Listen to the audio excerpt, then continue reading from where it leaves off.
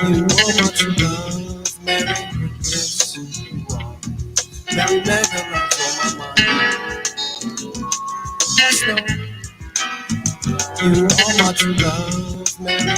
Yes, you are. Mary Magdalene's on my mind. Yes, no. You are my true love, Mary. Yes, you are. Mary Magdalene's on my mind. Yes, no. You are my true love, Mary. Yes, you are. Mary Magdalene's on my mind. While the world laughed, you stood by me. Others ran, you chose not to flee. You got hell on earth for loving me. Nothing scared you away. By my side you stayed. To my Father above, you prayed and prayed to switch places with me when I was slave. This girl, I could feel it. In my wounds, you would heal them. Put this out your hands, these sins of man. Some try to judge you, picking up stones, shattered furniture, and glass-made homes. Jealous people throw them, they ricochet, bobbing and weaving as they come their way. As my world burns, the flames you bear, you were still there when all the smoke cleared. And girl, I could see it in your eyes, I did. As your tears fall, I would catch them all. No hatred in your heart, forgive them please. I feel no pain, my soul's at ease, no questions. God made his choice, but always in your mind will be my voice. Cause you must know you are my true love, Mary. Yes, you are. Mary Magdalene's on my mind. Must know you are my true love, Mary. Yes, you are. Mary Magdalene's on my mind. Must know you are my true love, Mary. Yes, you are. Mary Magdalene's on my mind.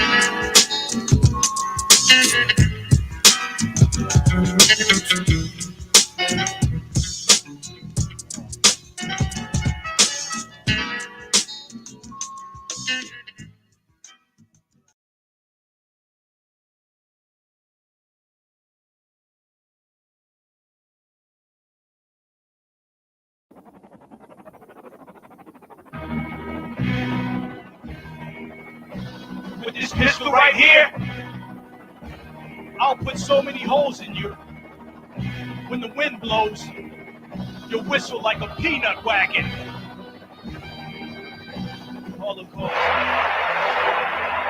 now known as skeleton load.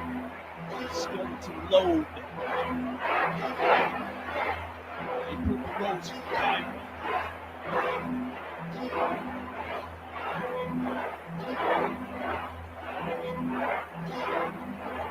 Drink with the pirates, cussing in the house. Holes in the basement, sawdust in your mouth. Crumbs on the balcony, cigarettes and ice cream. Escape from the traveling circus for a purpose. The rainbow and the serpent, pit bulls and curtains. Talk sideways and I'll knock you from the surface. Swap with the merchants, jewelry in the cabinet. Old dusty guns for fun, I keep it slums. Write with ink 1,000 feet thick and speak in tongues. Dance to the beat of the skeletons walk on. Sledgehammer grammar, 99 Coronas. Cold Alizé in a basket full of bullets. Parasites in the well, have a drink.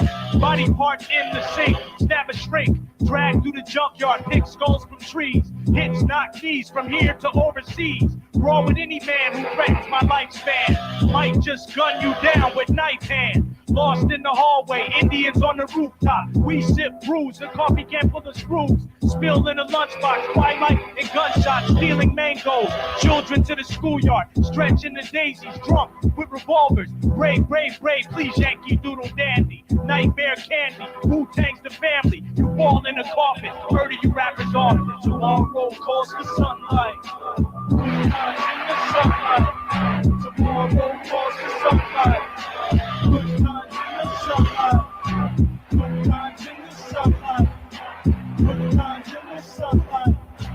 Elephant men, guns and dirty mops, purest hip-hop, shots heard on your block.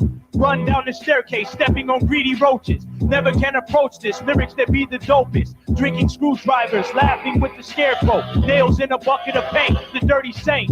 Ladies feel faint, I'm rusty as a monkey wrench. Thrown in the pipework, swinging a black nightshirt. Late in the evening, skeleton, the poet. The sky range hammers. Hoo, hoo, hoo, hoo, hoo. Guns in your face, watch me act Sicilius. All points, bullets, and killer be gang affiliates. Club fight where you should mambo. Cigars, clean classic cars. Evening at the Opera House. This one ends with me returning to the swamp. Kiss LA on the cheek. Dos vidanu.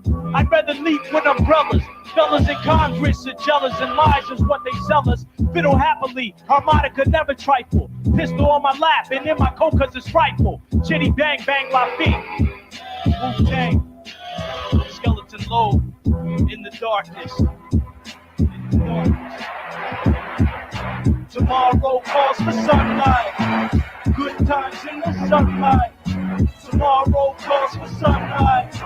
Good times in the sunlight. Good times in the sunlight. Good times in the sunlight. Tomorrow calls for sunlight. Good times in the sunlight.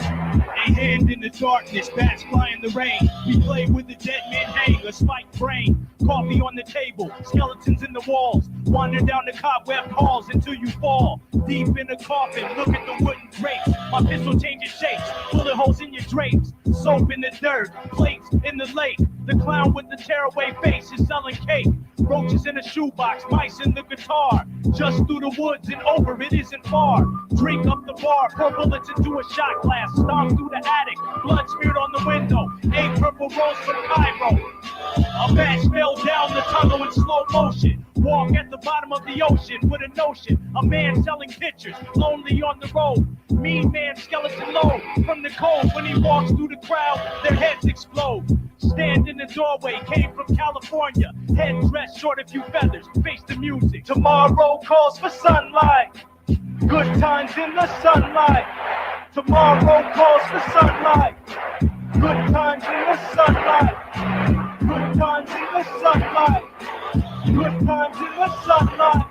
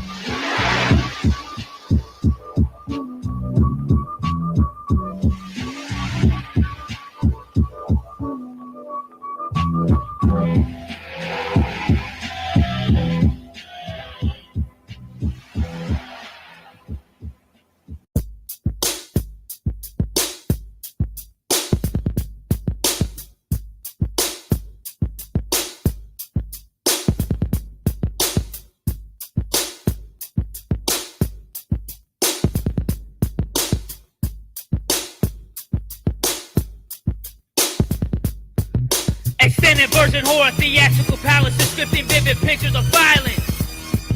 Extended version horror, theatrical palaces, scripting vivid pictures of violence. I punch you through a planet to an asteroid from my castle planet 10010110 dynasty. Shiny maroon platoon like 1001 red doctors. The wet metal of wild tiger lilies, vital collidophores. Zaz bitch, Shatterstar, Escalade, Oceanic, Titanium, Everglade, Escapade, Bionicle, Chronicle, Chrome Syndrome, Tight, Cyber and Hyperchrome, like Sidewinding, Shapeshifter, Escape Fixer, Laptic, Metallic, Elixir, like Cheyenne Indians from Montana, translating Mountain War Cloud like peacock feathers left after lectures, by the large single-edged hunting knife down at the Alamo, multiple mechanical mosquitoes hatched from definitive innocent tranquil ankles, head mangler, flesh peddler, strange chainsaw, angry, angrier, deranged game, flame tangler, colossal fossil, ox hostile force. The horrid bum, dirty stone park benches, trash can tops and old gum, twilight writing. I'm in the corner shadow rapping, the one I've been chosen. The Iceman, I leave mics frozen of frostbite. Cold holy light, black cross strike, burning X-blade. I'm hard towering redwood, you soft grass blade is up against a pro invisible fat snake. Unseen slithering, slapping you rap fakes. I'm waiting like bear traps and chipped wire stakes. Spit fire quakes, dark water lakes, smut daughter takes, dirty blotter bakes, clean liquid licks. Triple slaughter kick, with knowledge of pressure points will die from fingertips. Devilish incantation, the smooth frozen golden lips.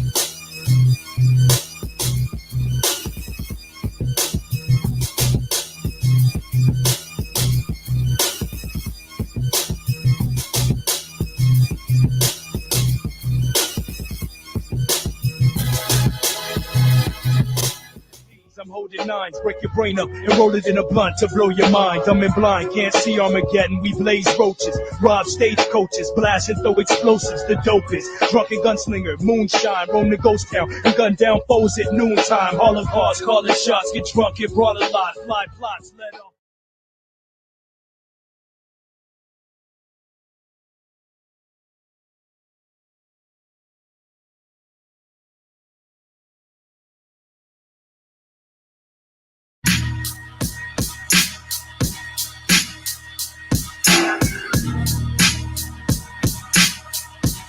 Yeah.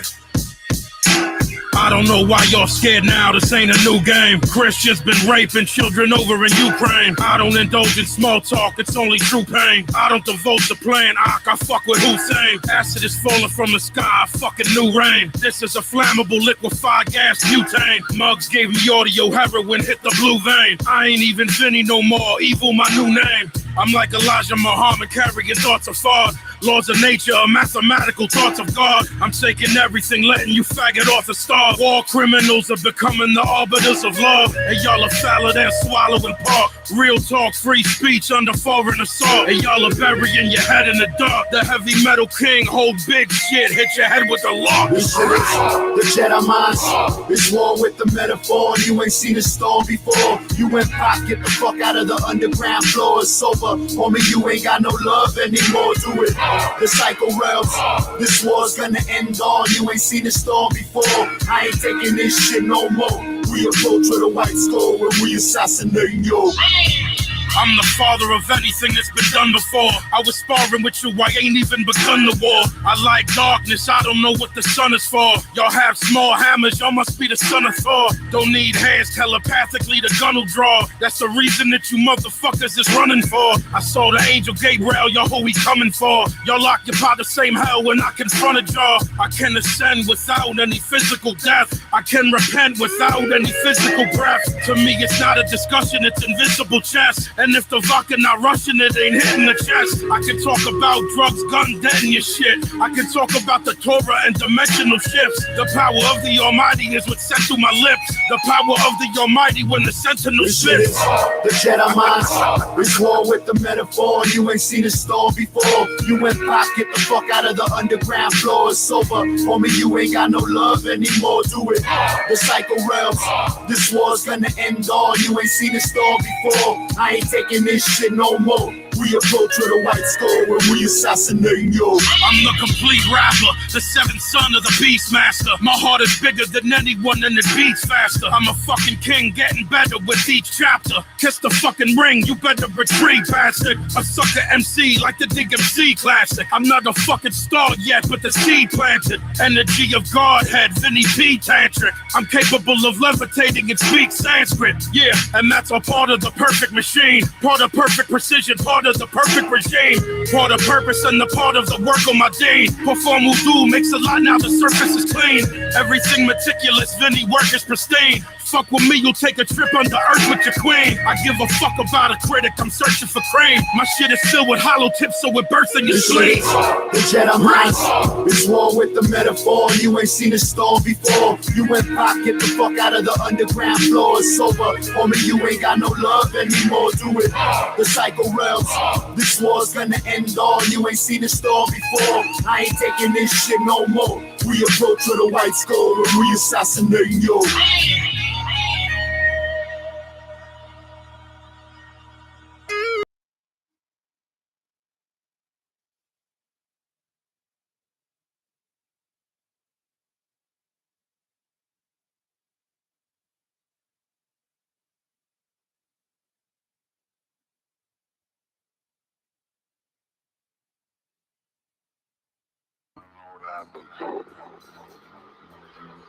I was just driving home.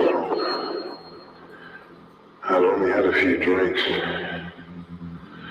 The world was completely dark. I saw a flash of lights in the treetops. It was like a helicopter or something, you know. And then it was dark again for a minute. Then these lights appeared right in front of me, in the road. I'd never seen. I swear swirled through my head. I hit the steering wheel. When I got up, I saw these pillars of smoke rising like mist. And as I followed them up, I was sucked up to the vortex. I felt like I was completely floating. All I saw was white light. I felt strong piercing sensations all over my body, like mild electrical charges.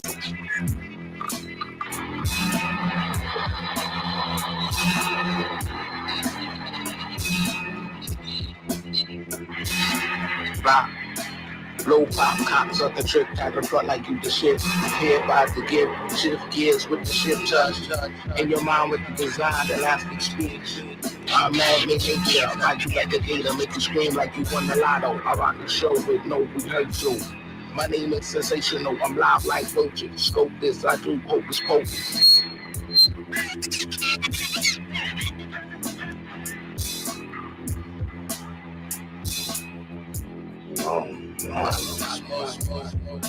Yo, check it.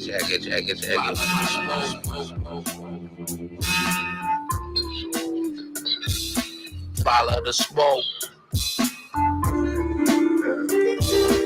Follow the smoke. Follow the smoke. Follow the smoke.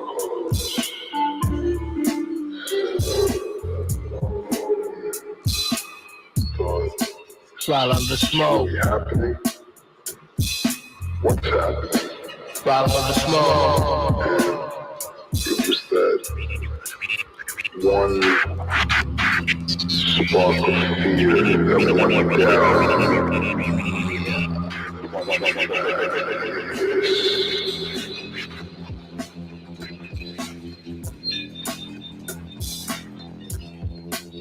Yeah. This is definitely one of the jams.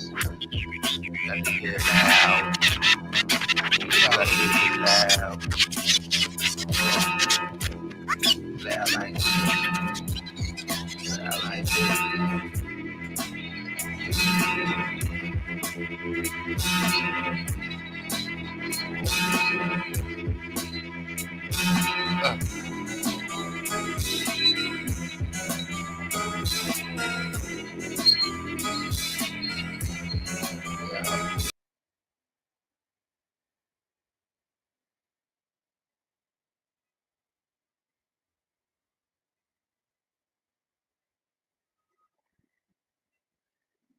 What's poppin', everyone?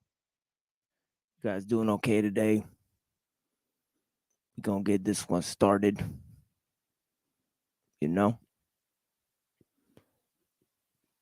I guess we're getting into the early history of the Gospels. Guys, what are the origins of the Gospels? What were the Jews doing in Rome in first century? We never really answered that question. Well, that's why we're here for you, so we could look at Middle East history. Thank you guys for joining us. I'm going to play a beat by Kyo Itachi. This Darkness. Check it on, darkness. Watch how I flow to this, motherfuckers. Hey, you check it on, murder the darkness. Let the beat breathe. Hey, you check it on, darkness. Let's kick it. Sayings of shadow face, shadow hate, the shadow's gone. I'm rattled by the dark god, the flying hawk, watching Blackborn with the panther pack. The panther never lacks, never detracts, never turns back, never attacks without reason. I'm freezing in the dark cellar with the panther on my back. I am a savior of sorts, sorting out the thought carrots, carrying out the Baphomet balance. The Mothman prophesizes, the mocking men laugh at the sharp poet, sharp sickle. I'm poor with much jewels to give, much rules to diminish. Clutch the hilt of the sword sword, the time is right. I let off in the streets with spite. This time around, I'm the beggar in humble fury. I fight, lightning never strikes twice. My opponents die first. Death is my life, darkness is my light. Let us mingle and linger. The witch's Sabbath is near. I'm looking for the right harlot to finger. The tight magnum is my soul speaker. I will glean in papyrus smoke the flavor of ink, ancient and lost. I bridge the gap between earth and Valhalla. My image that of a fallen god. I cringe as I walk. This planet is rotting in the cemetery of false frauds, fraudulent deities. Yes, y'all. Fraudulent deities. I speak the language of death. Breed with succubuses, creating Nephilims. Can't you tell I'm not from this world? I'm cold to the darkness. We'll be back better than before. What's going on, guys? Thank you guys for being here with me. Yeah, unfortunately, I was going to give a giant presentation, on, yeah, I'm still in the year 1 AD.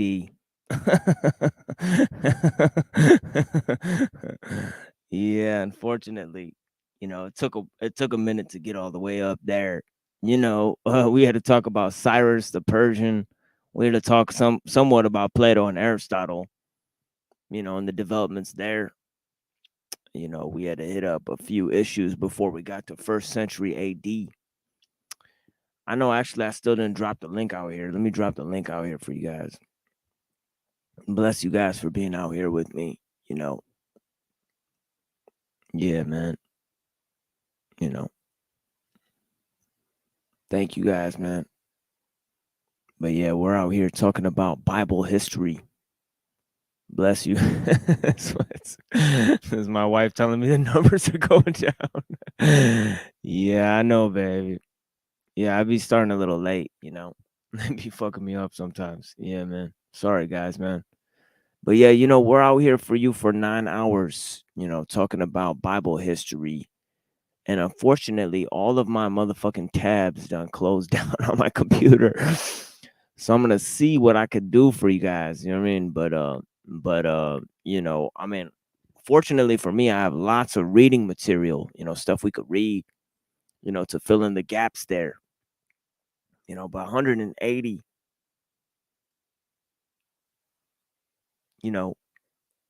or actually 165 BC.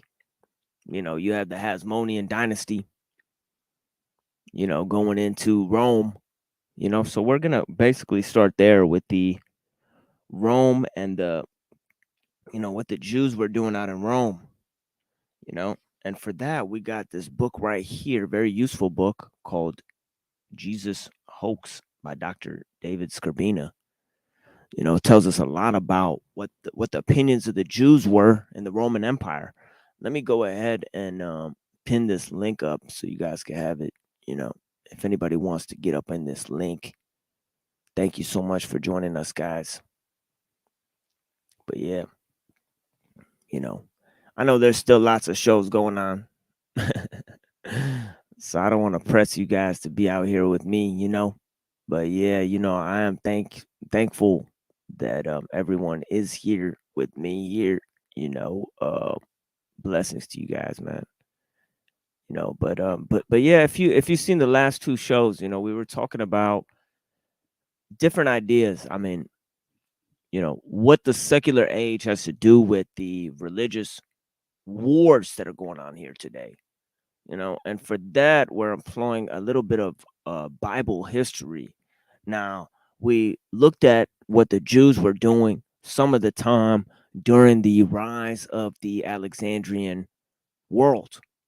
You have the Hellenization of the Jews, and we're going to question to what extent this affected the development of the Gospels, because the Hellenization of the Jews played a central role in the development of certain sects that had to do with some of the Christian teaching, but they were not directly, in line with some of the mainline teachings.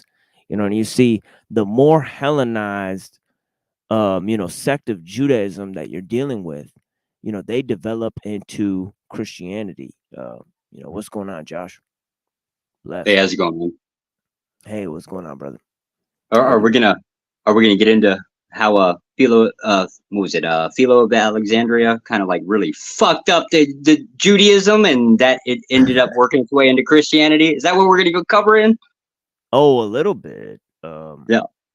A little bit, but I don't think Philo of Alexandria really had that much of an effect, because Philo, because Philo, his effect is a little bit overstated, because Philo is part of the Alexandrian sect of Jews, obviously, but he doesn't know Hebrew. He's not aware of biblical scholarship.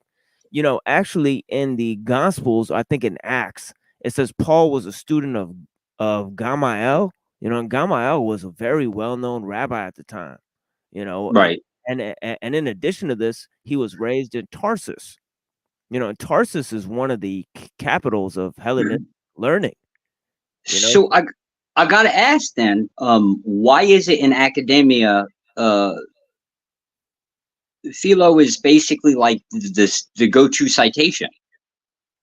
If it's the case that he didn't have all of that, I mean, I'll probably agree with you. I don't think he came up with like original ideas. I think he was just of that time period, right? Like you had the Greek influence coming in, and something had to like combat it, obviously. He was looking for like a way to kind of like mediate, come out in the median, or come out in the middle and kind of deal with it. It could just be the case that he was the guy that it landed on. But what I don't understand is you can't go through a theology degree and not come out with all types, thousands of citations from him.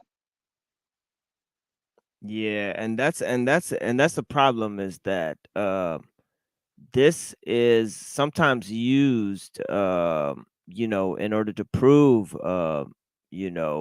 certain aspects of the Christian doctrine. But at another end, the influence of Philo, how much he himself was influenced by Judaism, that's the real question. And it turns out that Philo didn't even speak Hebrew. It seems like Philo should be more a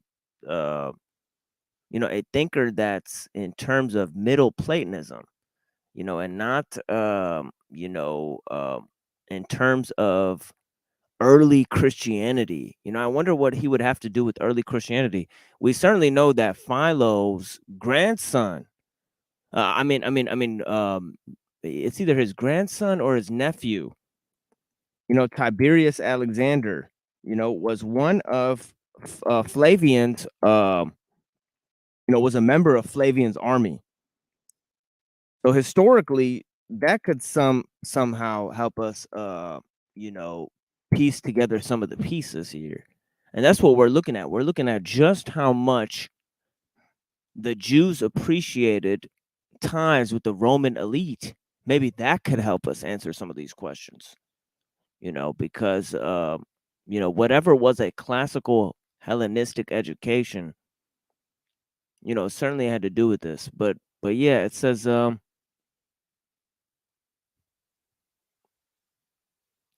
yeah, I'm trying to find where it says, yeah, his uncle was Philo. Okay, so it says Tiberius Alexander was a governor and general in Roman Empire, born into a wealthy Jewish family of Alexandria, but abandoning or neglecting the Jewish religion. He rose to become second procurator of Judea, 46 to 48 under Claudius, while prefect of Egypt in 66 to 69. He employed his legions against the Alexandrian Jews in a brutal response to ethnic violence, and was instrumental in Emperor Vespasian's rise to power. In 70, he participated in the siege of Jerusalem as Titus' second in command. Very interesting. And it says right here, another prominent member of Tiberius Alexander's family was his uncle, the philosopher Philo. So isn't that interesting that the Jews could be responsible for the destruction of their own temple? Kind of like how most people are responsible for their own destruction. Yeah, true that. Yeah, true that. Yeah, there's truth in that, but the Jews also had a special a special degree of influence within the Roman Empire, and that's another thing I wanna catch up on here, because we're looking at the the views of the Romans about the Jews, so that's also important. So I was reading some of this here about how the Hasmoneans took over, the Maccabees. The Maccabee revolt in 165 led to a successful revolt, reestablishing Jewish rule over Palestine. And the Hasmonean dynasty was formed in 141. Then in 63 BC, they lost it to the Romans. Now, it says here that the Jews had a long history of foreign occupation. In the past centuries, they lived under the Persians, the Babylonians, Alexander the Great, and Seleucus, to name the major figures. So in the last few shows, we kind of talked about the Jews under the Babylonians, the Jews under the Persians, what Greece was doing as a vassal state under the Persian Empire, all of that type of stuff, the Hasmonean dynasty, how the Jews ended up in Rome, and all of that stuff. And of course, we're talking about these two great poles of Western civilization, which is Judea on the one end and Rome on the other end. And we're trying to flesh out just how Western, these, just how Western these are. You know what I'm saying? What is the, how Western are these, institutions, and how back do they go? Now, if we're going to say Western culture is 2,000 years old and that it began in Greece, I mean, I'm going to say we're not really making that much sense out of the whole thing. But there are these instances where that power can make sense, in terms of these various ideologies. If you take Judaism, Judaism does last for 2,000 years, although in a variety of forms, and it finally blossoms up in Europe. Now Europe is nominally related to the idea of Western, okay, but Middle Eastern religions are not. Okay, we're dealing with the concatenation of these two things, and also we're dealing with the concatenation of secular values coming out of Greece, but how Greece was not exactly seen in their own time as quote unquote European. So the synthesis of these two things actually comes with the spread of Christianity to Europe. That's the thing that actually synthesizes secular Greek values with Jewish, monotheistic, religion or whatever. But that's a very interesting concatenation of terms because they don't normally fit. Within Rome, there's lots of conflicts between Rome and Judea.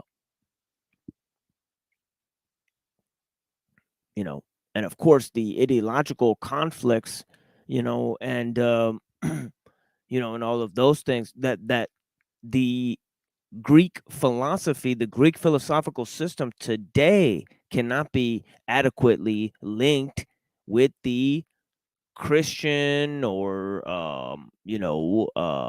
whatever type of system that you have, although they do find their synthesis in Western civilization. So just the whole entire foundation of these ideas, I mean, that's going to have to do big time with what we're experiencing in the Middle East today. And it also has to do with the rise of Islam, which I think, in order to be fair to my audience, I think I'll have to cover some of the rise of Islam next time. But if nobody hops on my panel, because I know Wednesday night is kind of slow, if nobody hops up, then I'll just get into it today. But yeah, wouldn't it seem reasonable to conclude that Christianity wasn't ever really truly accepted per se until Islam became a threat. Because as far as I can tell, according to history, everybody's like pointing at Constantine. Constantine was riding the fence. At best, if I'm trying to be as charitable to both sides here, Constantine was back and forth. One day he's slaughtering a bunch of Christians. Next day he's basically writing up some laws that kind of like grant some leeway. So in my mind, if I'm in some type of like government authority, really having internal conflict within your own people is a problem, especially if you're trying to focus outward and gaining more taxes and things like that. You really don't want domestic problems any more than you have to. Now, it would seem like that Constantine's like deathbed conversion doesn't really mean much to me. Don't see how it would have an impact. Don't know why it's cited as having some type of meaning of Constantine was the gateway guy into Christianity being accepted, mostly because right after him, the next emperor was like, fuck the Christians and destroyed a whole shitload of stuff. I'm talking about the idea of when it was truly accepted didn't seem to come about until Islam came about and perceived as a threat. Islam was already around for a little while, right? But it started, I don't even call it the Islamic invasions. I call it the Arab invasions. I happen to think that Islam just hotboxed right on the top of that, right? Same way like Christianity came about, right? You had empires expanding. Christianity just rides on the coattails of it. But it would seem like until Islam became an actual threat to most of Europe, or at least to parts of Palestine and things like that, as they were basically coming north, there had to be some pushback. Christians just were accepted generally because, well, they were bodies to throw at other bodies in a war. Hello, how you doing, guys? What's up, brother? Would that not seem like a reasonable take? I didn't understand. What are you saying, that Christians were being used as fodder or what? Yeah, generally speaking. They weren't generally considered to be accepted throughout most of the region until they became useful. And in this case, being useful implied that they were basically Christianity. Go ahead. Christianity, I think, spread when the Roman Empire accepted Christianity. But the bad thing is they gave more to Christianity than Christianity gave them. Yeah, this is how I view it. Most of the holidays, most of the beliefs are pagan-like holidays that has nothing to do with the gospel of Jesus. May peace and blessing be upon him. You understand? Well, hold up. Christianity began to spread way before the Roman Empire was. I mean, hell, that was the thing. You're going to run from your persecution. You're going to go wherever you can go. Yeah, they just happened. Yeah. So that was your spread. That was effectively the thing that most caused it to spread. We're talking about all going down to Carthage. You're talking about like North Africa. They ran a really long way away, got set up there. Held our earliest churches are apparently from there, at least archaeologically we can find.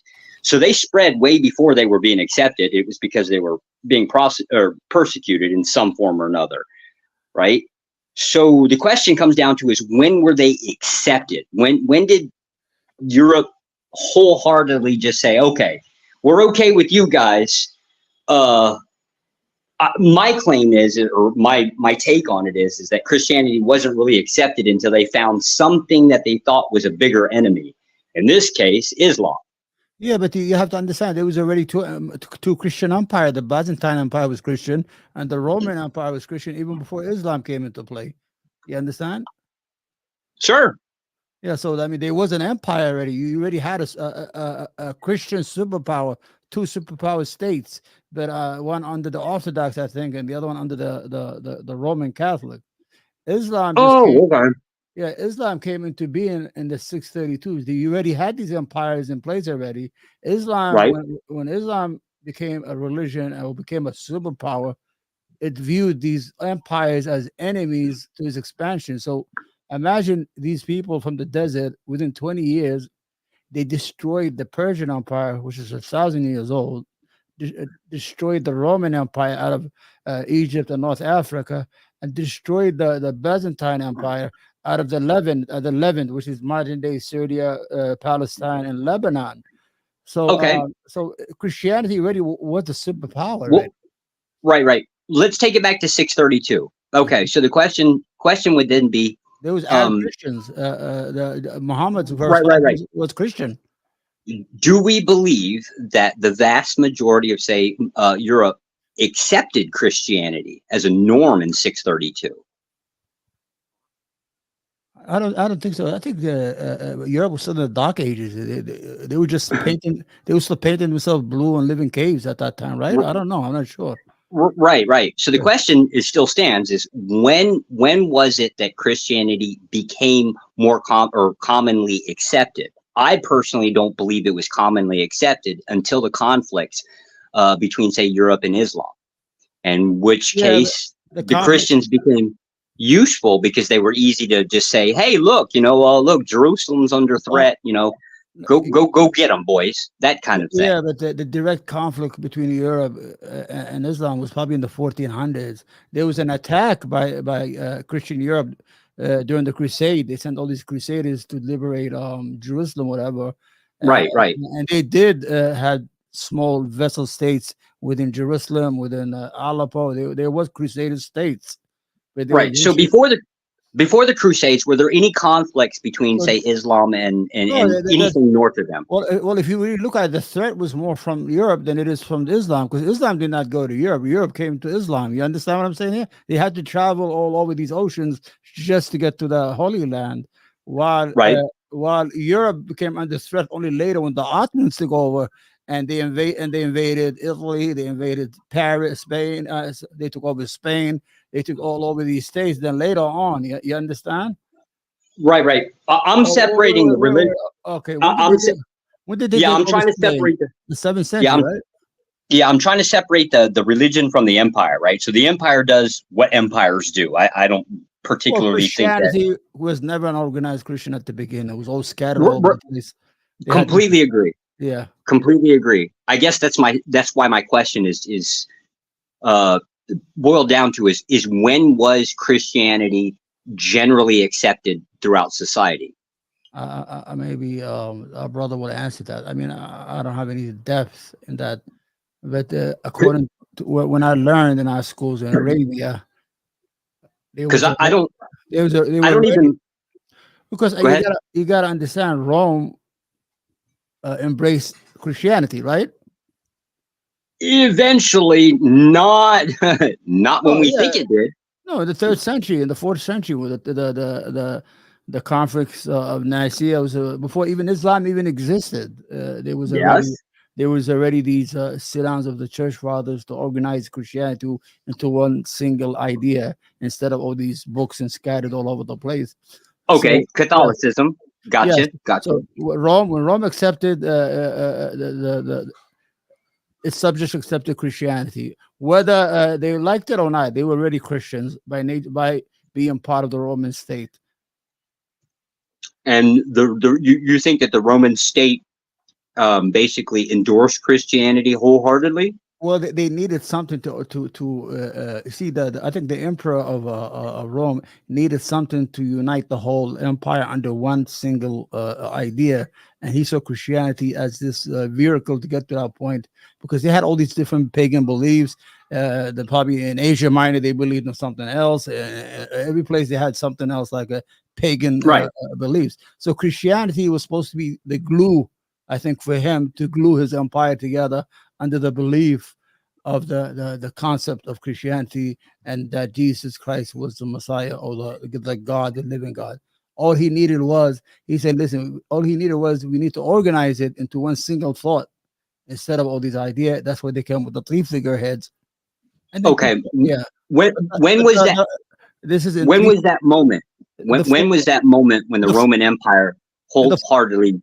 In the 4th century, Islam didn't even exist yet. It's another 200, 300 years until Islam came into being. Okay, so 4th century. Have you got a specific emperor in mind here? Who was the emperor, brother? The machine got to know. I mean, the guy who told him to gather together in Nicaea. Who was the empire at that time? Google it. That's Constantine who did that. That's it. He told him, listen, guys, get it together. I need a team here. I need you guys to get under one idea. Stop fucking around. If not, I'm going to Okay. take your heads off. So what happened with the emperor directly after Constantine? Well, I think he died. Another emperor took over. He got Caesar. He got all these. Right. Yeah. Do you believe the emperor after Constantine endorsed the same idea that Constantine did? I'm going to be honest with you. I don't know much about Roman history, but I know that Catholicism was founded by Rome. The only issue I have with Christianity and Rome is I think the Roman Empire saturated the purity of Christianity as a faith. They just added all this crazy stuff: Christmas, Easter, all that stuff. These are all pagan holidays that were taken from from Roman holidays. So we don't. Christianity was more. So the question you have to ask is: did Rome become Christian, or did Christianity become Roman? You understand? This is that's the real question, and I think that's why that's why when you go to a Catholic church, you have the baby Jesus, the mother, you have all these idols all over the place. That is Roman tradition. That would be an easy answer. Christianity became Roman. Yeah, that's what it is. I mean, because that's what it is. But there was an empire. It was called the Roman Empire, and it ruled over the North Africa and Egypt, what is modern day Egypt, and all that stuff. So there was a Christian empire. And you know what? The bad thing is they were very oppressive to the Copts. You had them. They closed the churches of the Copt, the Christian Copts, and they kicked out their pope to the desert. So there was a lot of issue with Christianity within Christianity itself, oppressive behavior with each other. Yeah, there's no difference between, say, like the civil wars within Judaism and all of their different sects as there was with Christianity. I'd also make that same claim as that existed within Islam. This is why I separate the empire from the religion. What the empire's interest is not going to usually be the same interest with the religion. There was no Christianity just tagged on. This is my core belief. Yes, I strongly agree. Yeah, I'm a layman. I'm not an expert, but I can show you that from my small idea and thinking that Christianity tagged along and was overcome by by Roman culture and ideas and holidays and thoughts and prayer and the idea and the relationship with God and the individual. It was saturated. The only was left was just the name. Even the figurehead, the three figurehead came into being only during the conference. Before that, there was never any conversation. 4 centuries of Christianity, they never talked about the triune God. They never mentioned all the church fathers until the Roman. I don't know what happened there. And just right. You and I agree there to that point. But that still boils down to my question: is I can't figure out exactly when was Christianity predominantly accepted within society. I happen to believe that it wasn't until, I'll call it the Arab invasions. I actually prefer to call it the Arab invasions. And it's basically the same concept as an empire grows, it wants to expand. It's just a natural thing, right? Yeah. Now I'm calling it the Arab invasions and not the Islamic invasions, just simply because I associate the same concept. An empire naturally wants to expand. Islam, or in this case, Christianity, or also in Judaism, it's going to want to ride on the coattails of the empire as it expands. Yeah, but go ahead. The difference. But I can't seem to find a moment exactly when, or other than when there was a conflict between, say, Europe and say the Arab invasions, and I happen to believe that's when the moment that Christianity became solidified, I guess. More socially acceptable. When the Muslim occupied maybe the Iberia Peninsula, where it's Spain today and Portugal modern day, maybe that. But you have to understand. This actually didn't happen until the all the way until Charles Martel. What century though? So if you look at Charles Martel and the Battle of Tours, You know, and let me look this up real quick because then Yeah. we'll get a real good idea, a real historical example. This is 736 Yeah. to 739. Yeah. So this said, this is an important battle during the Umayyad invasion of Gaul. Yeah. It resulted in the victory of Frankish and Aquitanian forces led by Charles Martel over the invading Muslim forces of the Umayyad Caliphate. Yeah. So this is all the way in 7th century, but this is in the Carolingian Empire. Yeah. You know, the Carolingian and the Merovingian kings of France. Yeah. I mean, that's pretty late in the development of Christianity, I would say. Yeah. Brother Yeah. Joshua, you know, Yeah. But the issue with Christianity in Europe, Islam is credited with awakening Europe. Ibn Khaldun, these philosophers in optics, in navigation, in astronomy. After 1492, that it was the European, it was the Arabs that created the European Renaissance, because they were just backwards in Europe at that time, like the Arabs are now. You know, they were all backward and things of that nature. When you find most of the science, most of the stars, the 2/3 of the stars are named in Arabic. People don't know that. Optic, the eye doctors, the Ibn Sina, the first doctor, Ibn Batata, before Mario Polo was ever such a thing, if there is such a real thing. Ibn Khaldun, one of the best philosophers in history, that created that pushed the European Renaissance out of the Dark Ages. Because what Christianity was weird. It was in Europe. Did you know the machine? The first person to discover the printed machine that printed the Bible, they killed them because they saw their money is going to get away. They say, "Oh, this guy is going to print the Bible for everybody. We don't have no monopoly over." They killed the guy, and they were burning old women. If a widow happens to have no children, and her husband died, and she had nobody, oh, she's a witch. I mean, they were backward. I mean, until until the Renaissance came, and then we just exchanged.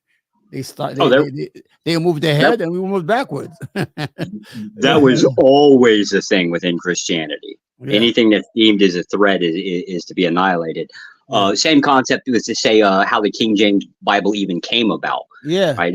This is the same guy that wrote the demonology book that was brought witch burnings from I guess it was the Scottish.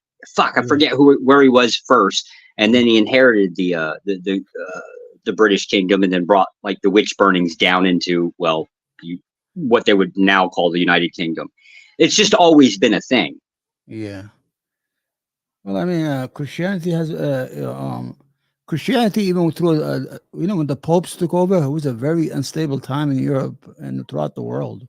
When the Pope had too much power, they kind of abused it or exploited it too much. Where they were even sending children on fucking crusade to the Middle East for what? You understand? And you have all these people who are leaving their home to come to free the promised land, whatever, Jerusalem. And they were very vicious. They were very vicious. I'll agree with you. The moment where like moral claims, like what morally ought be the thing, you're going to end up with a fight sooner or later between somebody. It just always is the case. Yeah, you always need religion and moderate, not too extreme, not too just enough. Like you understand? That's why Muslims we are called al-Ummah al-Wasatiyya, the middle nations, because don't worry about these crazy ones that we have now. But our faith and our religion says innakum ummatan wasatiyya. That means we are a middle nation. We're like on the center. We're supposed to be at the center of things. You understand? Because that's why Islam was more open to science. For example, I don't know the name of the person who measured the Earth in the 1000, the 9th century or the 10th century, while in the 14th century you had Galileo under house arrest because he said the evolution of the sun or the Earth. I don't know what that is. You understand? So Islam had this idea of embracing science. And what's so good about Islam or Arabs were not the majority. Every time they went into a country, they didn't destroy the knowledge. They just redistributed it as theirs. You know what I'm saying here? Like Greek philosophy, they say Greek philosophy, mathematics was zero from India, science. Everywhere they went, they did not observe the conquered. The conquered observed them. You understand? Yeah, yeah. Did I go nuts on you a little bit here? But what I'm saying, like, No, you did.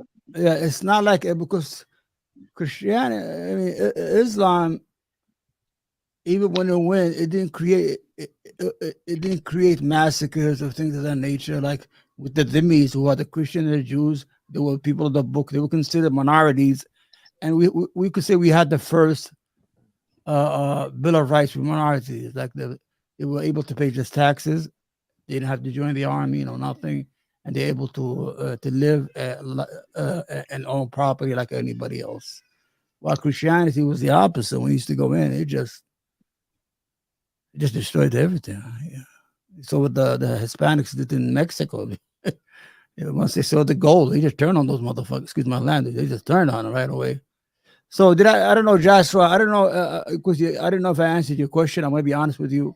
I don't have a lot of depth on Christianity in Europe, but I could. I can only view from I can only view from an Islamic view only that there was there was already two empires before Islam was founded. So Christianity must have been organized and had a. So the original churches, we'll call them the Catholic churches for right this moment. The original ones were not widely accepted, even when they were accepted within, say, the Roman Empire. It was mostly to quell groups of people from conflict. Roman Empire had a real problem with domestic issues, civil wars. It had always had that, though, even before Christianity. They were just the next guys in line. I'm trying to figure out when was that moment where Christianity became socially accepted across the board within the Roman Empire. Like, when did that happen? I don't know. What are you saying, that most of them accepted the Roman Empire as out of fear, but not really believed in it? Is that what you? Yeah, just as socially, if you were a Christian, you weren't going to get the crap beat out of you within a specific region, right? Like, obviously, some regions were more accepting than others. The only thing that I can seem to put my finger on was the rise, and specifically the perceived threat that came from Islam. More specifically, the Arab invasions. Just see, I don't. Again, when I pit two empires against each other, I toss the religion out the back door. The religions generally. You could say the Islam, because Arabs were moved by their religion, not by their culture. So they thought it was God's duty to spread Islam throughout the world. So really, Islam was a driven factor behind the invasion of the Spain peninsula and try to get into Europe. But they were stopped in France. But they did, like in Sicily and Italy, they were there for hundreds of years. Right. So now, if that is the case, that, like, my take is that basically Christianity wasn't wholeheartedly accepted until there was a perceived threat from the outside. In this case, Islam. Yeah. Right. So that being said, would it not be the case where that perception still stands today, even in modern day? Well, we're talking 1,500 years ago, or more like 13. Yeah, but today we're different actors. Yeah, don't worry about today about the Islamophobia of the Islam. A lot of people are driven by economic interest. Yes, because that would be the empire. That would be the empire part, because that's the money is based off of the economics is based off the empire's interest. No, but I'm talking about, you said in today's terms. Right now, you have the Western societies are more. Right, but what motivates an empire is not going to be the same thing that motivates the people. Yeah, but right now it's self-interest, economic interest. Right now, the whole world is economic interest. They're not looking to take over land like they used to before. Right now, it's about influence, sphere of influence, and economic interest and trade. That's what rules the day. Capitalism. Religion has no factor in what's going on today. It's how we can make money. Of course it does. I'm sorry to interrupt you. Of course it does. That's the only way they can go to war, Omar. They have to get the people to believe that you are killing or doing something that they believe in so strongly. That's the only way they can create war, is by making that happen, making people believe that they're taking your land and you're not going to take my land. I'll give you an example. Like the example, the Iraqi war was fought under false pretense. There was no weapon of mass destruction. It was actually done on the idea of trying to get their hands on the Iraqi oil and wealth. There's nothing else there. The United States did not declare a crusade or religious war on Iraq, and the Iraqis were just self-defending. So you have this issue here with the Israeli and the Palestinians here over land, because the Israelis are more of a fucking land hogs. They want to take over every inch in Palestine. But wars right now, modern wars, are driven by self-interest. It's all about money. At the end of the day, is totally disagree. Totally disagree. I'm sorry, Omar. I'm sorry to intrude. I didn't mean to, but I just want to. One more before you go. Can you name a recent war that was done under religious? It was name a war that was done on what? In the name of a religion in modern days, the last 60, 70 years.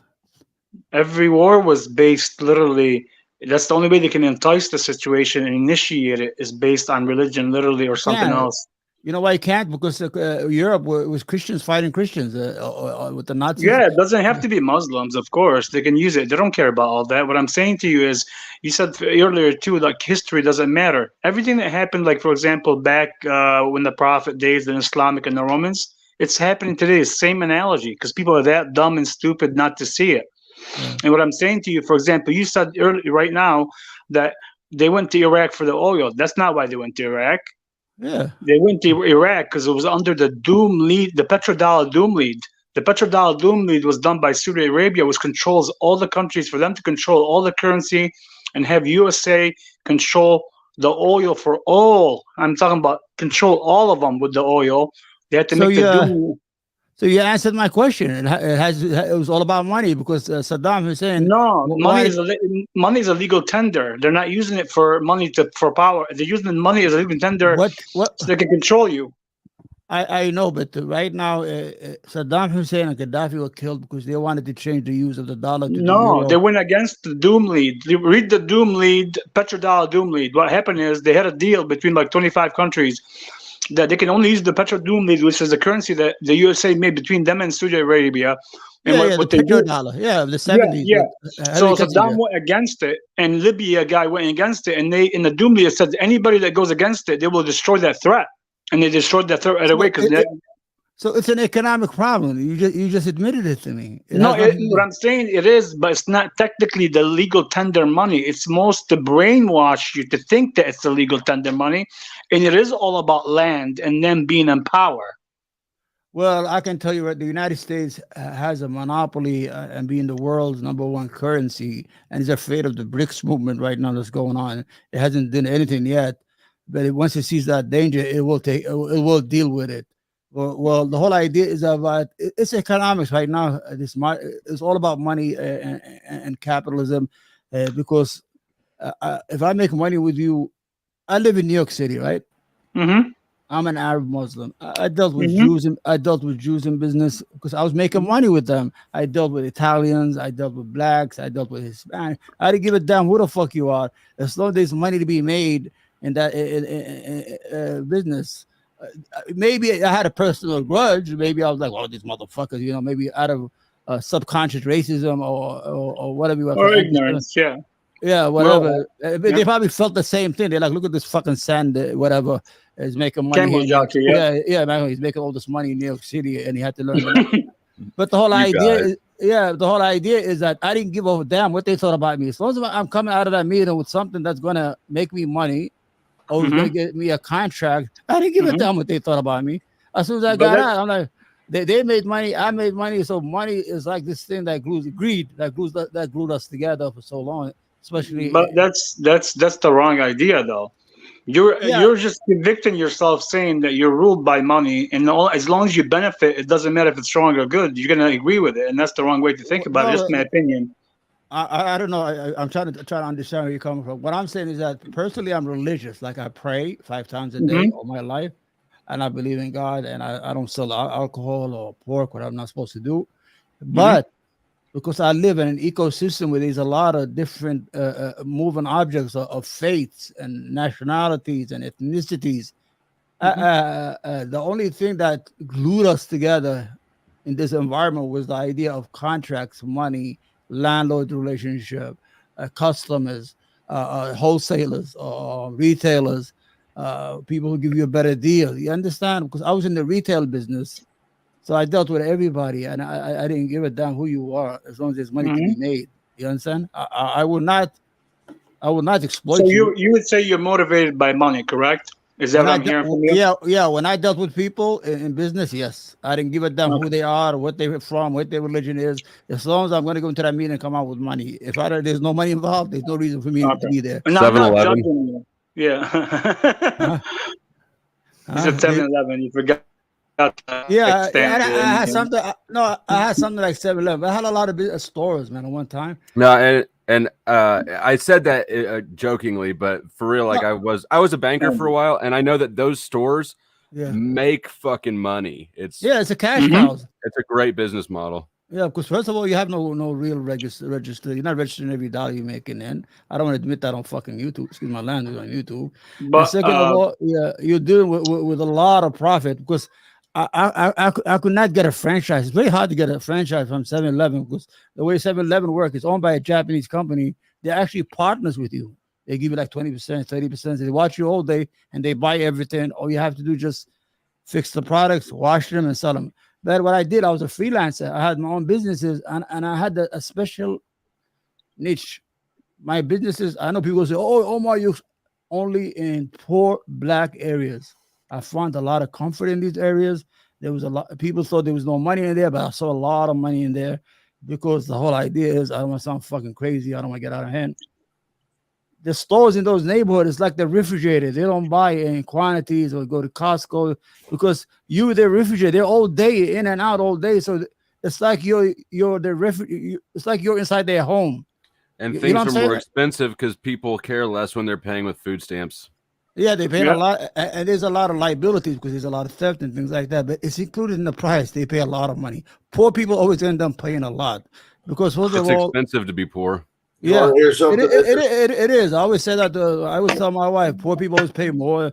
If they're late with their bill, they gotta pay the interest. They always gotta pay double or triple on anything they do.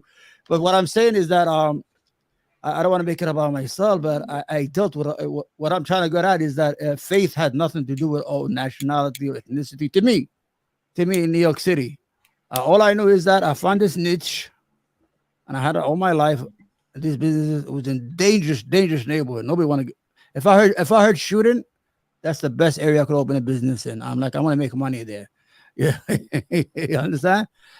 Because I come from a tough neighborhood in the Middle East, so I was willing to take that risk and go to that neighborhood because I could handle that risk.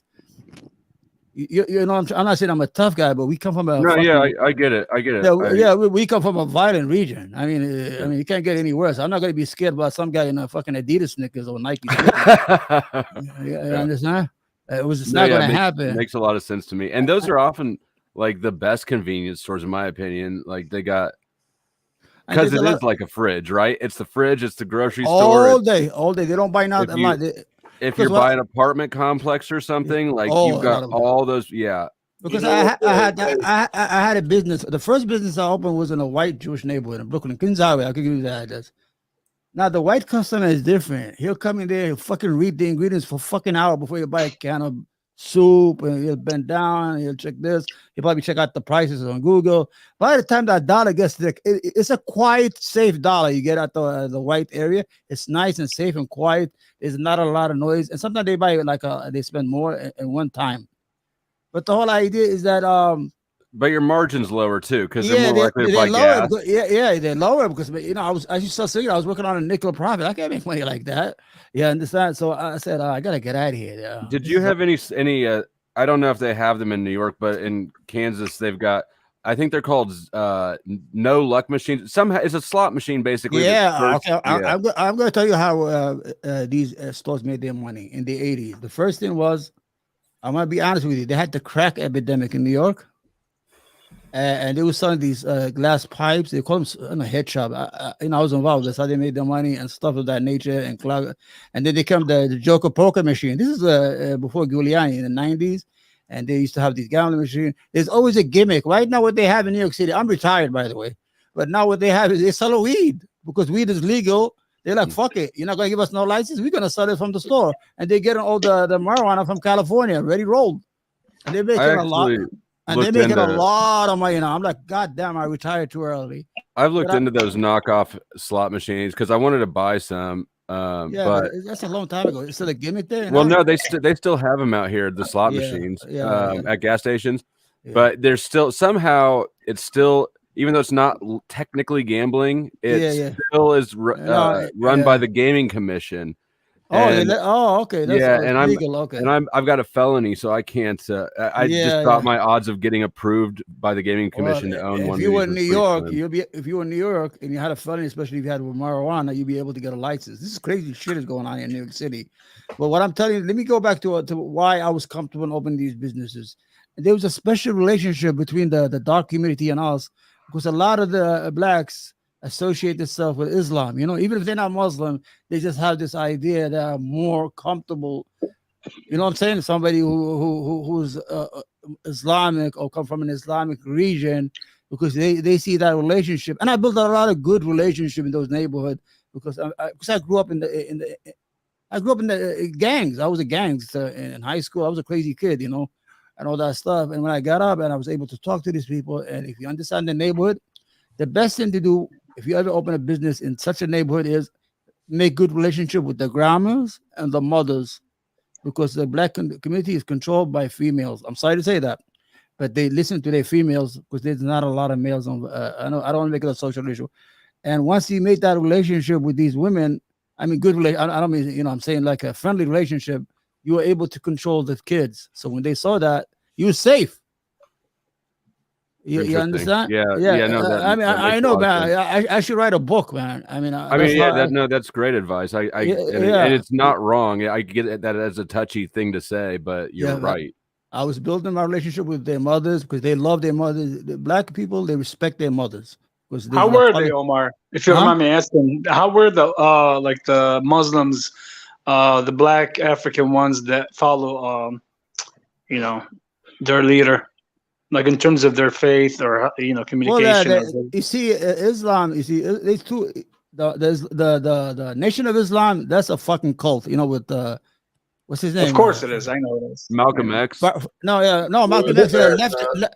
Malcolm X left it before he died. They killed him. Malcolm X starts from all of them. With Farrakhan, they believe in the spaceship. Those are not real Muslims. It's just in name only. You understand? It's a business. Of course, I know that. But Islam got the spread of Islam in the United States is through the jail system. These kids, they go in there. Everybody got the Aryan nation, the Iranian nation, the Hispanic, and then the blacks. They have the black Muslim, and they do a lot of good because the majority of these kids, when they come out, they are well behaved, well mannered, and they have a different outlook in life. Not all of them. Let's say maybe 7 out of 10, but that's good. So that but don't forget they're also brainwashed by God. Yeah, so they already built that relationship was already built between the Arabs in New York City and the businesses they have in these neighborhoods. Because if you go to New York City, most of the bad neighborhoods are Arab. Philadelphia, all Arabs and Muslims. South Carolina, North Carolina, all Arabs. You understand? Because they already have that relationship. They think they are part of the same ummah, of the same nation. Well, it worked. It helped us. The major question is this. Because to steer back, because I think Josh was, wondering about this too, because he had to step away for a second. Yeah. But he's saying, he said, if you guys can, please try to discuss the influences religions have on, have effects on societies, empires. So, we kind of open up with that question, what is the real effect that religion has on a society or an empire? I'm going to tell you. And I guess we can focus on the modern time too, but okay, let's go back. We could go back. No, we could go back to Islam. Islam we used to have before Islam the Jahili. You know what the Jahili? The time of ignorance, where Arabs were nomads who buried their first daughter. The Arabs had this system. If your first birth was a girl, you had to bury her alive. That's how ignorant they were, because it was considered a sign of shame. These are the Bedouins who lived at that time, and they used to attack each other, and they used to take each other into slaves. When Islam came to the Arabic Peninsula, so you want to know what the effect of Islam on culture is. it took the Arabs out of that ignorant of Jahiliyyah time, where it gave them the idea of laws. There are laws. There are women have rights. They could own property. That children, especially girls, have the right to live and things of that nature. So it helped the Arab, and it created a lot of things. The computer user right now had a lot of Arab mathematicians. The algorithm, algebra, all that in front of you has its source in the Arab Empire. That's how it affected it, because it was ignorance in the From Arab who Peninsula. though? From who, Omar? What's Could you that? tell me like the time frame? If you know, I'm just asking, and there's a reason why I'm asking. Yeah. You said that it changed and a lot of things happened. They went from burying their daughters to being more sophisticated and human. Yeah.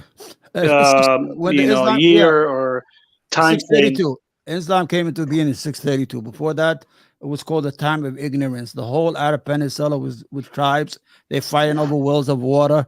They fight each other. They take each other's kids as daughters as fucking slaves. Excuse my language. Sometimes I curse. I'm from New York, so they take each other's daughters as slave. It was a time of ignorance. There was no real. Everybody had their own gods in their house, their idols. Everybody went to the store or whatever, the market. They bought a new god and they brought it home, and they just worshiped that idol, rock, whatever it was. But the whole idea is that there was no sense of community. Imagine burying your first daughter alive because you think it's a stain on your family because the firstborn was a daughter. This is ignorance, I think. And Islam came and enlightened these people and gave them self-worth. There's a worship of they were taught there's a creator to all this stuff. And you understand what I'm saying? Am I making any sense here? So this not exactly. There's so there's some vague problems. So the first would be like claiming that so within the Arab Peninsula that there weren't sense of community. The problem with that is the idea of a sense of community, aka a civilization, is usually demonstrated by cities. You claiming that before Islam, the Arab Peninsula didn't have cities? No, they have cities, but they also they lived in the laws of the wilderness. If you're traveling, you can get hijacked. If you're right. What do you mean by a sense of community then? Now I'm confused. The belief in the one creator from one end of the peninsula to the other. There's a God. His name is Allah, that we worship him, that we are all brothers under this new religion, that whether our color of our skin, our heights, or whatever we're from, that we don't steal women, we don't kill Do you believe that a sense of community do you believe that a sense of community cannot exist without a God? It can exist, but you need to know the right from wrong. How do we get our laws? We get our laws from religion. Got it. You understand? Where do you get them from? Hold on. Where do you get your laws from? Well, from the God, from the Bible of the Quran. Because how do you know that incest is wrong? Because the faith told us. You understand? How do you know that? You understand these laws, these social laws. Religion taught us. It's not atheism. Atheism, you understand? So we deprive all our laws from the Christians, like in the West, they deprive it from Christian values or judeo-christian values. And the Muslim country, we deprive that was a our long laws. answer. I just want to say real quick, that was a long answer to who sets the rules. Just saying. Yeah, we talk about religion right now. It's a very long answer with like 100 different topics inside of it. That's okay. But did you get it? Yeah, I got it, dude. As long as you got it, I'm good. I'm happy. Thank you. No, but who's that? I can't see so many people now. Number one. Top? Bottom. Oops. No. Brother. Atlas Land. Yeah, man. Don't hate, man. How you doing, my brother? Hey, man. You think Adam Lanza? Do you think guys with the names that rhyme with Shitler were nice people? The who? Oh, the people? No. I know what you're talking about. You sure want to go into that? This is dangerous topic. Wait. Of course he was a nice person. He had to have charisma. He had to be enlightened to even be democratically elected. Somebody had to like what he had to say. Who, the Shitler guy, right? Or he had to like what someone else said, right? Because it works both ways. Truth is true both forward and backwards. Otherwise, it's not true, right? He was Catholic. Wasn't he Catholic? I don't know. The Catholic Church, I think, I don't know if they endorsed him, but they at least the Schittler guy was a Catholic, believe they were at least not opposed to it. Well, the whole idea depends on what you believe, or depends on what you want to believe. For example, in his book Mein Kampf, he literally stated he was doing God's work. Those were his words. Well, I mean, now whether he believed that or not, I don't know. Well, I mean, so was Charles Manson. I think he has more work to do. So is Charles Manson. Charles Manson had this idea. I mean, well, we're gonna believe all these crazy son of a bitches. I mean, I don't know. I don't know. Imagine Charles Manson is the father of the helter skelter generation. I'll call him even the first guy like Nick Fuentes. They have the same idea concept. Well, we're gonna kill that white lady, and it's gonna create such a big issue. We're gonna run away to the desert. Then a race war is gonna start, and then I'm gonna be the leader. What a fucking nuts. How the hell is that going to happen? First of all, you look scary as you are. You're on LSD all 24 hours a day.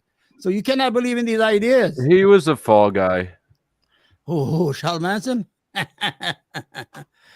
I'm telling you guys, the Skelter, whatever his name, if he had just stayed within his, if he had just been patient, built this country, they had the best scientists, they had the best physicists, they had the best mathematics.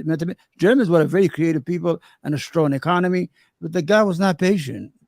You realize that he was convicted for murders that he didn't commit. Yeah, what is your favorite three-letter agency? that is the point, isn't it? That Gadolf, Schittler, and this other person, Charles George Manson. W. Bush. Charles Manson, George W. Bush. George W. Bush was part of the Skull and Bones Society. Yeah. Gadolf Schittler is part of the Tula Society. Yeah. Charles Manson is part of the Process Church. Yeah. These all these organizations have religious motivations. But Skull and Bones is short for Skull and Boners. But they had. I heard that. But they had some. I thought I just made it up, bro. You did. I was just going with it. They had self-destructive behavior, don't they sit at the head of the table? I'm just saying. Well, I heard that they had Geronimo's skull, but did you know that they also had his boner? What the hell was this with Geronimo? Even Bin Laden was.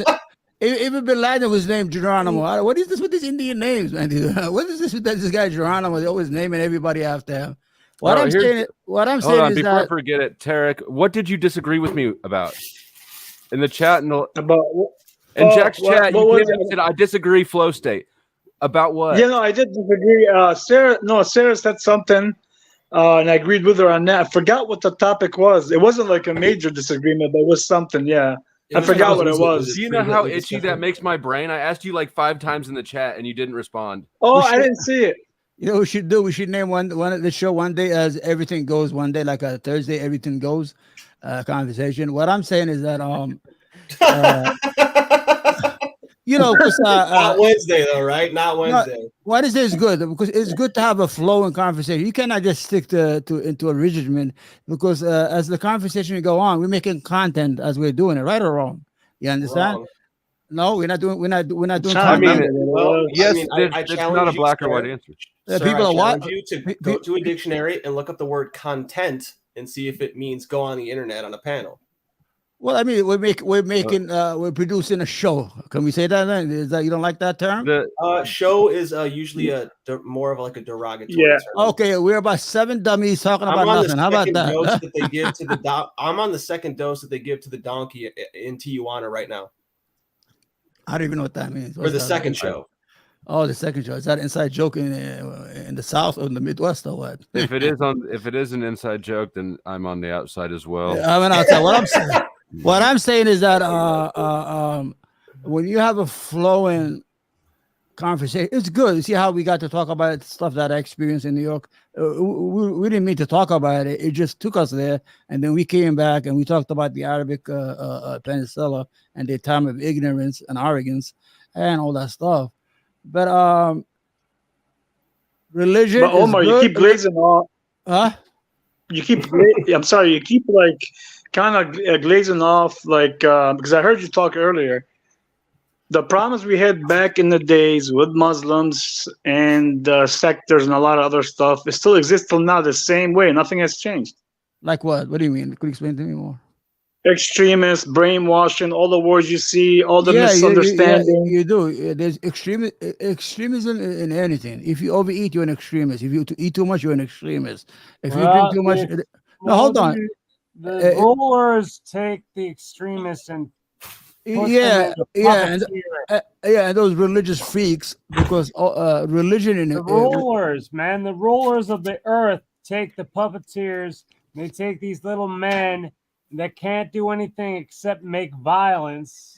Yeah, it's so sick. I'm sorry. So, I don't know, Machine, you want to talk about what's going on in Gaza, or you want to leave that off the table? Well, we're kind of progressing very, very slowly here. I mean, if you look at the last 2 episodes, we barely got through. Okay. First century. So really, we're at the Roman Empire. That's how we started the discussion with Joshua. Yeah. We were talking about a little bit how, whether the factors in Rome of civilization, how much of it was their own mismanagement, and how much was it the factor of Christianity and Christianity spreading to Europe? Well, Joshua kind of said that it was the invasion of Islam that actually unified Europe. Well, I think what actually unified the European tribes was Christianity itself. Yeah. And that culminated in the fall of the Roman Empire. I think the causes were not so secular as they want to paint them. And I don't think that there's a clear cutoff from how we got from the secular age, to one of, from the religious age to the secular age in the 16th century. I don't really think there was a clear cutoff point. Yeah. That assumes that the secular belief system is not a religious one. Very true. It is or it isn't. Who said that? Flow state. I think that look at it this way: evolution, Big Bang theory, dinosaurs, outer space, molecules. Every single thing we learn about in science class when we're kids, all the secular sciences, we have to take on faith, because none of us can use the scientific method to investigate them ourselves. Well, there's no faith in that shit, man, because we cannot know what is what. There's no faith in that doctrine. What does that mean? No, I understood what he said. It's kind of hard to understand that, but yeah. Can you decipher what I just said? Basically, you said that there's to have faith in having no faith is kind of funny. Oh, right. Well, I mean, like whatever that guy was saying, I was just trying to get in the conversation, but say it again, guy. I want to hear what you said again, so I didn't misunderstand. Well, I'm probably not going to do that. All right. Whatever, man. You're cool. It's on YouTube, though. That's the good thing. It's on YouTube. It's still there. Prior to that, what was said, though, because it wasn't that. It was. Yeah, I'll probably go back and watch that shit. I mean, prior to that, I said that. What? He's muted. Why am I muted? Whoops.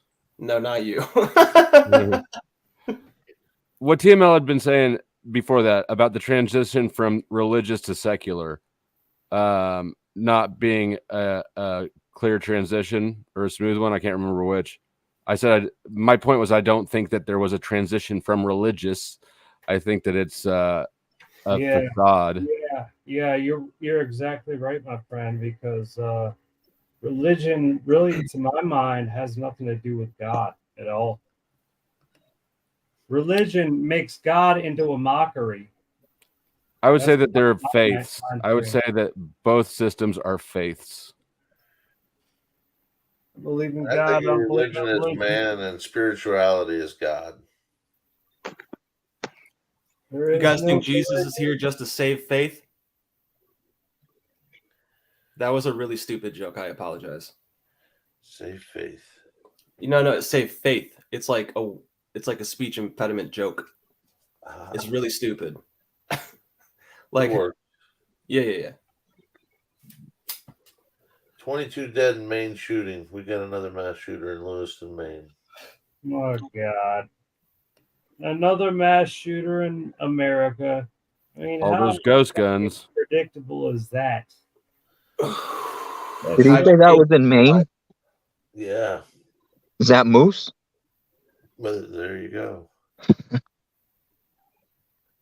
I would actually say the transition started with the Jesuits and Ignatius of Loyola and his spiritual exercises, where he actually branched away from the doctrines of the churches and had spiritual experiences and wanted you to rely on the senses and your personal experiences, which eventually led to the Age of Enlightenment and the spiritual revolution of having empirical evidence and the scientific method. And the Jesuits eventually went into the humanities and the education system and the economic system, and though they are part of the Catholic and religious environment, they are closely related to the Illuminati, and they went off into all of those secret societies that separated themselves in the church and state separation idea, which eventually led to the American Revolution and our Constitution, where we are separating church from state, even though it is still completely in bed with each other. It's just didn't in a more Pope Boniface VIII with Unum Sanctum kick the whole shit show off? I didn't hear the first part. Would you say again? Boniface VIII, didn't he kick the whole shit show off with Unum Sanctum? Maybe. I don't know. In the year 1302. What? Latin. 1302. Ignatius wasn't until like the late 1500s. I know, but everything happened after Unum Sanctum. Tell us more. Well, look into Unum Sanctum. It was the first papal bull. I would. If you brought it up, I would expect that you could tell us more than look it up. It's the first papal bull where Pope Boniface got with the King of England and put the whole world into trust because he felt that he was the heir to Jesus. Therefore, everything should belong to him until Jesus' return. Yeah. Well, then that means he doesn't believe that Jesus will return because it's his, right? This has been going on for years. A lot of things stem from that, though. But Unum Sanctum literally started the Catholic Church and the English monarchy into, commingling fucking everything. Dualitying it up. And then it moved into a Tri-City Empire with the three obelisks. Rome, the Vatican, London, England, and then the Pentagon right there, the Tri-City Empires. What does everybody think that happened in 1300s? The beginning of it started there, but you have to go, what is it? The Sestakv is 1666. There's so many things that have happened. Act of 1871 changed a lot of shit for us, but it all stems from the powers that were the crown that were brought together with the Vatican and the church. So yeah, but that started way back with the Vespasian and the Roman Empire when they destroyed Jerusalem and the Second Temple. Well, that's way back. But that's not this modern day control.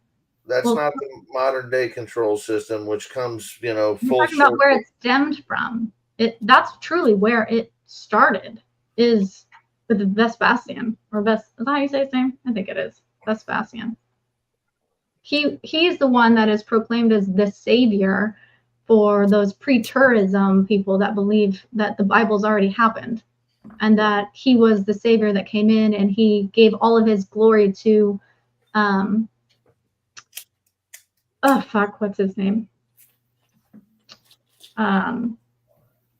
Serapis, who was the Greek god that united Greece and Egypt together. It was Osiris and Apis the bull, and it was supposed to unite those areas into one religion, which eventually Serapis the Christ became Christianity, but was renamed Jesus Christ from a man who actually existed and was died. So Christianity is actually following Serapis, and the true Christians who followed Jesus Christ went by a religion that was called followers of the way, who were called Nazarenes, and a cult during that time. I like that. And Serapis is basically just a god who's known as the adversary. He's known as the trier. He's the one that you actually go up against when you actually do experience enlightenment, or the Los Alumbrados, or experience Illuminati. Okay. Yeah, the Los Alumbrados, as she was pointing out, that was the group that Ignatius of Loyola was a part of. He was part of an occult society that she's actually explaining what they really believed, during the 16th century. And also you have prominent figures like Giordano Bruno, who are part of, who wrote all these things about Hermeticism and stuff. So this shift, I guess you're just trying to point out that this shift was clearly religious, but it was influenced by sort of a subversive sect within the religion, the occult, and we will definitely talk about that, their views on astro theology and how they incorporated the zodiac and all that type of stuff into That's why what it's they called believe. Revelation, or the apocalypse. We're revealing the occult, what's hidden, what's unknown, what's been concealed. We're revealing it.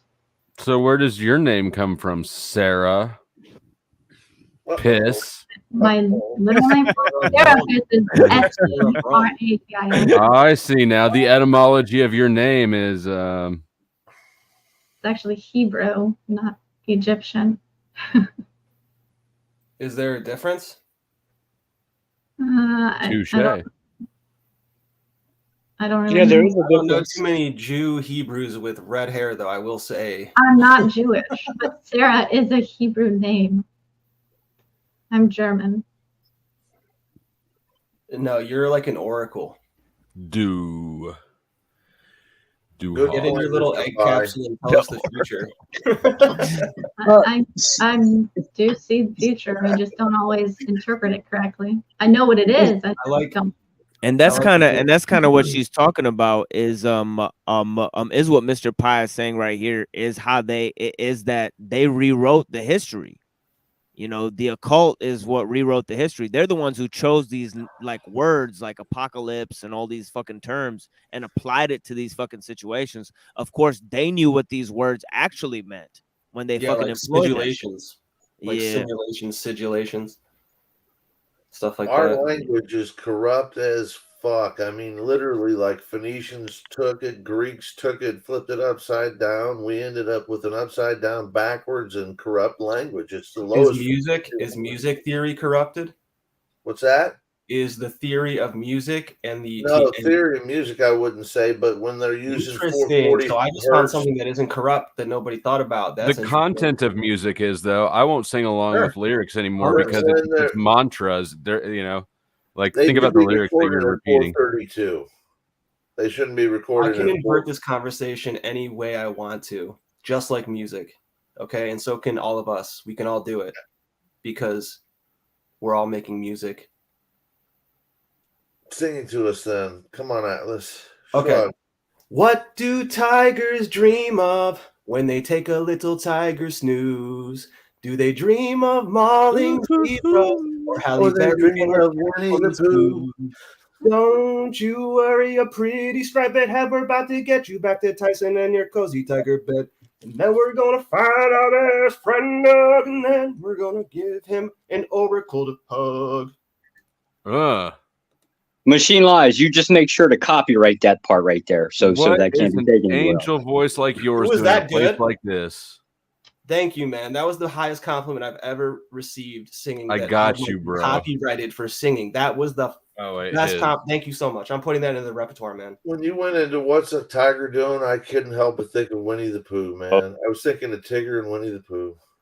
You guys don't actually know that song? For real? So how many, just coochies in this house are just dripping after that performance? You know what I'm saying? Let's just figure it out. I mean, I slid off my chair. Well, Yeah. I was trying to take a leak. I couldn't. I missed it. I know my. Oh, what happened to Atlas? Why did he leave after that? Always quit when you're on top. I wasn't making fun of you, by the way, Atlas. I was just chilling out here. But yeah, man. He was laying claim to something that you had copyright over now. So, right, like he's just violating his own stuff here. He doesn't get to own it. If he's going to sing it on your panel, you get to own it. This is a problem. I know my coochie. Gen X Jeff's in. Man, just clip it off when you can. I mean, there's nothing happening. No, we're keeping it. ML gets to own it. You sing it on his panel, it's his. Well, there you go. I know my coochie's wet right now. Sarah, I got a question for you. I don't know who this person is. I don't know if this is actually Jack Talcott. I know this isn't Jack Talcott, but I don't know. He said that he was going to get his vegan. It is Brother Talcott. All right, for sure. Yeah. Sarah, you made mention about the Jesuits. Do you believe the Jesuits operate outside of the authority of the Catholic Church? I think the Catholic Church is fucking evil and corrupt. That's right. Okay. Who's more I evil? think the papacy system is part of the first horseman, and the Jesuit system is part of the third horseman. But how about them? Okay. But historically, that would have been a yes, like a clear yes, right? But now we know the Jesuits own everything. They even own the Jews, man. Did you know that?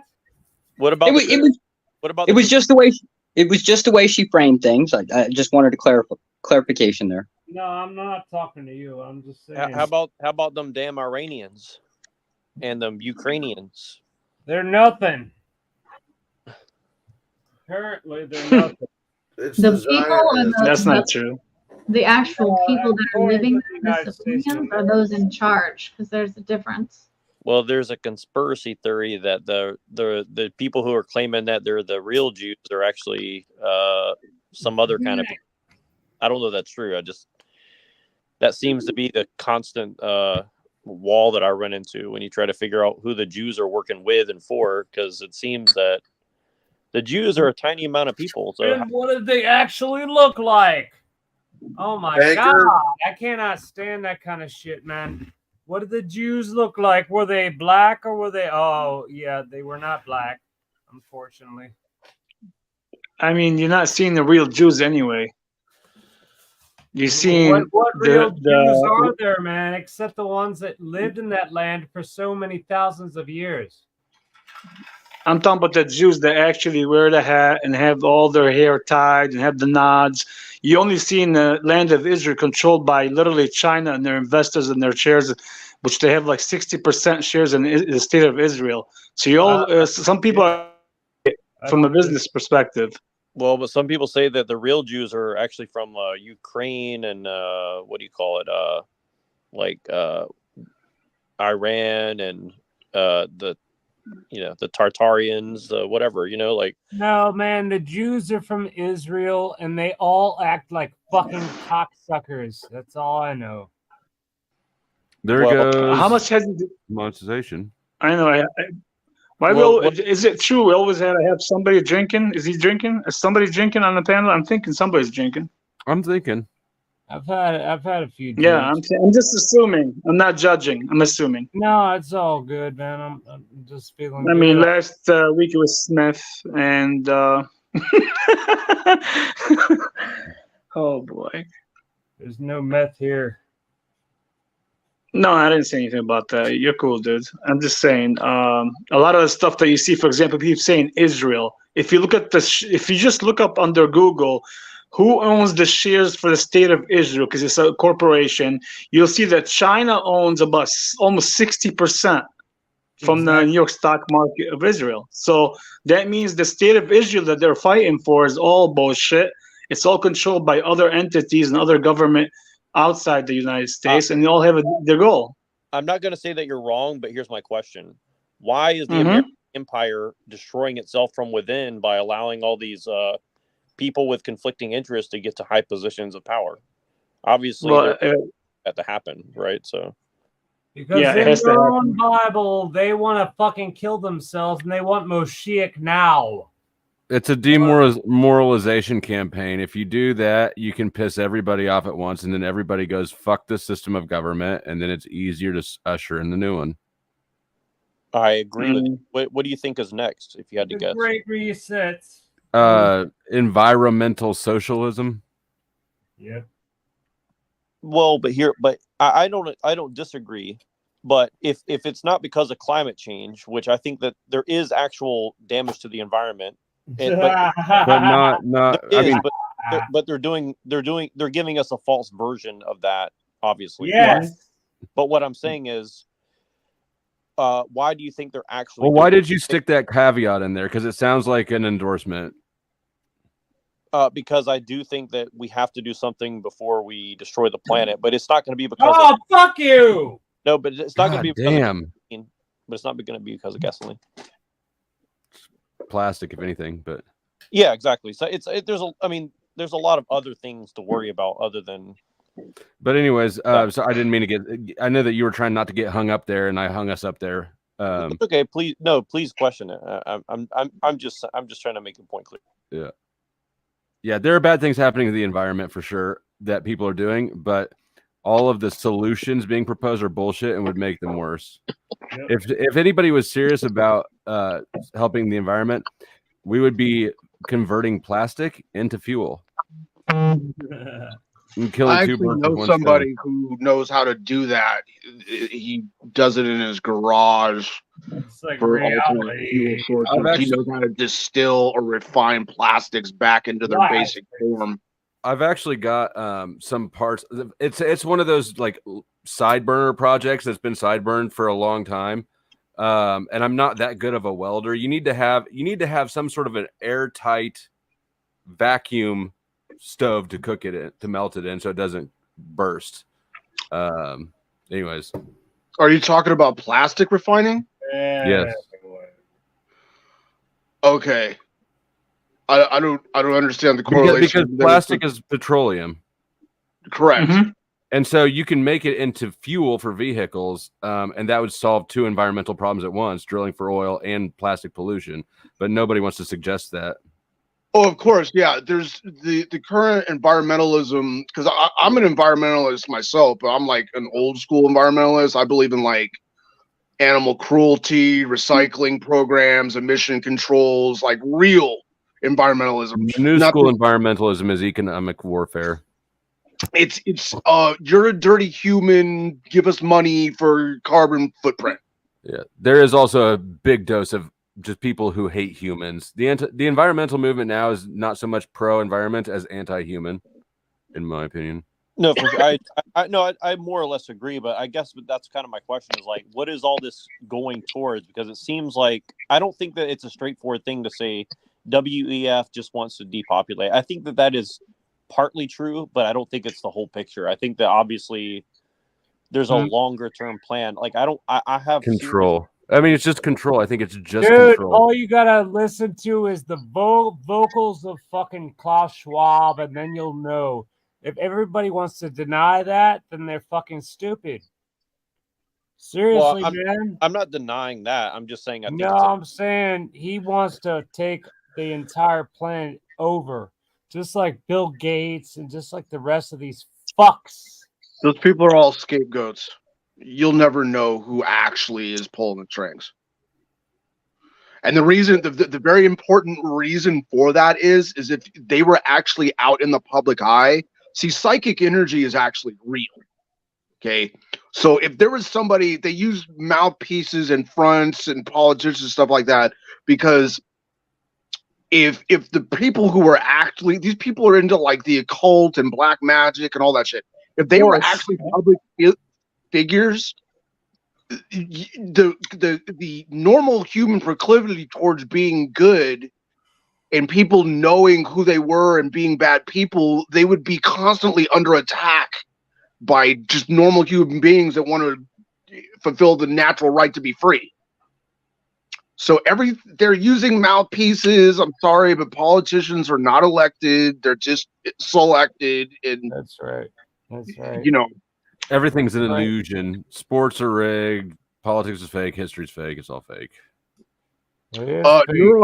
Neuro, I wanted to address you because you were trying to say like the Jews were from Tartaria. No, you're thinking of Khazaria is the old name for the Ukraine. Khazarians. Yeah, with a K. Sorry, yeah. Yeah. No, but this is what I want to talk about because everything seems to lead back to that, and it's like the one thing that people will talk about, but it seems to get really difficult to go further than that, you know. Oh yeah, we're definitely gonna get up in there when we get up in the 7th century. But as I said earlier, I think the development of Islam is gonna have to wait till next time. But yeah, towards the end of the show, I will cover some certain things about the origins of the Gospels and that whole deal. But yeah, you know, I mean, going back to Rome. You know, I mean, there's a lot of factors why people think Rome collapsed. You know, and some people think it's environmental. You know, I've heard many people say that there was environmental factors like global warming. That's how that's how the Roman Empire collapsed. A lot of people cite the spread of Christianity to Europe. They said they blame Christianity for the fall of Rome. You know, now we got fake fucking weather.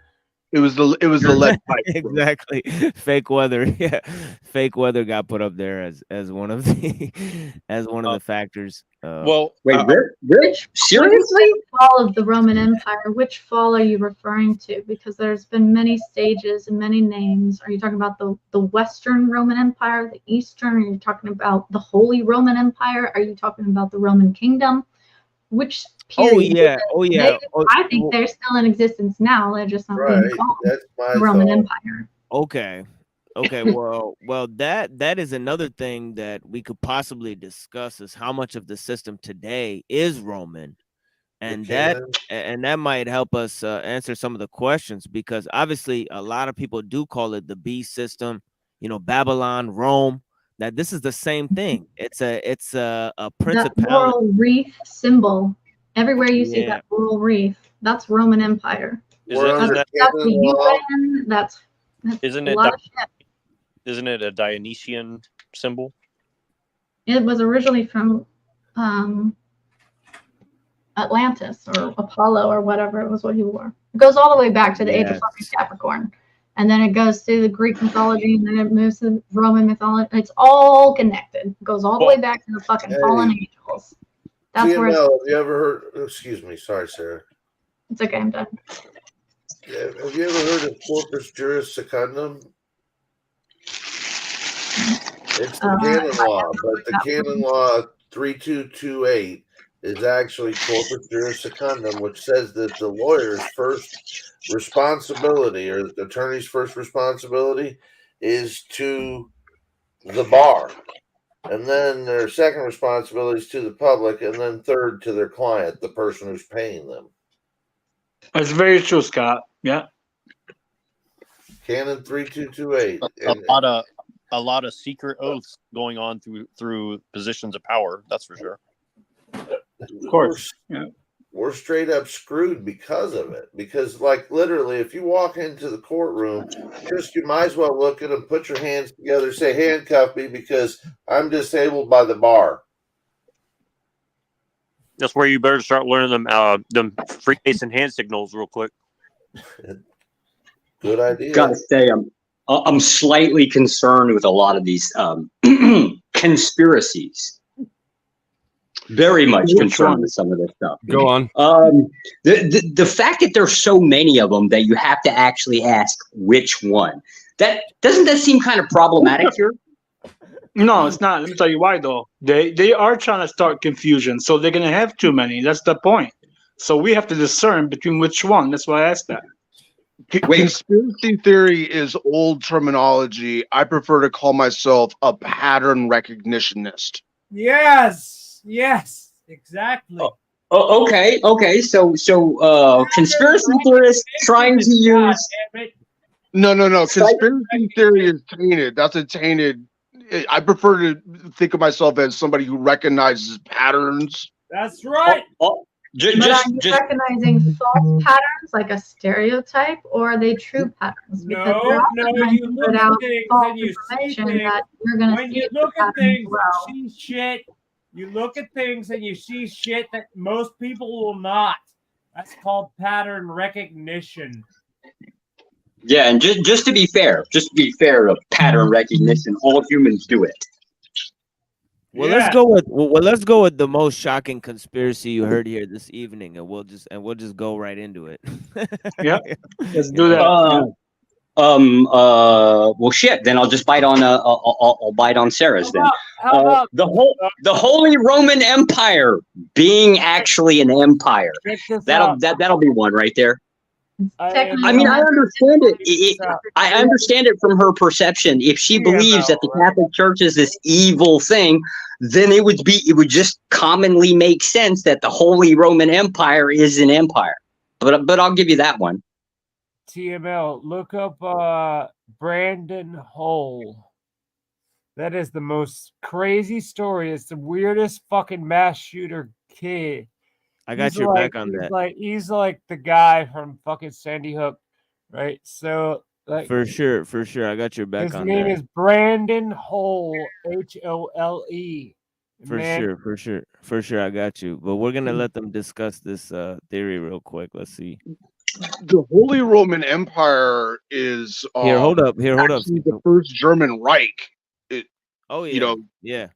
That's why they called the leader of Germany Kaiser. But yeah, for sure. Yeah, a lot of it goes back to Germany.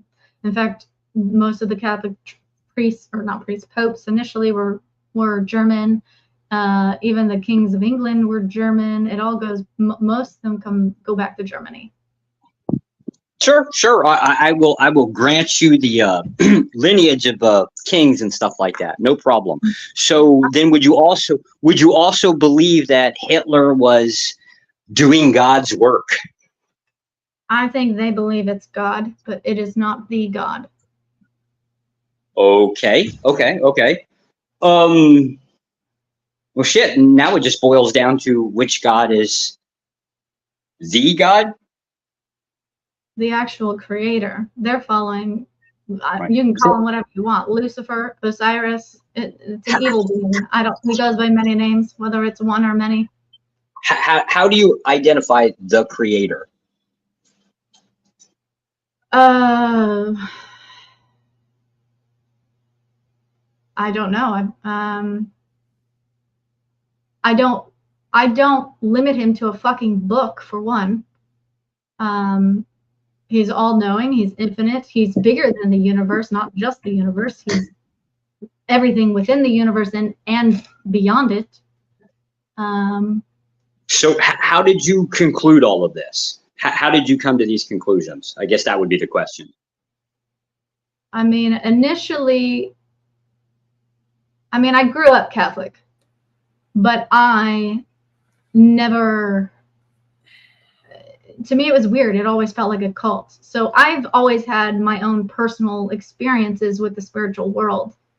And it's more just an inner knowing, I guess. I'm not trying to interrupt you. I'm an atheist. So like, if you say like something like a spiritual experience, you'll have to explain that one to me, because otherwise it'll go right over my head. Okay. I interact with angels on a daily basis. I have telepathy with my husband. He's not my legal husband. Oh my God. I have heard God. He's spoken to me twice, nothing profound. One time he told me to stop whining. I have claircognizance, where I get knowings. I have clairvoyance, where I see things that are coming. Doesn't mean I understand it. Like, for instance, I had a knowing that I was going to be close with my husband. But to me, I thought that meant like a normal, traditional relationship. Please don't interrupt her. Let her just explain it, because I'm the one trying to follow along here. Your mic is going out. Maybe you need to refresh or change out the batteries. So like, I knew we were going to be close, and I didn't understand what God meant by that, because I was thinking in a human context, like a normal relationship. And when I had my Kundalini, my spiritual awakening, I had a spiritual marriage. It's called the Heros Gamos. She had her. And we were literally like went into a spiritual union. So now we share thoughts, we share emotions. He literally feels me take a shit. That is how close we are. Okay. Seymour, you're roboting again. Your mic is going out bad. I don't want your sirs, bitch.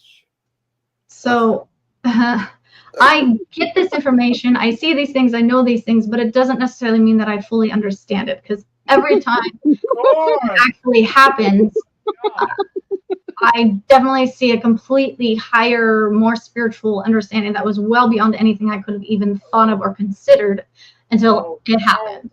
Which is why Is there a way to like buy people off of the panel? Is good. Dude, mute that dude's mic.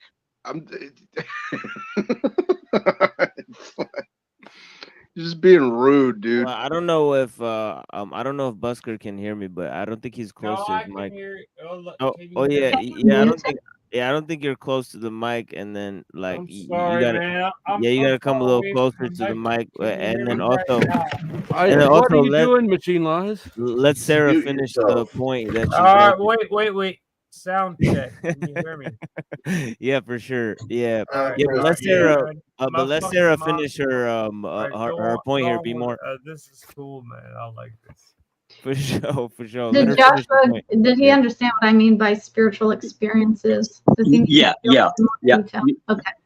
Yeah, I've got a.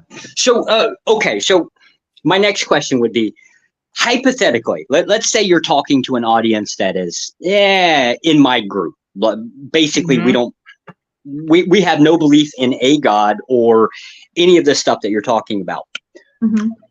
Is it a belief in atheist or agnostic? Sorry to just clarify.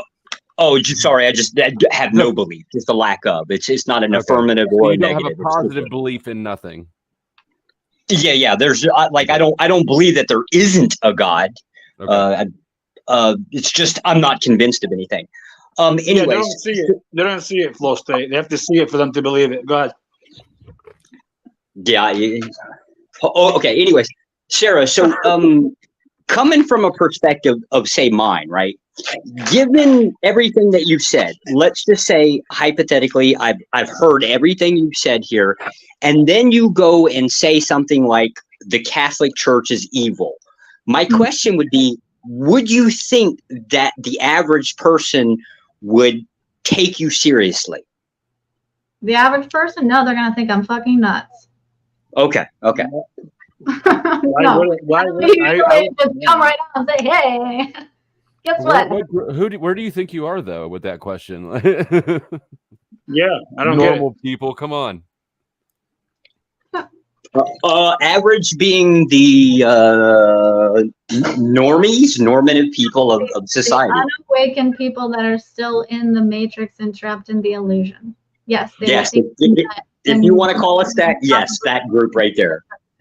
Yes. Because remember, if you're not socially acceptable, you might as well not be anything, right? Does this like you just got to someone? Because I feel like if the camera moved just a little bit further down, I'm gonna like see his whole shit. Oh my god, this guy's really out. Shit is full of shit. Dude, I was just taking a nap, dude. Take a nap. What? Joshua, did you have a follow-up question? No. That was kind of it, mostly. Okay. Cool. I mean, like, think about this for a moment. Let's say, okay, so you believe he's gonna throw up. Clairvoyance. You believe in clairvoyance, right? I don't, right? So the question would be, how could somebody demonstrate that? I don't believe you could demonstrate that, and I also don't believe I don't believe anything in science could disprove that. So we're kind of like at an impasse. Okay, I have an example. It's a sad one, but it's an example because it's one that I have actual proof. Well, not tangible proof at the moment, but I usually when I get knowings of the future. They're very dark and not pleasant. And knowings. This was a long time ago, actually. I was 21, so this is several years ago. My God! I got like a weird sensation, like something was wrong.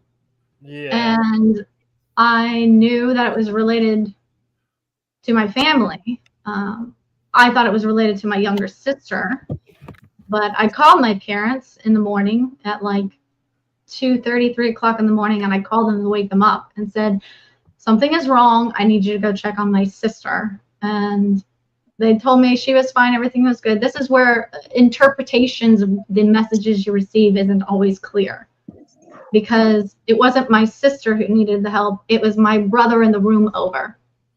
And he ended up hanging himself that night. And my family called me the next morning and called me and told me. And I had called 3 hours before he wrote his letter, which was timestamped on my parents' computer, and hung himself. And my mother found him that morning before she left for work. So that knowing, and that is a gift. It's a curse in the same way, but it's a gift. Now, I didn't fully understand it because I had the wrong person, but that is still a knowing of something that's going to happen. That one's more claircognizance rather than clairvoyance, because I didn't actually see anything. Whereas usually when I see things, it's a little more like you felt something was off and went to go examine it. I get it. I get what you mean by it. Yeah. Something for you to know ahead of time, having, because I wasn't even in the same city as him. Right. I didn't want you to think that I was like directly after you. It was just you were the Holy Roman Empire. That was the only thing that had any type of religious connotations, which kind of fits within the topic of what we're discussing here today. Hence why I called on you above anybody else. Well, yeah, but you were actually asking the wrong person, because I actually do think Hitler was doing some God's work. Yeah, I'm an atheist that supports Christian nationalism. The problem with the word nationalism is it carries a lot of ethno-nationalism in with it too, and I'm not a big fan of that. I'm just kidding, bro. He is beyond gone. Yeah, he's out, dude. Either go to sleep or drink some coffee, bro. Who you guys talking to, Buster? He is not functioning right now. Who the fuck is talking? You're telling me to go to sleep? Fuck Buster, you, feeling dude. okay? You don't know shit about We shit. want you to rest. You don't know shit about shit. You want to play music in Baltimore? You've never done that. You've never done that. He's chilling. He's in a census for sure. Yeah. No, he still got it. Yeah, he still got it. Dude, I'm a fucking busker, motherfucker. Is that Hunter Biden? That's what's up. I know my head looks like I know you don't like my look. My head looks like shit. Under your balls. Okay, motherfucker. But I love you all. You guys are good people. This is awesome. This is fantastic. Thanks for having me on your stream, bro. Hey, get straightened up. You're on stage in 5 minutes. Water. Yeah, we gotta find a way to get like to get Busker's mic in so he could play some music for us. I mean, but yeah, man. Yeah, if you unplug it, we can hear it better. No, I mean like so that like they could put like so it could be clear. I can. No, we don't need that. No, I know you don't. No. Joshua Jones, can I ask you a question, sir? Yeah, sure, if you'd like. No, I would, because you're asking Sarah a question. I want to relate to it. So, like, I know you said you're an atheist. So, what would make you believe? Like, what would you have to see with your eyes, for example, or feel to know there is a God? I have absolutely no idea what would convince me of a God. Right. I also hold up. I also got to push back just a little bit. I also don't think I would want such a thing. There's a reason for it. Let's say hypothetically, I get down on my knees, do this whole prayer. God, give me or give us as a society some type of physical sign that you exist. And let's say some apparition or something appears in the sky. I don't have a lot of faith in humanity, and I've seen what people do when they think that, you know, there's this thing that God, they start turning on each other and destroying the shit out of each other. And that's why I don't make such a request. That's right. That's exactly right. Okay, so no matter what happens, and it says that in a lot of the scriptures, and I'm just stating the scriptures, that if God came today and showed everybody so many miracles, they still won't believe in him. Do you believe in that or no? No, I believe society would turn on itself. We would just basically go into self-destructive mode and just start beating the living crap out of the guy next to us because they somehow interpreted it a different way. And then we now have something that's on the record that we can fight over. Okay, can I jump in with a question and then I'll pass it back? No, you're good. Would it be? And I guess let me ask. It's a question, but it's in the form of a statement. Do you agree if I said that it sounds from what you just said that your atheism is based on your sentiment, not on evidence? No, it would be just a lack of anything that's convincing. I'm not so sure that I would there's evidence of all kinds of things, right? Mathematically, the probability of a God is more likely than not, right? So there's one form of something somebody could call an evidence, right? How we usually come to theories in science is there has to be a stackable list of things. So it would be a stackable list of evidences. That'll just get you to a God. Now you also have to get to a specific one in within the record, or maybe something that's not on the record. What's going to convince me? I honestly couldn't answer that. I have no clue. I seriously have asked myself this question many times over and can't come to any conclusion. I have no clue what would convince me. All right, can I ask you a question? I'm sorry, Flostan, unless you're okay with it. No, I pass it back. So let's say, for example, the whole panel right now, we're on Earth, we're talking about God, and God just automatically gave us all wings, we're all flying, and we're doing things in the air. Would that convince you that maybe there's a God, or you're still going to think it's some extraterrestrial force or some other force that may not convince you? If I woke up with wings on my back, the first thought that entered my mind is, am I hallucinating? Have I gone crazy? It would just become internally, what is this thing that I'm experiencing? Exactly. Okay, so after you find out that you're not hallucinating, for example, say you see everybody, the same thing, life, people are working, but you're flying with us. We're all flying together, having fun with wings. Would you still believe in God? I have no clue. I honestly do. I can't actually even imagine the scenario.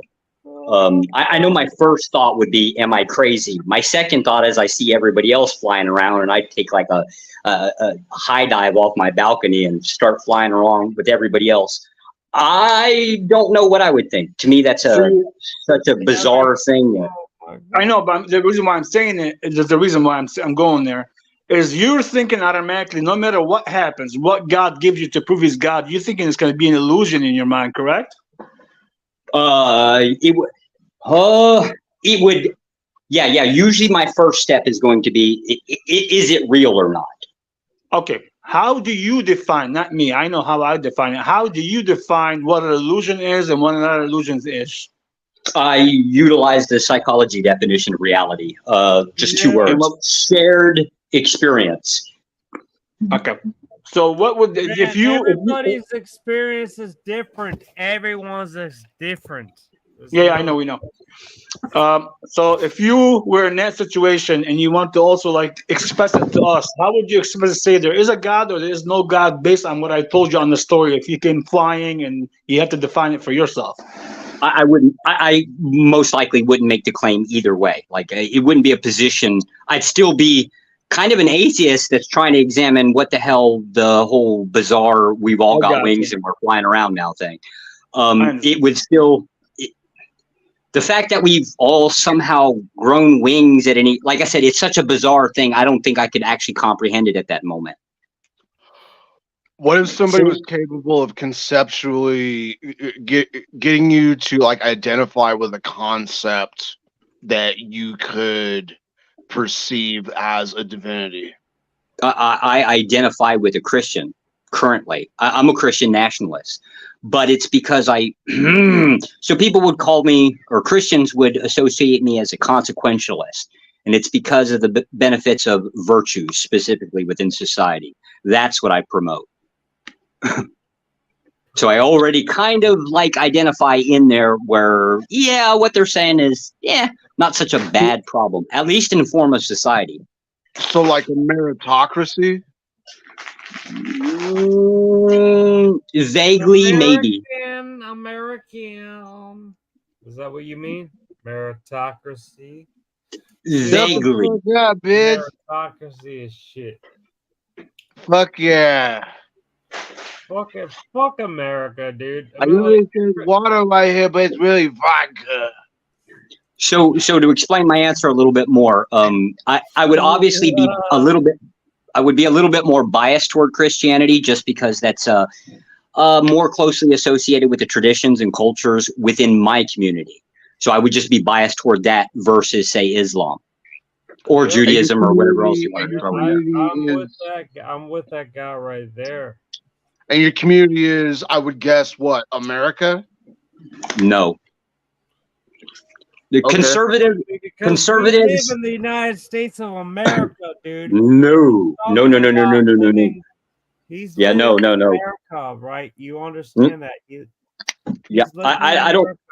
And he's trying to raise his family in America, right? You understand that? Yeah, it's more like not even that far, right? So like I don't believe that America is any one given thing. It's kind of like a smorgasbord of several different things. Yeah. But within my town, we're predominantly conservative. I just happen to be a little bit on the authoritarian side. I'm a retired I Fed would by be too if I had a kid, but I would. I'm technically a retired Fed. Technically speaking, I actually just got stationed in Beirut a couple days ago and got back. So there's a little bit more authoritarian stance on there, but that's just, again, because of employment. That's my environment. I don't consider like my neighborhood to be the same as the next neighborhood over. They've got different problems, so they've got different solutions they have to come up with. Same thing with my town isn't going to have the same problems as the next town over. Same thing as, my county's not going to have the same problems as the next county over. Same thing with my state's not going to have the same problems as another state. Making a generalization. You said your community and Christian. I was just thinking about the largest Christian community I could think of, and that's America. So that's why. Yeah, the only aspect of Christianity would just be the Christians within my community, not the Christians outside of it. They can do whatever the hell they want to do. I only care about the ones that are within my little bubble. I'm highly selective. Highly selective. Well, I kind of know that. Like I'm looking into moving into a more. I'm looking into moving into a more conservative city, where people have like gone to like school and college and stuff like that, and not like. Where's the other guy? Hello, Dwonky. Hey, what's up, bro? Whoa, Dwonky. What? Are you okay? Your name is Cecil, right? Cecil Dwake. How you doing, Cecil? Man, dude, you've entertained me for a long time, and I don't know how, but you have. I am to please. You're entertaining, Cecil, I gotta say. I forgot to take my autism meds today, so that's why I'm talking like this now. Sorry. No, it's not about that, dude. Like there was this one time you're just looking in the camera, and I thought, man, you look like you're a hardcore motherfucker. I'm thinking of you as a retard, dude. You're not a retard, Cecil. You're hard. Okay, I'm just gonna walk back and forth like Janice Jeff now. Judge Wapner, 4:30. All right, whatever you want to do, man. Go ahead and do it. Or you Can just you go help to me, sleep like you can you usually help do, me with my Cecil. shopping list? You need to go to sleep like you usually do, Cecil. Can you help me with my shopping list? I'm so fucked up. My shopping list needs help. Okay. Oh, hey, it's Howard. Do you have any money? We got nothing to buy everything for you. You're not hot enough. Ahead. Yeah, you rude What's boy. up, Howard? Rude boy. Have you seen my haircut? No, I You haven't. want to see my haircut? You want to see my haircut, bro? Where It's real is it? easy. I do it myself. All right, nice job, I guess. All right, thank you. I aim to please. Again, it's real shiny. If you can probably see your face in there if you really need to. No, I have mirrors. Panel, Hank. I'm talking surprised you didn't accuse me of being a vampire there. Bless you, Hank. Yeah, we're talking about secularism and religion, the cross points. I know you have a lot of thoughts on that issue because you're I mean, you right now, but I used to be an you, atheist. that's right. And I used to be a Christian before that. That's right. You used to be atheist. Now you're more of a deist, kind of, Yeah. Yeah, I would be a deist, but I'm also a polytheist too because I agree. I have the idol god equivalence. Really? How does that come about? Oh, so Yeah, the I'm Bible confused. pretty much says don't worship other gods, and they mean the idols there. So you're saying that you worship those idols? Yeah, pretty much people worship idols. Because I okay. actually accept the Bible's idol god equivalence since I reject Yahweh as only God. But Okay. I see what Yeah. you mean. So you think, yeah, I mean, it's interesting that some of the Greeks, they had kind of deistic views. I don't know if they, I know that in terms of Gnosticism, the God in Gnosticism is not all powerful, and there are other gods. So it's interesting that they have a polytheistic framework and also a deistic framework attached to it.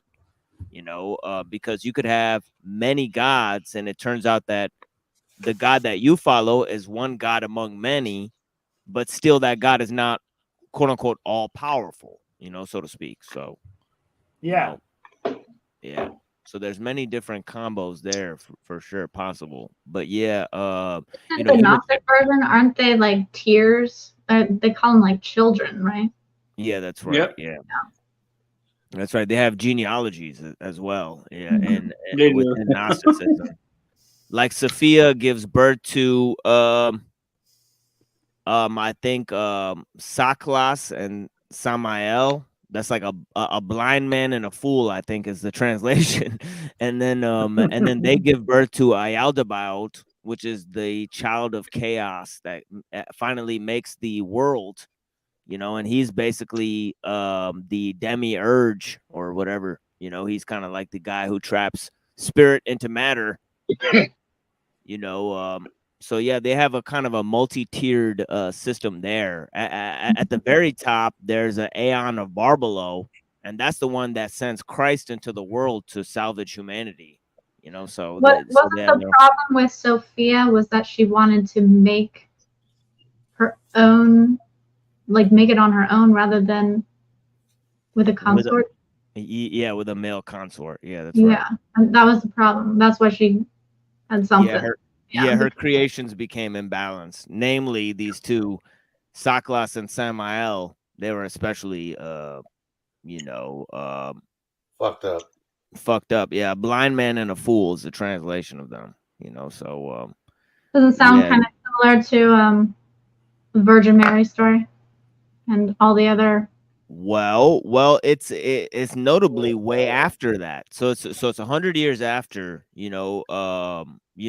precisely the first sources they have is like 180 AD for Gnosticism, and also for the Aeneads of Plotinus. So you have a cross there, and then later, the church would kind of take Plotinus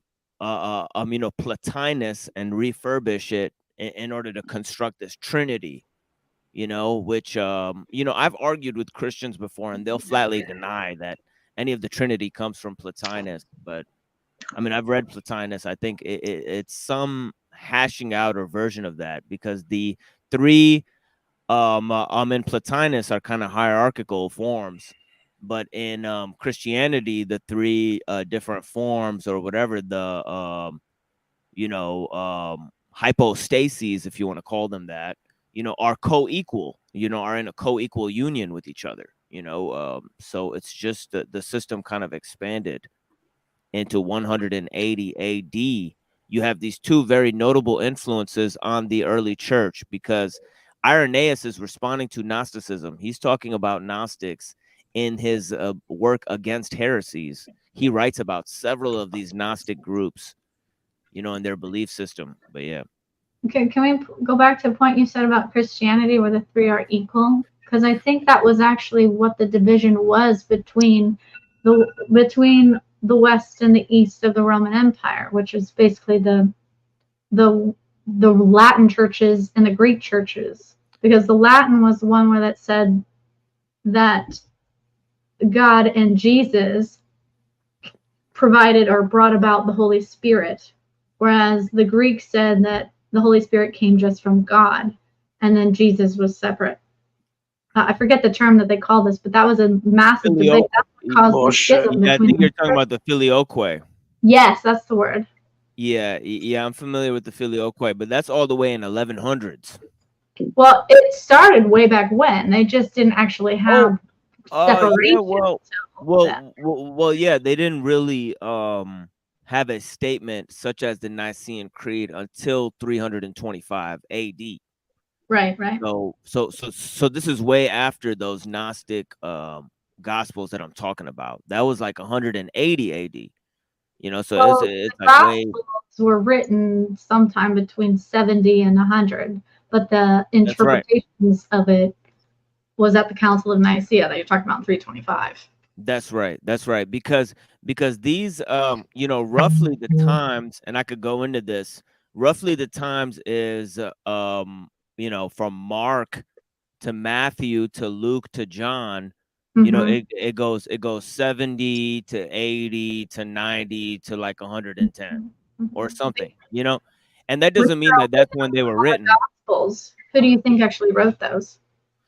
Okay, now that's going to get into some pretty interesting territory, because they're named, but the first instances that they discovered them, they don't have any names on them, so these names are ascribed by the church, so we don't actually know if the names that are ascribed there are actually the people who wrote them, nor do we know if these instances like 70 AD 80 for like the Matthew, and then 90 for like Luke, and then 110 for like the Gospel of John, and those are rough estimates of the dates they provide. Whether those are accurate either, because they could have been written much earlier, but then they lost the earlier copies of them.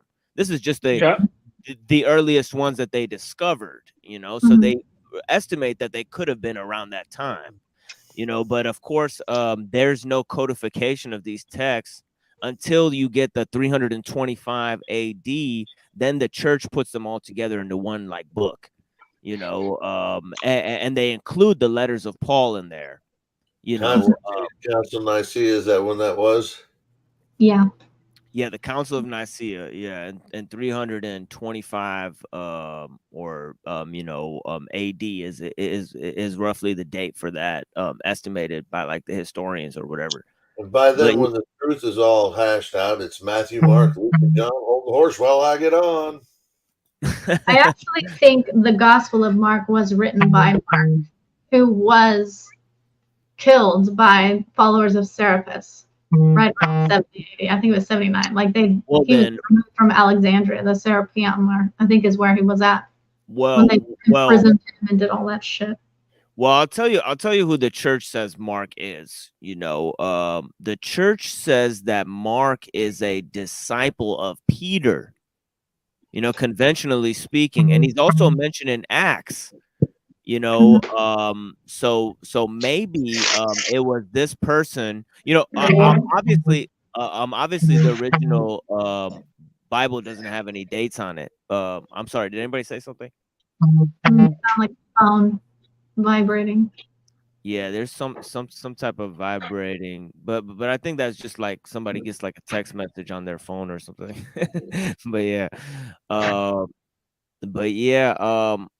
Mark. Okay, so real quick, Mark was supposedly traveling with Peter. Now along the journey, Peter, Mark and Paul have a falling out, and then they decide to like part ways. So Paul doesn't want to travel with Mark anymore. In Acts, but somebody is vibrating with their phone or whatever. If they could just like turn that off or mute themselves, that would be good if we figure out who's doing that. But yeah, if we don't figure it out, it's no worries. But it might be B-more. Yeah, I think B-more. No, B-more is going. B-more is passed out. What's going on? Right, which is why his phone would vibrate if it's sitting by the. No, he's chilling. He's just. I muted mine, so just to make sure, I muted mine. You be more. Yeah, please mute B-more. He is out. Well, no, he's just chilling. He's still got the bottle, but yeah, he's chilling. Yeah, at least we're watching and making sure he's okay. But yeah, dude, fuck you. I'm good, man. You had to get up to do that, bud. He's chilling. I'm a human being. Do you feel Finish like that bottle? I feel like a human being. Kill it. Oh God. Drinking some Jack Daniels. You got this. Did you drink the whole fucking bottle? I got wow, that's crazy. I got 2 shots left. He's saving that for later.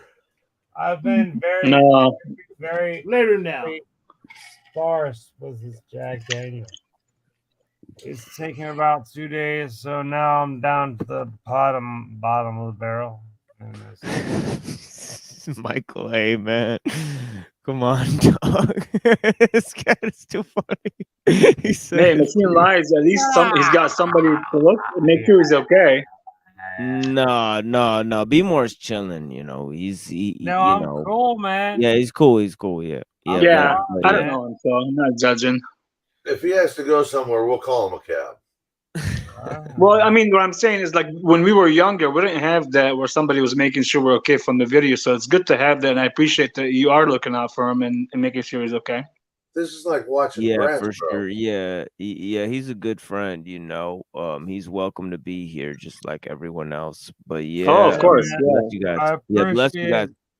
I appreciate that guy was appreciating me. That's kind of nice. And of course. A lot of people don't give a shit about me. I'm glad he gave a shit about me. No, I don't know you. I don't have to know you to give a shit. If you're a human being, you do care about every soul. Yeah, thank you, my friend. Yeah. That's right, and that's I think that is a central message in and of itself in the Gospels for real. And we're gonna go over some of those messages because I think some of the rhetoric and the themes employed there are pretty fucking genius. I'm talking about really game changing, era changing, stuff that really didn't catch on, as Joshua Jones pointed out, for a few hundred years after the fact of it being, put out there by the church and everything. Even after the church got started in 325, it still took a few, like 100 years for it to catch on, even within the Roman Empire and spread to Europe. Like I'm talking about, like it was like 600 and 700 AD, really. The Carolingian and the Merovingian dynasties in France, and some of those other things that where some of these things really took over in Europe, and then started to unify the European tribes, because the Europeans were distinct people that were all warring with each other for centuries. They were people that covered each other in mud, lived in caves, and ran off into war against the Roman Empire. They were known as the barbarians of Rome. So how did these people become civilized? Part of the Roman or the Alexandrian or the church or whatever. How did they become part of that? Well, that's a complex history. Some of it has to do with St. Paul, the apostle to the Gentiles, spreading the message to Europe. He went to places like Macedonia and spread Christianity because he was the apostle to the Gentiles. Just like Peter was apostle to the circumcised. Paul never the met Jews. Jesus. What? Wasn't that an oddity or The a apostle conflict? the circumcised. What? Yeah, Paul never met circumcised. Yeah, actually. circumcised and uncircumcised is like Jews and Gentiles. You mean I it's know, like I know what you're saying, but like, how they put it. Yeah, they it literally was talk about funny it when you said the in apostle the the Gospels. circumcised, dude. That's what he says. But the Yeah, apostle, But that Machine is Live. reality. That is yeah. I really mean, Saint Paul even uses the term circumcision of the heart, which kind of sounds fucked up. It's like, wait, But it's like in what you mean your heart reality, is it's a circumcision? circumcision of the penis, and fucking that's what they do. Yeah, he says just as you can have a circumcision in the flesh, you can have a circumcision in the heart. Yeah, right. I And was like, oh shit. like, what kind of fucking shit is that to blame on? God damn. It wasn't the apostle Paul, though, the one apostle that never actually hung out with Jesus. And he's the only apostle that kind of self-ordained himself an apostle. Now, I won't say that he didn't have a lot to do with bringing Christianity forward. He's literally, like, single-handedly, been very important to it. Well, it's funny you should mention that, because Mark, Matthew, Luke, and John, which one of these were eyewitnesses? Well, apparently only Matthew. Matthew is known to be the disciple, the tax collector, Matthew. That's one of the disciples of Jesus that's mentioned in the Gospels. But John the Apostle, Luke, who was a student of Paul, he was also Paul's physician as he traveled. That's what it was. He was Paul's physician, exactly. Yeah, he's mentioned in Paul's letters even. So Luke is there. Mark is traveling with Peter. He's not a disciple either.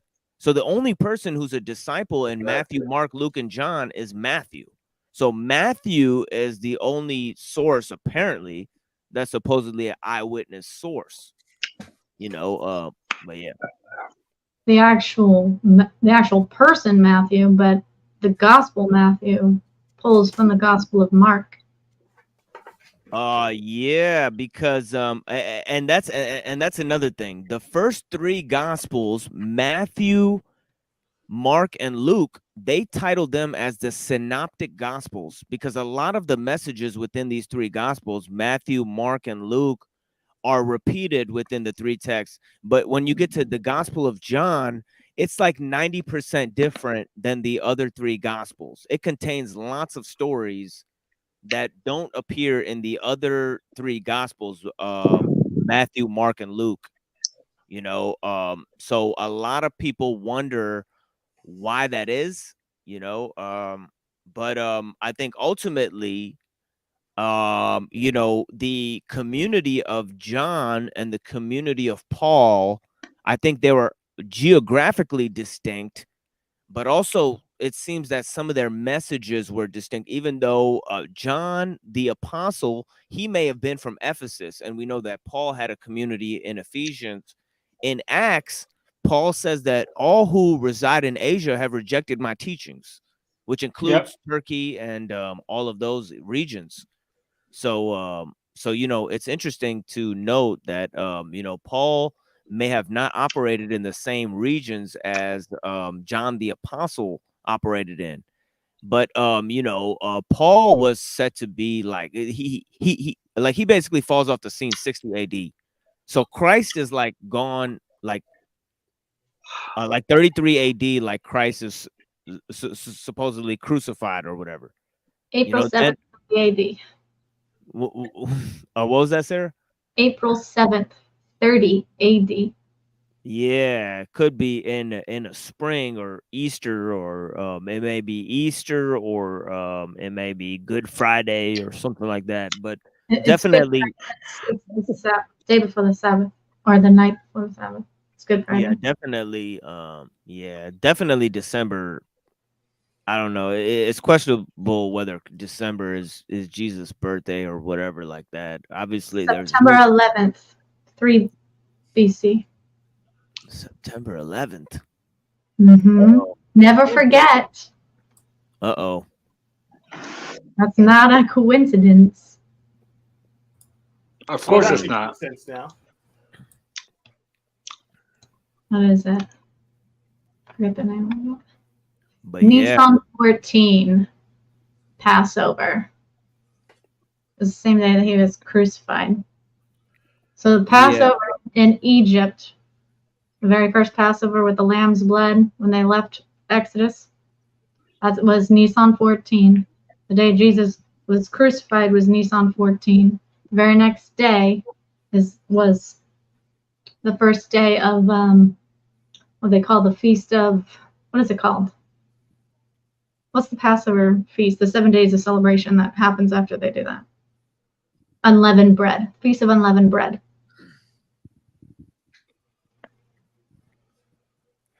Yes, and it's interesting that it's different depending on which gospel you read, whether Jesus celebrated the Passover feast with his disciples, because actually in the Gospel of John, he's crucified on Passover.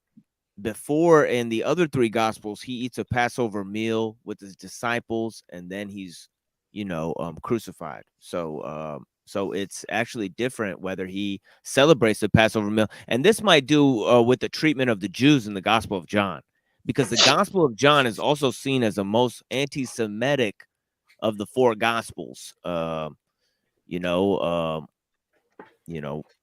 Yeah, you guys were back there. I'm sorry about that. Yeah. But I think you were. Is it Yom Kippur? Is what you're thinking of? No, Yom Kippur is kind of a different ceremony, and that has to do with Origin. Origin kind of had this great, the atonement of the Jews. The atonement sacrifice. He compared Christ's sacrifice to this atonement of Yom Kippur. The ritual there. But Origin, his teachings were rejected by the church. He was also a student of Neoplatonism. So he was a adamant promoter of Neoplatonist doctrine. He went to school with the same teacher that Plotinus went to school with. Named Ammonius Saccus. So he was also studied in North Africa with the Neoplatonists.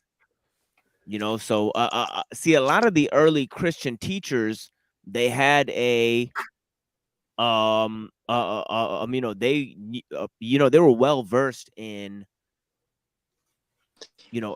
Aristotle and Plato and all that stuff. They were well versed in Persian ideas too. Oh yeah. Well, yeah, and because this is what I was going to ask earlier is, when people say that the Jews were Hellenized, what they really mean is they were Greekified, and what that really means is they were Persianified, because the Greek myth. I mean, I heard somebody say today, Greek myth. I think you said earlier, if you said that Western starts at Greece, you're missing the point. So where did Greece come from? Is that kind of what you're getting at?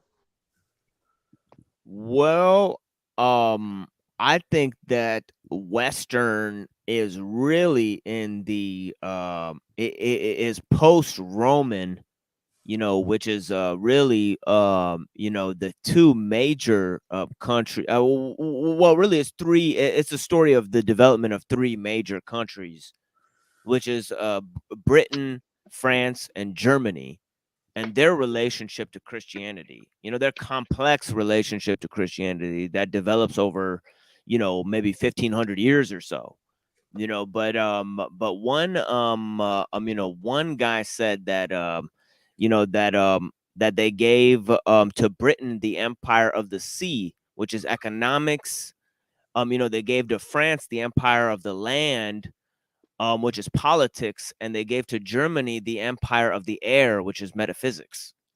You know, and it's kind of like and you really see it. You know, you see the rise of German idealism, you see the rise of French socialism, you know, and you see the rise of British economic systems. You know, and these encapsulate the threefold dynamic, which is the ruling elite power of the world today, a secular system which actually developed in the Roman Empire. You know, the beast system that everybody's talking about, but you know, you have to flush it out when you say these things. You know what I mean? But yeah, you know, yeah, it's curious that we get all the economics from this. Because German socialism is just economics again. Britain and Germany developed economics. Well, and where sociology too. So where did the Roman system, like, where did the ideas that formed the Roman system come from? They come out of Greece, because here's the argument I heard, that basically the early Greek philosophy was actually Persian philosophy. I don't know if that's true, but that's what other people have claimed. Do you think there's any truth to that, or it's possible? I think it all goes back to Atlantis. All right. Well, I think were the people from Atlantis, which gave you your Greek mythology. Whether or not they went to Persia first, I don't know. Atlantis is like a continent on like a map that we're not even supposed to be knowing about. But Persians are basically like modern day Iranians, and those are white people that migrated there to that part of the area from like Europe and like farther up in there. Whereas like Greeks it's a situation of their environment is so ideal they didn't need to migrate anywhere. So I think the two schools of thought are distinct, like different. Maybe they might have had influence, but I mean, didn't Greece war with Persia or something like that? I think I might have saw a movie about that. No, they were kind of like a vassal state of the Persian Empire, and so were the Jews. You know, so it's kind of mixed in at the same time as what I was discussing, kind of the last couple shows. You know, and this is all contained within the story of Cyrus the Great. You know, who was you know, both you know, mentioned by the Spartans and mentioned in the Bible. You know, you know, he was like a Jewish benefactor or something like that, right? Like he helped the Jews rebuild their temple or something like that. That's right. Yeah. Okay. Yeah.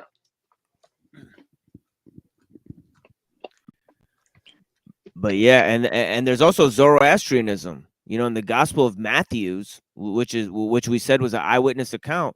Look who shows up in the beginning. Oh, fucking Magi. What are they doing there? You know, what are the Magi doing in the beginning of the gospel? And I'm sorry to whoever's trying to enter the panel. The panel is actually full right now, even though it's no, it's pretty late right now. I can drop out and let somebody up. Machine, I'll let you go. Good night to everyone. Thanks for having me.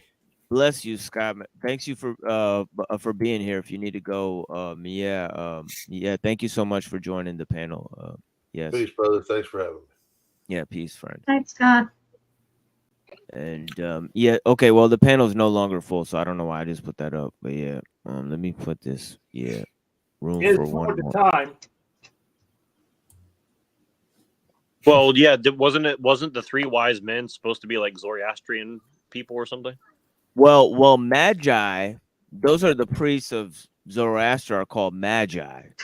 So, I mean, one could only assume that either they came from that side of the world, or or they were kind of into that, or what's going on, but they're not mentioned in any of the other gospels. Well, see, that's what trips me out when I read the Bible is like it's all those little details that people just never discuss. For example, Jesus grew up in Egypt, right? Like, I mean, he didn't grow up in Israel, right? So people just kind of skip over that and take it for granted, and I just always found that weird, At least for a few years, he was in Egypt. Yeah, then supposedly he went to like Tibet or something like that. Yeah, but not all the book says that. Not all the Well, we're only getting the partial story. We're getting like the watered down public acceptance. I want to add the Iranians are from North India. They are the part of the Aryus nation. The Aryan, the white people. That's why the name Iran is derived from the word Aryan. You understand? Yeah, it's real close. The Hindus talk about in one of their Bibles, they talk about these people called the Aryas, Aryas. Yeah, they migrated to Europe. They're from North India. They came from like a northern polar or cold region and came down there. Yeah, they're like if your homeland sucks, like you go other places. If your homeland is like capable of growing food all year, you just stay there. Simple as. A lot of people don't know the Iranians are really white people. You guys should be helping your white brothers, man. Yeah, I'm not white, therefore I don't have to help them, right? Instead of hating them, man. I love Iranians. The Aryans, the Iranians are white people. You ever see how beautiful they are? The women are. Oof. Blue eyes and black hair. Yeah, the Arabs are ugly.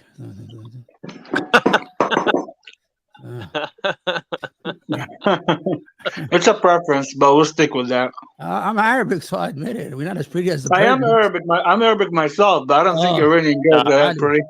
No, I met some I met some women from like Afghanistan who came over here. Mhm. They're like very gorgeous women, very gorgeous. You saw there's a cover of Time, not Time magazine, Geographic. Remember that magazine, Geographic, about Afghanistan woman with green eyes, beautiful eyes. Like 30 years ago, they put on. That's when they started had that discussion. Yeah. It's weird. There's a part of Yemen. Mike, I'm from Yemen. I know I come here and mess up the whole conversation. No, you guys no, get no. deep, and you guys get deep into Rome, and I'll bring you here to the 21st century. There's a lot of Yemen Muslims who live around me, and they're very beautiful as well, I think, and they're also very What I wanted to add is there's an area in Yemen where the majority of the people in this area, only in Yemen, they're all white, blue eyes or green eyes, and freckles. Like you see those Midwestern kids. How they got there, I don't know, because they're not near the sea. Then there's no sea or ocean near there. You could say that the Portugal could have walked in there because the Portugal were in Yemen or anything. It's just by nature, I think. I guess. Huh? Is it took the bus? Are you from the Sana'a, or where are you from? Oh, I'm from Eb. Alec. Alhamdulillah, Rabbil Alameen. Where are you from, brother? Where are you from? Lebanon. Lebanese are beautiful people, and the Syrian people are beautiful. Only in Yemen, we're midgets. We're the ugly ones, like 5'5", the average guy. No, we're all we're tough. but we're tough fighters, though. Oh yeah, I know. Yeah. But you guys hate Saudi Arabia, right? Yeah, we hate the guys, man. Because they're very arrogant people. Not the people. Okay, the government is arrogant. The people are poor. They have nothing to do with anything. They're brainwashed. Every government is brainwashing their own people. Sorry to say that, but it's not. Yeah, Adi, of course, Adi. Not you. I was yelling at somebody on the phone. I'm sorry. Yeah, talk. Sorry, here's a question I want to ask really quick before I forget. Sure. Would you say that we don't know how much Judaism had been corrupted by the time Jesus came around? Like, do we know that what we think of Judaism as we think of it now has anything to do with what Judaism was before they got mixed up with, for example, like the Iranian people, or the Persians or whatever, or whatever they were called back then. Well, if we're gonna believe the narrative in the Gospels, then it seemed like we have to say yes, because it seemed like Christ is pointing to many different sects of Judaism that are existing at the time. So just in the Gospels, it seemed like, you know, he's referring to the Pharisees. He's, you know, they're talking about all these temple authorities that are making these sacrifices and stuff and paying tribute to Rome. So there's all these different groups. There's also a guy named Simon the Zealot, which is part of his group, and that's a group that's taking violent resistance against the Roman Empire. But yeah, go ahead, Omar. No, I was gonna say that these two Jews, I think these the Ashkenazi Jews were from Europe, I think from what is modern day Ukraine, who converted to Judaism, and the other Jews of the Arab Jews who are the original Jews, who lived in the Arabian Peninsula for centuries since the days of Moses. So I don't know what the relationship is with these. Are they converts, right? I don't know. You're the historian. Did I make any sense? I confuse everybody. Hello? Yeah, I can hear you still. No, we get you. We get you for real. Scared me there for a minute. I thought I lost everybody. I was about to shut down the computer and go to sleep, embarrassed. Embarrassed. You know, I'm gonna add you to my StreamYard. I have a premium. Next time you can accept as many people as you want, I think. What's the minimum, I think? So, I don't even know. Yeah, I don't even actually know. But yeah, 10 people is minimum good. is 10. Minimum Yeah, is 10 people. Yeah, I feel like if it gets over that, it's gonna be too fucking Too much, yeah. loud. Yeah, too loud in here. Anyway. It's like a colony right now. Yeah. Yeah. Can I speak on the comment Joshua Jones put in the chat section? Yeah, for sure. Yeah, go ahead and shoot. Yeah. Philosophy speaks a lot about free will. You know, in my experience, Christianity does the exact same thing. It speaks about this free will. So I want to ask, no matter who you are, no matter what you pose as your background in religion or spirituality or whatever, if there really is this thing as free will, and you've determined that you're a Christian, for instance, yeah, and you know that you have free will, doesn't that free will say that you have the reason and will to quit being a Christian and be something else? And when we think about these are all ad hominems, and they all relate to the one famous question: to be or not to be. Our actions always speak louder than the words. So what do you want to be? I yield. Oh, silence, thank God. Is that a question toward me? Anybody? No, just a general question for everybody to think about, because I don't think many think about it at all. Yeah, I thought about it. There's nowhere to put free will between determinism and indeterminism. The term makes no sense. It's just like an excuse to say, well, you had your free will, so God could send you to hell. It's your choice. It's bullshit. Yeah. So what is opposite of free will then? There's nowhere to put it on the board. So the determinism is the opposite of free will, literally, as you just explained it, is impossible. Yes, but so is free will itself. Then it's not the opposite, it's of like kind.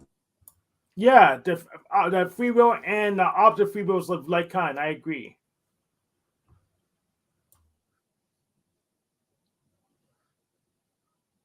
Then they can't be opposites. If they're of the like kind, they can't be opposites. Exactly. Free will and opposite free will of like kind. Pick the choice, the impossibility. So pick the choice, the impossibility or its opposite, free will. You have options before you. They are not impossibilities, they are options. There's no place to put free will or the opposite free will between determinism and indeterminism.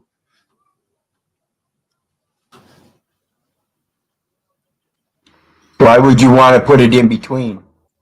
Free will is itself the epitome of determination. Okay, so we'll add another axis. What does free will mean then? Right now, it says it has no relation between determinism and indeterminism. How are we going to define and use that term now? Well, determinism would be based on your observances because you would have various observances that you could choose from. That would be determinism. Indeterminism would be blindness. You have nothing to determine. There's nothing there to determine. You can't see anything. There's nothing observable. So there is nothing to determine. Oh, that's my term. I use nihilism for that. So indeterminism is an effect without a cause, and determinism is just indeterminism is like it didn't in the causal chain. There is an effect without a cause, and determinism there is no effect without a cause. So that's why the final sense. What do you have for determinism? I use nihilism to represent for the same meaning, which is a context error.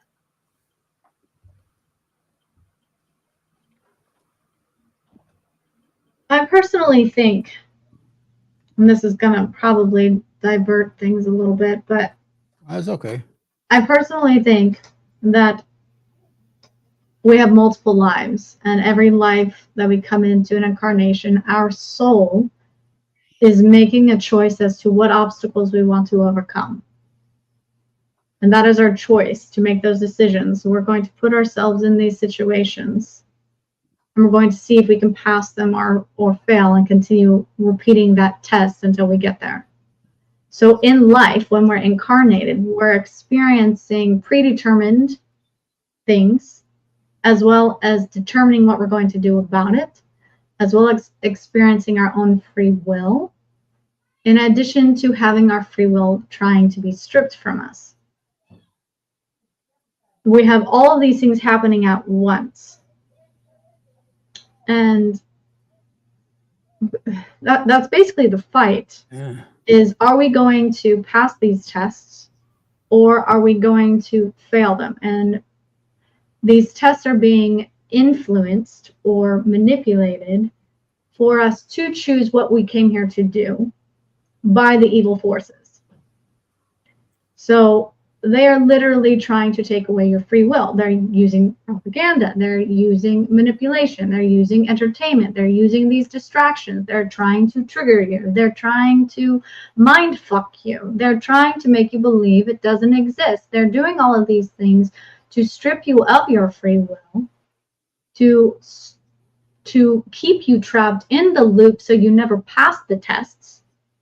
So you never grow, you don't experience any soul growth. So then you have to go through another reincarnation and recycle it until you actually go up to the point where you no longer have to be reincarnated to reach the actual goal, which is to be perfection with God in heaven. Well, some of these people say that the noble lie is told to us to test us, to give us, some way of testing ourselves, so they think they're helping us grow or something like this. There are some the question is, why people. do I want perfection? Why would I want perfection? Doesn't make any sense. If you have perfection, that means you can't get any better. Do we have what? You can't get any better? If I have perfection, I can't get any better. Right, that's the ultimate goal, and that means you no longer have to be reincarnated and go through the hellish process of being a human being.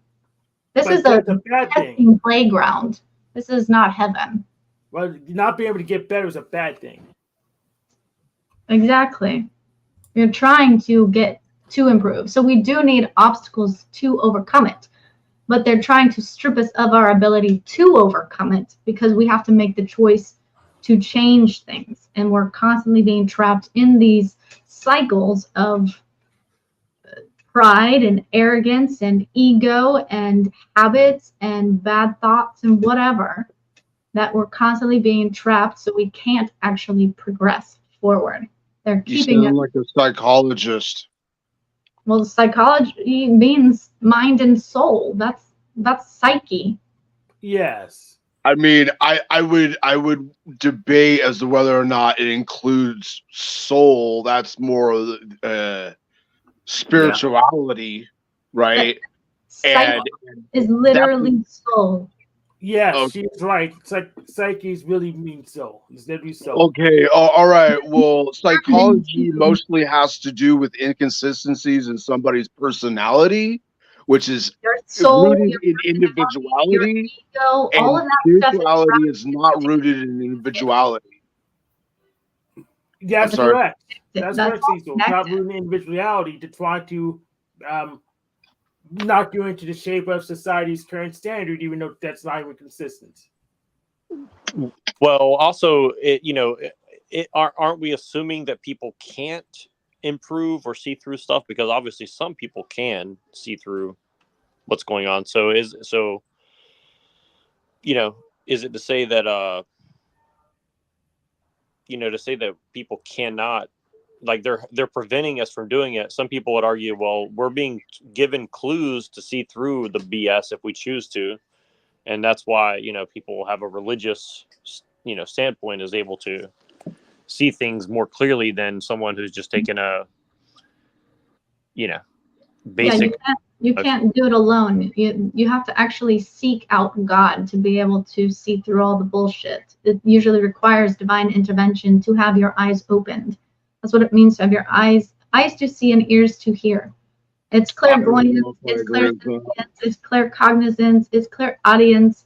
You actually see spiritual worlds. You interact with the spiritual world. You see beyond and experience beyond the five senses. Actually, I might agree with that, as long as my searching out of God does not involve one particular building or one particular book and the people. No, that's not God. That's religion. That's doctrine. That's not God. Okay. Yeah.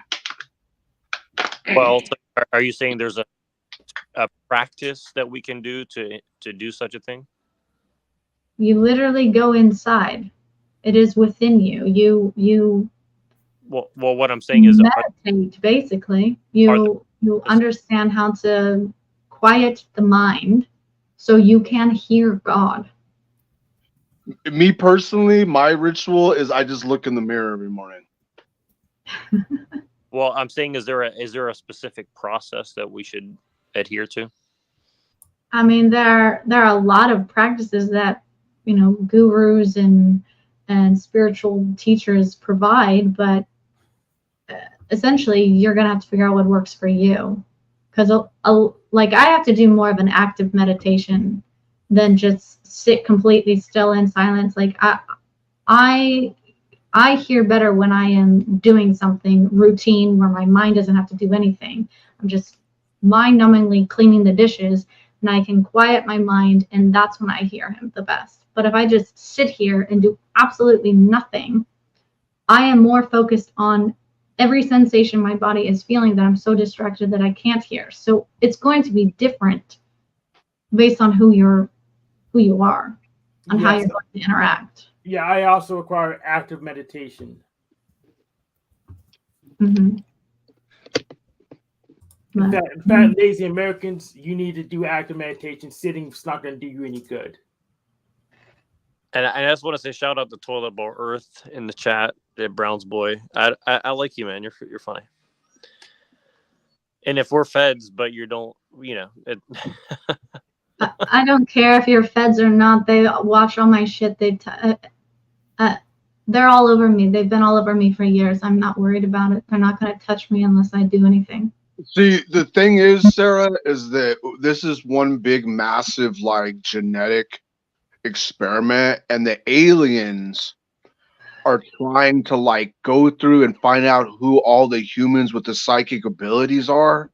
And they're everyone has psychic abilities. We just have to tap. Some are more pronounced than others. Some people are more pronounced than others.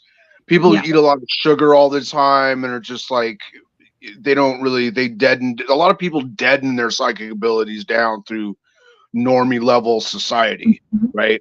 So the aliens are trying to go through and find who the psychic people are and use them for something. Maybe they taste differently. Psychic humans taste differently than normal not. So I don't know.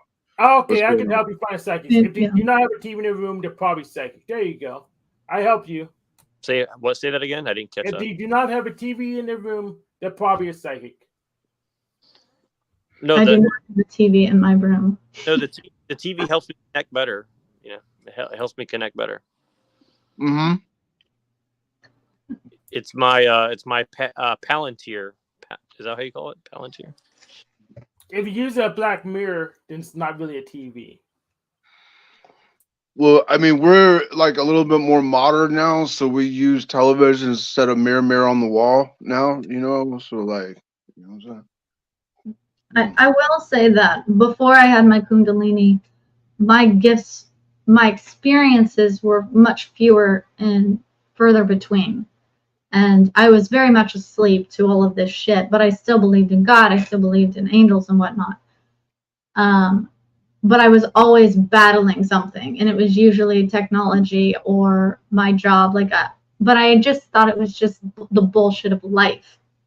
And then once I had my Kundalini, I was severely being attacked by voodoo, by fucking everything you can even think of. Like, I've had them invade my dreams where they were literally strangling me with an electric cord, like an extension cord. I've had them attack my homes. Like, I had to learn spiritual warfare.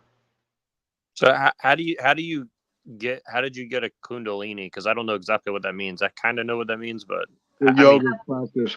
I was not actively trying to accomplish anything. It was something that happened to me. I was going through what I would say is an existential crisis. I was in the lowest, absolute darkest place I've ever been in my life, and I was there for a solid 40 days of just absolute darkness and despair. And eventually I saw light, and I looked up and I said, God, and it literally entered me. It shot up. It went through my crown. I was like an euphoric, like I was having an orgasmic experience. It was wild. And then that same night, because that was really early in the morning, that same night, I actually went out on the last date I've ever been on. And the motherfucker turned into a demon and then showed me how he can change his face to look like other men. He literally, and I don't mean like I was imagining things, he literally changed his face. And he went from one dude to another, and he did it 3 fucking times. So they live as real, basically. You remind me of some of those chicks that Reagan hangs out with. Do you know who Reagan Keeley is? Transformed in the Darkness. Sarah? I have no idea what you're talking about. I don't know who Rig. Me neither. Do you know do you know the movie They Live? Oh yeah. Yeah, I've seen that movie. Yeah, yes, they're among us. So I'm just saying that because you think that you understand why people might say it's something such as alien versus a demon or whatever, right? Oh yeah, alien is just terminology of what they want to call it. Hey. I think the reptilians were Martian, but it's just their consciousness that came over here, and then they stole our bodies. Whereas there's also like a Duke of Hell, a demon, Don Talion. That's the one who I interfered with. I don't know if the dude worshipped him or if it was actually him in the flesh. Is more likely the dude worshipped him. Wait, what's the name of the deity or whatever? Don Talion. He's the 71st of 72 demons of the Ars Geisha. He's a Duke of Hell. Can you put something in the chat so we can pull it up? And I've never heard of that before. Oh, I just linked the Wikipedia article. Baal. Have you ever heard of Baal, Neuro? Yeah, he's one of those. Yeah, Baal is like a very famous Duke of Hell. And also Asmodeus, he's really famous Duke of Hell as well.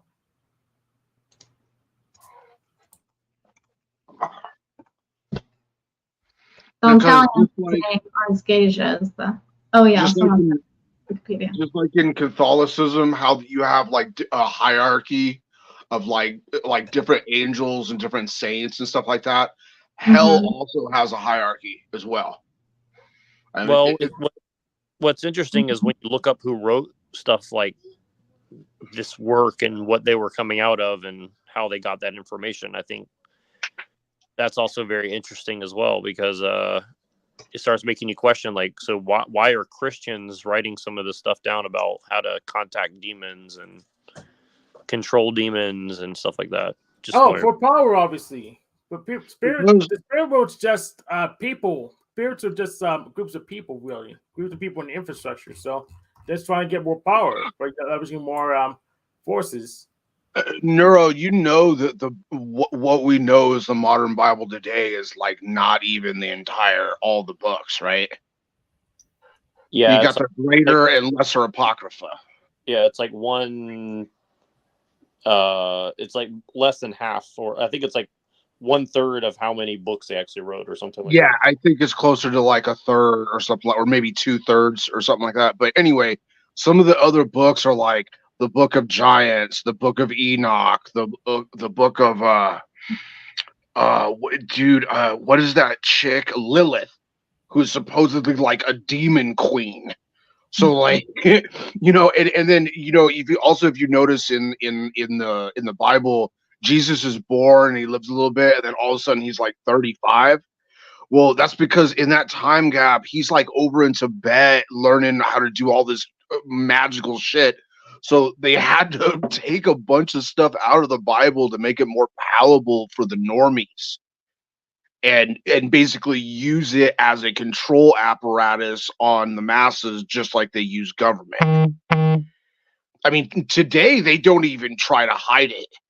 You've got these Bibles that they push to these Christian rednecks out in the country where it's like, in Jesus' Woods is the wed text. Okay, it says in Jesus' Woods you should follow all the laws of whatever land you live in.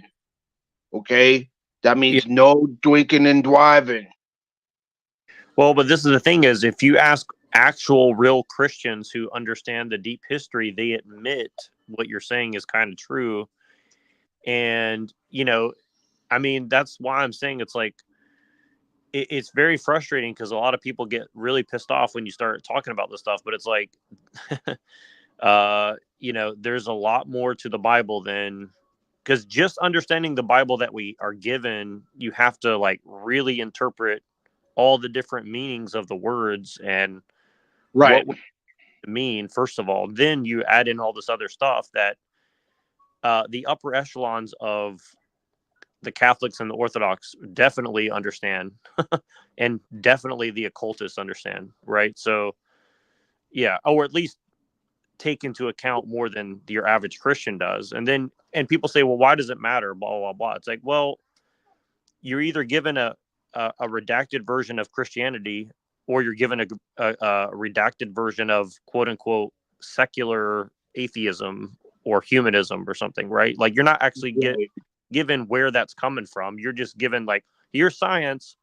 Well, science is not like a thing in and of itself. Like it comes out of something else, and people don't want to look at that. But that's why what Flow State said earlier stuck out to me, which is why do people believe that secular atheism, humanism is religion? It is a religion, literally. Yeah, of course it's a religion.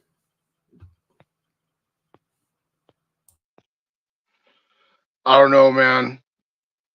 It's what you're talking about. Christianity is almost like on a par with like how like there's like lawyers have their own language, and it happens to be mostly in Latin, which is the same thing with doctors have their own language, which is also mostly in Latin. Go figure, some of the earliest translations of the Bible were in Latin. It's all basically, it draws parallels, kind of just like what Machine was saying earlier with Britain, France, and England, or excuse me, Britain, France, and Germany. Once you understand, there are various higher levels of like stewards of society and whatnot, and they all have their own language.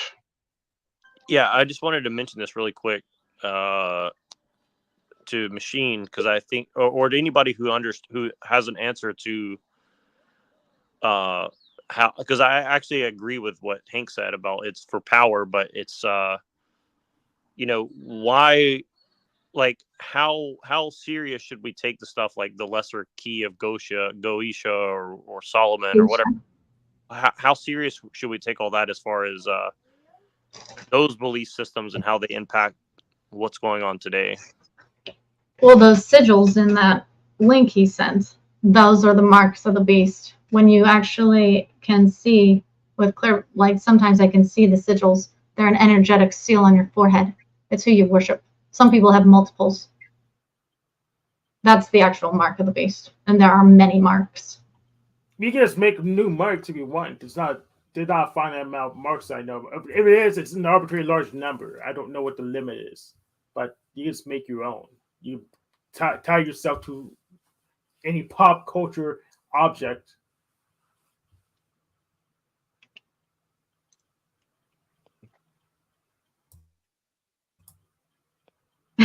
Is he finally out?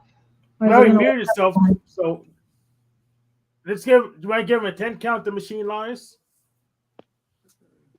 Well, there's room in the panel, so it doesn't matter.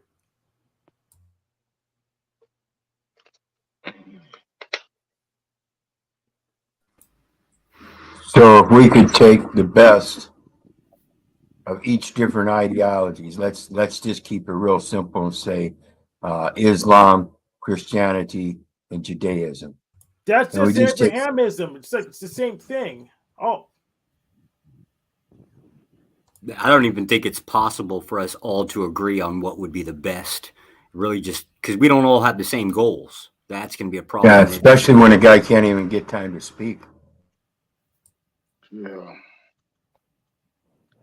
Yeah. All right, go ahead and speak, Heckle Bust.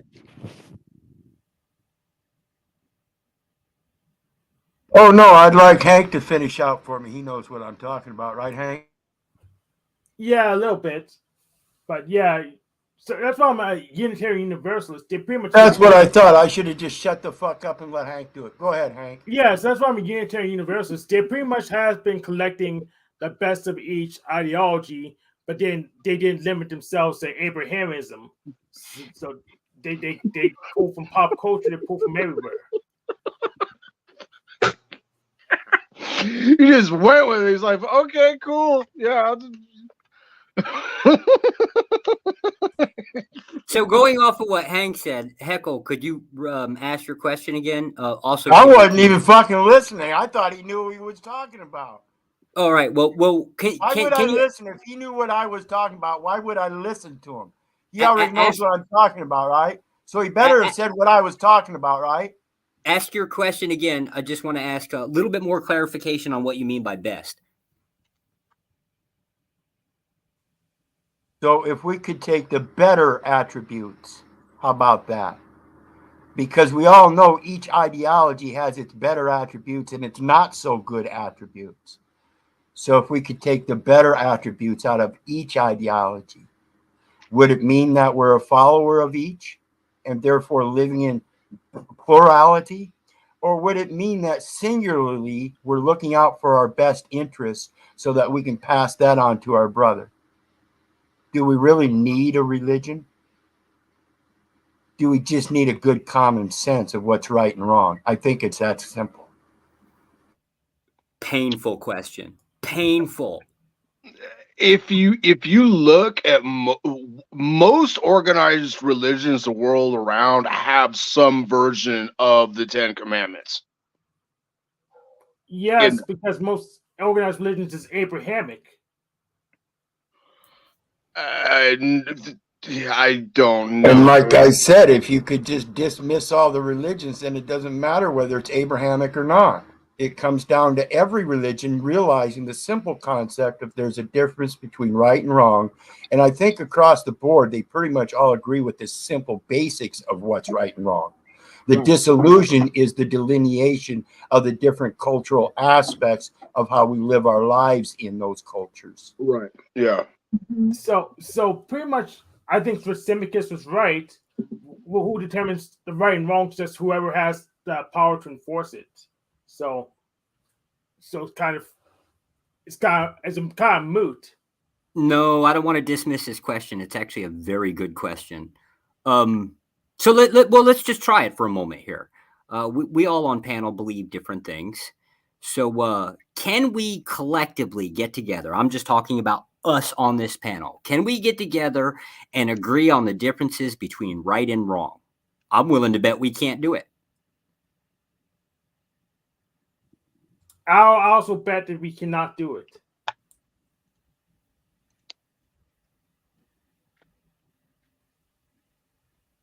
Is it right to go up and take a baby bear cub? What's up?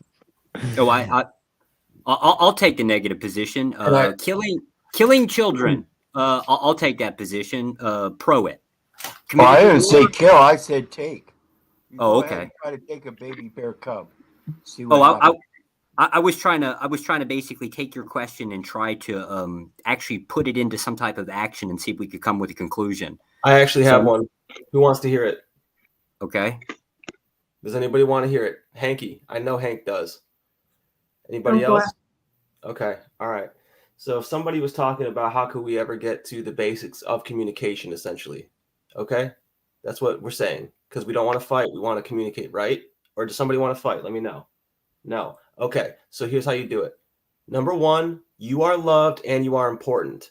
Number two, you have the answers. And number three, nobody is above or below you on a soul level. And if you can't agree to that, you're a special fucking boy. And you get special privileges, and I'll give you a special fucking spanking. Thank you. It's Okay. the male organ. Okay, I disagree that any two people. No, I gotta play devil's. I gotta play devil's advocate here. Go ahead. You're right. So, no, I disagree that any two people are equal. I don't give a damn whatever grounds you want to put to it, but two people are not equal. Any two people. Said on the soul level they were equal, though. I don't know what a soul level means. I know you don't because you're speaking. I know you don't. Thank you for the confirmation. Well. If I'm going to I'm going to adopt the Egyptian version or the Hebrew version, it's an entire living being. So what? So that's a per version. It's per version. Is it per whoever hears it? Is their version? Is that a per version? Can we say per version? So if the word has no meaning in it, or it's just however we perceive it to be, what do we use it for? Yeah, I agree with Josh. You are loved and you are important. Do you disagree with that? Well, I don't love half of you. I said you are loved and you are important. Are you listening with your ear? You are loved and you are important. Do you understand? Is that better? Important, no. Okay, well then you're loved. Can you agree to that, Mr. Particular? I suppose my mom loves me. Do you have the answers? No. Okay, well then I guess I can't help you. Actually, you can. You said you give a special spanking. Yeah. I'll accept my spanking. That's the man right there. I'll accept my spanking. Few people know what's going on here, but that's okay. I'll still stick around. All right, so I want to go back to Heckle's question because, god damn, that's a really hard question. So the first question is it capable? Can we actually pull that off? Can we pull what off? I forgot the question. What was the whole question? They agree on all of morality, and I doubt it. I'll bet against it. I'll bet money against it. Well, Joshua's proof that we can't. He'll tell you. He's not loved. He doesn't have the answers, and he's not equal on a soul level. So I don't know what to tell you guys, but I don't know what he's going to expect. But I know what I'll get if I have that type of mentality. And you're going to get Joshua Jones. And he's going to do it over and over. And you're going to get he's gone now. Thank God. They're just going to ask questions. They're going to say, "Oh, I don't know. What do you think?" There's just going to be an answer machine. They're an answering machine, dude. Is it not obvious? I think the point he's getting to is that if we try to come to a conclusion where we can come with an agreement with everybody agreeing to one answer to one situation, that's pretty much impossible.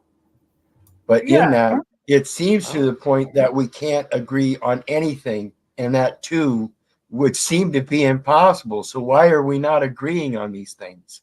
Heckle Bus, are you loved and important? Of course. Do you but that's a perversion, remember? Because my version, too, though, not because what do you my mean, what's version, oh, of, because my version of love and my version of importance would be different than yours. So you have to agree. Is it time for your spanking? Yeah. You're right. Okay. I can't say you're wrong.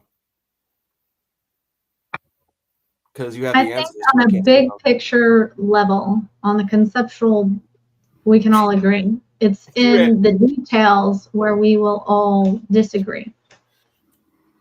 Which is why laws are generally written as more vague, and then they're scrutinized in courts, and we set precedences. Well, right. If somebody agrees or disagrees that senseless murdering people is okay, not is a good thing or whatever, then the law takes care of it and just locks them up in a jail cell. Mm-hmm. And you'd be hard pressed to find a society on earth that didn't want to do that to that type of person. Thou shalt not murder is one of the 10 commandments. You can find versions of these in practically every religion. Mm-hmm. So theology is the study of what people believe is right and wrong. And they're all just different ideologies. Here's They're all a just different situation. ideologies, and they spring up all the time, and we see it repeatedly. I want to remind you people, we have this new thing called transgender. This is very new. We also have this. It is very old. It's just new in our society. New to who? It's new to being out in the open in our current society, but it is old. So again, a guy doesn't get his chance to speak without somebody fucking cutting him off and telling others what he's trying to say. That's correct. That's what happens when we have a lot of people to talk to. Go ahead. Continue how it's new. Transgenders are new. So we end up with this thing that we think is new, but it's been around a long time. Yes, I'll agree with that. So if you'll let me finish, I'll explain. Because we also have this thing called African American. Did you know that's a pronoun, or do you not understand English? Yeah, it's a pronoun. Okay, did you know that pronoun is trademarked? Do you want to become transgender and be trademarked? Do you want to be part of the statistical data elements? Or do you want to be part of the statistical data elements that are keep tearing us apart and destroying us by creating new jurisdictions of total fiction? Yes, absolutely. The more fiction, the better. Wizard, you can't talk to somebody that thinks that way. I won't even have the conversation with him. If that's his thought process, I just won't do it. It's better for you and him. Don't even argue about it. He's not going to agree on what you say, and we'll leave it at that. I all due think respect. right. I think everybody has the answers. Therefore, I think that they're right, and I'm learning. Even when they're speaking, even if they don't think they're teaching me, they are teaching me. Yeah, God put a barrier behind you and before you when you're blind. So you can't speak to people that are blind. And I'm not talking about vision blind. I'm talking about blind from the heart.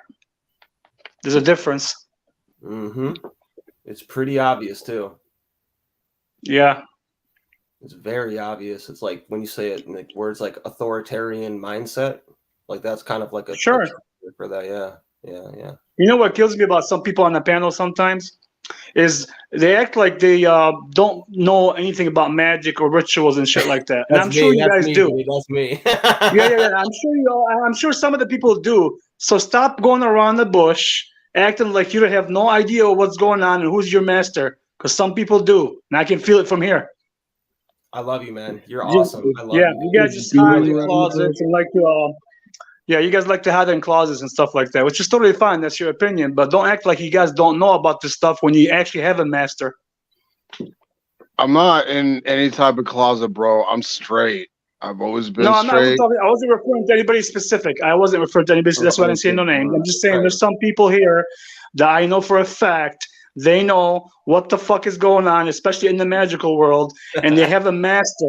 And then they speak a certain way, and that's why they're blind from the back and the front. So if wizards talk to them about something, they're not going to understand it. They're blinded. Yes. Boom! That's an alley-oop right there, baby. All day. ML, can I jump down so Flow State can jump up? You guys can jump up, jump down, whatever your master If says. anybody wants to get up, but I think I might if B-More doesn't respond real quick, I might wish him good night because Yes, give him a 10 been out count. for the last Go ahead, hour, Rep. dude. hey B-More, are you awake? Dude, he's like drowning in his own drool over there. and shit. No, I think He's okay. passed out, man. I hope he's okay. Well, hold on, He is guys. fine. Hold on, guys. Okay, good night, B-More Busker, man. You have a blessed night, man. Can we sing Good to night, him? dude. Yeah, I'll sing to him. All right, what song do you guys want to sing to him? All right. Inshallah. Well, there goes B-More. He went to sleep. Apparently. I wanted to Yeah. sing to him, man. Oh, Yeah, well, sometimes people do fall asleep on the panel. Cecil's fell asleep on the panel a bunch of times. You know, he passes out eventually. You know, but yeah, man. Paul Enslaved, yeah, pieces available, and we got Low State back on the panel out here. You know, but yeah, the panel is officially full again. So yeah, panel's full again, guys. So bless you guys, man, for being here with me. But yeah, go ahead, guys.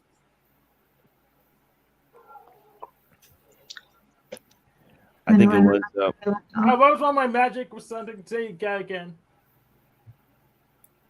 I'm still stuck What on was the question? Yeah, what's the point of my magic? Just be more specific.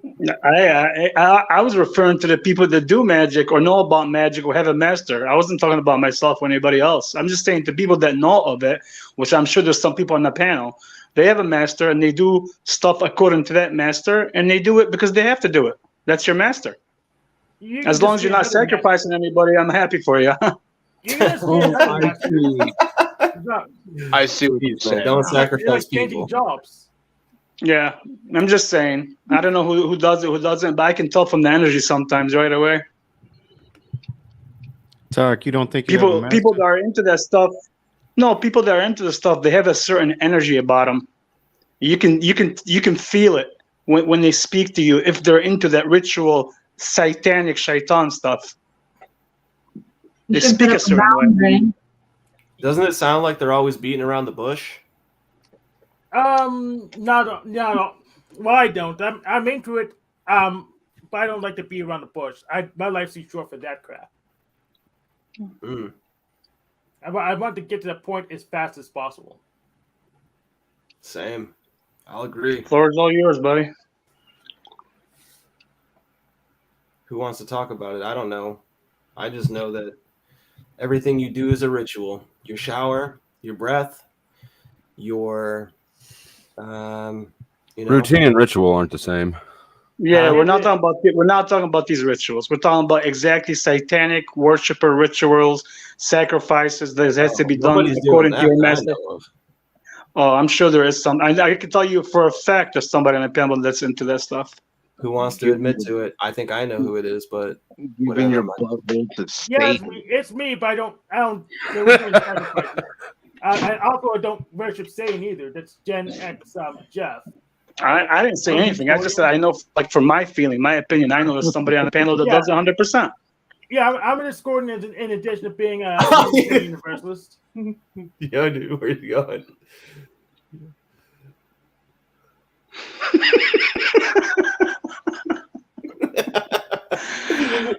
Oh, you're not talking about me. Have everyone go around and say Holy Father God. You just finished up a bottle of blood there, man. What are you pointing at me for?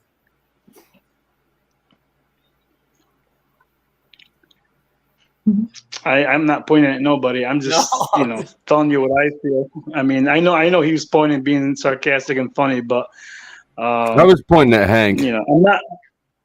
I'm not people sometimes just have a certain way about them, the way they speak, the way they talk about certain subject. They just an energy is different. You can see it through their eyes. Yeah, especially when their cams are off. Yeah. Although I do. Do you think that you can tell before Retina they scan me. tell Retina you? scan me, Joshua. Retina scan me. Hurry up. This is your chance. Oh, you lost it.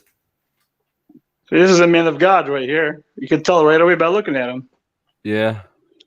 What do you see? Yeah. He may not be perfect, but he's a man of God.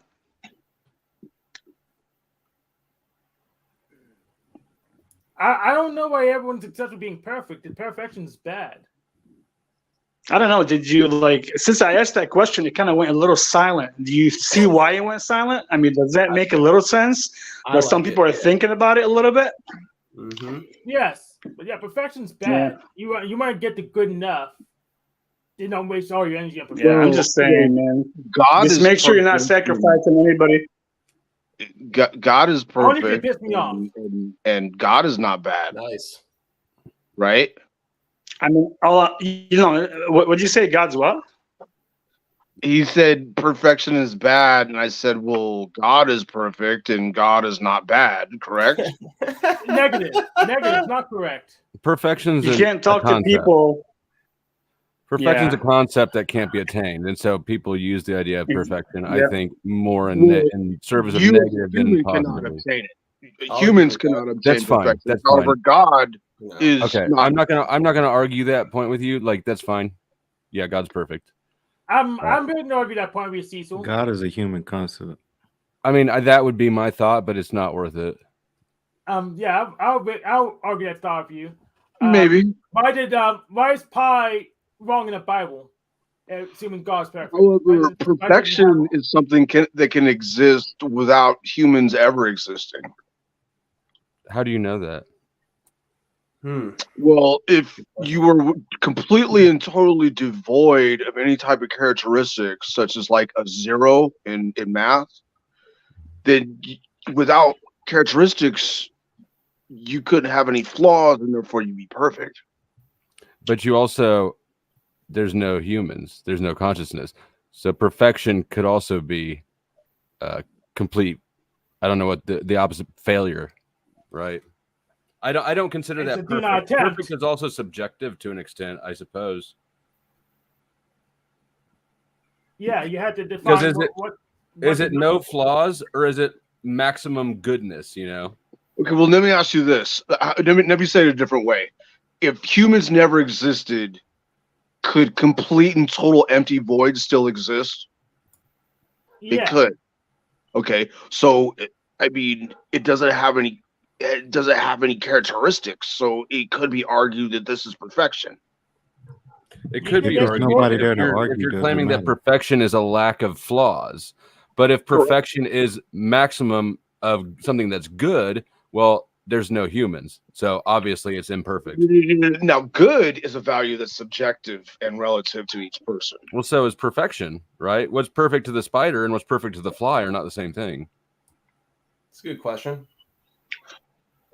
Or stance or idea. I mean, I guess because it wouldn't it be relative to some level, right? Yeah, it'd have to be. If there was no human element to have any relativity to it, if there was nobody to consider whether or not it's perfect, then nobody would be thinking about whether or not it's perfect. So I suppose in a way you're right, but it still feels like an imperfect way to get perfection. But concepts would still exist free and clear of humans existing. No. No. Well, conflict is inherent in duality. No, I said concepts. Oh, sorry. No. Well, if there's no one to interpret the objects, you can't have concepts. So without humans existing, gravity would still exist. Light waves would still exist. Concepts are perception. Yeah, so I'm not sure it's well-formed to say gravity will still exist. It's possible that it still exists. You can build a universe without humans that says gravity, but who can build a universe? Without humans, characteristics would still exist. Right? We don't have enough. No, we don't have enough. Yeah, but there would be nobody to characterize them. Yeah, exactly. Angels were created before humans. So there's not a measure of them, I guess, in the sense that we can That's very understand. true. Angels have consciousness. Humans are not the only beings that are all these fucking amazing things. We were the last thing created. We're not the only thing created. Sarah's kind of like having Reagan here a little bit.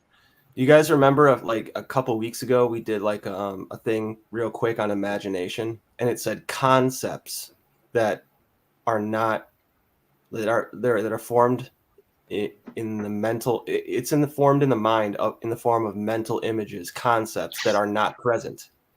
So the imagination, by definition, would be able to conceptualize without us. Without like it, like here's the thing is like something existed before us, like all of us before we were here. Like we're lucky to be alive. Like if you count all the sperm that's ever been donated on this earth, like we're lucky as fuck to be here. Okay. Yeah. And, If you assume some form of idealism, I agree with you. But if you assume materialism, that can't be true. So if you assume it depends on your axioms. So if you assume idealism is true, but if you assume materialism, it's not true. I'm an idealist myself. Without humans, would numbers exist? Probably not. If you assume idealism, yes. If you assume materialism, no. I would say no. I would say that Plato said all is number because he was tired of bitch ass people not counting their blessings instead of numbers. I think numbers would exist without humans. You do. Well, because the zero has to be made by one line, right? The zero has to exist. I mean, the thing that the numbers represent, the function that the number is representing, right? Like there could still be two rocks, but two wouldn't exist as a way of understanding quantity. Correct. So then if numbers would exist, then nothing would also exist because zero would exist. Correct? I'm not high enough for zero, this. But what if zero? Okay, well, if all exists, right? If all exists, then zero exists. So does one, and all the way up to at least 9. You know, like maybe 8 isn't even in there. Maybe 8 can turn sideways, and it means infinity instead of being up and down. Because we all know maybe it could separate and it's double zero. No, it is double zero because there could be a double life, right? There could be a double meaning. There could be a double lesson to one singular degree. Maybe it's crunchy. Maybe 8 is crunchy. I believe that there is a sect of Judea that attempts to explain God through numbers. I can't remember the name of it. Machine, do you know what I'm talking about? You think zero wouldn't exist, or you think numbers would have to exist before anything? Numbers, maybe? Does anything exist without perception or consciousness? I think so, yes. Oh, yeah. I think not. I think so. Because just because I didn't hear the tree doesn't mean it didn't fall. You know, I wasn't there, but I walked there on Tuesday. It was up, and on Wednesday it wasn't. That doesn't mean it didn't fall. That's the wrong comparison, though. There has to be like an over mentality keeping track of the objects. So something has to keep track of objects before stuff can happen. So it doesn't have to be there's like a person, but there has to be something keeping track of the objects. So just because we can't perceive it, it is possible that God exists and we just can't see it. Yes. What if that's all you're saying? Just think about the electromagnetic spectrum. The only thing we see is that tiny little sliver of visible light. You can't see your Wi-Fi, but you know it exists. Yes, and it's also light. It's microwaves. Yeah. There's a whole field keeping track of the energy levels. What do you think your soul is made of? It's frequencies. Why do you think soul and body is the same thing. So whatever my body's made up, my soul is made up of it. Sarah, some people can't see that far. I agree with you, but some people can't see. Their mind is a little like narrow. They can't see the whole journey. They only see what's present in this world. That's the problem we're having with a lot of the stuff that we're encountering on a daily basis with war, all kind of stuff. They just think about this world because their master only can promise them this world. That's why. So I'll be blunt with it. Their master can only give them this world, so they're only going to think about this world. They can't think about anything else because they're not entitled to it. People like you or somebody else are entitled to it. They're not. So their thought process is way lower than yours. Well, I'll take the compliment. No, it's a compliment. I know. Just letting you know it is. Some people may take it the wrong way. It is what it is. I just know some people are only working for this physical world that's in here, and after that, I don't know. That's their fate or their destiny, whatever they signed or whatever dot of blood they put on, and they spun it around with some magical shit. That's between them and God. But I think they understand frequencies. They understand energy. And if they can wrap their mind around the fact that their soul is a particular frequency and everyone has their own frequency, that is what actually separates us. But we are all connected on that spectrum. And you can even, you can, some people know how to change their frequency to match someone. This is how you actually feel that connection with someone, where you harmonize and you kind of feel in sync.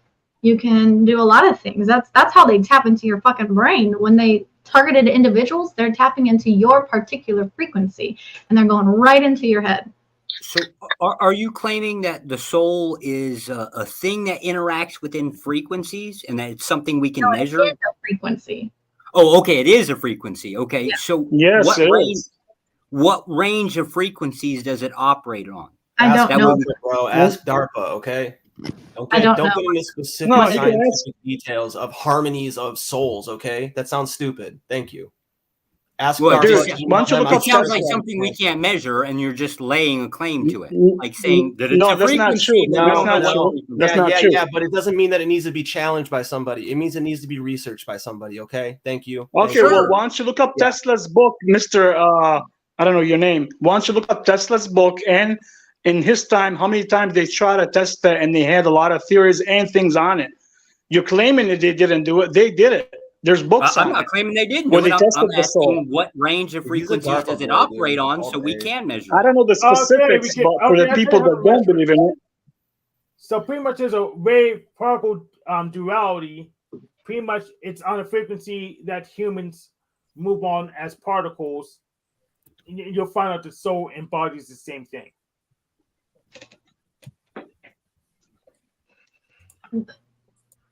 I don't actually know specifically.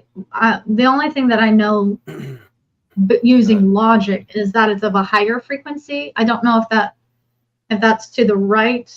I'm trying to see the image of the electromagnetic spectrum. I think that's to the right of the light spectrum. Is that higher, or does it go to the left that's higher? I don't know the exact one. All the same, up, down, left, right. It depends on the chart. Let me check them on Wikipedia. Okay. It's a higher frequency than there are people out there. They're called governments, and they actually believe 100% for sure, like to 99.8%. I know someone else can back me up on this shit, that they can target an individual through. We'll just leave it at there, and they can. They believe that they can. Whether they can or can't, they fucking believe that they can. They do it. Yes. So yes. It's not a belief. They do it. Yeah. They know. I mean, you can ask them if you can talk to them, but they're not going to tell you. Well, of course they're not going to tell you. But they know. There's certain caveats.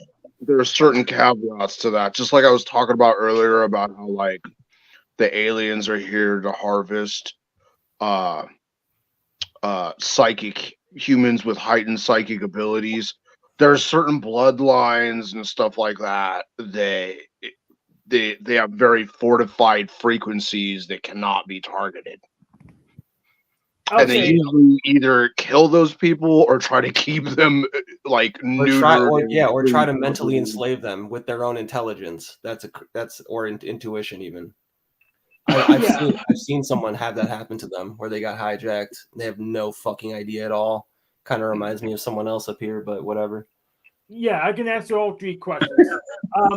So electromagnetic spectrum, right? It's you, man. It's you. High No, I'm kidding. frequency. Light's high frequency, and left is lower frequency. Humans or lower frequency than he was more lower frequency than infrared. And what else? I dumb myself down to snip out of that. There you go. That's all three questions answered. Okay, Howard.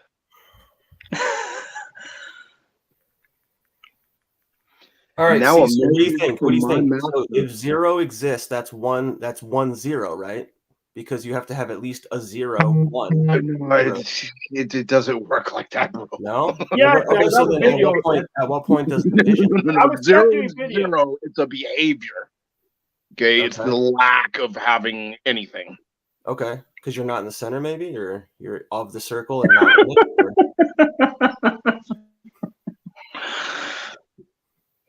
I'm serious, man. I'm just curious. Like, I'm sorry, maybe I should have just shut up, but I'm just. No, you're fine. You just made me laugh the way you said it. No, space exists without matter. I mean, that's kind of like 0 and 1, like kind of what you're saying. What like is space? You see, space, which is nothing, exists without matter, which is something. So 0, 1. Yes, correct. That's exactly what I was following. And then doubling is what, 2? I don't know. What's that Fibonacci all about?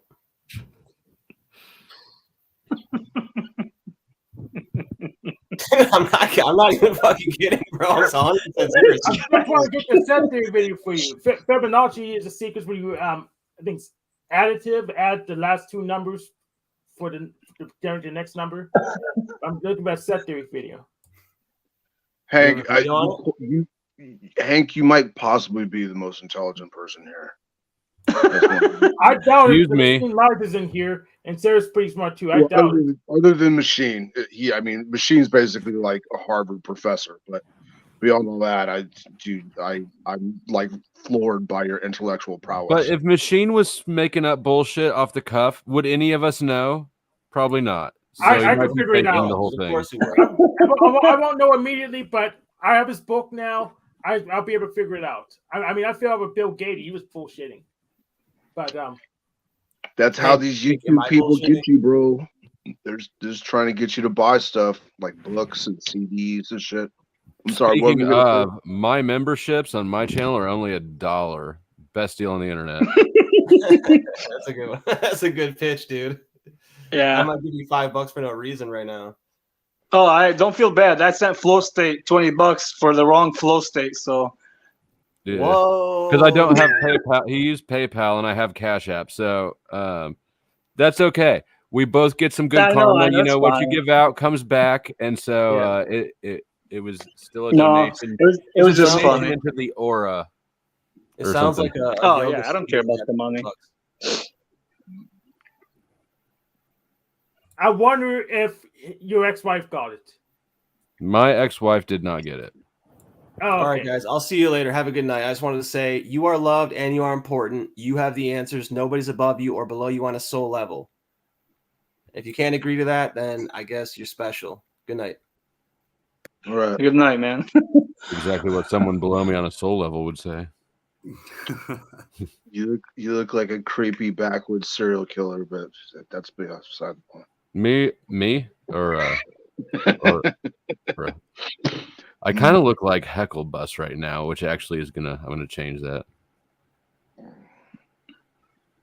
The profile picture.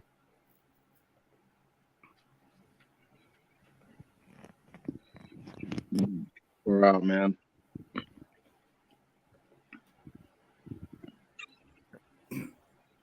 Yeah, it says in this book that I have that the Pythagoreans associated limit with odd and one, but unlimited with even and plurality.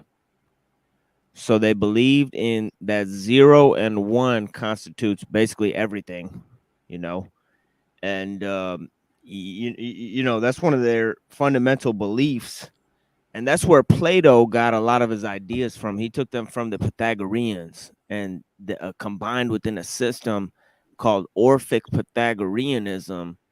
They basically combined Zoroastrianism, Dionysian cults, and also some of the Pythagorean philosophy, where he said that those called Pythagoreans, and this is Aristotle talking about it in Metaphysics. He said those called Pythagoreans took hold of mathematics and were the first to advance that study, and being brought up in it, they believe that it is the principles and are the principles of all that its principles are the principles of all things that are. Sorry. Since numbers are naturally first among these, and in numbers they thought they observed many likenesses to things that are, that come to be, and since they saw the attributes and ratios of musical scales in numbers and other things seem to be made in the likeness of numbers in their entire nature. And that's one of the things that Plato believed too. He called it the music of the spheres. And these spheres were these divine mathematical ratios that composed the harmony of things in the world. And they came from these forms. The first among them, Pythagoras believed was the number 10. He thought 10 was like the most perfect form of all time, but yeah. Welcome, Jesse. What's up? Yeah, it's weird that they had to use an irrational scale to make music work properly.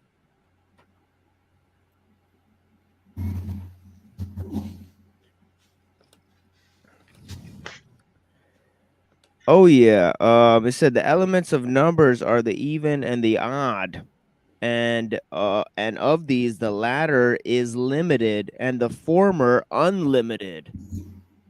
So there's two things: even and odd, one limited, one unlimited. The one is composed of both of these. The one in capital. Okay. So like D1, that means like the actual monistic quality of everything that exists. The ultimate one. Yeah. Yeah, that's something that Plato also believed in, as D1.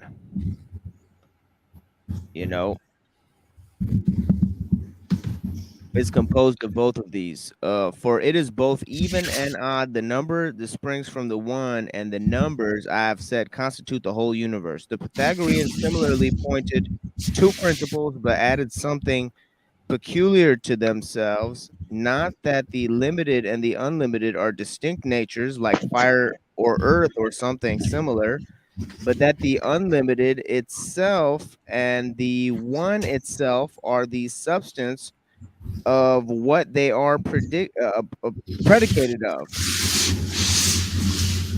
What the hell is that? Yeah, I don't know where that sounds come from, but yeah. Somebody's streaming from the highway. Yeah, we'll figure out what's going on. Well, I just gotta take everybody's thing and put the background noise off. But yeah, I'll figure it out in a second here. I gotta figure it out who's doing that. I mean, C.S. Joseph's not on the panel. Yeah, we'll get it correct. Yeah, but anyways, this is what the thing I wanted to read. The tetractys is a certain number, which being composed of the four first numbers produces the most perfect number 10. For 1 and 2 and 3 and 4 come to be 10. 1 and 2 and 3 and 4 come to be 10. This number is the first tetractys.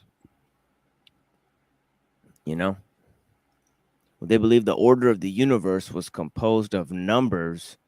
But this goes back to a fundamental question: are numbers, discovered or invented? In Plato's synthesis, he would say that they are, obviously discovered. He thought all knowledge is discovered. This is a process he called anamnesis. But yeah. But yeah, he thought all knowledge. They're discovered. Yeah. or it could be that they're fucking just invented, and to a certain sense they are invented, because the actual numbers that we use, the actual for instance, numbers require language. We have to write the numbers out. Like 1 has to have a certain form, 2 has to have a certain form. We got to write it out.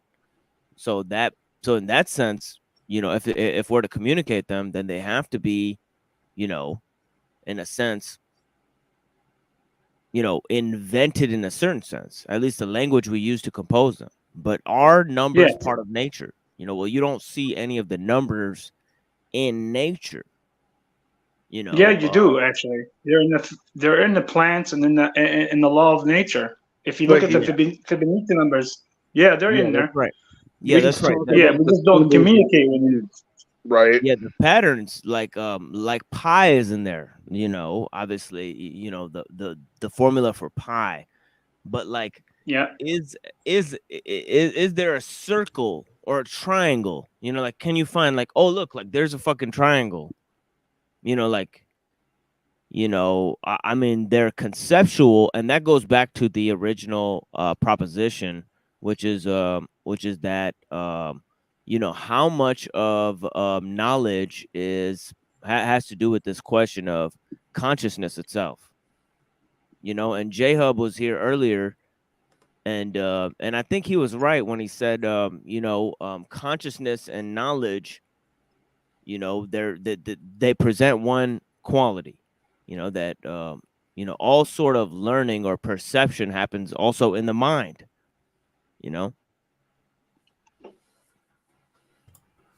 Yeah, I think you need mentality to have knowledge. That's I think Stephen Wolfram is also an idealist. He's extending physics using his model that involves Rulliad, which is this I think a set of all possible rules or something. Yeah, I like what Brown's boy is saying here. He says numbers are less than letters and symbol. That's an interesting thought. Numbers I agree. When you look at just because I don't have a symbol or a word to denote numbers, you can still have more than one of, there's still more than your singularity. You can still have this concept of I am me and there is the other, even though I don't have a word or a symbol to denote that. Correct? Yeah, you just point to the thing. You just point to the thing, like that. There's the Luffy hat. Right. So then, if this is like, if I can understand my existence, can I understand lack of existence? No language or words or symbols. Yeah, via dialectic. Yeah. Right. Yeah, you do it via dialectic, of course. So then, if I can perceive that,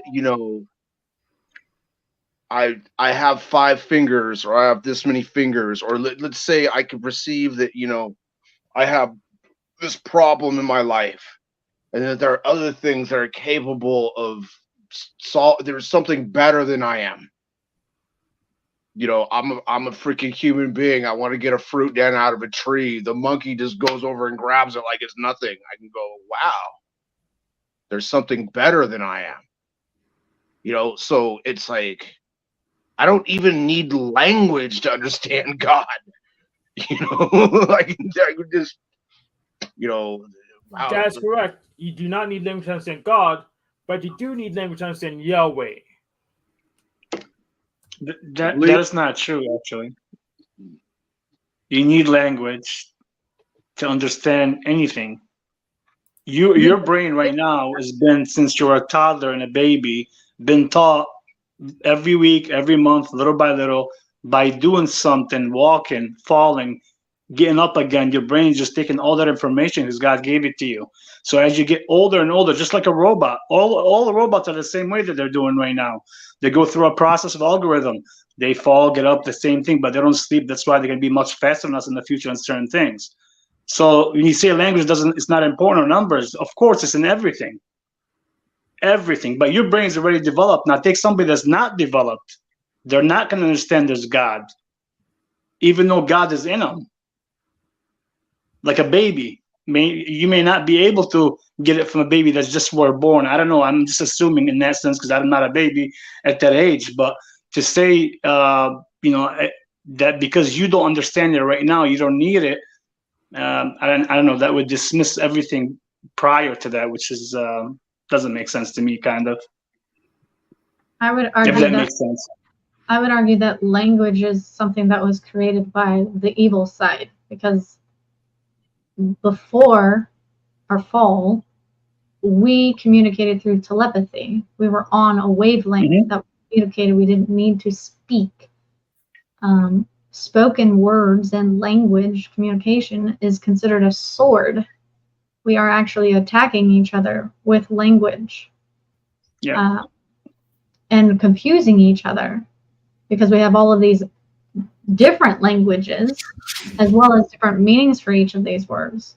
And I actually think language was created by the dark side to keep us trapped where we're at in confusion, and all of the other shit they've done to us to remove us from our spiritual abilities that we need to get back to, where we can actually communicate and understand each other. Because when it's on wavelength, you don't have confusion. You understand. Yeah. That actually makes sense. See, I didn't think about it that way either, because you can talk to somebody without saying something. Even right now, there's certain people that have that energy, that soul and that spiritual energy. They can just look at you and you can tell. So you don't really have to speak. I get that, and that makes sense. But yeah, that makes sense. So yes, but there's a limit. There's a very, very short limit of what you can transfer over that way. That's why language lets you give.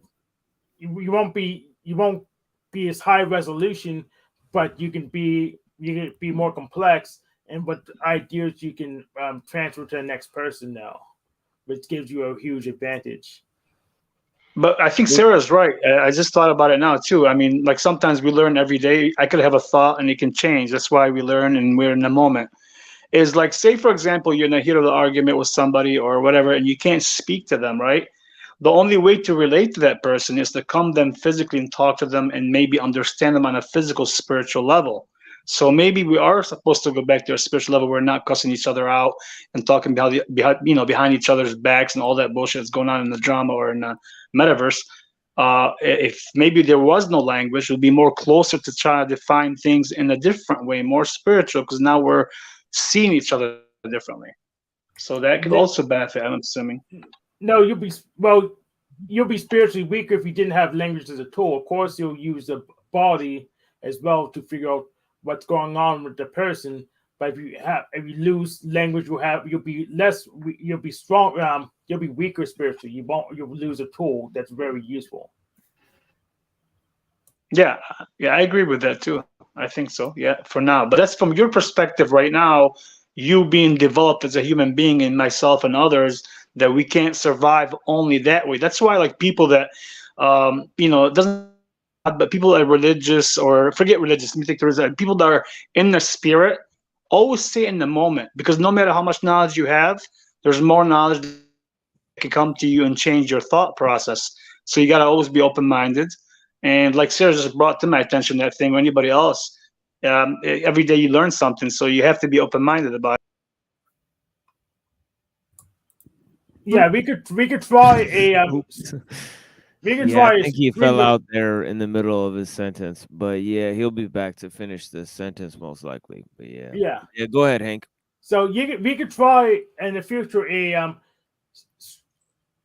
panel where we just make faces at each other, and we'll figure out if we feel we can communicate better or worse without language.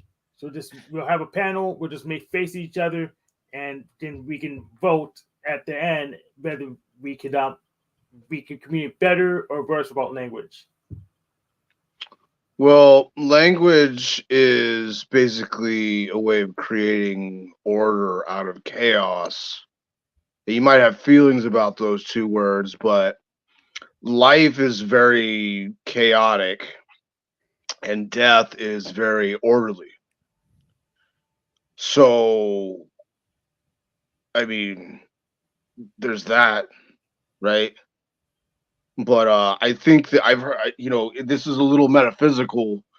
I've heard about people being able to pick up radio frequencies off the fillings in their teeth and being able to hear like radio transmissions and stuff, right? Okay. And so, I mean, if our soul or whatever, the electrical impulse that's floating around inside of our nervous system has a broadcastable frequency, every single one of our hair follicles is on a nerve ending. I mean, that could be the metaphysical basis for telepathy, right? Well, we have telephony, and it works really well. We have telephony. We're all in different rooms. We can talk to each other just fine. Do we really need telepathy that bad when telephony is doing really, really good job? When the white rabbit is peaking, do you want me to put the radio in the bathtub, wizard? Please. A lot of the people that get targeted or mind fucked or whatever and pulled into like the military, a lot of them go into special forces or into the Delta forces. They use telepathy a lot in their small groups to avoid sounds and communications when they're doing operations out in the field. They have like a weird synchronicity with their group. It's a trauma bonding ordeal. It's sad and terrifying, but they use telepathy. They're not going to tell you that, but they do all the time. Why wouldn't he tell me that? I mean, maybe we could just look it up. Why won't they tell you that? The same reason they don't tell you 90% of the shit the government does. Yeah, they don't know what it does. They're literally ignorant. That's the reason they don't tell me. They literally don't know.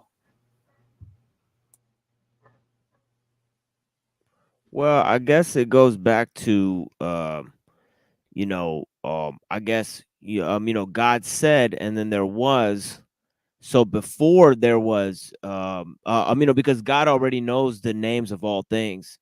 So when he calls something into existence, he actually creates it, so before language, what was there, I guess, in a sense, silence does bring us closer to God.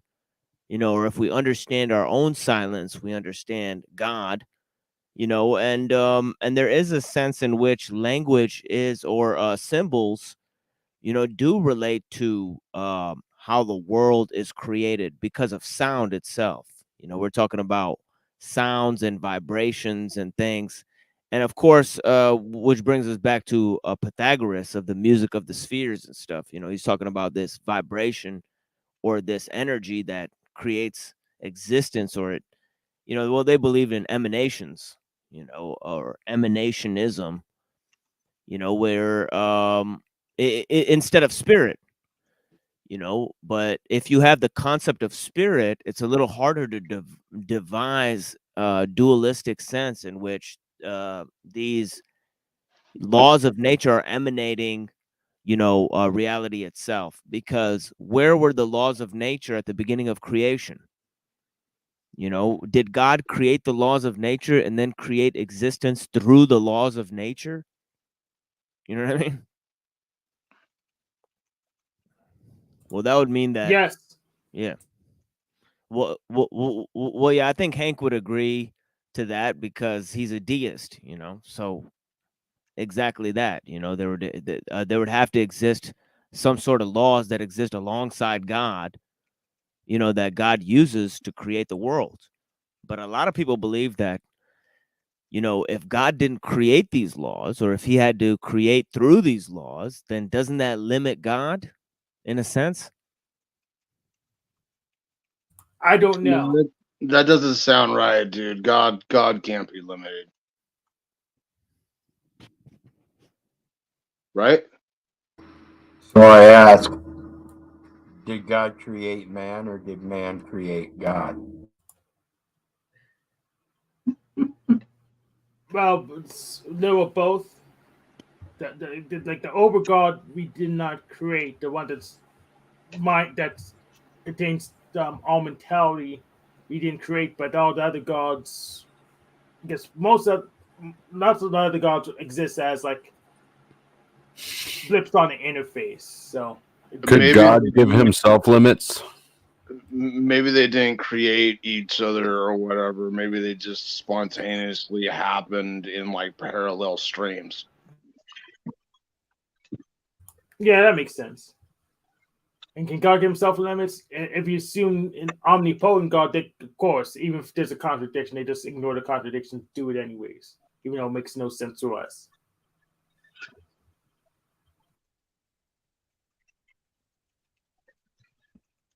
I think I like my version of it.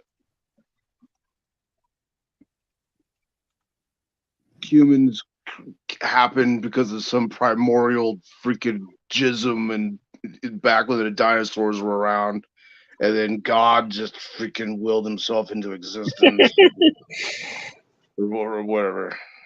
I think yeah, I like my story. Yeah, I kind of like your story too, actually. yeah. Machine Lines, can I ask the panel a question? Do you guys believe there's other worlds besides this world? And I'm not just talking about the spiritual world, planets and everything else. Have you ever played a video game? Yeah, dude, it's like you can see them in the sky and stuff. All those points of light at nighttime, right? No, I'm talking about like different planets, different people, different civilizations, different gods in terms of, totally different planets. I'm not talking about maybe not even the Earth, not anything we can see. Yeah, pick up a video game. You'll find it. No, I wasn't talking about video games, or I'm talking about like reality that you can't see. Does your brain comprehend that there maybe is something out there that you can't see? Yeah, Or pick not up a just video your game and mind. turn it on. There you go. Many people believe that we only see 10% or less of what is actually here. So could be other dimensionals, interdimensionals, fairies, all kinds of things flying around, which most people don't see. But people that have gone through severe trauma, that have had to escape their body in order to protect themselves, have actually been able to go to these different dimensions and see things that a lot of other people can't see. Here comes another person talking like a freaking psychiatrist, dude. Jesse knows a lot of stuff. I think I heard him talk. But they're like everywhere. Yeah, no. The reason why I asked this question, panel, is because like a lot of people, in the Muslims or Christians or Jews, they only say they wonder if there's like extraterrestrial, all that. It says it in your book. There's a lot of worlds besides this one in the Quran and the Bible, all of them. There is other worlds, and there's only one Lord, it says, of all gods. So I don't know why they always skip that and act like they're surprised. For example, there's maybe extraterrestrials or other worlds spiritually or non-spiritually. It doesn't matter either way. There is. It's in Scripture if you believe in Scripture. Because they want to believe that this world's the most important one, and the other ones don't even matter, even if they did exist. So it's just nonsense. I think there's a lot of worlds that exist. There's spiritual world. There's planets that exist. There's a lot of stuff we can't see. Like Jesse was saying, even in the scripture, it says that you're limited on knowledge, and you're only given knowledge little by little as you seek it. And who knows how much can you seek and how much God wants you to know. That's right. up to Well, heaven, like I said before, heaven or whatever, let's say the spiritual world has a hierarchy, right? Yeah. And so there might be like, I can't remember what his name was in the Egyptian pantheon, but there's like a creator of the entire universe, like the one supreme consciousness, right? And then there's all these other little lesser gods that are basically the collective consciousness of all the people that worship them. Yep. You can look at, let's say Christianity, the Christian complex. All the people that identify as Christianity or whatever, like put themselves on like a network, let's say, and their God is the sum total of all their consciousness. This is. Even in scripture, if you look at Enoch, which was taken out, Enoch talks about these other beings. And one of the reasons probably why they took it out is because the church did not want people to think that there was anything outside more than the box that they wanted to put people in. Since we have two people, I want to tease out their ideas and I want to pit them against each other to some degree. Jesse, you were talking last night about the Khazarians. Do you think that they're Luciferians at the end of the day? And I mention that because we have Hank, who is a Luciferian. And I want to tease out, if that is what they are, what do they believe in? And what can we learn from that? 100% I believe the Khazarians are Luciferians. I don't obviously know any personally, but just from the research and the studies that I've done, just because Hank says he's a Luciferian, it doesn't mean he's one of them. I have a neighbor that's a Satanist, great guy, shovels the walks of older people, walks his dog, does a lot of charitable things, not like a typical Satanist like you would think, you know, drinking blood, cutting chickens' heads off and shit, right? So, you know, but he's just one of those people that has, you know, seen religion, and he rather, you know, be on the opposite side of religion opposed to being one of these, you know, horrific Satanists. So, yeah, I don't know if that answers your question, but one of the Luciferian doctrines is that they got to tell us what they're going to do to us before they do it to us, and people have to willfully agree to it to absolve them of karmic or universal liability, so they think. Okay, and I agree with Jesse that Khazarians are Luciferians. I disagree. No, Jack, I am a Luciferian. In fact, I'm not supposed to give any warnings before I do something because that's bad tactically. I shouldn't call my attack because then you can dodge it. I think you're just a Lucy fairy or fairiness or something. So I'm a Unitarian Universalist and a Discordian. If you interpret that to be Luciferian nature, that's okay. That's fine with me, but I do not agree with that description. Jesse, the what do you call it? Is it Karazi? Is that how you say it? Exactly. Yeah, is that in Arabic the Khusrayin? I'm not sure if that's what you're talking about.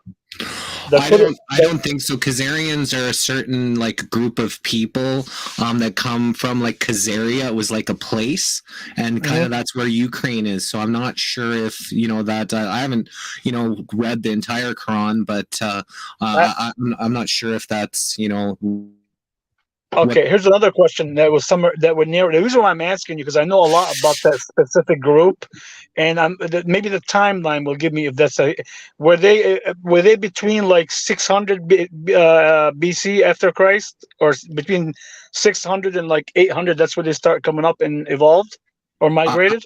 I think so. Okay, so yeah, they are the Khosrayin. That I know who that is. There's a lot of them in Ukraine. For example, if you watch like MMA or anything like that, you'll see Khabib. Khabib is actually from Dagestan. Dagestan people are actually most of them are from Khurasis, and they could be Muslim, they could be whatever. To my knowledge, maybe I'm wrong. I don't know. Well, I know. Well, I have a theory that the whole Iraq-Iran war stuff is actually about the same thing as Ukraine, which is somebody wants to control the ancient lands of some people. If I had to guess, that's kind of what I think. No, I agree. Yeah. And just because they're Khazarian, it doesn't specifically mean they're the fake Jews. The Khazarians are using the Jewish people in order to hide cover, in order for them to be. So they could be any type of people, but right now they're kind of known as the fake Jews because they're the ones who moved in to Palestine after, in the 40s or 50s when, all this shit went down, in order for them to fulfill whatever this Bible prophecy is, for, them to create this Jewish state, and all the Muslim countries are supposed to go against 7 countries are supposed to go against Israel. This is supposed to, I guess, fulfill Bible prophecy.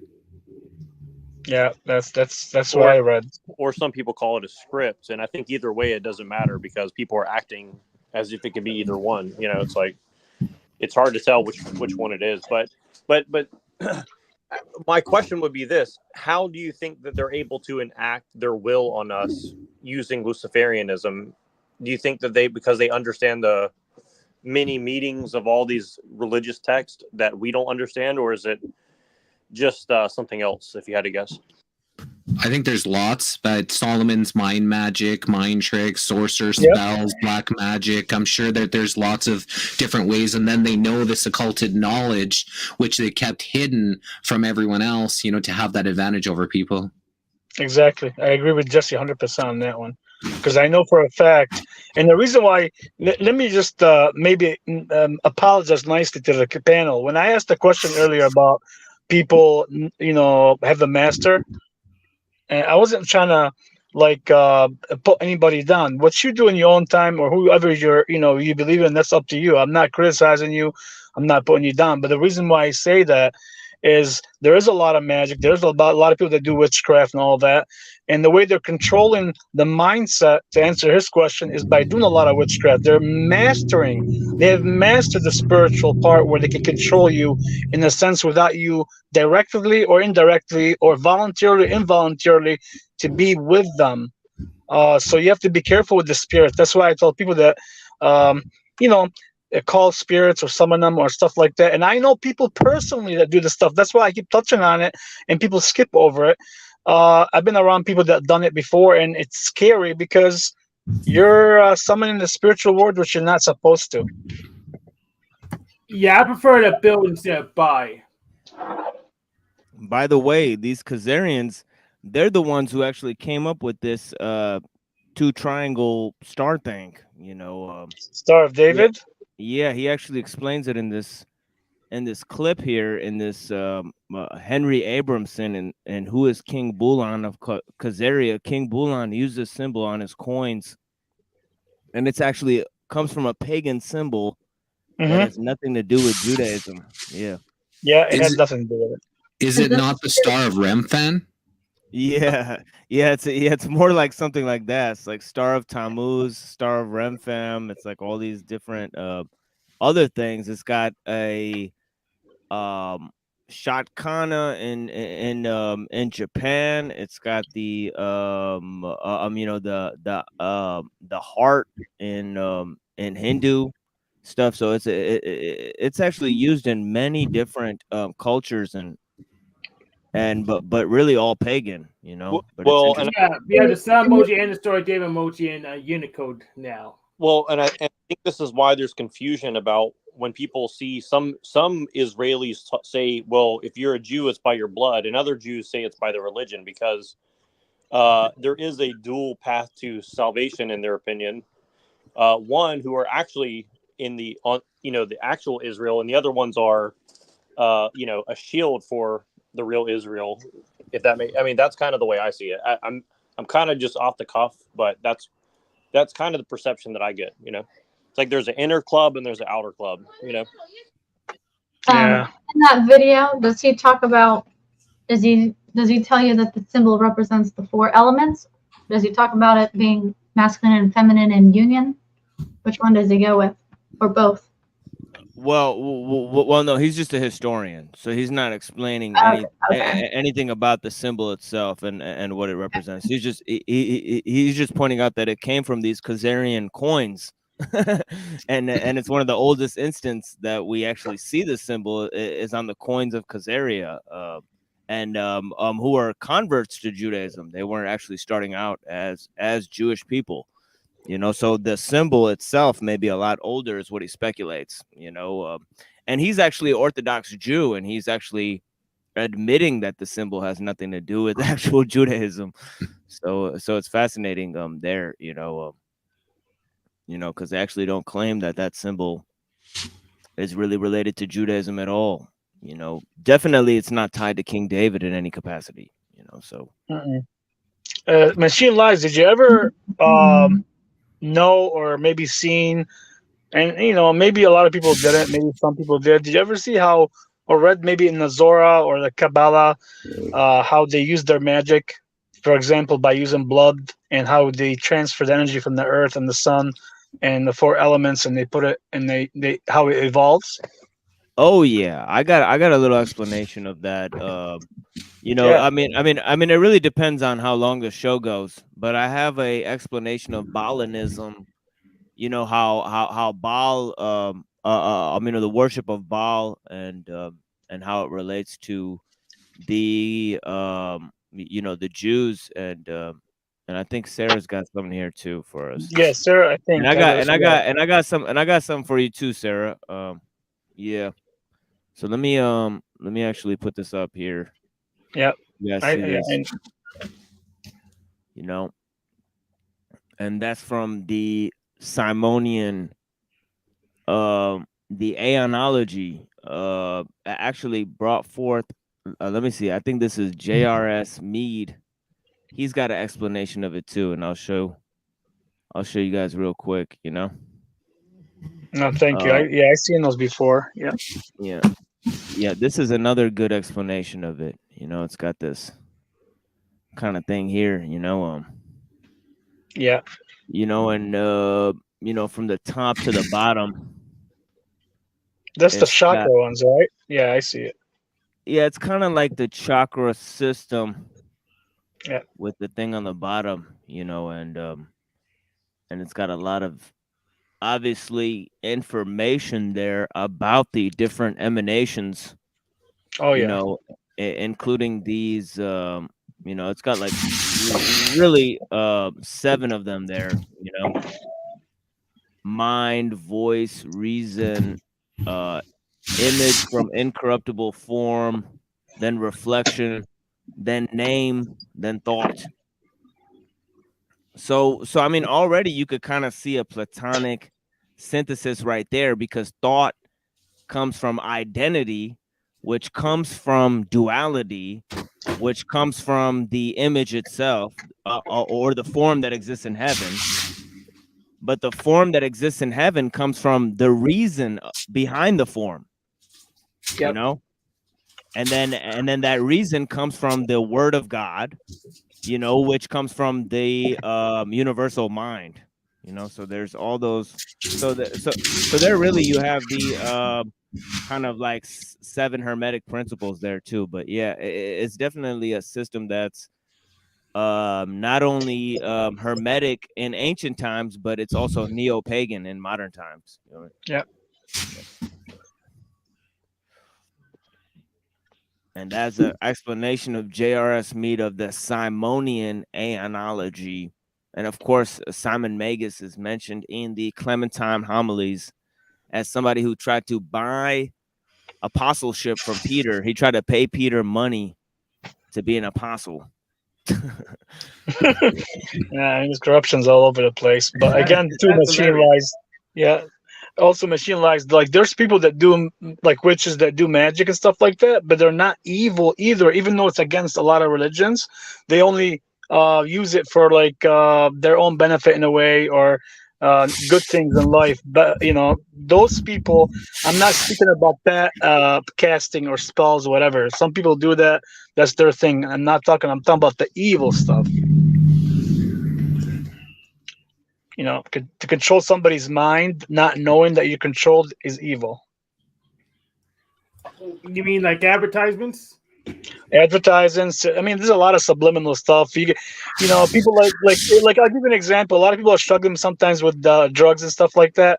It's so easy to break a drug habit. All you gotta do, if you want to break it, for example, and just my opinion, is put a symbol on your fridge. Somebody's got some type of sound. Yeah, I don't know who it is. It's the demons. It's the demons that are trying to silence. They're trying to reject the message. They want to not let it out, maybe. But like, if you want to change a habit, because I used to be an addict from painkillers, from like 3 back surgeries. All you gotta do is put a meaning on a letter, for example. Put it in a circle. Put it on your fridge, anywhere you can see it every day. And whatever you don't want to do anymore, put it in writing and look at it every day and see how your brain functions. This is the mastery they have developed in way more. I'm talking about way more in terms of controlling human mind through marketing, subliminal stuff, through the radio, all the stuff. I don't listen to the radio, no TV, no radio, nothing. If I'm gonna listen to something, I'm gonna make sure I know exactly where it's coming from, and it won't go in this brain unless I allow it. And even if I allow it, I'm also considerate and making sure it does not, go anywhere, because I'm always conscious of the evil spirits around me. Has anyone ever heard of Max Major and seen his performance on the X Factor? No. No. I'm gonna try that though. I'm gonna try that. As Slave Truth. So how do you differentiate between say the good spirits, or whatever that is, and the evil spirits when it comes down to, I guess you're talking about like indoctrination of some type, manipulation, whatever? Yeah, How do you differentiate? What's your intent? If your intent, for example, and don't get me wrong, I don't believe you should do either, because anytime you start summoning spirits and stuff like that, you're asking God to give you more knowledge, to be superior over certain people in life. That should never be the case. If you're seeking knowledge, it should be only through God or the Creator, whatever your God is, and it shouldn't be for anything to lever you, to make you higher. Because now you're thinking about being higher than somebody else, or better, or more knowledge. Now you're thinking about the physical world. If you're a spiritual man and a religious person in any way possible, Christian, Jews, whatever the thing is, you're not going to try to be better than somebody by doing physical things to better yourself in status or position or stuff like that, because this world doesn't belong to you. So if it doesn't belong to you, what are you trying to do? I get your narrowing it down to. Have some stuff where I don't, so I can do what I want. Instead of just having nothing. That's what I'm trying to do. Let me try to find Josh's question, because I think I understand what it is. What is the difference between following Lucifer and following the Christian Bible? Like, how would you know the difference between the two? I would drag it all the way back to their own parents. At the end of the day, what they're talking about is any type of information or any type of input. You now have to fucking decide, even as an infant, which one is good, which one is bad, by your own subjective terms. Now you got a problem. You got a real problem. Well, that's why the church says, for example, give me your son or daughter from 0 to 7 years old, and you can have them back at 11 or something like that, the age, because that's where the implementing starts. That's where the seed starts. If you get them from at that age, it makes a big effect on the brain or something, I believe. But I think Wizard knows a lot about the stuff more than I do in terms of the Christian side of the thought thing. I don't know as much, but I'll yield and let him maybe answer. That was actually the Jesuits who said, "Give me the boy until age 7, and I will show you the man." Yeah, something like that. I can't remember exactly the words per word, but something like that. So I think what you're thinking maybe of is the war generals would take children at 5 years old and then they'd give them back at 7. Between 5 and 7, children develop the patterns and then they take them back at 12. So then they'd introduce them to these things between 5 and 7. And that's kind of where people build the patterns for the rest of their life, between those crucial ages of 5 and 7. I agree. I think they mastered it, Jesse, where they know, for example, through studies, and I'm thinking not even from now, from 100 years ago or more, that how to control the mind at a certain age and how to affect it through like doctrination, being at school, being around music, TV, you name it, anything they can put into it. Because as you see, like an addict or anybody that has a drug issue, most of the time in their life, they have a hard time getting off the drug, getting off the alcohol, because there's patterns that they're not able to break. And I think a lot of it has to do with being spiritual. You have to go down to, you have to break the whole system down, like they say. If you have a habit or something. And that whole system is the construct of what we know today as the modern public education system. I agree. They start the children in at 5 years of age. And I assure you, by the time they're 7, they are already determined what kind of person they are going to need or be, and the need for their education, whether it's going to be special education or directed special education. These are all things that they're doing to determine whether you're going to be worthy as an adult to stand up for the nation if it comes down to a war. So they have to teach you how to be a militant. Yeah. Well, on I that agree. point, I want to ask this of Wizard, because he's one of the only people I see who kind of gets my underlying point, which is that obviously the people who run things are quote unquote evil, but most of the evil that is being perpetrated is being done by us who think that we're doing good because we've been taught a certain ethic. That's kind of what I'm getting at. Like, a lot of people who call themselves a Christian are, living under a Luciferian, worldview, yet they don't realize it. That's kind of what I'm getting at. No, I agree with you, and I think Wizard had some knowledge on that. Right, and when it comes down to it, Gen X in the chat says he used to teach, and children are far less tractable than you make them sound. I wasn't trying to make it sound like children are tractable, but rather that the fact is that we are making them tractable. We are putting in this public education system and enforcing it as free people, and then complaining about it when the reality of it is your solution is to take them out, because that's what's delineating them from the very spiritual aspect that you expect them to grow up in, to be that good man or woman. They cannot be that good man or woman if you don't teach them the spiritual aspect. Wizard, have you noticed that nobody ever talks about the small bus anymore? The short bus? The short bus, you notice that? I took that title away. It's because everybody in school now is on the short bus. Autism is becoming the accepted normal. I work in the restaurant industry, and I've been working almost 20 years of my life. I'm starting to notice a huge increase of special needs people in the low end workforce. Yeah. And in the political arena more about it or whatever. No, it's and in the political arena. I mean, how many people are these reasonable people? I mean, we're talking about things that really aren't of issue, when the real issue is that we've got people in war over across countries causing wars, and that's the biggest problem, is we're warring with ourselves. Yep. Yeah, so first of all, don't trust the shrinks. They're gonna make a label for each and every one, because that's how they make money. They'll make a specially designed scent for you. They call it a personality disorder or a neurological disorder, and you come to their office and give them indulgences and money and tell them nice stories to eventually get better, which they won't do, because how often do you go see them, Hank? They don't get the money from that. They don't get the money from healing people. They get the money from putting you under their curse. How often do you go see a psychiatrist, Hank? Not right now, not at all. Not at all, because it's a scam. Okay, how often did you go? I went as a child to be diagnosed. They diagnosed me as an autist, so I put me in a special needs track, and I managed to break out of it by ignoring the stupid people. Good job. So it's been quite a while since you've had any kind of treatment or diagnosis beyond that, right? I'm proud of you. Yeah. Last time I got re-diagnosed in 2017. But I don't talk to a psychotherapist because it's literally bullshit. I get more help just talking to panelists because they're not here to rip me off. So my question here then is, do you get the results that you need seeking this help? Like I mentioned earlier in other panels, sometimes we ask for help, but we're not willing to accept the help that's offered because it's not the help that we want.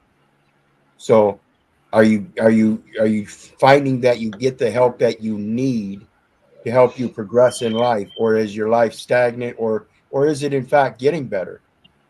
It is in fact getting better, and it's getting better faster just talking to YouTubers or Discorders than talking to the soul experts. It's proven faster talking to random people rather than so-called soul experts. Mental health professionals, right? Yes.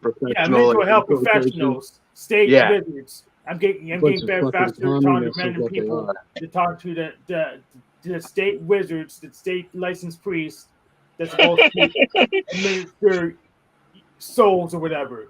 They suck. They've charged you $200 an hour, and it's read you mantras that you read for free from Psychology Today. They suck. Okay, so my next question then is, so now that we've determined that you've taken and changed your path, your course, is there something specific other than the fact that that's a fraud, that they're taking advantage of you, that you changed your course? I'm not sure, but I would say no right now. I would say it's just the fact that there are frauds, the big issue.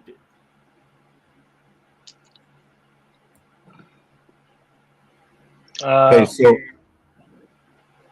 so then that leads us back to our initial confrontation with having to seek that help. What was that based on? And when you sought that help, you were seeking to get better some way, somehow. What's the difference between then and now? It was based on my parents' ignorance. They didn't know any better, so this took me there. And that's a lot of people know this here, yeah. So it was somebody else deeming that was something wrong with you, and you didn't feel there's anything wrong with you at all. Affirmative. Gotcha. Thank you. And it just go ahead. I'm sorry. I was just going to ask if they put you on drugs from a young age, like for the stuff that they did, like they start pumping you full of stuff. They wanted to, but I refused even at age. I refused to eat all drugs. Yeah, good for you. Yeah, that's very good for you. Because you don't need it, to be honest with you. Like, I just got off a couple medications, maybe, whatever. Nothing crazy. Just stuff that I used to take that they had me on a long time ago. And I feel 10 times better without having anything. No, I have zero anxiety, nothing. And they keep calling me to want me to go pick up the stuff from CVS. And I keep telling them, I don't want it. Leave me the fuck alone. And they keep texting me and calling me every fucking day. And I don't even answer anymore. I don't want that stuff in my system. I don't need it. Let me guess, they were trying to give you like Suboxone or some shit No, like that. they had me on Vyvanse, which is like Adderall, a little bit long time ago. And they had me on... I had 3 back surgeries. They had me like something like on Flexerol, like a little bit for the back, or Roboxen. And then I didn't need it. I just started eating better health, and I always been healthy. I just changed my diet a little bit, and I have no anxiety. If you have anxiety, there's a lot of things you can. And again, I'm not giving you any medical advice, but there's plants, there's things you can eat. There's B1 by itself. If you just eat B1 vitamin, not the capsules, anything like from nutrition and yeast, for example, has a lot of B vitamins. It calms you down. Like for depression, you can eat a lot of. You're probably short on omega-3. A lot of people don't watch their diet. Omega-3 has a lot to do with depression. B1s have a lot to do, for example, with your being anxious or hyper a little bit. And as soon as you, at a balanced level, you feel yourself. That's what I'm saying. Try it yourself. You'll feel no anxiety. You're not thinking about any pills or anything to calm you down. You just got natural stuff you eat. And after that, you're done. And just to give you, I'm sure you guys all know, like they used to charge, and this is crazy, just for Vyvanse, 30 pills cost $1,600. $1,600, that's how much they're charging. That's why you got to get Adderall instead. Well, Adderall is a little bit more. I used to get Adderall, but I don't get it anymore either because I only was on it for like 2 months. I didn't see it didn't help me, so I got off of it. I didn't think I needed it. They just put you on this stuff because they're all charging the insurance. Yeah. You don't really need it. I mean, like I haven't been diagnosed with ADHD twice, and I was on all that shit, and I don't even believe ADHD is real. I think that they're diagnosing what is a problem with lifestyle. Yep. Yeah, ADHD is just what you call boys that don't pay attention in class because the teacher is boring. School's fucking boring. And it's not just that children have so much energy, and you're asking them to sit in a class in front of a desk to listen and learn a bunch and regurgitate a bunch of bullshit that they're not interested in. And if you can't sit there and listen to that, you must have a disorder. Let's start medicating them, in order for them to sit down, shut the fuck up, and get indoctrinated by their bullshit. I agree, Jesse. Yeah.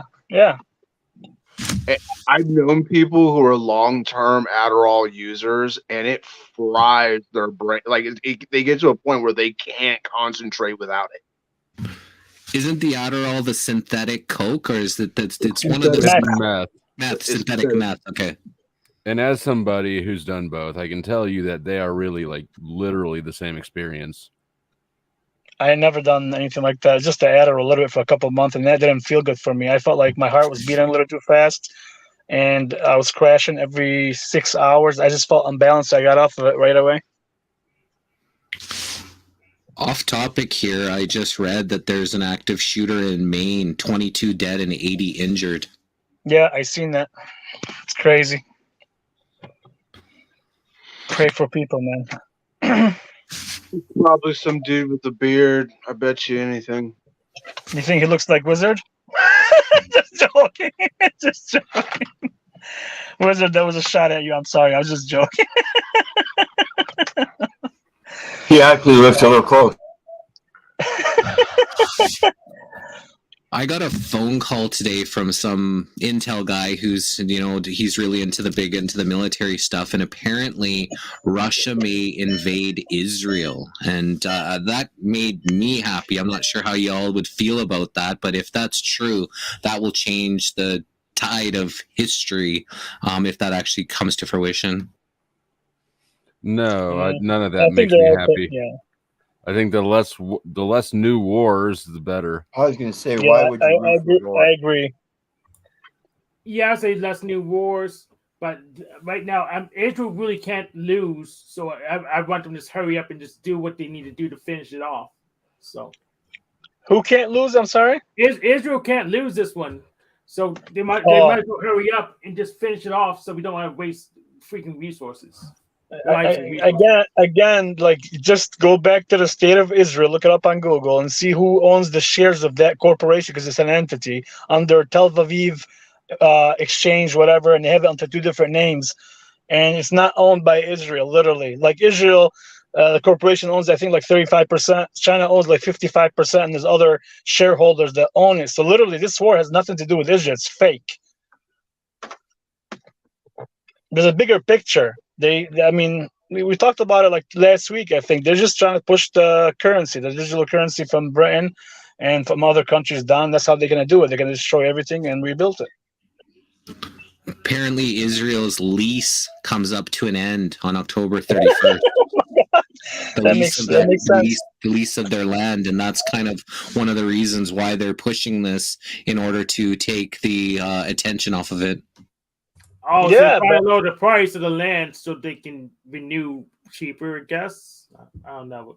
Yeah, but they're tricking people. They're annexing everything. So when they take over, say, example of Gaza, right? They don't own the land.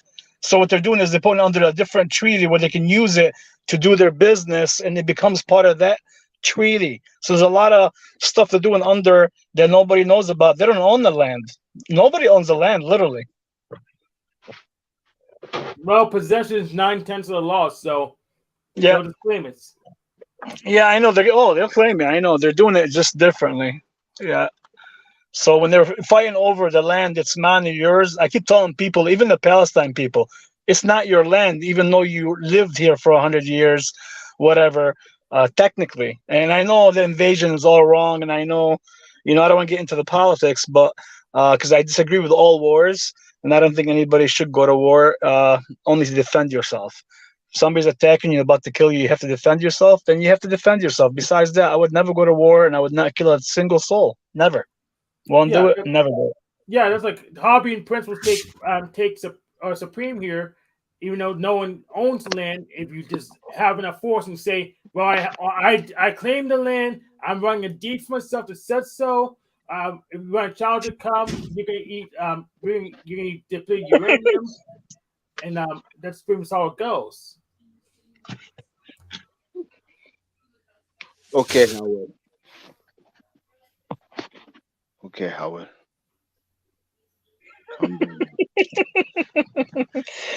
Keep saying it ain't funny.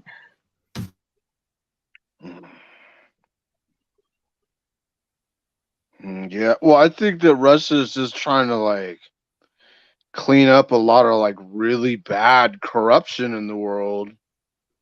And for the longest time, America was just like the movie Team America World Police. And they're trying to move these other countries into that position, like Russia and maybe China. And they say that there was a lot of really bad stuff going on in Ukraine. I mean, you could use America for example. I mean, there's all these drugs coming into the country and shit, and Mexico's down there. It's basically like a country that's run by a bunch of drug lords, right? Yep. So what we should do is we should like just turn to Mexico and be like, hey, dude, stop importing heroin over here. You're like killing our people, or we're just going to militarily invade you and kill all the fucking drug lords. Well, that's basically what Russia did with Ukraine. They're like, look, we're tired of your evil, negative shit being down there, but only they're into like human trafficking and satanic, all kinds of really super evil shit in that country. I mean, the crest of Ukraine is also the sigil of Malak. Go look that shit up. Okay. Yeah, I think so finally Russia was just like, look, we're just gonna invade you, do something about it if you can, and they couldn't. So now they're down there basically on a police action, just trying to clean up the country. I think there's a better play here. Instead of trying to fight the drug war, just bring the drugs in. We'll track them properly and monitor who can't control themselves. No, Hank, no. Just stop it with the drugs. Either monitor who can't control themselves, or just let them do what they finish themselves off. Do one of those. Hank, here's the funny part, man. I think they're all in on it. Like, I don't care if it's Russia, I don't care if it's Ukraine. Like, did you know that the Ukraine president was an actor, a dancer, and an actor? Yes, he was a comedian. Yeah, I mean, so the one that's controlling, that's acting, forget controlling, acting as he's controlling the whole, making decisions. He's just an actor and play. People on top are Reagan, Zelensky. Trudeau was an actor. Yeah. Fucking, he was a drama teacher. No. Was he? He was a drama teacher. Well, okay, the French guy, Macron's and his wife was his high school acting teacher. I swear to God. Yeah, I would do it if I had an option. That's what I'm saying. These are the people that are making decisions to kill millions of people. No, people are that fucking blind. They're not the ones making the decisions. Well, I'm saying like people over them. am. I'm saying, I agree with you, but I think there's a lot of brainwashing. Don't forget Joe Biden, who's also kind of a weird psychiatrist kind of person or something. They're just mouthpieces.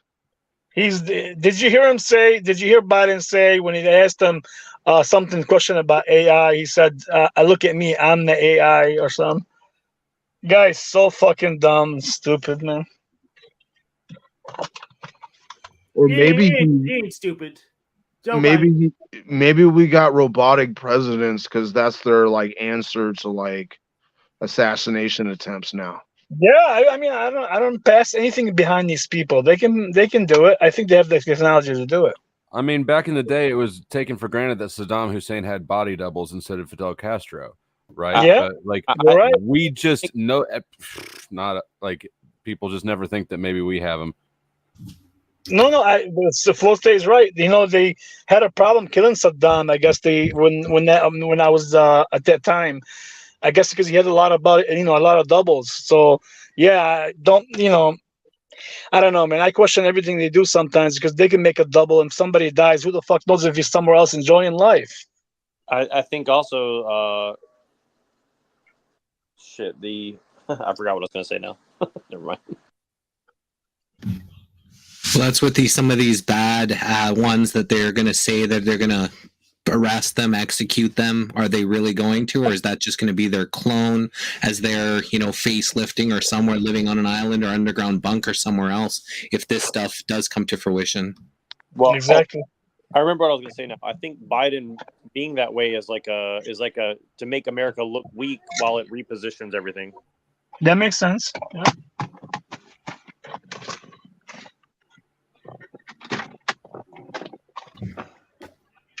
A lot of shit went down during COVID.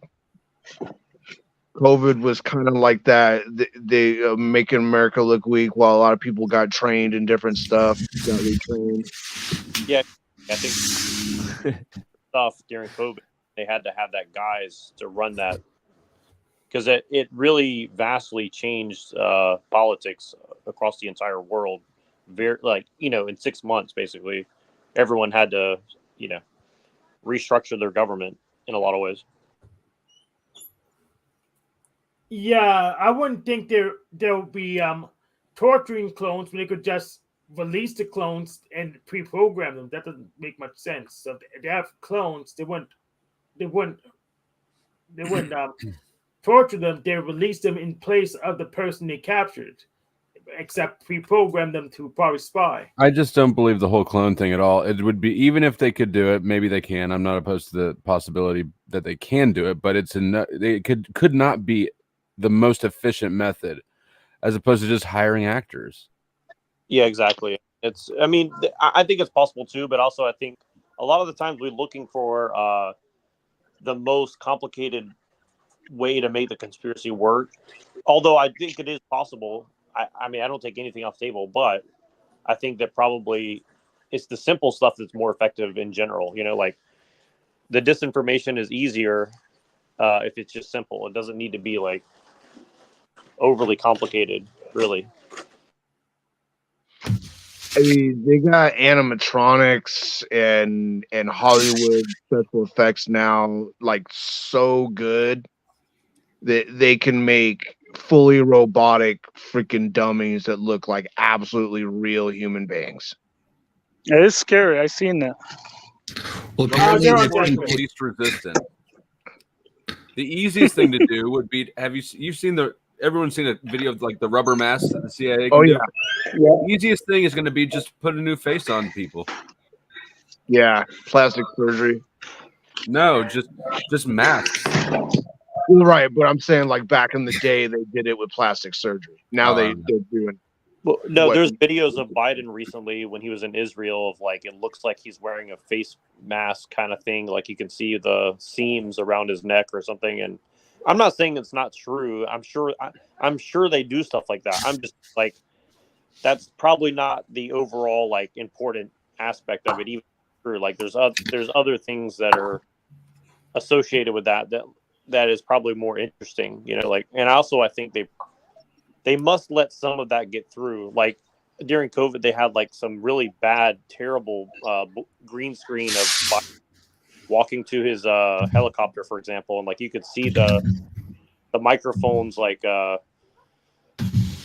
obviously not really there wherever he was or something like that. Is because the proportions were just way out of whack, and like a lot of CNN stuff. Like that's why the whole Alex Jones thing was like I think a multi-layered psyop, because they literally played the anomalies during the court case, and then Alex Jones just sit there and said, well, I can't respond anyways, but I mean it's weird, right? So it's it's kind of like this, they're obviously like allowing some of that to be obvious for whatever reason. What if the court case, I don't know that I've never even thought about it until just right now. I'm just throwing out, what if the court case is all fake news? Because I mean, clearly the Alex Jones thing violates the First Amendment. Clearly, I don't know. What do you I'm mean? sure it's not. About him getting sued? Huh? Yeah. Are you talking about him getting sued for the most money ever in history? I think it's the whole thing seems so contrived. It's hard to imagine that it's real, but it's probably even harder for me to imagine that something that big is completely faked. Yeah, I mean, how would they stage that? I mean, that's probably real.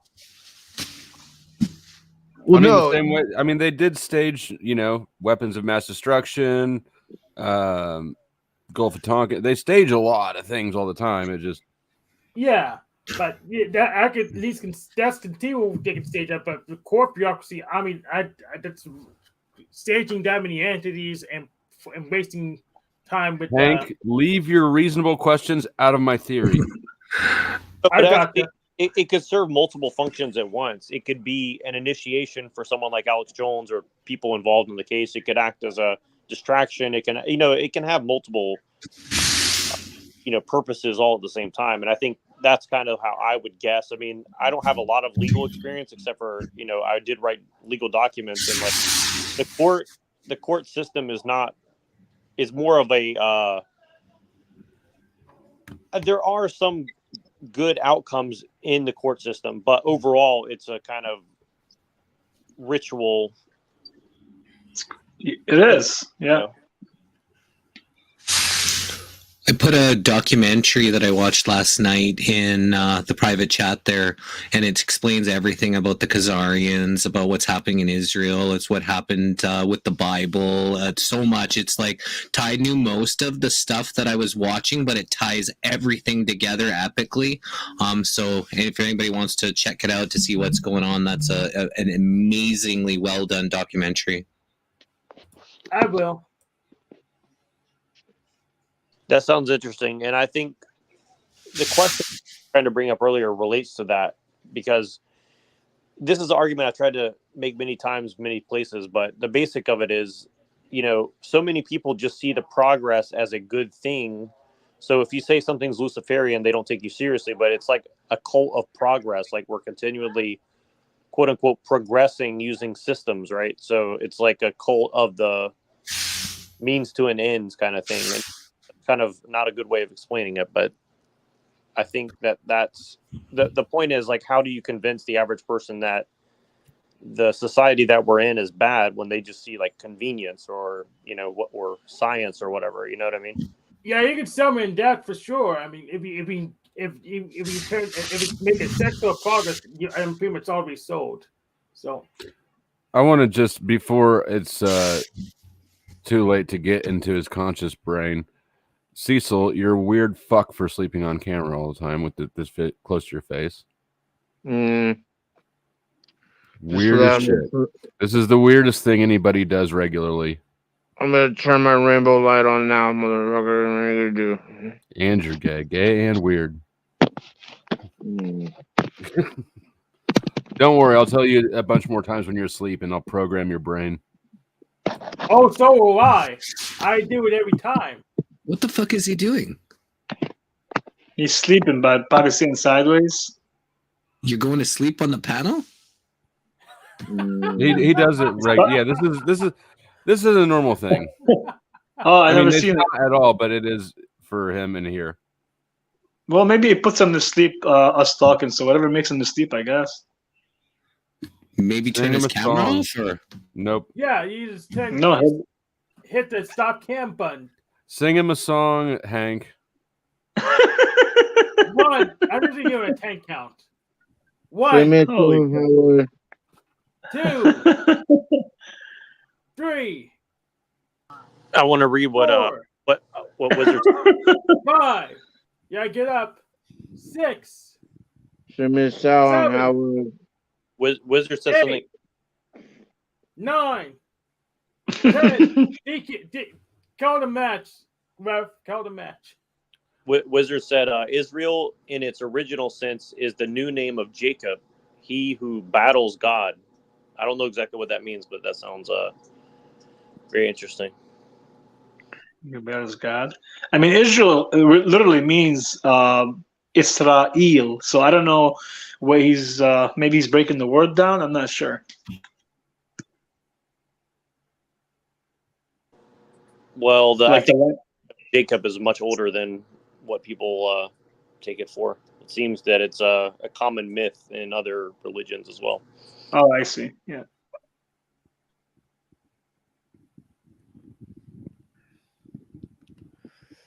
Yeah, it's funny. Like the sound disturbances, like they sound like very alien. Like they sound like there's like it's like a truck stop, like some shit, like fucking, like there's like trucks like whizzing by or some shit, like somebody's outside in traffic. Like it actually doesn't make any sense.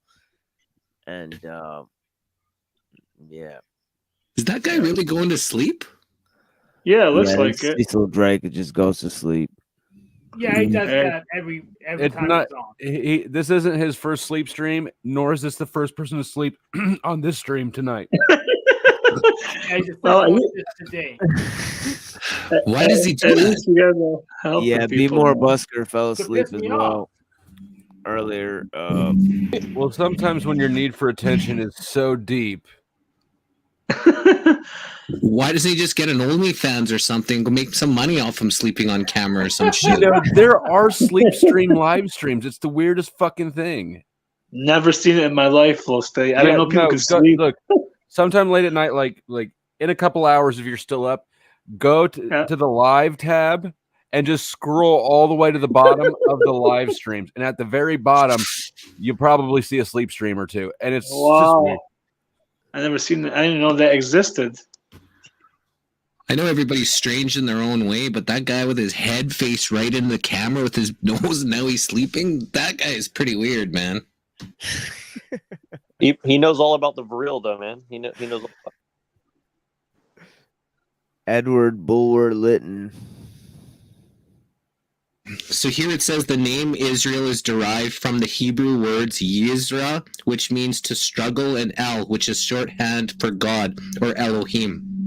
Ar-Rahim, which is in Jewish Allahim. There's a little difference in the language, Arabic and Jewish, not much. Sometimes I can understand them if they don't speak too fast, but when they speak too fast, then I can't understand them.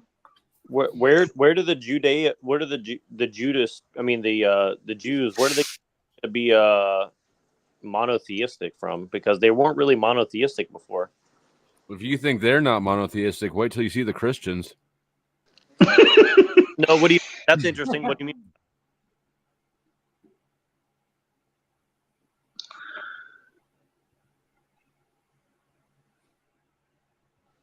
That's an interesting concept. Can you explain that a little bit? Me? Yeah. The Trinity. I mean, there's clearly God, Jesus, right? There's at the very least, two deities. In all Christianity, really, there's three in all Christianity, I assume, but two are focused on. If you get into Catholicism, you've got Mary, you've got all the saints. You know, no, it is the Pope is deified. Yeah, it is very. I mean, at least certain versions of Christianity certainly are a little bit more. Difficult to understand, to say the least. I mean, because, well, I think what the people were asking earlier is, did Rome become Christian or did Christianity become Rome? And I think that it's a good question to ask. Well, the Romans would call them. Supposed to become a god and get their own planet too. So, Well, the King James version of the Bible.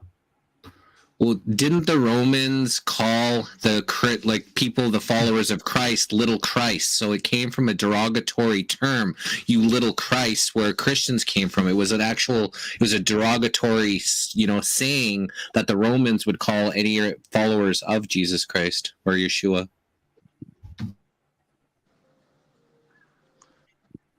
Well, and something else that kind of stuck out to me is, the image of Jesus riding on a donkey is it's another ancient imagery that existed in other religions as well, so I always found that very, those kind of things, like you're saying, is very interesting.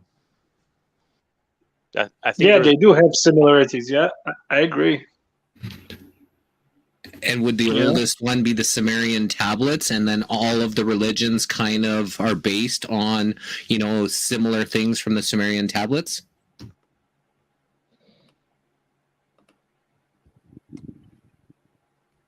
I don't know much about the Sumerian tablets, but I know, for example, like in Christianity, they got 12 disciples, and in Islam they got 12 imams. I mean, there's a lot of things that are similar to the same message, kind of. So even if you go back a little further, they have 12 and other numbers that are the same. So yeah, I'm sure there is a pattern.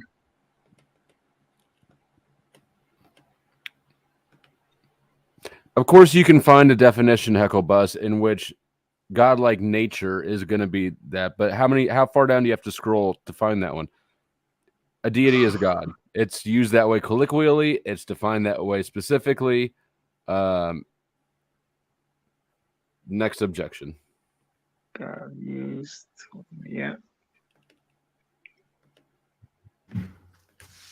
So here it says Israel, biblically, it says, because Jacob was faithful, the Lord gave him the special name of Israel, which means one who prevails with God or let God prevail.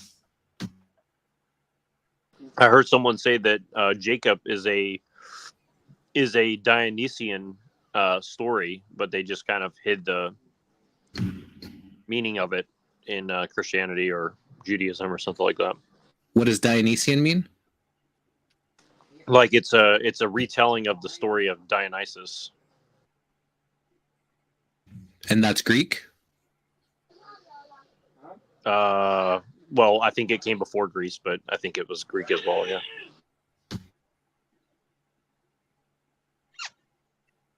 We don't speak Old French, Hecklebus.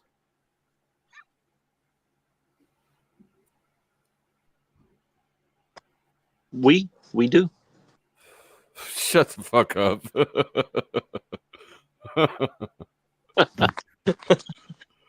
That's funny. English is a very weird language, though. It's like It one is of the a weird language, but all languages evolve over time and use. And so telling me what it meant in Latin or Old French 500 years ago, it's like, it doesn't matter. I mean, it matters. It's interesting. It helps you understand things. But when I say deity and I use it in a sentence, the way it's defined for our language that we speak now, and you tell me that's not what it means, and then you reference Old French, like, can't you find something better to pick at than that? Like, I'm sure I say shit that's wrong. No, that was the easiest thing to pick at.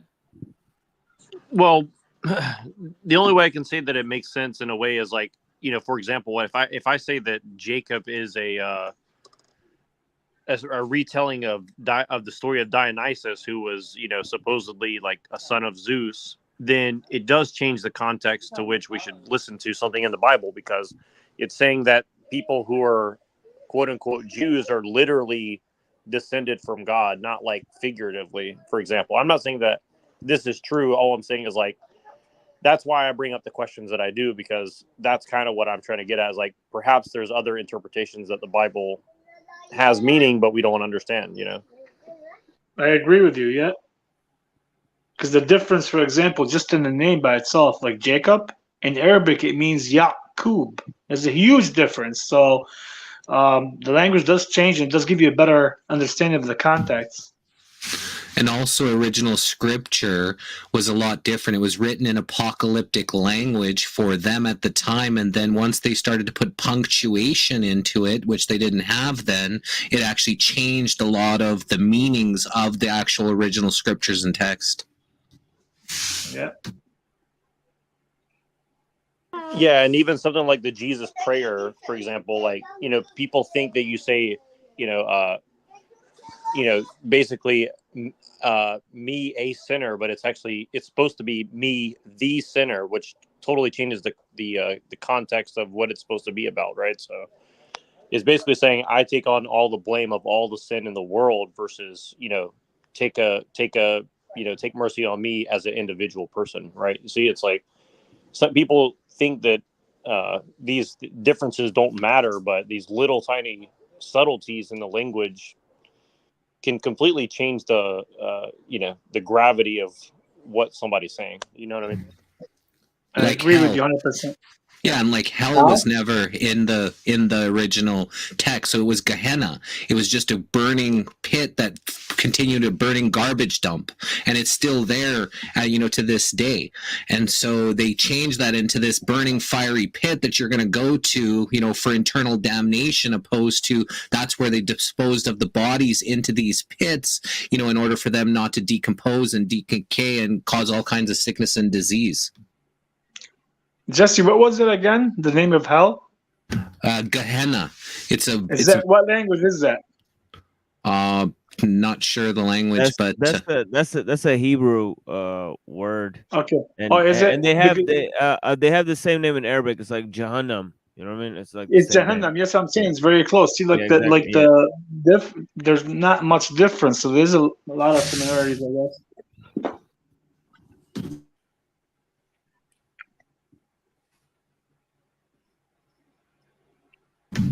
in 4 minutes here in my time zone, I'm gonna be 50 years young, half a century. Oh. How crazy! Oh man, I'm right by you, Jesse. I don't believe it. Well, you don't No, have to he believe is. anything. This is yeah. Congratulations on your solar return. Thanks, man. On that flat solar return. Yeah, the flat solar. Yeah. Yeah, I think that's awesome, man. Congratulations. It's I like celebrating birthdays the older I get. I didn't like it when I'm young, but it's good to celebrate wisdom, you know. Yeah, it is.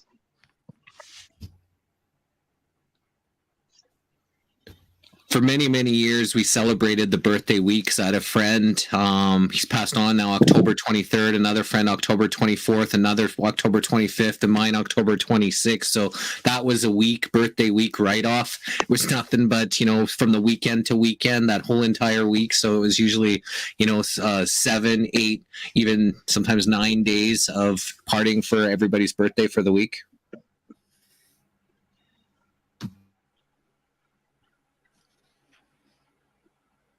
I'm sorry, I don't party much. Yeah, I think that's the condition of most people on this panel. I think Jesse's the one who attends the most parties on the panel. Yeah, I don't Everybody party at else is all. kind of boring. Yeah.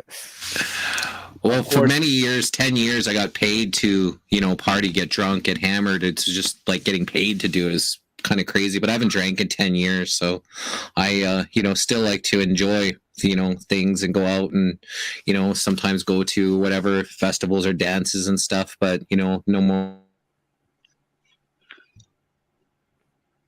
Yeah, Cecil looks like he's at a party, Yes, absolutely. You party too hard.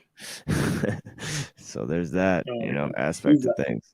I want to sleep, little Cecil. Don't say a word. Wizard still a dumb fuck with his etymology. He doesn't know when to use the appropriate word. Da da da da da da da. Wizard is a turd. Oh, that was good. That was shit right there. You already know he's gonna come after you right now, Flow State. He's gonna come up right away. He probably has his Good, let him come out and start yelling and screaming and stroke out. No, I don't think airplane headset. Nipples, huh? No, sir, I don't think I have any use for rubber nipples.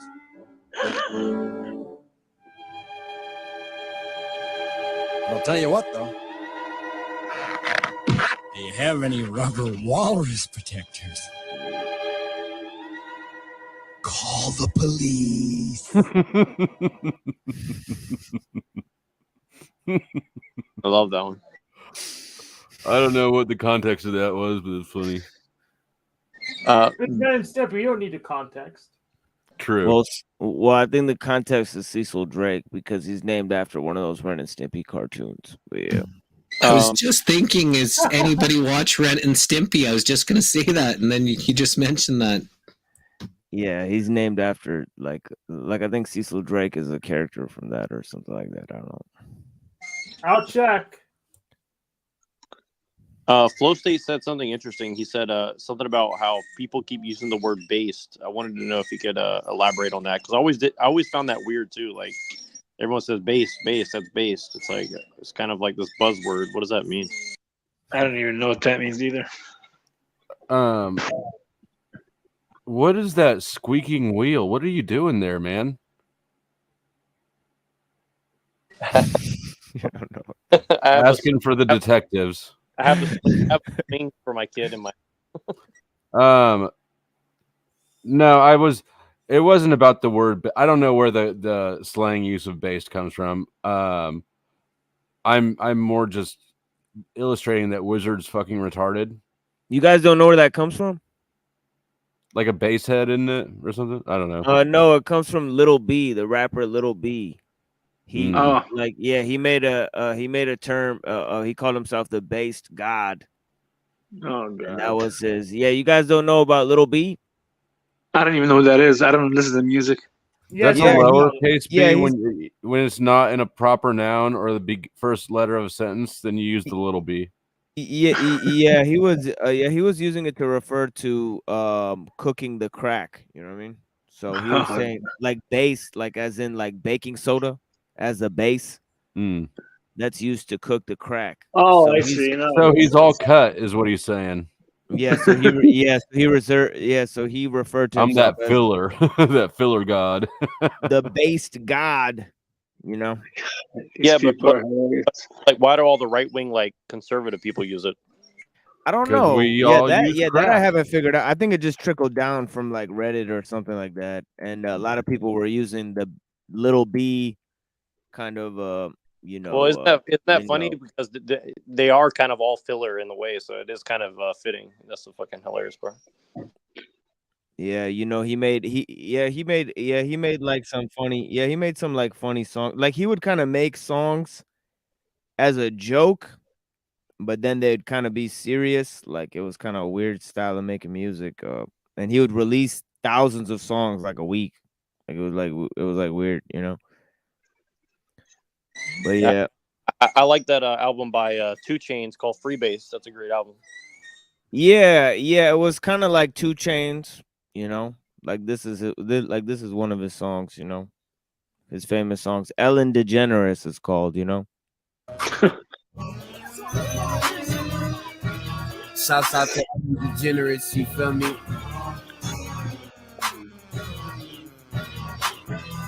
Swag, Lil B.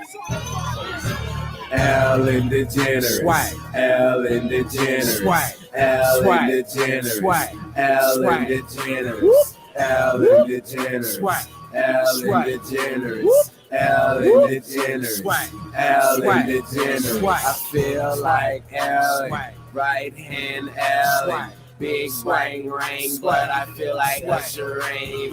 Put me on the couch, interview my girlfriend. Swag, swag, swag, swag, grab a ring, dang, dang, your girlfriend. Girlfriend look like Ellen, chain like DeGeneres. So yeah, that's Little B's music. Ellen DeGeneres. That was pretty fucking dope. That was drip. I think that's what the kids say now. Oh, yeah. So I heard that beat before. It's I just linked it. It sounds like Battle with Machine from Earthbound. Oh, okay.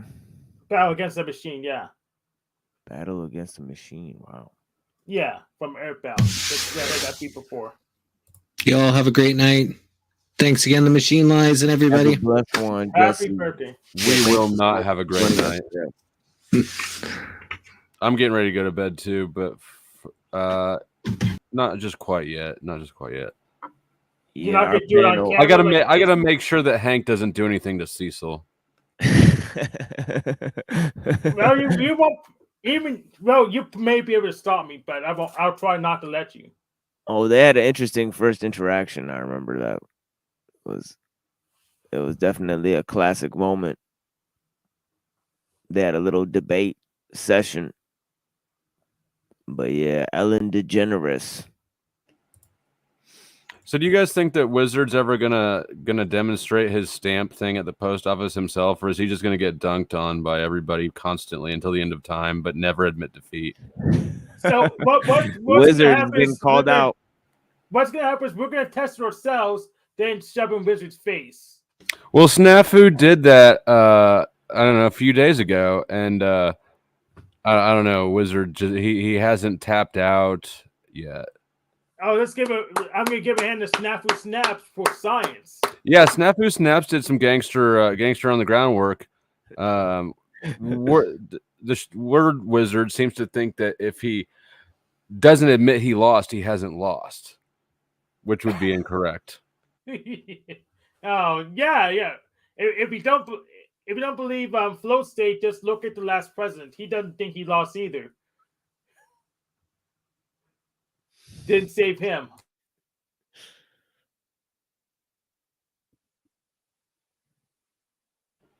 Uh-oh. I'm trying to tempt you, Hecklebus. I'm tempting you to be honest.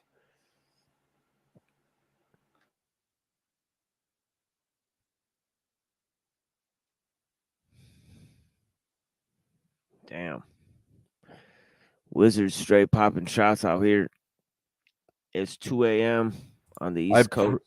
Come back in, Echo Bus. I Come proved get us. it with the law. Snaps proved it in action on the ground.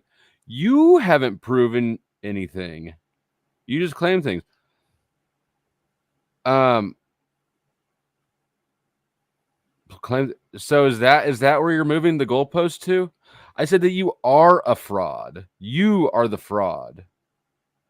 You didn't commit I'm fraud. You just didn't have your stamps. I'm not a detective. I'm not trying to build a fucking case to bring to court against you to get you charged up with the felony that creating stamps is.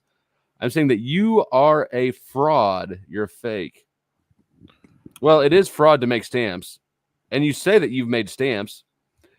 So good, you found it. You found the law I was sending to you for a long ass time while you were trying to ignore me.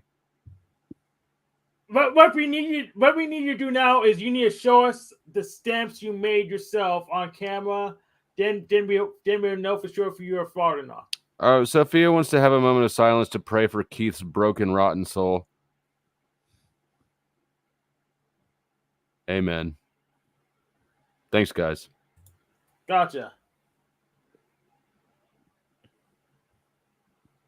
See, he's still kicking and squirming. Oh, I thought that said indica. I was like, oh, shit.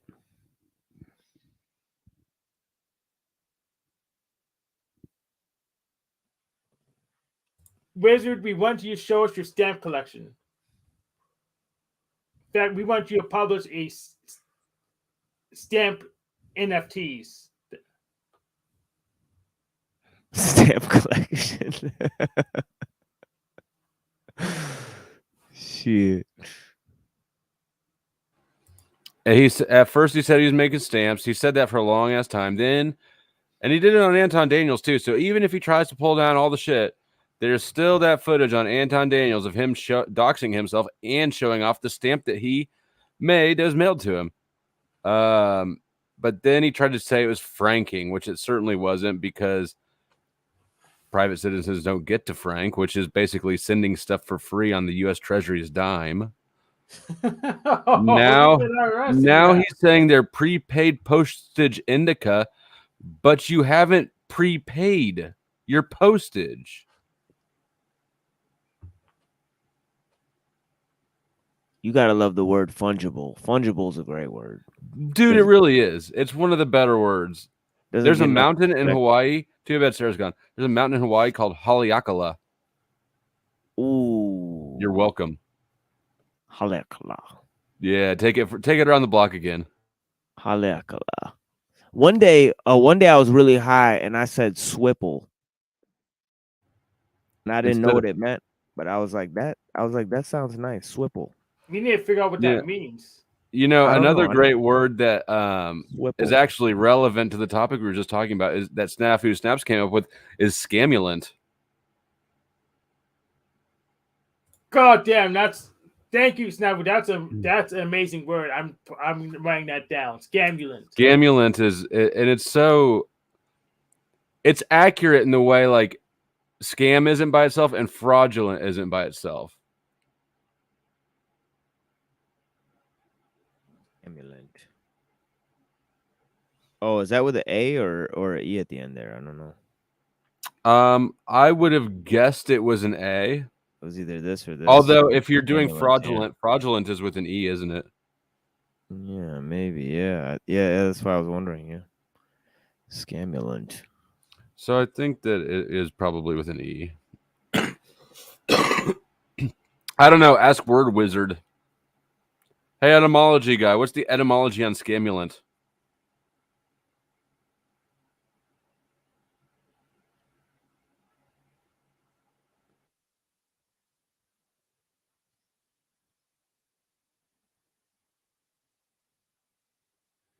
Shit's fresh. That's right. Shit's fresh. Thank you, Wizard.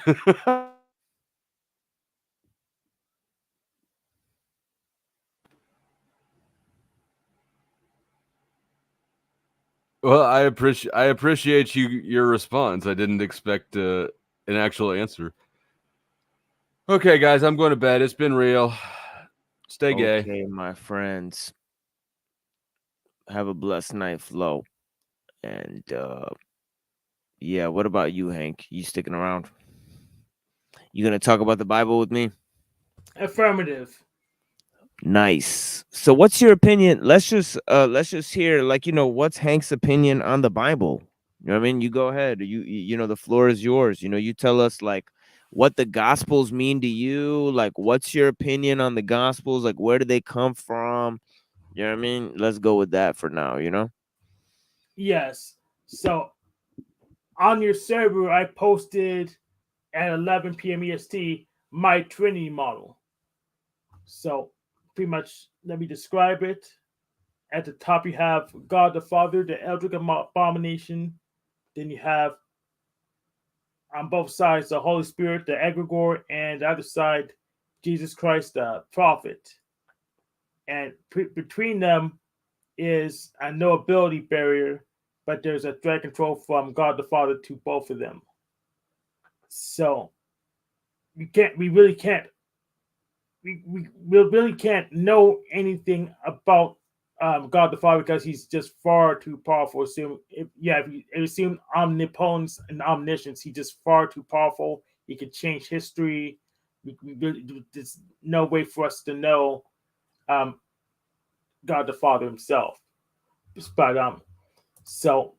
but the Bible is a bunch of inspiration that prophets had about the egregore, which in the case of the Bible would be Yahweh, and also Israel and kings, and also Rome. So it's a whole bunch of story cobbled together by humans about just a group of people. Yeah, and that's kind of especially the last part of what you said. It's a story cobbled together by a bunch of different humans.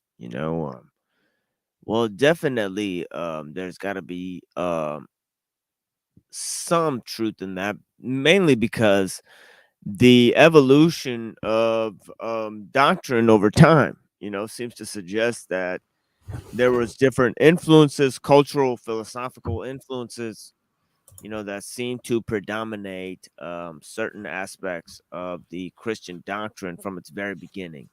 So we talked about some of these preconceived notions in terms of the development of the Jews in the Alexandrian age. So we were talking about how Alexander the Great, this is in 325 BC, he dies, then in 180 BC, I mean, not 180, I'm sorry, 165 BC, the Hasmonean dynasty goes and takes over, and then that territory of Judea is then taken over by the Roman Empire in 63 BC. But then again, in a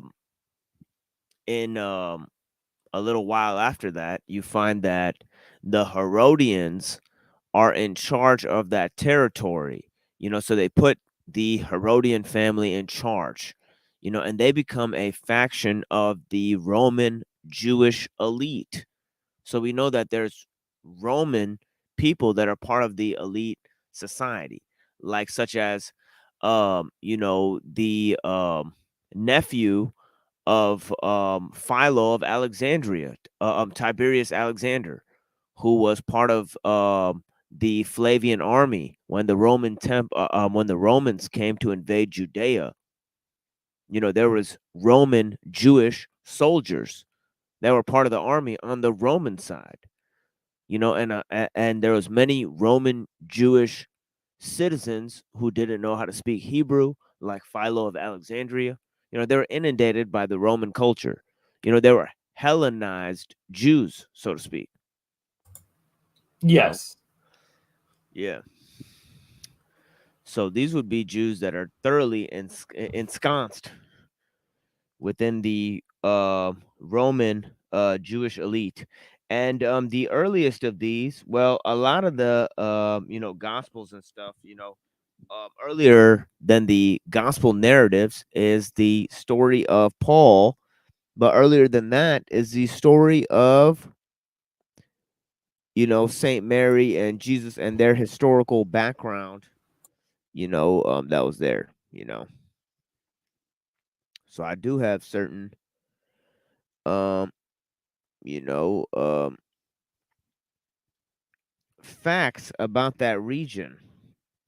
So I'm going to go ahead and whip out some of these, facts here about this person, Herod, and his relation to the Roman Jewish elite, if I could find this here. So give me 1 second and I'll go ahead and find this fucking story here. And we're going to skip over the genealogy of Mary for now. We're just kind of moving along kind of fast today. Maybe we'll start with that next time, but we're just kind of moving into some of this stuff. So Herod the Great, Herod Antipas, he was building a gleaning capital city, following its he wanted to rebuild the city of Sepphoris in 4 BC. Okay. And this was to become the ornament of Galilee. Okay, so we're just talking about this area. Galilee was one of the most densely populated regions of the entire Roman Empire, crisscrossed by major roads and characterized by a booming economy. Okay, so Galilee was a famous port city, and of course, the Sea of Galilee is on the border between Israel and Jordan, right? But yeah, it says it is surely reasonable to suppose that Joseph would have been drawn to the massive building projects in Sepphoris because he was a carpenter. Okay, so so this is all happening in 4 BC. Okay, and so there's many stone workers, and this is right next to Galilee.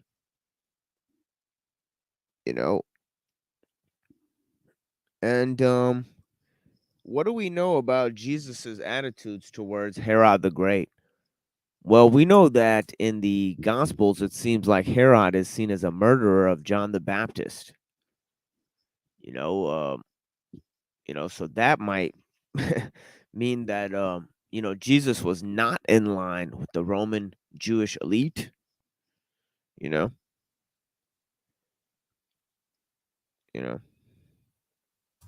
Yeah, we know he's not like the Roman Jewish elite because he called them money changers and whipped them in their own temples. Yeah, that's right. Yeah, that's right. Well, what happened from 1 AD, roughly, to 40 BC before the destruction of the Second Temple? Well, we covered sort of the destruction of the First Temple, and we speculated that that might have happened around 400 BC because that was when they wrote about prominent figures such as Cyrus the Great, Cyrus the Persian, who's depicted in the Bible as being the liberator of the Jews from Babylon. Well, then we talked about the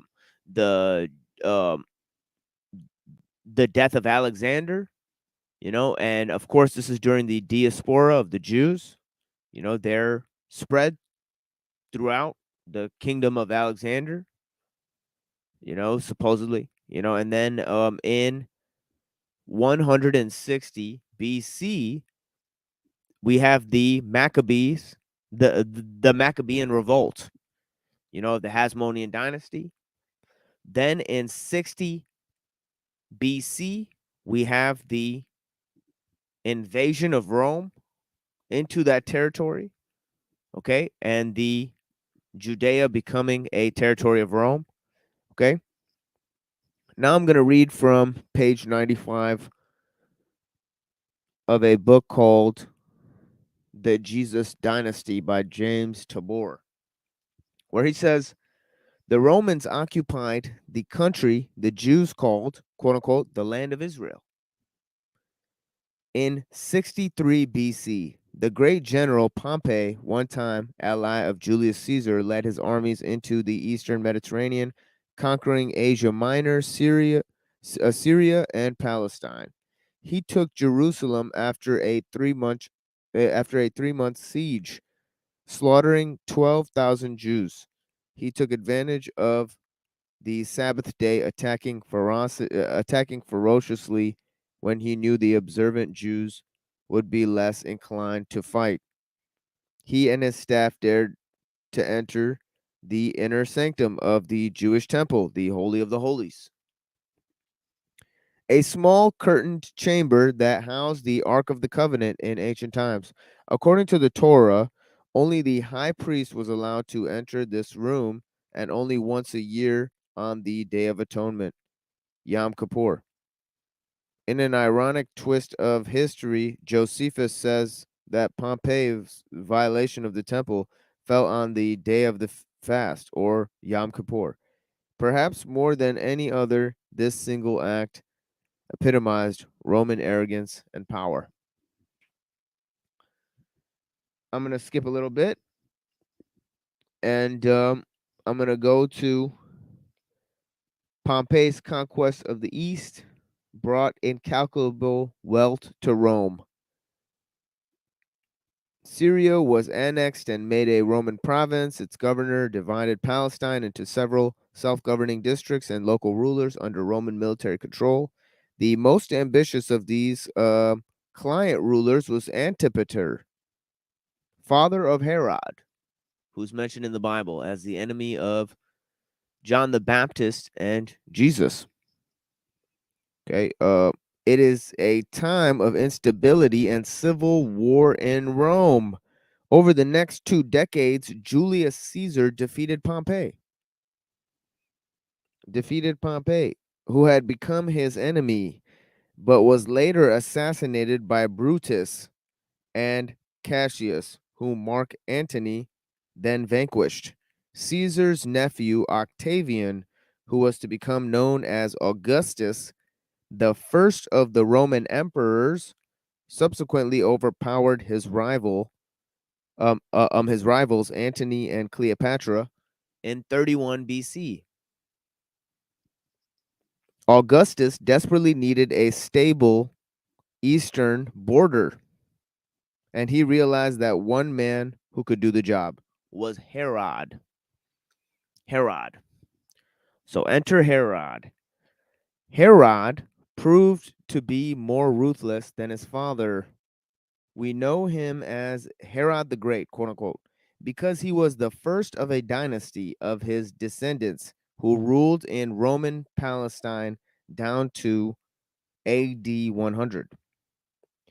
He might just as well be called Herod the Horrible, in view of the cruelty and oppression that characterized his long reign. Herod was determined to be king of the Jews and sole ruler of the land of Israel. In 40 BC, he had traveled to Rome and managed to convince Antony and Octavian, who were still allies at the time, to declare him king of Judea, quote unquote. They recognized that Herod was the only one capable of solidifying Palestine and standing with them against the Parthians, who had invaded from the east. Okay.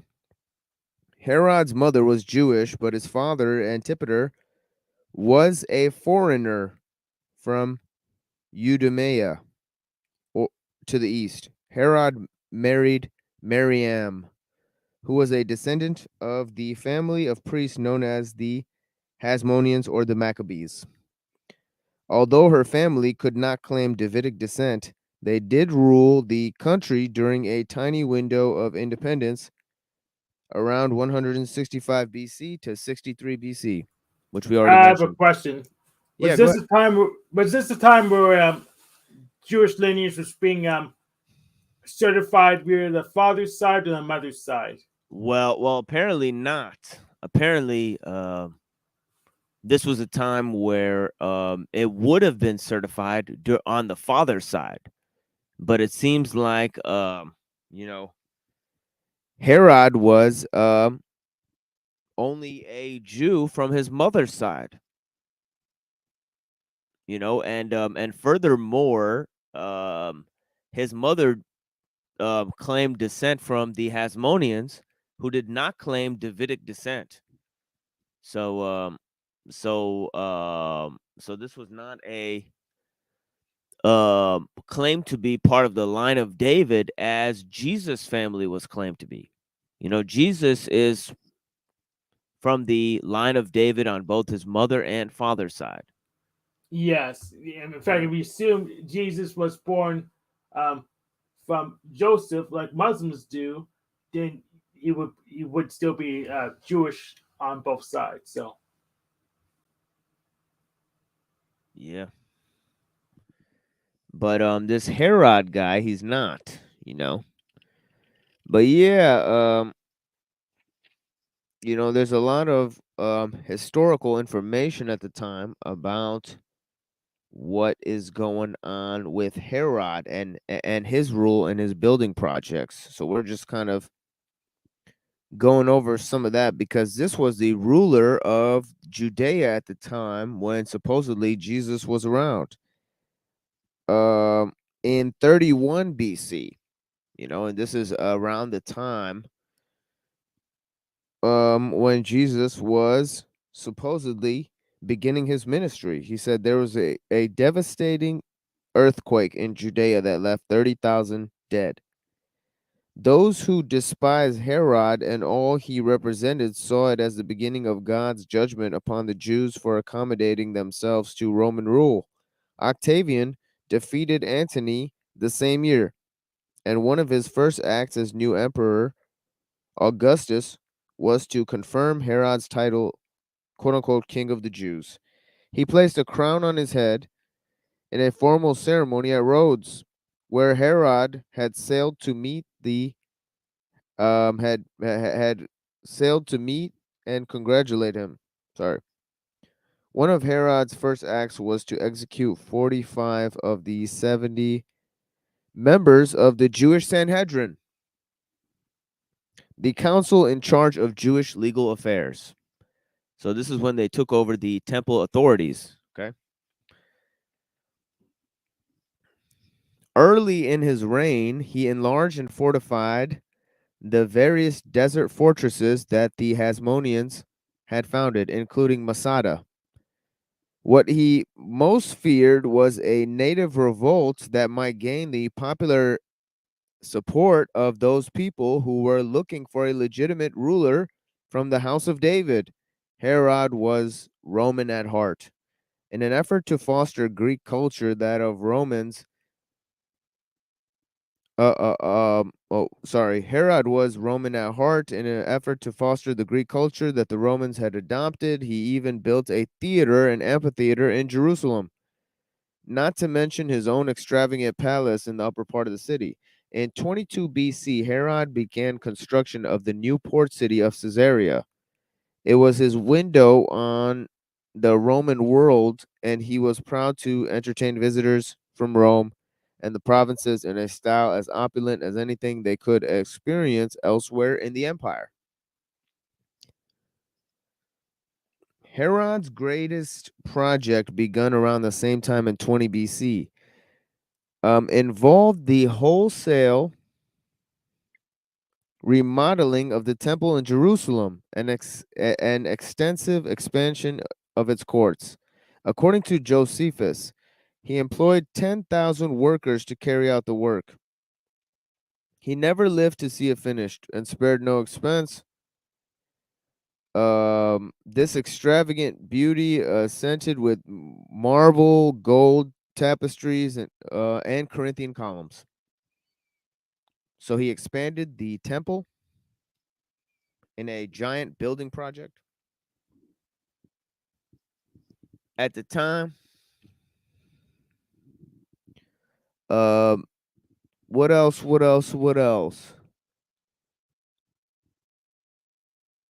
Herod had 9 wives and several dozen children. Jealousies, domestic quarrels, and fits of murder characterized his reign. In 7 BC, he had 2 older sons strangled and 300 of their supporters murdered because he feared plots against him. So he's a little paranoid, to say the least. The sons were royal heirs to the throne, children, and his beloved Marianne. Sometimes later, he had Marianne executed on charges of committing adultery with his sister's husband.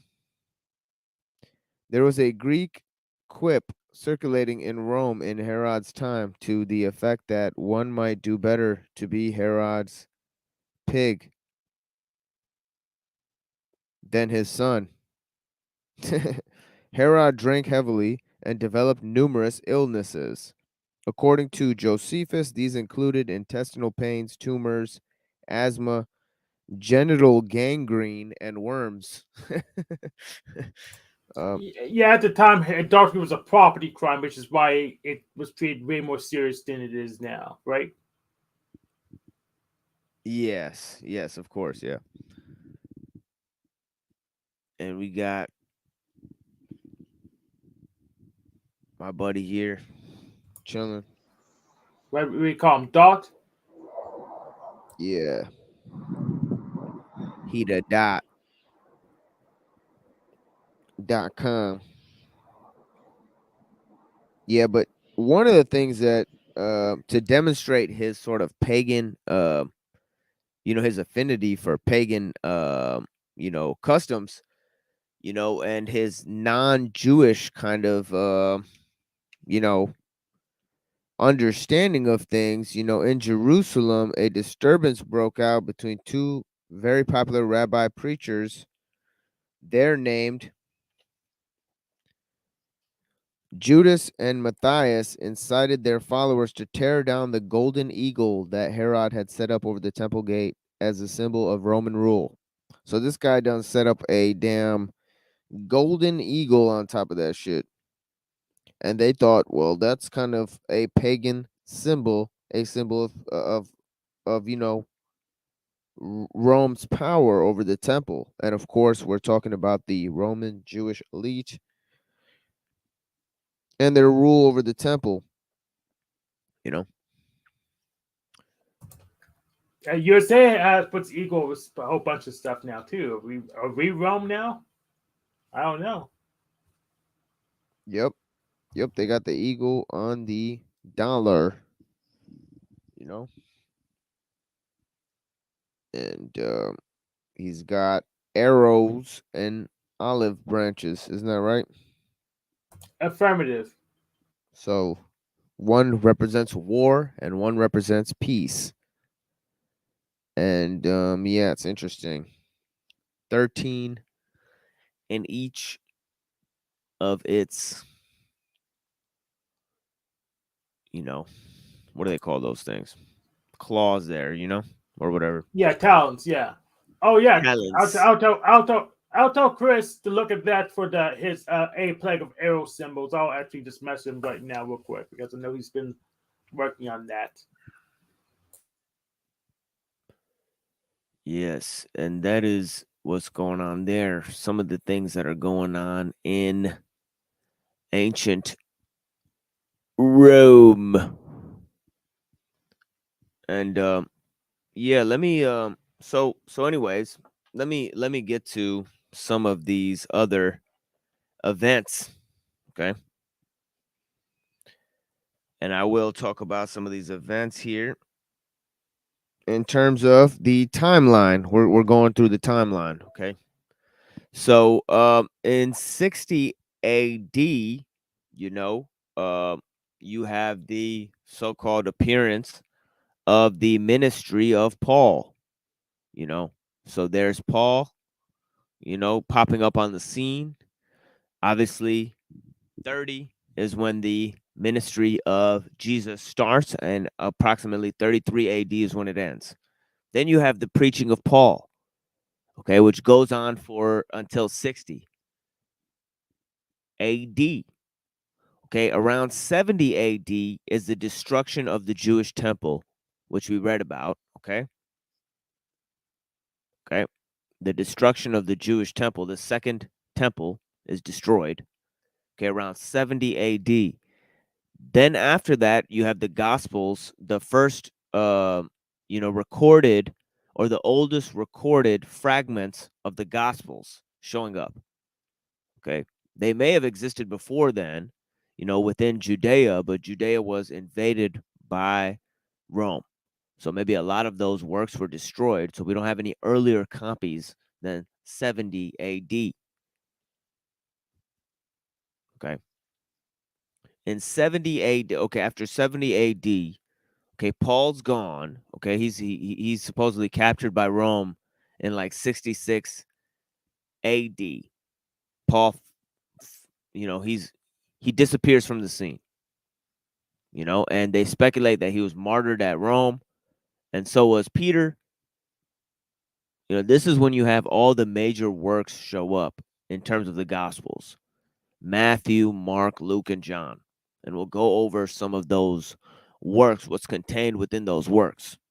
But before that, we have the ministry of Paul. So we could go into the ministry of Paul and the travels of Paul. Okay, that's going to be an important segment. Okay, we're going to go into the travels of Paul in Acts. Okay, because these are very important to understand the history. Okay, but also what's important to understand is the connections between Paul and Herod. Okay. Okay, because we just read about Herod. Okay, it seemed like that Jesus had a very different relationship with Herod than Paul did. Okay, Paul was a Pharisee. He tells us this in his letters. Okay, so he was part of the Roman Jewish elite in a way that maybe Jesus was not part of that. Okay, coming from a port city, speaking in Aramaic. Paul was from Tarsus, where he would have received a classical Hellenistic education. This is why Paul wrote in Greek. Okay, and actually Paul is one of the most fascinating writers in all of maybe Greek history. Definitely one of the most influential people to have ever wrote letters in Greek. Some might argue even more influential than Plato. Yeah, he's up there with Hesiod for sure. Yeah, Hesiod, Plato, fucking Paul. I mean, we're talking about people who influence,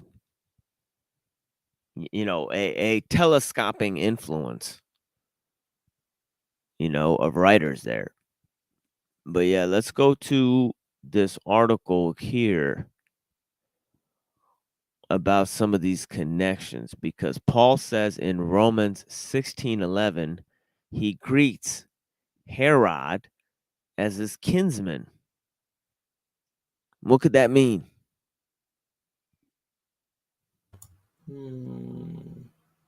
Kinsman.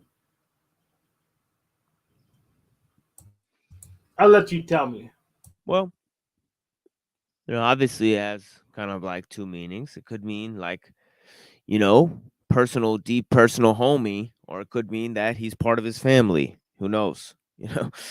But definitely the latter is very shocking, but I'm going to read some of this here for you guys. It says, there are materials in the New Testament, early church literature, rabbinic literature, and Josephus, which point to some connection between Paul and so-called Herodians, quote unquote. These materials provide valuable insight into problems related to Paul's origins, his Roman citizenship, the power he conspicuously wields in Jerusalem when still a young man, and the quote-unquote Herodian thrust of his doctrine, and a consequence, those of the as a consequence, those of the New Testament. Some of these writers here think that Paul's letters influenced the writing of the New Testament. I'm not going to speculate of that. I'm just going to take the conventional narrative that the New Testaments were first and then Paul's letters were second. But the reason why we have Paul's letters supposedly showing up before the Gospels is because we don't have any early versions of the Gospels. You know, those come after, and then they speculate that Paul was already dead by then. But we definitely don't have any early versions of Paul's letters either. So I think that that's a false assumption. You know, but anyways, you know, I'd have to figure out more about that. You know, but so far I think the conventional view is that the Gospels were first, then it was Paul's letters. But anyways, he points out that in a community that Paul had, Greeks and Jews would enjoy similar privileges. But anyways, you know, he says by Herodian, quote unquote, we mean a religio-political orientation not inimical to the aims of the Herodian family, not only in Palestine, but also in Asia Minor and even Rome, and possibly implying a genealogical connection as well. Examples of the effect of such orientation expressing with retroactive historical effect in the Gospels would be the curious thematic repetitions portraying a Jewish Messiah desiring fellowship with quote-unquote sinners. For Paul in Galatians 2:1, quote-unquote Gentiles, quote-unquote publicans, presumably Jewish dietary regulations were of little consequence to such persons. Quote-unquote prostitutes, in our view, a euphemism for quote-unquote fornicators as per Jamesian Qumran definition, those who defined technical rules of sexual purity differently or less strictly, and quote-unquote tax collectors, person fitting comfortably into the political philosophy enunciated by Paul in Romans 13. And a whole genre of other allusions such as quote unquote, the first shall be last, quote unquote, these little ones, simple ones, the Messiah as a quote unquote wine bibber. So highly provocative stuff there. He's saying that there's ways in which Gentile customs, you know, that Paul is speaking on, you know, but this might be also due to the historical setting of Paul himself. As we know, he's from Tarsus.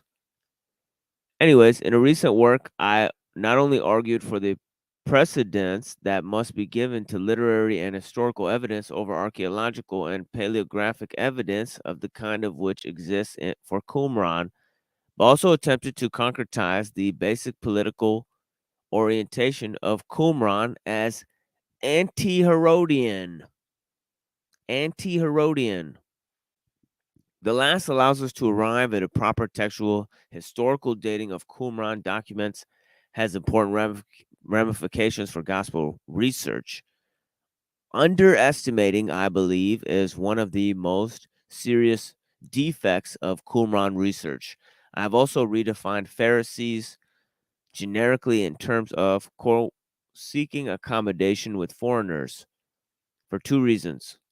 First, to take into account important self-professed quote-unquote Pharisees like Paul and Josephus. Okay, he's saying that Paul and Josephus were inundated by Greek and Roman culture. They were thoroughly Hellenized. Okay.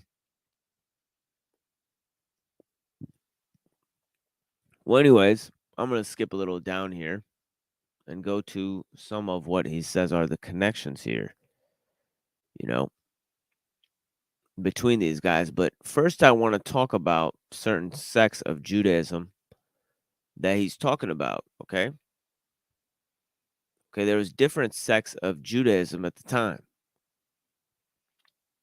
Okay, so we could talk about the distinct sects of Judaism.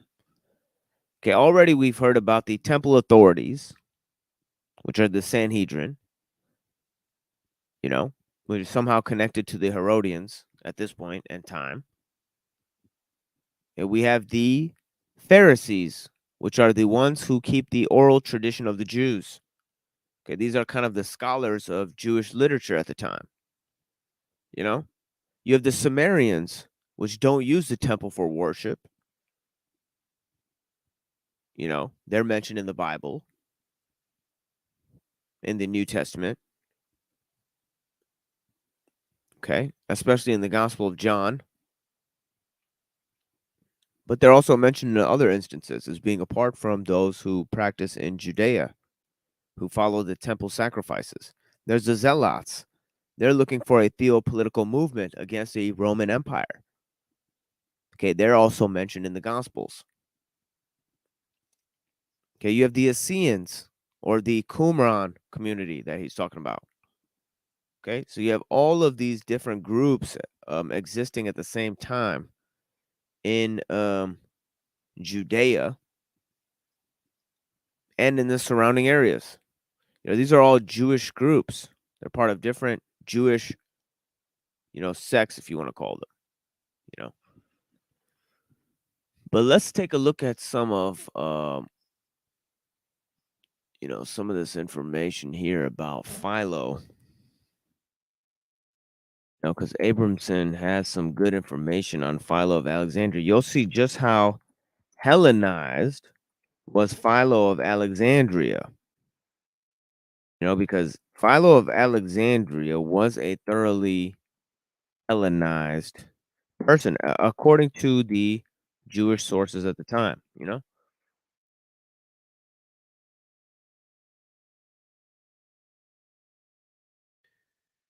But yeah.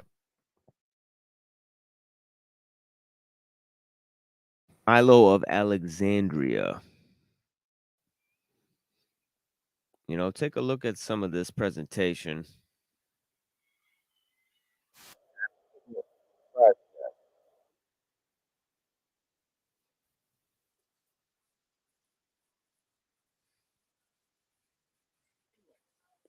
Got some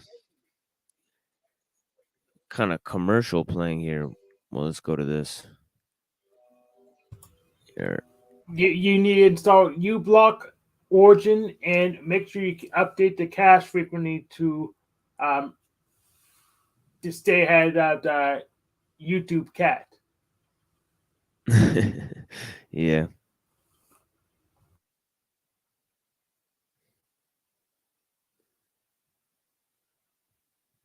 There's a lot of interesting conversations going on in chat. I think Sarah and Wizard are going at it, on the Bible. Bless their heart. It's definitely a necessary exercise to challenge each other about our understanding of these things, And we're taking a look at different sources here, but, let's see. Because he was very interested in religion. In fact, that was virtually the sole focus of all his writings was on Judaism and on a Jewish morality as he envisioned it. But there's a strange irony about Philo's life. He was extremely important in the Christian intellectual tradition, copied almost verbatim by Eusebius and then by all the other church fathers, and revered as a great Jewish philosopher. But he was totally ignored by the rabbis. And he is completely absent from the Hebrew religious tradition until the 19th century when people begin to pay attention to him again. So what a strange thing.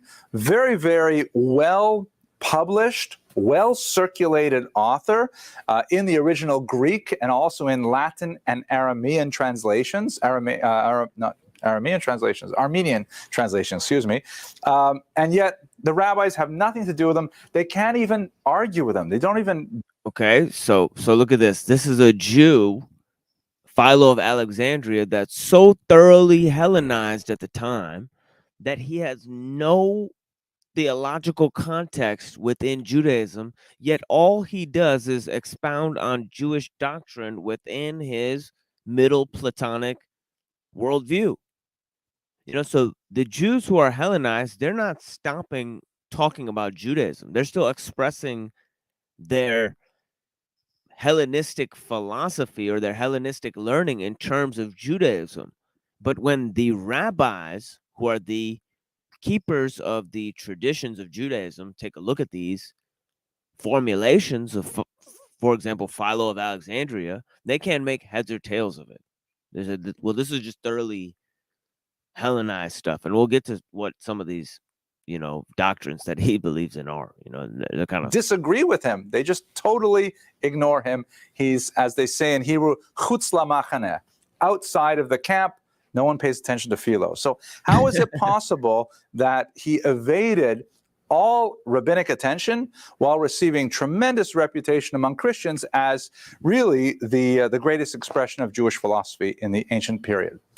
This, for example, is one of the more fanciful 16th century representations of, as you can see, the Latin on top, Philo Judaeus, Philo the Jew. Of course, we have no idea if he looked anything like this, but it's a colorful picture, and I saw it on Wikipedia.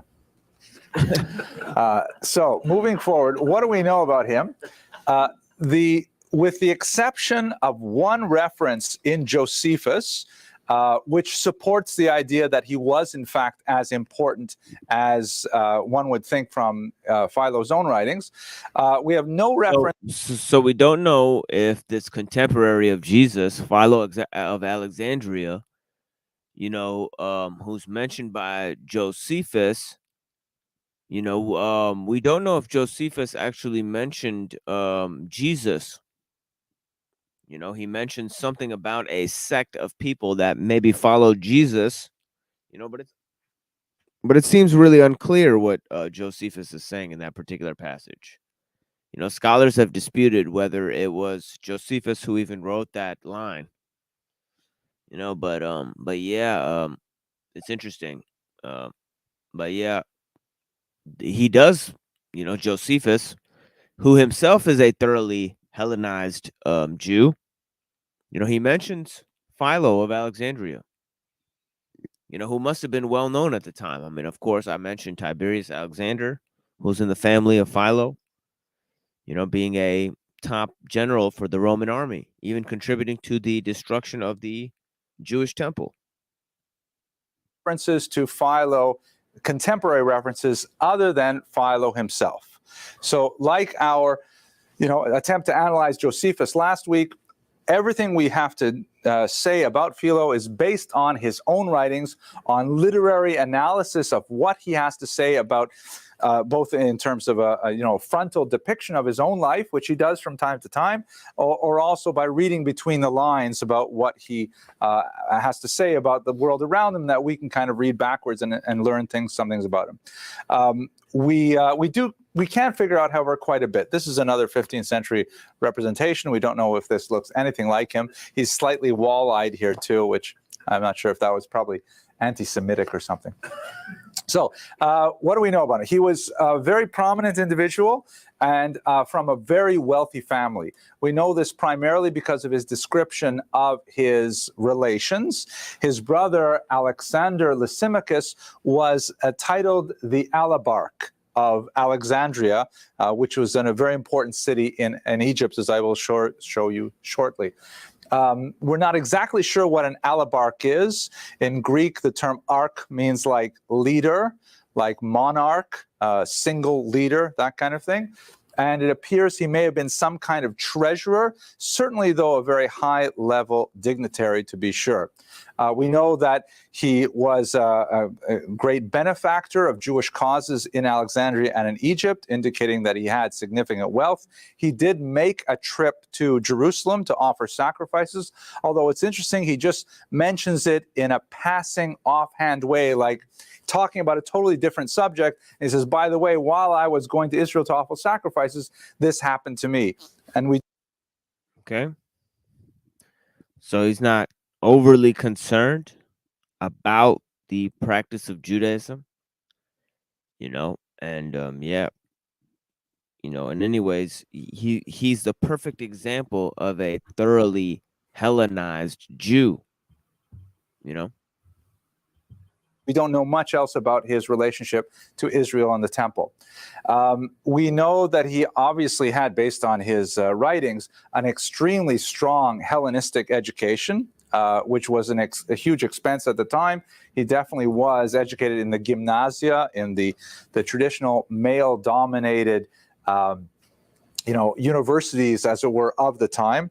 In fact, some some scholars believe that he is the father of modern misogyny because he had a rather negative view of women getting higher education, and this view was duly repeated in many of the church fathers after him. But at any rate, clearly a very prominent individual. We'll give you some more evidence of that shortly. Very wealthy individual.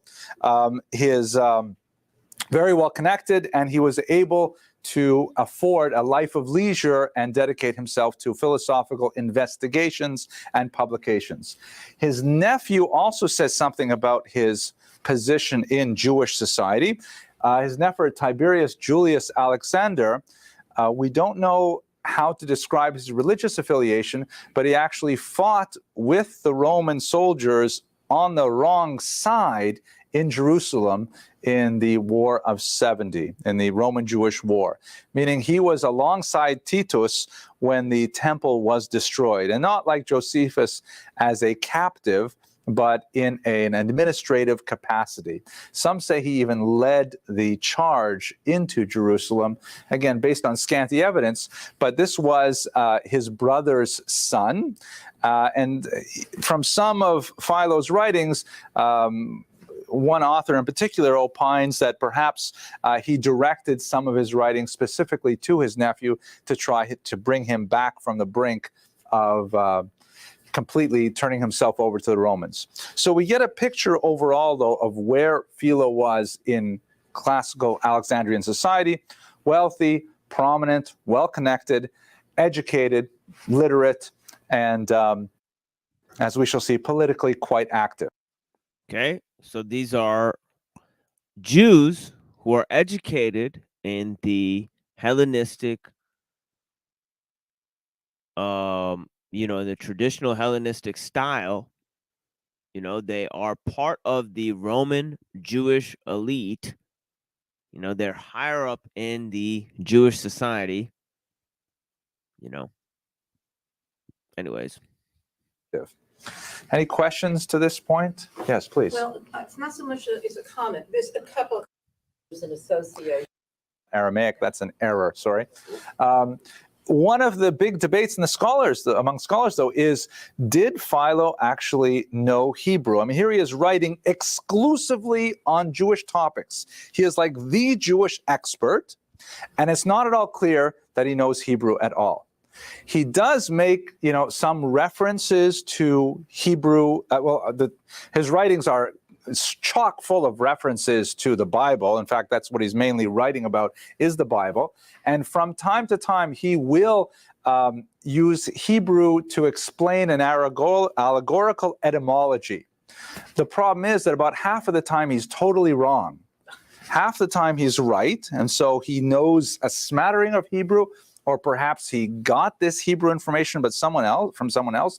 And other times, his sort of discussions of saying something like, yes, the root of this word in Hebrew means X, and it doesn't mean X at all. And you have to. So there's some other proof that they offer is that, of the things I was saying earlier, that, Jewish scholars believe that actually Philo or Hellenistic Jews, they may not have even known Hebrew.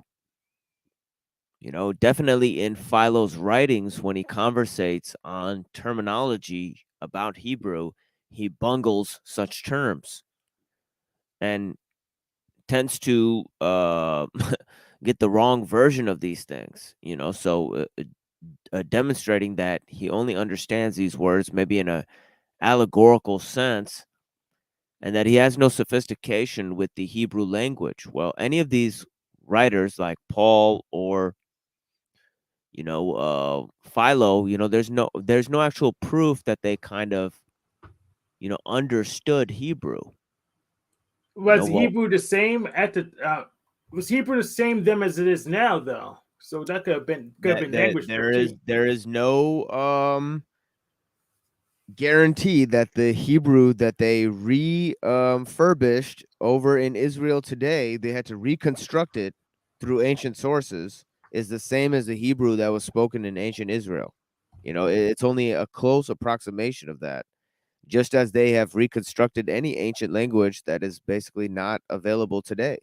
Same thing with classical Arabic, you know, that was used to write the Quran, you know. You know, they have to reconstruct even the grammar and everything just to look at the language. But of course, that's done by modern linguists, modern philologists, and all of that type of thing. So, you know, who's to say if any of those words were the same, you know, from back then, you know. You know, I mean, you know, I mean, I guess it depends on the accuracy of the archaeologists and the linguists and all of those people. And, you know, a lot of them are from Israel today. So, you know. I know if you put only English in front of me and and you asked me if I understood, I would say no, because it's not the same language. Yeah, that's right. You know, if you like try to pick up the Canterbury Tales and try to read them, I mean, it's damn near impossible for people to try to read stuff like that today, you know. The you know, type of English from the Middle Ages. But yeah, let's go more into this history. You know, things were different under the Romans, and now I'm reading from the Jewish. From Jesus. From the Jesus Hoax by Dr. Scribina. I probably go as far as say that modern Spanish would be easier for me to pick up than know the English, because the concept will lead to same, even though it's a different language, because it's in a modern context. Oh yeah, yeah, definitely. But yeah, yeah, it's definitely interesting, the spread of languages throughout the world. But yeah, you know, the church started to use Latin later. Obviously, they say Christ supposedly spoke Aramaic, which is the precursor to modern day Arabic. You know, I think Aramaic and Syriac combined to form modern day Arabic. You know, but anyways, you know, we're at 6 AD here, and it seems like there's a zealot movement formed, the kind of a fourth sect of Judaism. You know, four main sects being Pharisees, Sadducees, Essenes, and Zealots. Okay, is what they said in ancient times. But yeah, the Zealot movement.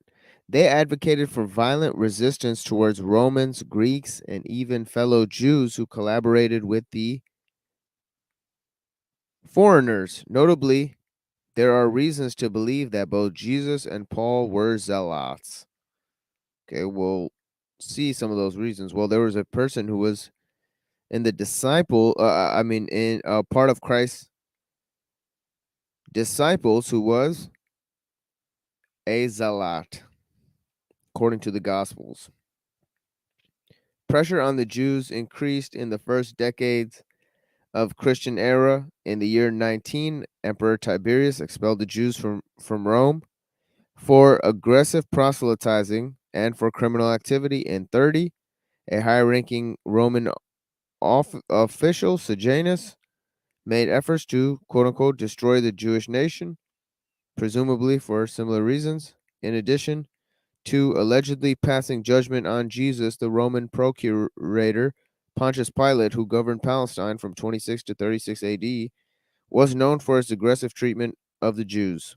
But things grew even worse for them after his removal from power and the ascension of Emperor Caligula in Rome.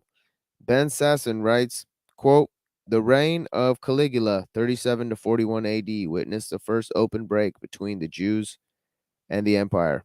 Relations deteriorated seriously during this time.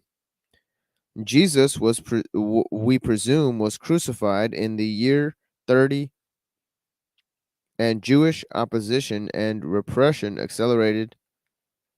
In the year 38, the governor of Alexandria, Flaccus, A.A. Flaccus, took harsh action to restrict Jewish power and influence in that city. According to Philo, he also initiated violent pogroms that resulted in many fatalities. Just 3 years later, Emperor Claudius issued his third edict, letter to the Alexandrians, in which he accused those Jews of fomenting a general plague which infests the whole world. This is a striking passage. It suggests that the Jews all over the Middle East had succeeded in stirring up dangerous agitation towards the empire. It also marks the first occurrence in history of a quote-unquote biological epithet used against the Jews. By the year 49, Claudius had to undertake yet another expulsion of Jews from Rome.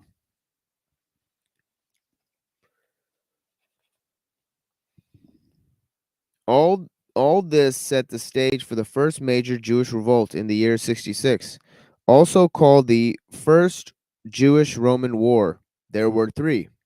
This event was a major turning point in history. It eventually drew in some 75,000 Roman troops who battled against perhaps 50,000 Jewish militants and thousands of other partisans. The war lasted for 4 years, ending in the Roman victory and the destruction of the Jewish temple in Jerusalem in the year 70. It remains in ruins to this day. Only the Western Wall, or the Wailing Wall, quote unquote, still exists. There would be 2 more Jewish wars in 115 to 117, the Kitos War, and 132 to 135, the Bar Kokhba Revolt. Thousands died in each. Both ended in Roman victory. Okay.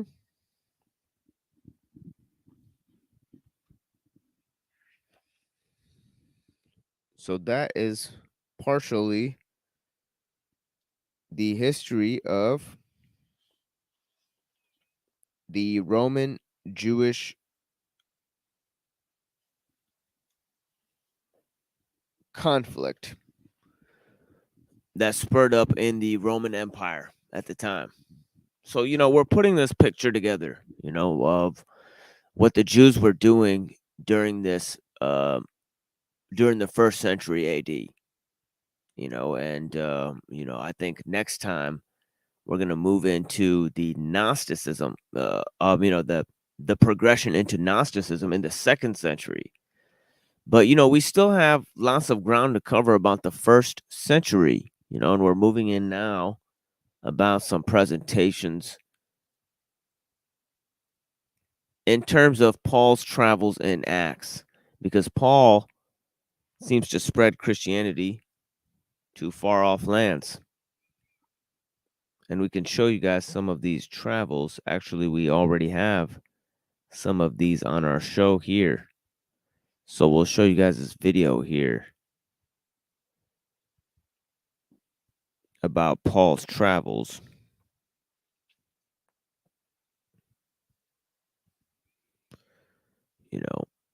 And I think it will be useful for you guys to take a look at it.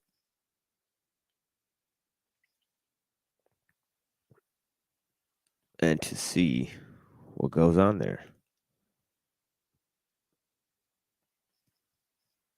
Let me try to find this image here of when I start explaining this shit for you guys. And bless you guys for joining. It's still 6 a.m., 3 a.m. in the morning, 6 hours into this presentation here.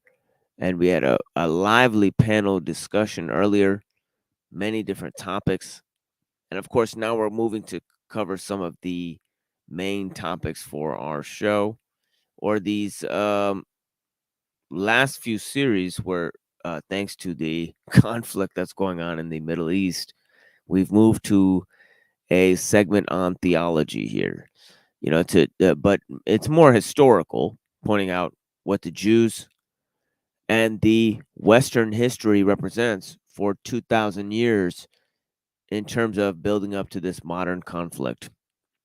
But for that, we have to understand the Hellenization of the Jews, their expulsion from Rome, the destruction of the Second Jewish Temple, the Jewish diaspora, and Paul's spreading of Christianity to Europe, where the Jews eventually end up in Europe, and then they, from there, form Israel, the European Jews.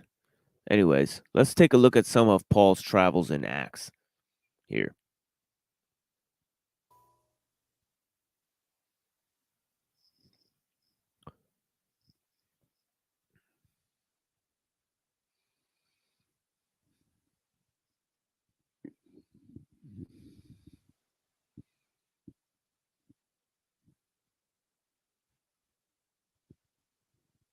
Greetings to all in our audience and other people who may be watching for the first time. We are the Machine Lies. This is an extension of the show Machine Lies called Holy Robots, where we discuss religious issues and topics. To this effect, I've began to provide new content, and if you're joining us today, you'll be joining us for a reading from my recent book, Christ Protagonist or Logos Dethroned.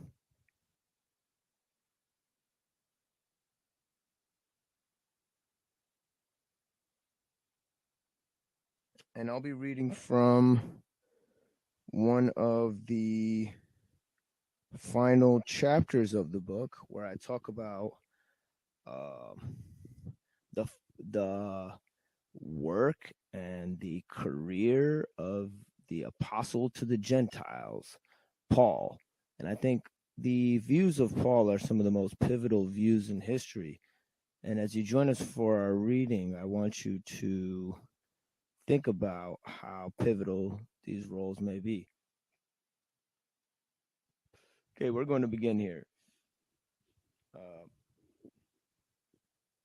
Chapter 27. Crafty fellow that I am, I caught you by trickery. 2 Corinthians 12:16. As a writer claiming to be Peter states in 2 Peter 3:16.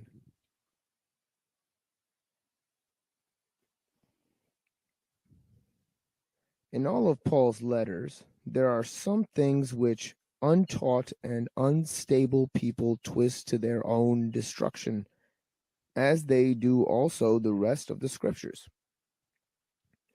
Was Paul understood? If he was, who understood Paul the best? One person who claimed to understand Paul the most was Marcion.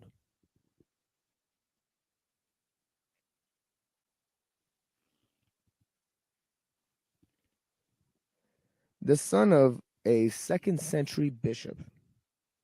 He most notably wished to do away with any connections between Judaism and Christianity. He put forward the idea that the writings of Paul were perhaps a most fundamental aspect in understanding Christianity. To this end, he both edited and collected the books of Paul. His interpretation of Christianity was branded heretical.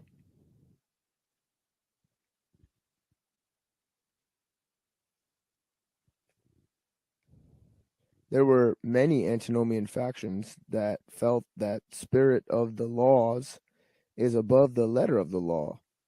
Constantine purged Jewish influence from Christian practices.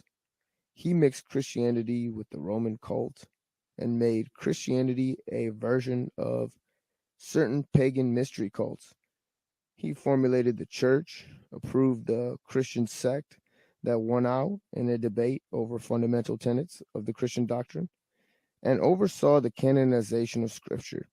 It is a notable fact that more Christians were persecuted after Constantine's conversion than before it. Differing versions of the Christian message were stamped out. Both Paul and Constantine saw visions of light from above upon conversion.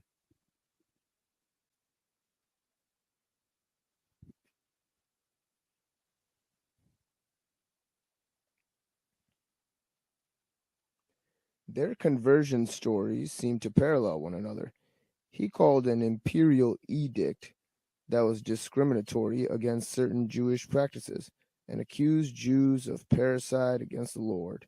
He changed Passover to Easter. He separated Jewish and Christian holy days. St. Augustine also affirmed Paul's teachings. The mix of Hellenistic Jewish thought and Neoplatonic philosophy produced the Trinity. Many scholars have noted that the Trinity was never mentioned by Paul. It is clear that Paul thought Christ was the Spirit of God. Later, the Trinity was devised through Neoplatonic philosophy to obtain a defense for the Pauline message. This was all hastened by the fall of Rome and Christianity's arrival in Europe. There, many sought to reform Christian teaching. One of the most notable reformers was Martin Luther, who defended Paul and used his teaching to polarize law and gospel.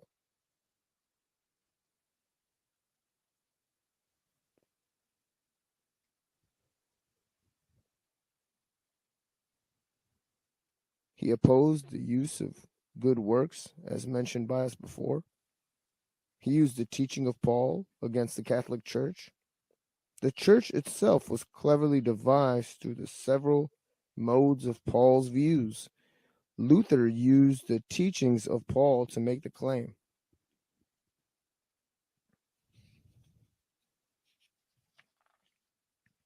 that Jews would convert to Christianity before the return of Jesus. Paul wrote to a mostly Gentile church in 1 Corinth 11:1 to imitate me as I imitate Christ.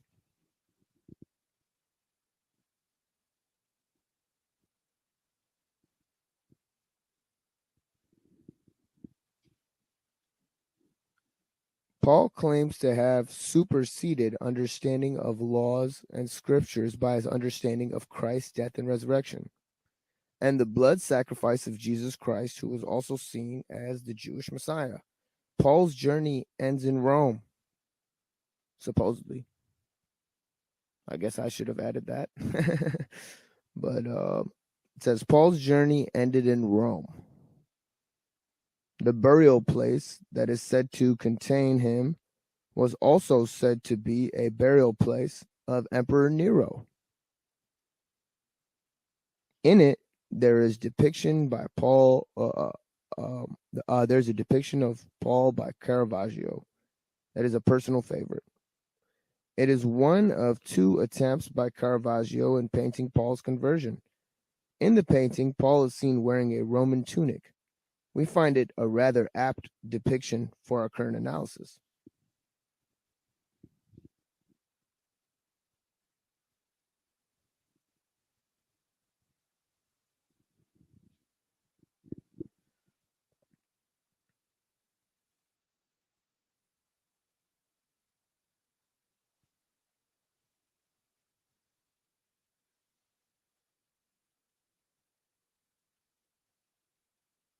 Not only is Paul seen as a symbol of Roman power, singularly shown the light and set apart, but he is also shown falling off his horse, flailing in agony. This embarrassing moment was actually a moment of empowerment. The rules of power were reversed. The revaluation of values was at hand. In short, logos had been dethroned. The symbols used to describe heavenly ascension were now used to define earthly power. In Acts 9:1, Paul is asking the high priest to enlist him in the cause of ridding him of the Christian faction. after he was emboldened by witnessing the stoning of Stephen. Paul then supposedly went on the road to Damascus, where the famous conversion took place.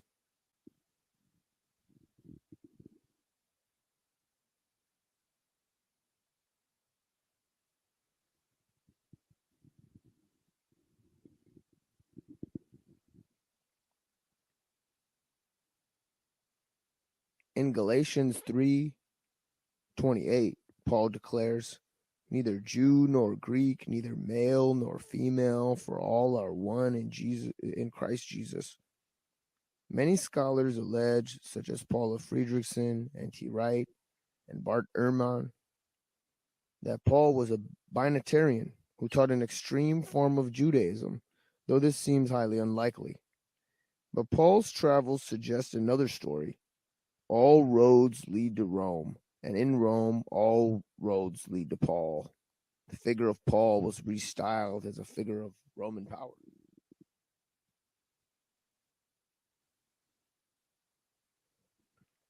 Paul was born in Tarsus, in the Roman province of Cilicia, near Ephesus and the Aegean Sea. At the time of Paul, it was a powerful center of arts and commerce. The schools of Tarsus were well renowned for Greco-Roman learning and rivaled those of Athens and Alexandria. Paul was a Roman by birth, fluent in Hebrew and Greek, and learned in Greek philosophy.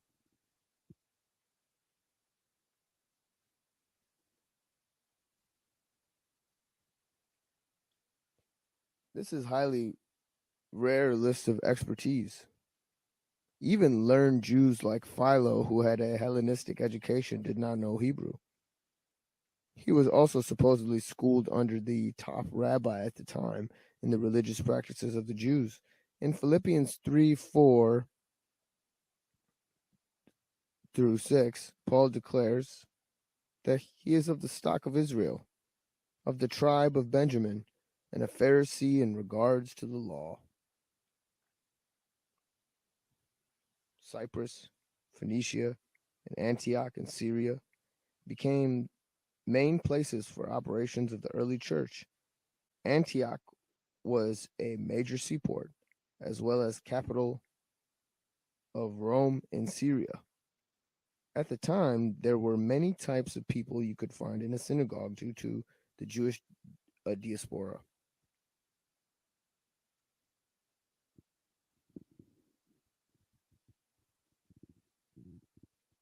There were regular diaspora Jews,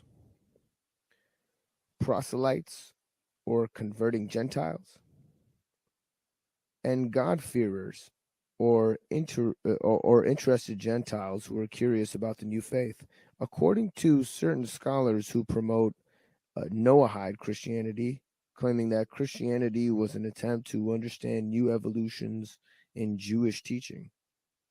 Interestingly enough, Paul never used the word Christian and felt his views could be regularly assimilated within Jewish teaching. Paul and Barnabas sailed to Salamis in Cyprus.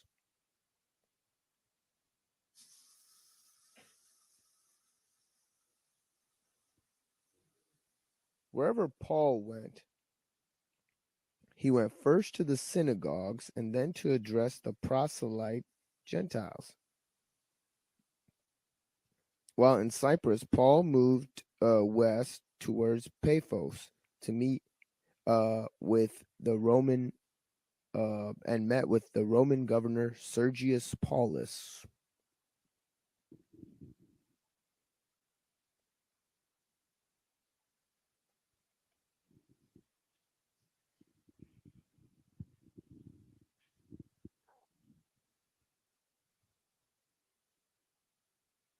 From Paphos, they may have sailed to the southern coast of Turkey in Perga, and from there arrived in Antioch, another prominent Roman city, to meet with local Jews. Paul visited a mixed community of Jewish and Gentile followers. They soon left for Antioch in Syria, where Paul gained a new travel partner, Silas. It was with this traveler that Paul went to some far-off lands, including Europe. They began by traveling to Philippi in Macedonia.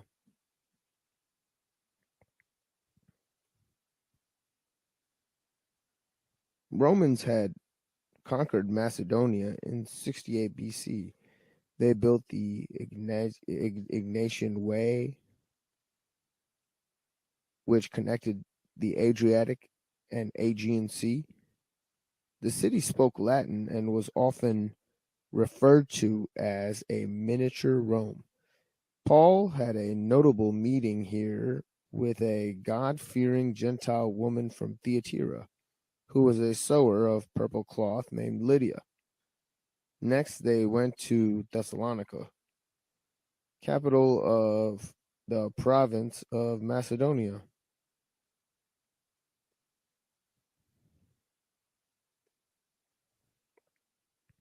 The cult of the emperor thrived in the city. Some Jews had raised an allegation against Paul and Silas and claimed that Paul taught others to serve Jesus instead of Caesar. They soon had to leave for Berea. There was a town with a large Jewish population, congregation, which was most amenable to Paul's message. So he set up a mixed congregation there. However, soon some Jews began to take notice of Paul's preaching. So he left, and Paul finally arrived in Athens, Greece. Paul was surprised by a number of statues in the temple there. Paul capitalized on the situation and began teaching against idolatry, quote unquote. In Paul's time, Athens had declined in importance from its classical phase. Paul went to the marketplace or agora.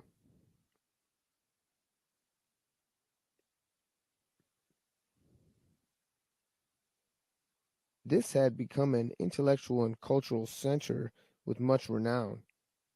In the forum, Paul conversed with many Epicurean and Stoic philosophers. This area was filled with statues and temples. When the people heard Paul's preaching, they mistook him for a philosophical babbler that sought to do away with the many gods. When they took him to the Areopagus, or the official court of Athens, Acts 17:19, he came upon the altar to the unknown God, quote unquote. He assimilated this, quote unquote, unknown God as his Jesus character and proclaimed that all other gods were man-made. Paul next traveled to Corinth.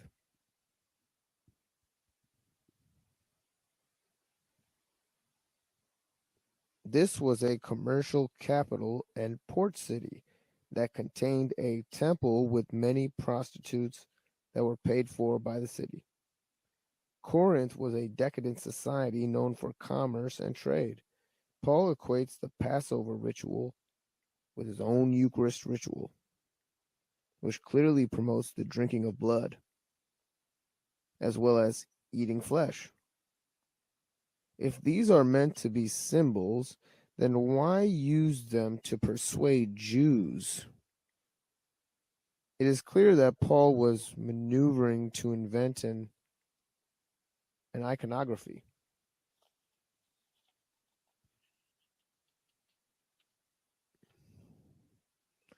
That was suitable to Gentile crowds, while still doing it in the context of the pronouncements of Jewish scriptures. It was here that Paul penned his famous statement of faith as a testament to Corinth.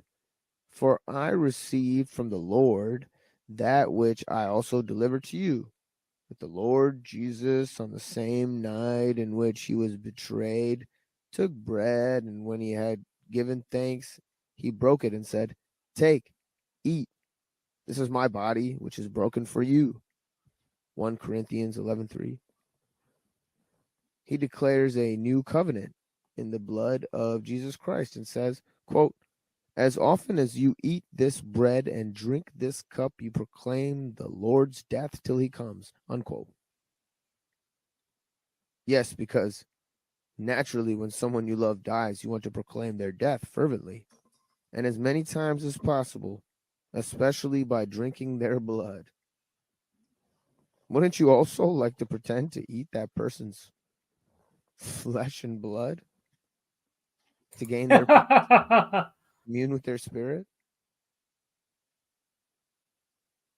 It is quite obvious there is no parallel belief to this mentioned in Jewish scripture. There is also reflected in this Paul's new covenant. It is important to note that this covenant, although restored by faith, is brought about by a blood sacrifice of the Jewish Messiah. Either way, after laying this on Corinth, Paul arrived in Ephesus, back in Turkey.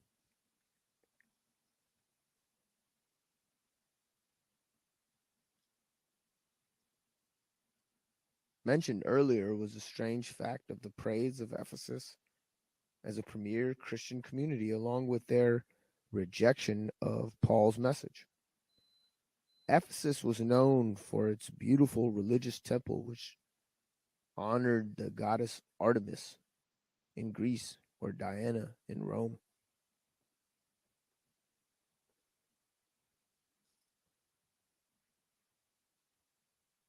Paul lived and taught there for a few years, as he did on most of his major stops.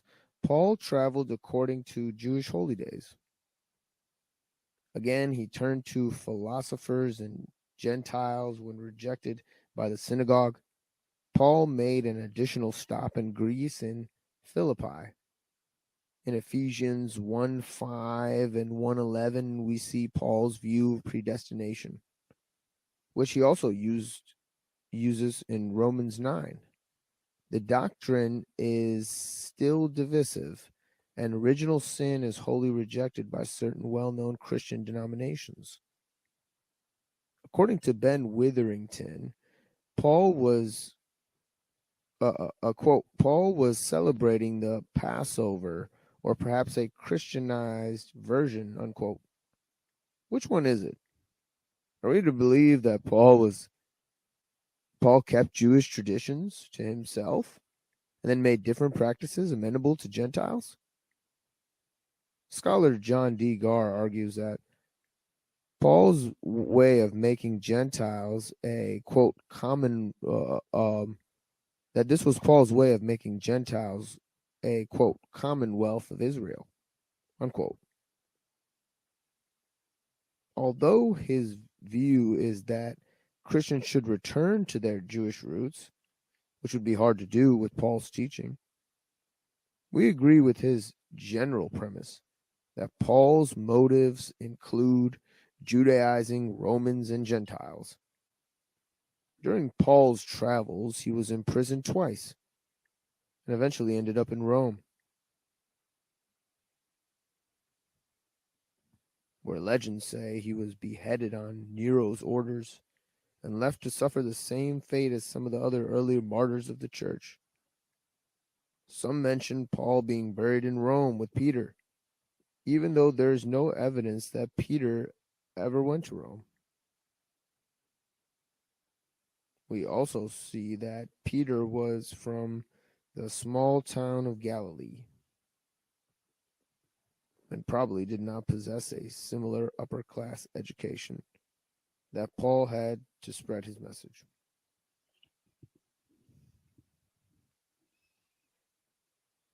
While many scholars go so far as to say that Paul was not a founder of a new religion and simply trying to update Jewish teachings in light of his own faith and certain transpiring of events, we are not so sure. Others say that Paul could not have been a Pharisee. Whoever wrote the book of Acts claims Paul was a practicing Jew, but nearly all practicing Jews today reject his practices and can find no support for much of what he said in the Old Testament. Rather, they see that Paul either knowingly or unknowingly distorted the views and opinions of practicing Jews. We ourselves have to allege that Paul knowingly accomplished this. Rabbi Tovia Singer claims that Paul corrupted the scripture. He finds it odd that Paul claimed he was a Pharisee, but went around persecuting Christians at the order of the high priest. Firstly, this does not square well with a religious life.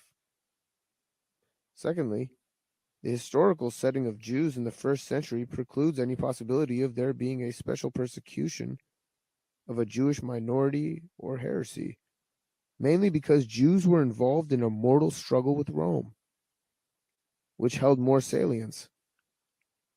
Jews at the time were planning on either fighting or fleeing from Roman rule.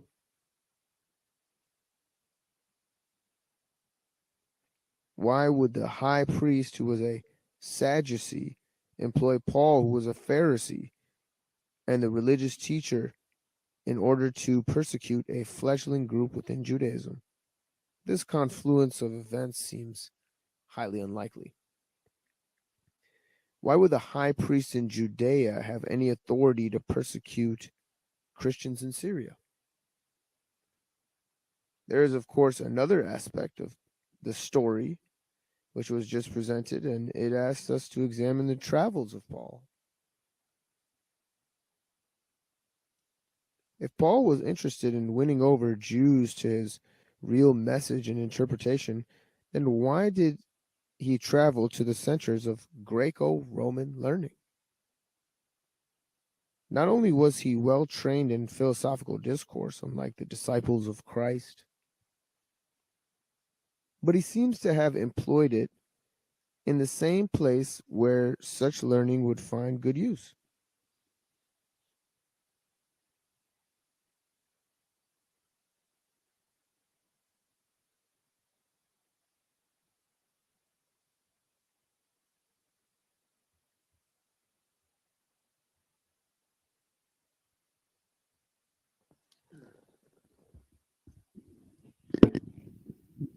Okay. And that presentation basically shows us where Paul went in his travels. So you could lay out the map of the regions he traveled in Europe and the timeline for his travels.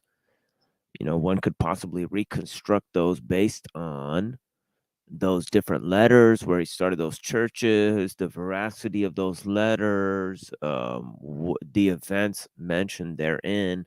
He mentions traveling to Athens in some of his letters. He mentions traveling to a lot of different areas, in those travels. He mentions his traveling partners, Barnabas, Silas, and all of those things, mentioned in Acts and all of those types of writings. So you figure out who Paul went with, where he went, what he's doing according to the biblical tradition. Well, that kind of tells us also where the early church was popping up, And it also tells us another thing. It tells us about the places where there was a sort of a syncretism between Jewish and Greek practices. Of course, Paul wanted to maybe travel to those communities who expressed a mixed expression of those kind of communities. We're not going in any direction here. We're just talking about the history of the early church here. But yes, thank you for joining us. And I'm trying to find my other book here so I can break down some more history for you guys. Give me 1 second here, guys. So I can find my book here on the early church history. We can figure out where we go from the spread of Paul's message.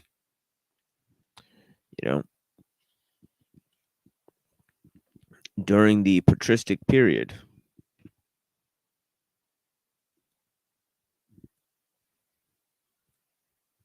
And some of those early scholars and what they were involved in.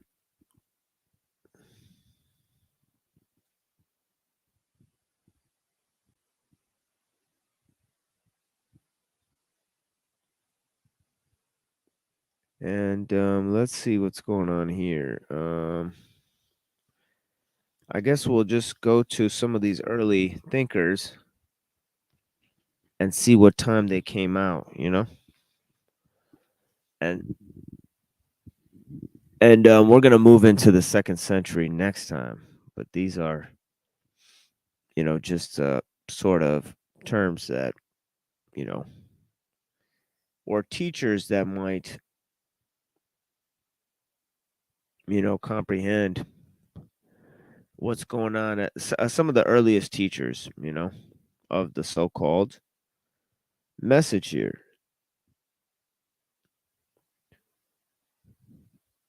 How about Flavius Justinus?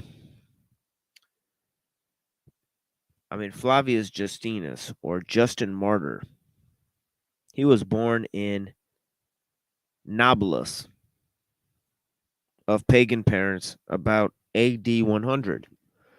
So here we have, before the Bible is formed, a teacher who expresses a Christian sort of message. He talks about Christ and all of that type of stuff. But of course, he packages it in a Hellenistic format, But Justin Martyr, about 100 AD, became a Christian and was martyred at Rome about 164 AD. So that's way before, supposedly, we find any of the Gnostic Gospels. That's before Plotinus or any of those things. So any claim that anybody formed the Trinity or anything like that was not available at the time. This is a very early message. Now certain some people say that some of the Gospels are dated to 120 AD, and of course we don't know when they came out. This is just when the first versions of them were discovered, especially the Gospel of John. And this guy is said to have been born about 100 AD. So definitely during the time when some of these early works were in circulation. Maybe certain people are seeing these things for the first time in this age. But he wrote a famous work called A Dialogue of Trypho. The Dialogue with Trypho. And in that, he writes his praise of philosophy. But he talks about the distinction between the material and the immaterial. And it says here that he used Platonic terms, and it says that he even referred to God as the demiurge. Copleston writes, when Socrates, in the power of Logos, or as its instrument, tried to lead men away from the falsehood into truth, evil men put him to death as an impious atheist. So Christians who follow and obey the incarnate Logos itself and who denounce the false gods are termed atheists. In other words, just as the work of Socrates, which was a service of truth, was a preparation of the complete work of Christ, so the condemnation of Socrates was, as it were, a rehearsal or anticipation of the condemnation of Christ and his followers. So see, he saw his learning of Greek philosophy to be synonymous with his learning of the doctrine of Christianity. Okay, and he had a student named Tatian. It says Tatian declares that we know God from his works. He has a doctrine of the Logos, distinguishes soul from spirit, teaches creation in time, and insists on free will. But all these points he could have got from the scriptures and Christian learning. He had little use for Greek learning and Greek thought.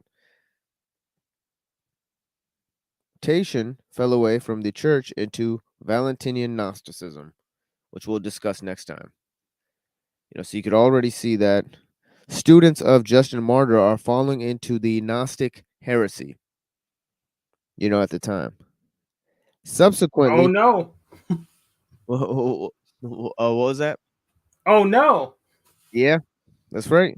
This is as early as the 2nd century, Students of Justin Martyr like Tatian becoming Gnostics, subsequently founding the sect of Ankratites, denouncing not only the drinking of wine and the use of ornaments by women, but even marriages as such, which he said was defilement and fornication. Yeah, you could tell why they didn't, why they died out. Well, they didn't have any babies. That'll not. Yeah. That'll make you non-existent.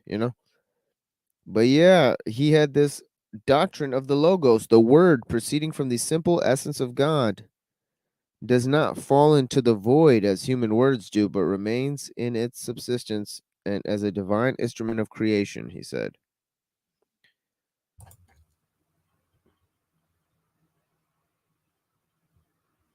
But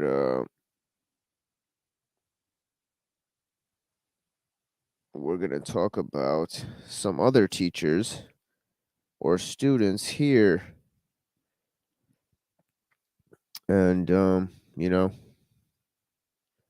obviously Theophilus of Antioch.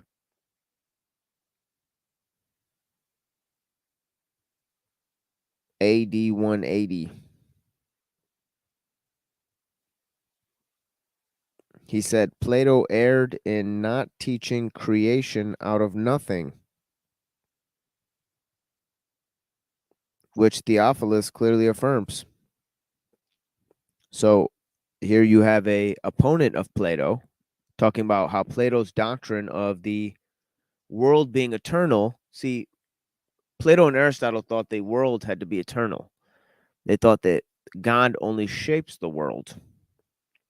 See, Plato thought that God only shaped immaterial forms, and they emanate qualities into the world, and that the world was an imitation of the forms. Aristotle famously believed that God molded the world, but God himself was limited, that he basically, or it basically, formed the world through the void. If it shaped matter through the void, okay, and this was the matter, and God existed with each other alongside, the laws of nature, which all influenced the creation of the world. God existed alongside matter. Matter was chaos until God formed it. Anyways, the great opponent of Gnosticism, Saint Irenaeus. Okay.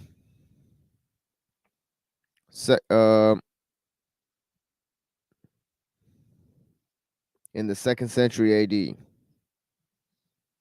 Okay, what was Gnosticism about? Professing to substitute knowledge, gnosis, for faith, offered a doctrine of God, creation, the origin of evil, salvation, to those who liked to look upon themselves as superior persons in comparison with the ordinary run of Christians. There was a Jewish Gnosticism before the Christian form, they said. In the 2nd century, and seduced those Christians who were attracted by bizarre theosophical speculations, which the Gnostics often offered as knowledge. Marcion, the Ophites, Basilides, and Valentinus are some examples of Gnostics. They, of course, have vastly different doctrines in terms of their practice. You know, they don't have a monolithic belief system. But yeah, characteristic of Gnosticism in general was a dualism between God and matter, which, though not absolute, approached that of the later Manichaean system. The resulting gulf between God and matter was filled up by the Gnostics with a series of emanations. The system of Marcion. He thought that the God of the Old Testament was the demiurge, is inferior to the God of the New Testament. So he thought that the Old Testament and the New Testament were referring to different gods. That the Old Testament God was an evil God. That Jesus, who was sent into the world, was a opposition to that God. Yeah, that makes sense because otherwise, why would there be a new covenant unless Jesus was a hacker or something? Well, that is one of Paul's main concepts. Paul refers to the concept of a new covenant.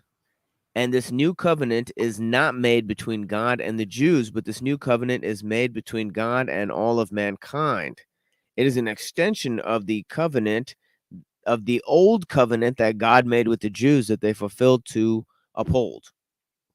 But this new covenant, you know, that Paul says is a invitation to the kingdom of God, which will culminate the salvation of the entire world, Jews and Gentiles.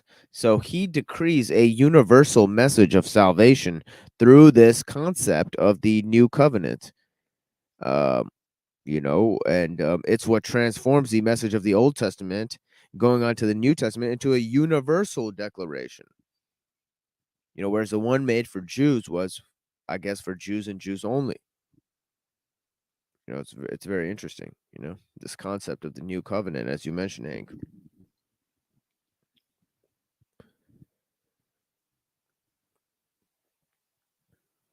And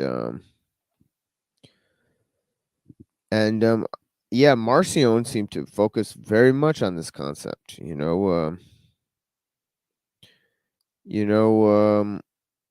said that Jesus only revealed himself in the New Testament. But in the systems of Basilides and Valentinus, then this is Copleston writing, he says, however, the Christian element is less important. Christ is depicted as an inferior being, an aeon, in a fantastic hierarchy of divine and semi-divine emanations. And his mission is simply that of transmitting to man the salvific knowledge or gnosis. As matter is evil, it cannot be the work of the supreme God, but it is due to the great archon. The great archon.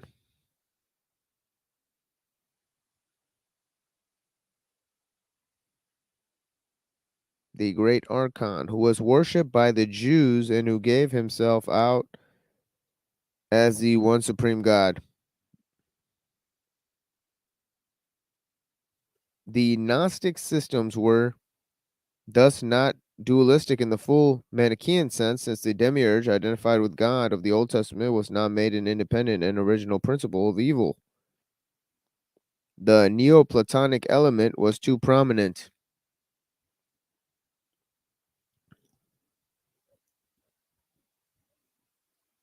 To admit of absolute dualism, and their main common characteristic was not so much the tendency to dualism as the insistence on gnosis as a means of salvation. The adoption of Christian elements was largely due to the desire to absorb Christianity, to substitute gnosis for faith.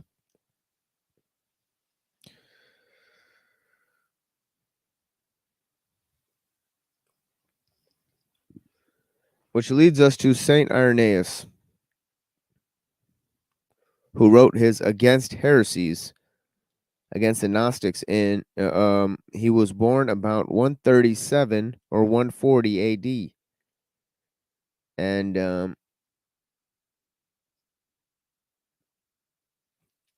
this was a very important figure. Actually, we get a lot of the notions of the Gnostics from this teacher, this early Christian teacher who tells us about some of these Gnostic sects. But yeah. Who else do we have? A very important figure is Tertullian. Okay, it says Tertullian is born about 160 AD, but he later falls into the Montanist heresy. Montanism, another Gnostic heresy that we'll discuss, that's kind of like a puritanical form of Christianity that existed in the early part of the spread of the church. But yeah, Tertullian talked about the order of nature and design, and that the unity of God can be inferred from the unity of the cosmic order. And his beliefs are very interesting. You know, some people claim that Tertullian is one of the first people where they get the Trinity from, but he believed in a sort of subordinationist form within that Trinity. You know, but yeah, he also kind of, you know, added several Platonic elements into his philosophy. But when it gets to people like Origen in 185 AD, you know, we have people who studied, you know, alongside,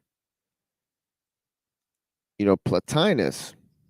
You know, it says that, you know, Origen, foremost member of the Catechetical school of Alexandria, was born in AD 185 or 186. He studied the works of Greek philosophers and is said to have attended the lectures of Ammonius Saccas, the teacher of Plotinus. It says, under the influence of Platonism, or rather of Neoplatonism, he held that God, who is purely spiritual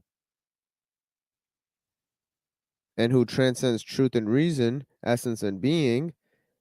In his book against pagan philosopher Celsus, he says, following the mind of Plato, that God is, it's a Greek word, I can't even read it, created the world from eternity by the necessity of his nature. So, there you have it. He follows the fundamentally Greek concept that God created the world as a quote-unquote necessary act, that God had no choice but to create the world. And of course, this is why certain Christian teachers today reject his teaching. Somebody else who was an early teacher was Saint Basil, who died in 379, studied in the University of Athens together with Saint Gregory Nazianzen. And he considered Greek literature and learning potent instrument of education. Eusebius of Caesarea was born in Palestine about 265, regarded Greek philosophy, especially Platonism, as a preparation of the heathen world for Christianity. Okay, a lot of the early church fathers held this opinion, that the Greek and pagan philosophy was a preparation in the world for the Christian teaching, which is kind of an interesting thought for real. You know, that the pagan philosophy and the Jewish theology were inextricably linked. Actually, they were a preparation for each other. That that is kind of a preparation in the world for the Christian worldview. Yeah. Unfortunately, they're using the micro strategy of embrace, extend, extinguish. Yeah. Yeah, I mean, you can't think of anything more, fundamentally,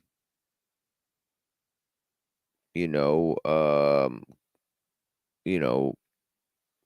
I guess a combination of secular and religious values, but this is not happening at the time of the Enlightenment. This is happening in Rome during the formulation of the church.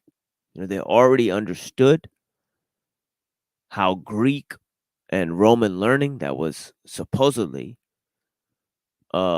refurbished and re-implemented during the time of the Enlightenment, but it was already being used in the development of the doctrine of the early church.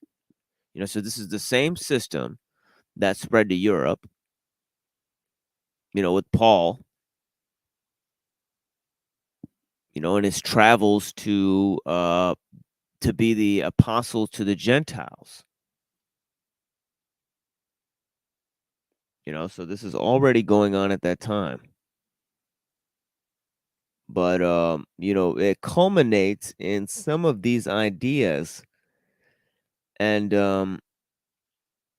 this idea that the Greek philosophy was a preparation in the world, okay, for Christian theology, was one that was expressed by some of the early teachers of the church, and we'll go on to read some of their views. It says, one would probably only expect, given the attitude of his predecessors, to find Eusebius especially appreciative of Plato. In fact, he devotes to Platonism 3 books. Clement had spoken of Plato as Moses.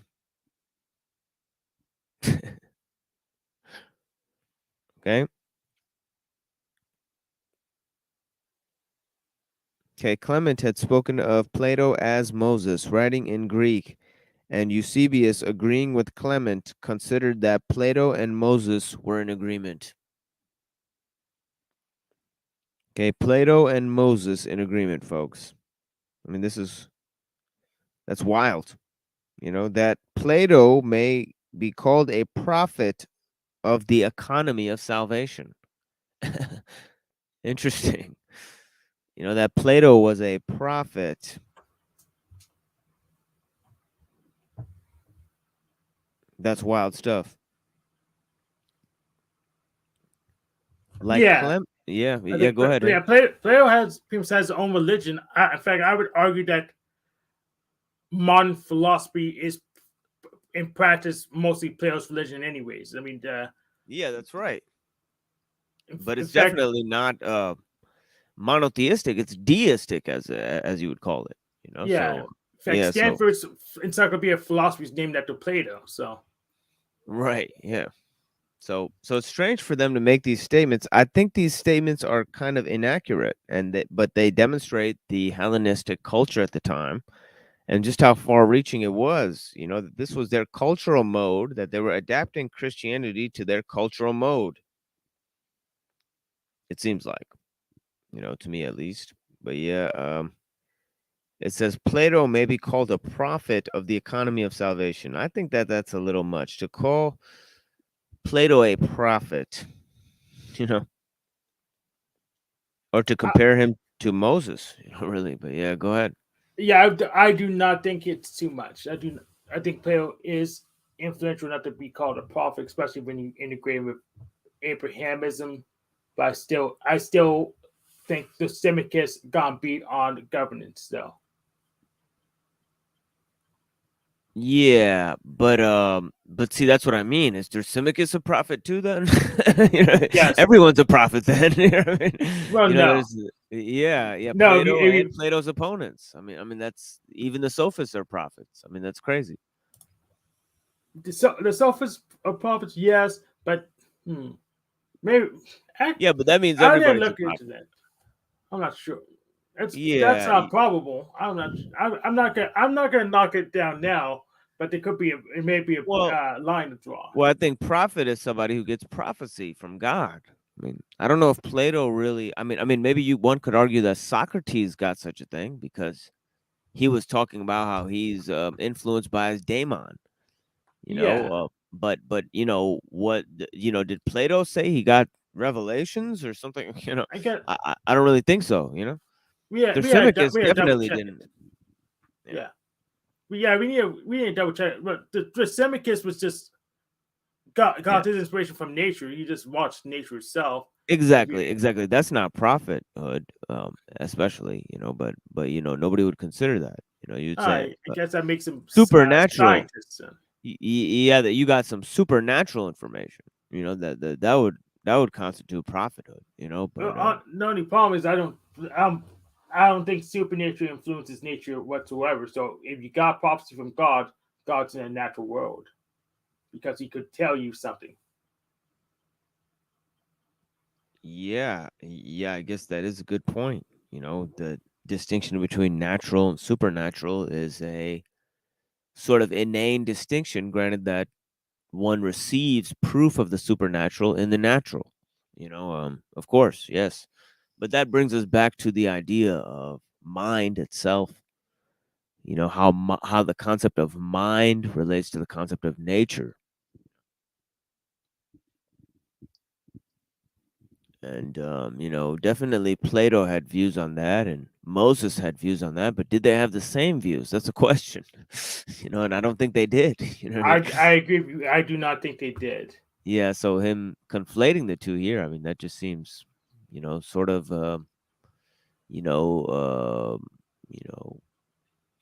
sort of, I don't know. It shows Plato's extreme influence on Christianity. Of course, yeah. Some of that it definitely shows, but it says like Clement and Origen and like Philo also, Eusebius thought that Plato had borrowed the truths he exposes from the Old Testament. Okay. I don't know if there's any proof that Plato actually knew about Judaism, but we discussed some of the proof that he may have known something about it, you know, especially before. But yeah, we have another guest here. Hey, blessings, brother. How you doing? Hey, Machine. Hey, Hank. Hey, what's up? Hear you guys talking in a certain area that I enjoy sharing back and forth with. Philosophy, how certain technology comes to be. Mm-hmm. Yes, definitely. Talking about the early church history and how some of the early church fathers were taking from some doctrines, especially Platonic doctrines, to influence their belief system. And yeah. I guess, Machine, when it comes to certain technology, when Michael Jackson, I'll put this together in a second. When Michael Jackson came up with Thriller, was it Michael Jackson and whatever's coming out of his mouth, or was it the fact that CDs were coming around at the time, or Justin Bieber, the internet? So a lot of these people, Socrates was excluded from it, but technology like writing came to be. So men have always had opinions. Some more than others might have been able to download information from the unknown. And then we try to convey it either in a speech form or in a written form. So everything still needs to be tested from within. So whether or not we use the book, the Quran, or all the different stories called the Bible, each thing should be applied to see whether or not it serves or doesn't serve. Outside of that, we're just giving homage to Plato, Kant, Jesus, Muhammad. Even Gabriel made sure, supposedly, the story of Gabriel, he took a human being like Muhammad who didn't know how to read or write and channel basically through him. But again, it doesn't take away from whatever was written or spoke. That's where we can apply discernment to. Outside of that, it's just knowledge playing games with itself. Yes, and it seems that you do have a considerable spreading of technology in terms of the Hellenistic learning. So the Hellenistic learning is creating cities, like how I showed in the Travels of Paul. To all of these cities like Corinth, Thessalonica, Galatia, and all of these cities, especially the one that he's from, Tarsus, and even Athens, where Athens is now famous for being a center of learning in the world. And you see Paul traveling to all these large cities, that were these the centers of travel. Most of them were port cities. So this is again about the use of technology. And of course, he's spreading his message through these letters using his Greek learning in order to do so. So it's about the spread of, I guess the spread of Hellenism. It does encapsulate the spread of technology and of the fundamental aspect of technology, which is the symbols and ideas that are used to, create things, such as to build cultural artifacts or to build, cities and towns and architecture, such as the ones you see. And of course, those become the centers of learning during the Jewish diaspora. This is where the Jews congregate. So it becomes a fundamental aspect of society that the cities would take in all of these foreign influences. Even in ancient times, this was true. And they would bring in all sorts of cultural technologies, and even religions,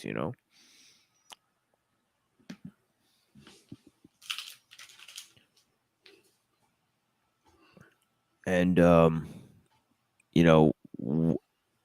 this is really crazy stuff. I mean, this is when he says, and this is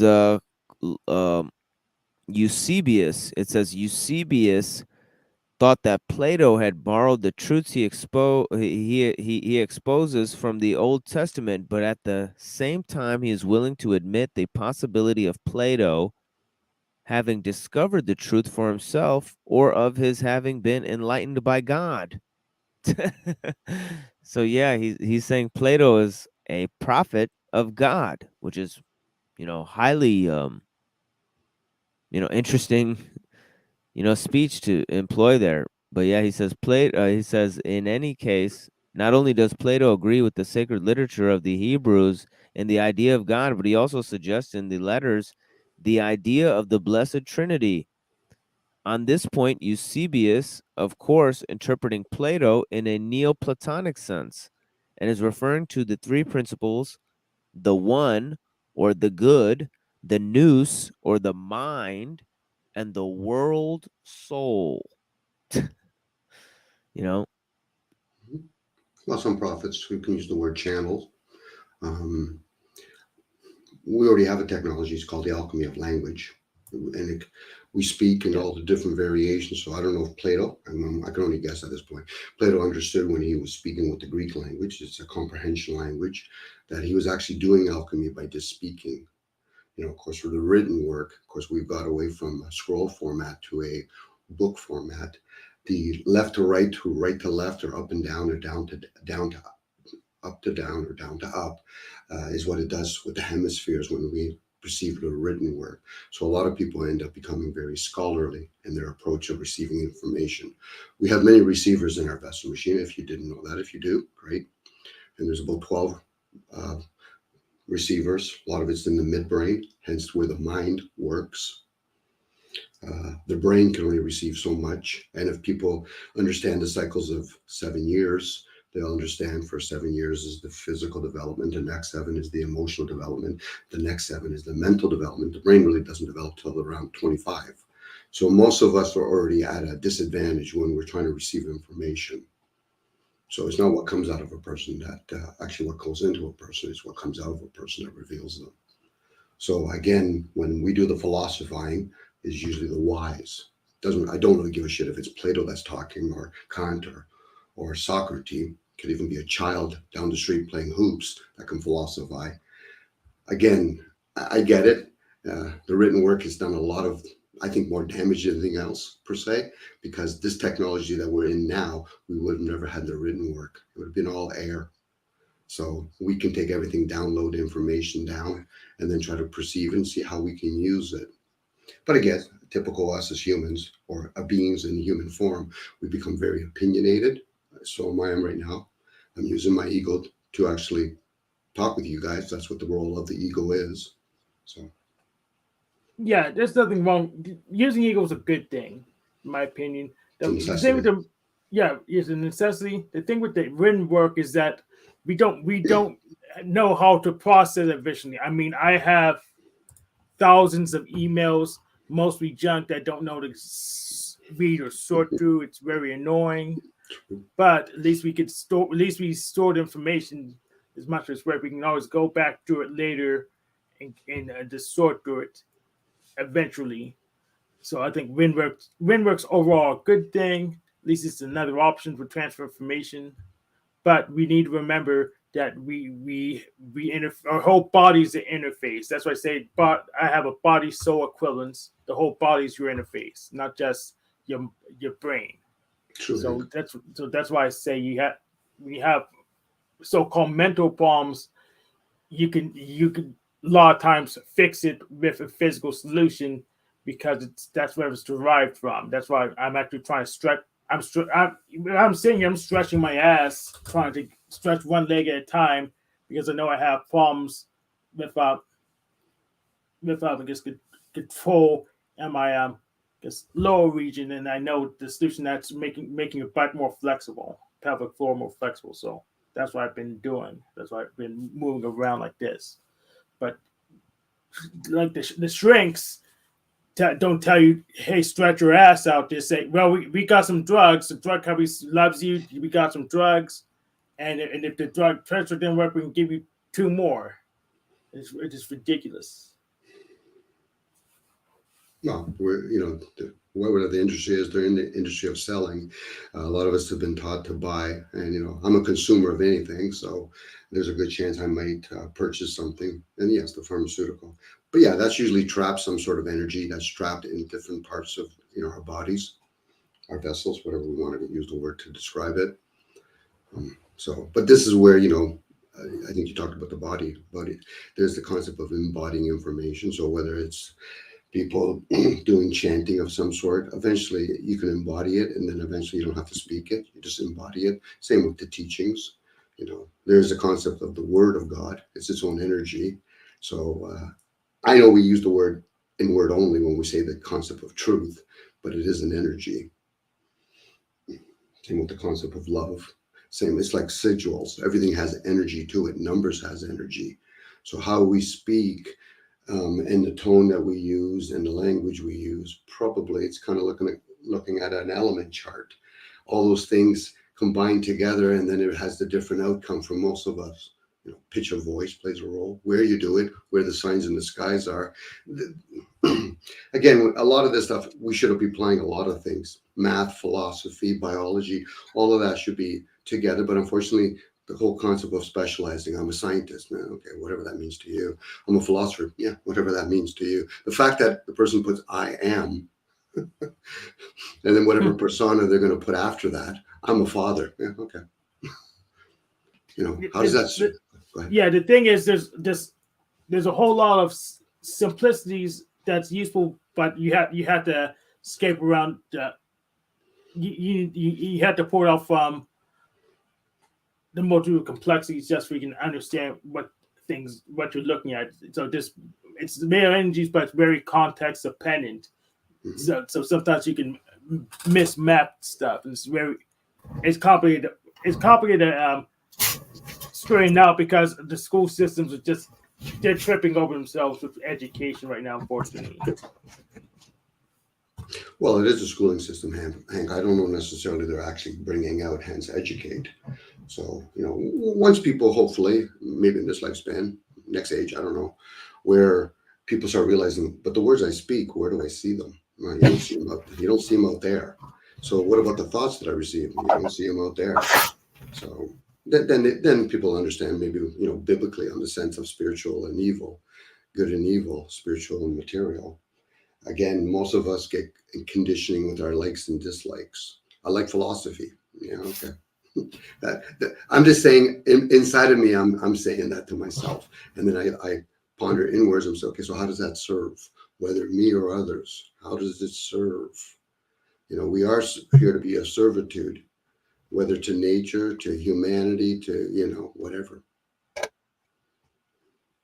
But some people, they think they don't want to be slaves. I said, no, you're just being disobedient. Then why are you here then? That's a question most people could start off in the simple of know thyself kind of ideal. I've missed everything, brother. Brother Mitchell sent me over. I just got back from the gym. Did you do weights? Saying hello. I had you subbed. I didn't have notification on. I didn't realize you've been going up at night. Oops. Thank you for joining. Yep.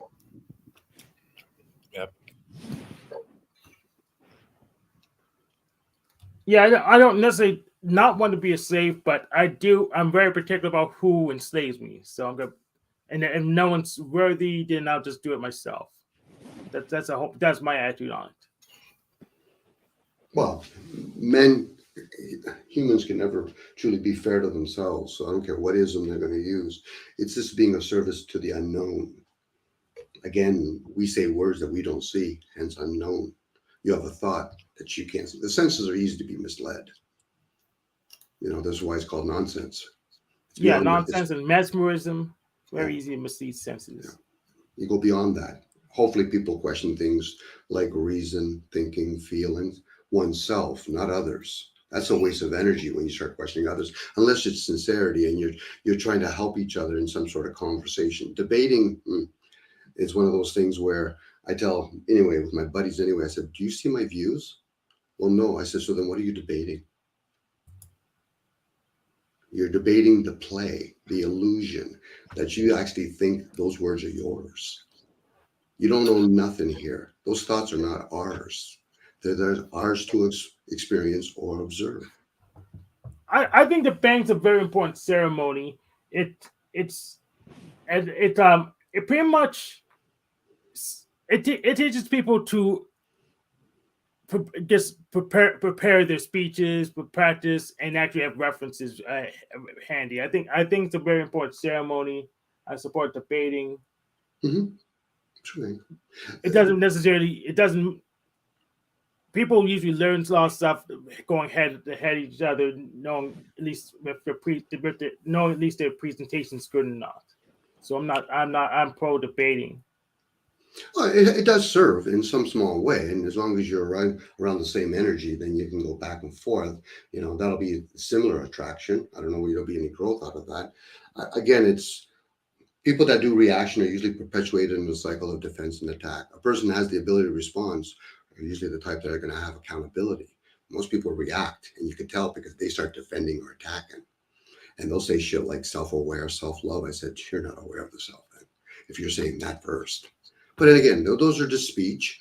But again, like anything else, you put a word in the wrong placement, the wrong element, you'll get a different result. And then you have to observe it from within and said, did it serve?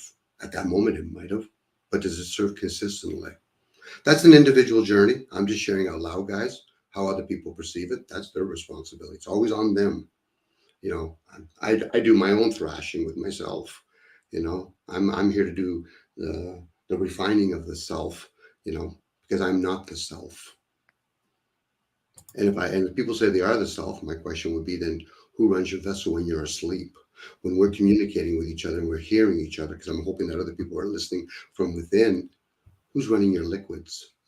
Again, let's see who's asleep. Let's ask him. Who's running your vessel right now? There you go. But yeah, debating's a good way to at least distract people from their guns and their pipe bombs. So even doesn't educate anyone on anything, it's at least a good distraction from our guns and our pipe bombs and all that stuff. Sorry, what's pipe bombs? What's that? Yeah. Oh, that's one of weapons Bill Wares and Uncle Ted used to persuade people when they didn't debate. So Basically weak-minded people getting debated upon. Oh, okay. Debating is a good distraction from blowing stuff up. So I like it. Well, there's that concept of know thyself. Who's the knower and who's the self, not just the self. Who is the knower? Who's the one that's functioning constantly? Who's there 24/7? Because that opens up the idea when somebody gets mugged, they didn't see the mugger, but something actually gives them the information. I can even describe who the mugger was. So who's there? You know, again, it's kind of like you'll look at a computer, you have the ongoing program, you have the hard drive. That's kind of the know thyself, but who's the Wi-Fi and who's the electricity that runs it? Again, we have a constant thing called air, prana floating around. How does it really work? How do the clouds really work? What holds those two flashlights up in the sky? We compose with language, but they're not something downloads that information, said all the things that you humans know, fuck it, throw it out the door. How many people could truly do that and then coexist with us? I doubt a lot. I'm guessing at that point, Hank. I think it's someone just imagines it. We're inside God's head, and He imagines those flashlights. I'm with you on that, then, you know, in God's image. Nobody's ever seen God at any moment, so then why would we assume that we're like gods? Well, I agree with you. I agree with you, but the thing is, we can build our own worlds, so that's somewhat like God. I mean, we have video games, we have stories. Mm-hmm. We're doing carving images again in different forms now, which is fine. I go under the value God does not interfere with human affairs, but we are beings, so maybe that plays a different role. Maybe we could be from the fallen ones, from the watchers. We're offsprings. Could be. Yeah, the monad God. Well, if they did, we can't know it anyways, unless they let us. But the egregores, we know for certain they interfere with human affairs because we create them. They are important in our society, such as money and corporations. They're very integral to the functioning of our society. Mm-hmm. I think Machine, you said it earlier, Socrates, something about is it pronounced daemons? That essence, that entity. Daemons. Yep. Or demons. Either pronunciation I'll accept. Yeah. Demons, angels. I don't know which will accept it, but I'll accept both. That's true. I was interested in your take on your poll earlier, brother. Machine Lies. I answered no. Oh, the poll, yeah. Yeah, I took it before I took off. I answered no. Yeah. Perfection is not without flaws. It's being maximum goodness. Oh yeah. Yeah, that's why I did too. Yeah, I think really only God has perfection, and I really do think it may be without flaws. I think maybe the greatest conceivable being may be God, you know, or you know, because I think imagination, you know, and actual things are really one and the same things. You know, I don't think there's any such thing as a possibility. Impossibilities only exist in a world of, you know, speculations. Well, you know, it goes back to what Dominic said of you know thyself. You know, well, in a sense, you know, once you get into a debate, all you really do for certain is collapse the definitions that you started with. You know, in other words, if two things sort of make contact, you know, they either merge or they collide, and either way they take part of each other, you know, and so in that sense, you know, debate, you know, it does sort of only see the difference between 2 points that are made. And you can plot any 2 points on a graph and see that all that's between them is distance. There's no actual difference, you know, on a big enough scale, you know. Yeah, that's why when I debate, I always start with my definitions. I actually learned this from Bill Gates, even though his hypothesis is trash. Yeah, that's I what. start Yeah, my that's what goes definitions out. first. That way, my opponent has a target of what to fall Yeah. to, and if they're not exactly strong, they'll end up agreeing with me before the end of the debate. Yeah, debate usually encourages outcomes. So sports does that outcome, winner or loser. Now, if you could play anybody if they know how to play the game chess throughout the world. Now, some people will get caught up and say, but you can't beat them all. So whoever said about beating anybody, I'm just playing the game. Once you understand the concept, you know, God in the form of what Machine's talking about, perfection, how we actually can say whatever perfection is it harmonized? Is it harmonizing? Is it chi? What we create is not perfection. You know, meaning like you look at creation of nature and look at what men reformat, or even they get that information from another species. That's not nature. It's two different things. One is not harmonizing with the other. You know, even us in the forms that we're in has a limitation. So it's a mortal form. So are we really actually are we an alien to our surroundings?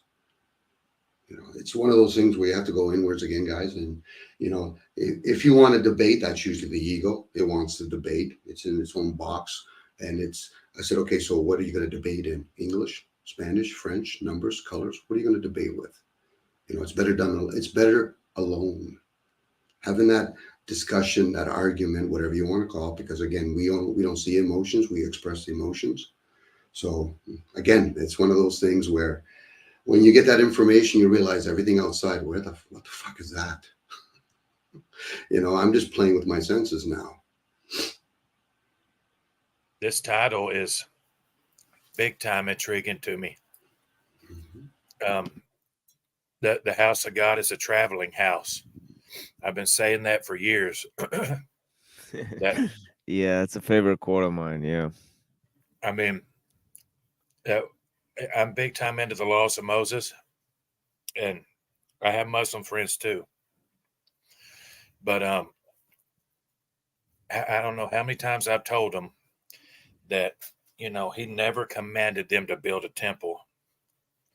And, you know, they're all caught up on, well, God put his name in Jerusalem, blah, blah, blah, blah, blah. It's wherever the tabernacle was, is where God put his name. That was the laws of Moses. But they're dead set on kind of cornering the market, so to speak. That's right. You know what I mean? And Rome uses this Melchizedek in a Machiavellian type of way. You know, they've got their the priesthood of Melchizedek now that they've replaced the whole thing with, and it don't have nothing to do with the shit. I mean, the way that God set things up. It's just a bunch of usurpers that just don't get nothing. I mean, it's so sad. If I can share, John. Go ahead. Sorry, sir. I was going to say, John, in these written works, they use the concept of do not use God's name in vain. There's might be a reason if people want to ponder the ideal. Are they interchangeable, or is there a reason why they call one thing Lord, another Lord God, and then there's God? A lot of these things that these people follow were not God. They were following a ruling God, a demigod. So keep that in mind, because when you read the biblical story, hence when the serpent said to Eve, did God say so? Hence why Jesus said, let your yes be yes and your no's be no's. Adam was not talking to to God. Right. You know, it goes back to the Garden of Eden. What was the name of the Garden of Eden? You know, in God's image, he created man, M-A-N, man, mint, mind, same ideal. So now when people, humans, follow, and again, there's two species being spliced together, human beings. The human part would be like animals. They wouldn't create bridges and all that. So that's the lesser vessel. It's a beautiful vessel nevertheless. So if there is a temple based on the products or the substance of God, it was formed. We reproduce. We don't create, let alone form. Hence, those are different languages. But anyway, go ahead. What do you mean by that, brother? That the two species have been spliced? We're human beings. There's the being part, the essence of us. That's the essence. And then there's the human part. That's where we get the concept of mortals and immortals. Yeah. So the human part, the vessel, you can communicate with it. Some people can do body consciousness. You can learn to communicate with it. But it's usually something else. This is why we have many brains. We have the reptilian brain. This is why we have parasites. So it's a beautiful technology. Again, it's just another version. I'm just using the word technology. So when people, in a roundabout way, when people read their different written forms, there could be reasons. You can use reason. Again, son, theory, another one that means that. Again, all these words, if you start playing all these games, it resonates from within. They're very similar. There's energy behind all of them. You know, it's just another language, such as, you know, numbers and colors. So, but Lord gods, you know, Adam was the Lord. You know, Jesus took up, he's the witness. He took up sin. That's an energy. It's all energies we're talking about here, guys. Okay, I'm sorry. My apologies. I'm using a word to, describe the undescribable. We don't see air. We see its effects. Right. I took a trip one time, real bad trip, man, on 4-ACO DMT and LSD at the same time, and I was smoking marijuana, and I've never done it since. But I thought I was God, man, and I was gone for like 12 hours one time, and it was so horrible, and I'm talking bad, horrible. And it was just like so much stuff coming to me that I wanted to block it out. You know what I mean? I wanted to be John Thomas again, but if I let it in, you know what I mean? I couldn't unlearn it. And one of the things that came to me was that we didn't evolve. It was God. You know what I mean? In the land before time, God might have thought he was a bird or a snake or an elephant. All those animals that we see is something that, you know, how long ago was it that, you know, consciousness come online and God made the first sound? I mean, it's weird to think, well, God's always been here, but I mean, what if it's, you know what I mean? It's so much deeper than that, to where there was a time that God didn't know what he was. You know what I mean? He had to figure that out for himself. And without anyone to tell him what he was, he got all the way here. You know what I mean? So to me, and one of the things I came away with is that God circumcised himself.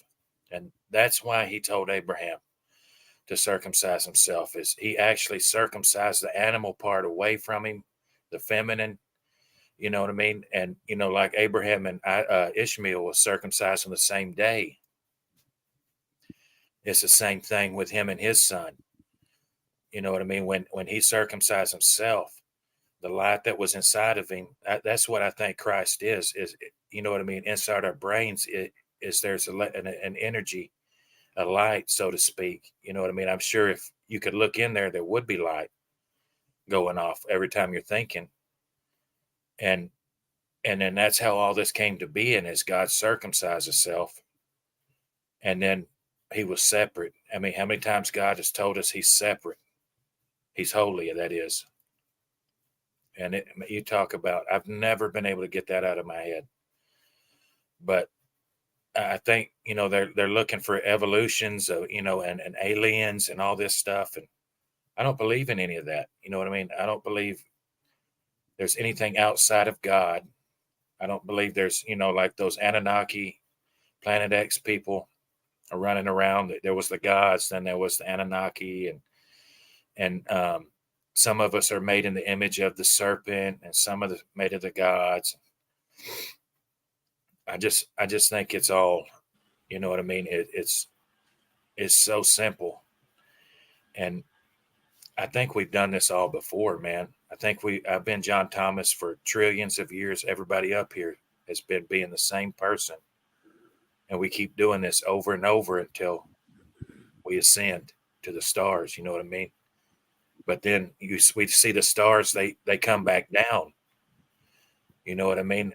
All this was coming to me like, you know what I mean? What happens when I'm so old? You know what?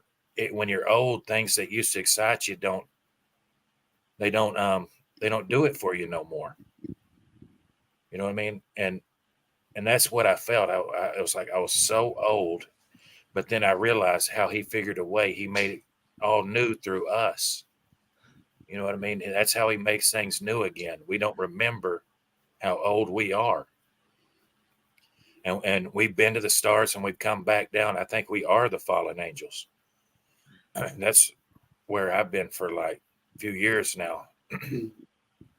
Well, there is the concept of attachment. So when somebody, in this case, I'm using as an example, where you say you're old, what indication gives you you're old? Now, some people will point towards my body. I said, so you actually think you're the body. This is where we become attached. We become attached to the name. Are we Dominic or John? Probably not. But let's entertain the ideal. This is where we get into beliefs, knowing, and wisdom and understanding. Belief systems. We have to keep on being Dominic. We have to keep on being machine-wise for him. You know what I mean? We can't forsake him. Again, I entertain with could be, because that keeps the door open. Me to think it's one way or the other, then I've just divided it. I'm using my ego at that point. I'm judging. I'm trying to apply discernment, so I try to keep it open. So I'm going to go the ideal. Okay, let's go with the ideal that we age. What's the indication that we age? Because I'm putting aside time. Time, it's its own energy. So what is it? The skin? The skin outside, when I look at it, yeah, it's decaying. So when I cut myself, is the healing done outside or inside? Person realizes it's inside. I said, then where does life exist? Outside or inside? Outside? Probably inside. So then what's outside? Just movements. A tree is not alive outside. It's alive inside. And even that, when I say the word tree, that's for the entertaining myself and others to describe the material. Hence the word evil, material world. Now, again, most people get caught up in their likes and dislikes. That's why you can't philosophize with somebody that this only has their likes. So philosophy is about whys. You have to be able to submit from within. The ego has to know its place, and it's not to lead, it's to follow. So now when people talk about the free will concept, that's about separation. So how can they be following this God's will when they're still chasing their own will? But yet they're still living under the premise of some other creation's landmass. We had to see it. Go ahead. You know what I mean? We had to eat from that apple because that's something he wouldn't have done. Okay, let's go with that. When did it ever say in the scripture it was called an apple? I would lean towards fig tree, since it was or fig or whatever it was. Well, but did we fall, or did our forefathers in their arrogance fall, and sin had nothing to do with that? I think it was necessary, because think about this. It say we're just finger puppets inside of his brain, right? It wasn't until they did something that he wouldn't do that a new person was here. So they did something he wouldn't do. So as soon as that person did something he wouldn't do, that's someone new. See what I'm saying? It's our sin that separates us from him. You know what I mean? He doesn't want us running around doing horrific sin. But when we do, that's someone else. We're real people then. Pinocchio became a real boy. I love it. Why did he become a real boy? So he can tell more lies? So that he would have company. So it wouldn't just be him talking to a finger puppet. Well, again, sin is an energy, hence the story of Jesus taking up sin. But the tempter. I know it sounds weird. Mm-hmm. No, as I long don't as it think there makes. was no way out. Well, that's under the assumption there is a way out, or let alone should there be. Hence disobedience.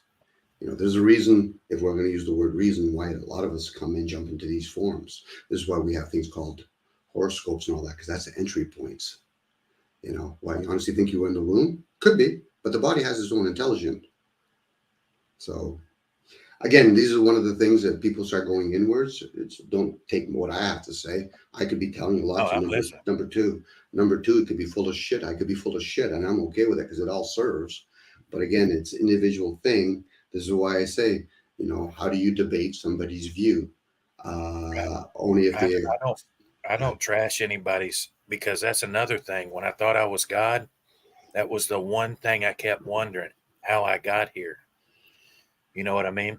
How did I get here? And from my point of view, after that experience, I don't think that God, you know what I mean? All these stories of how we got here. If I ask God, if I ask God, how did you get here before you can remember anything? Tell me how you got here.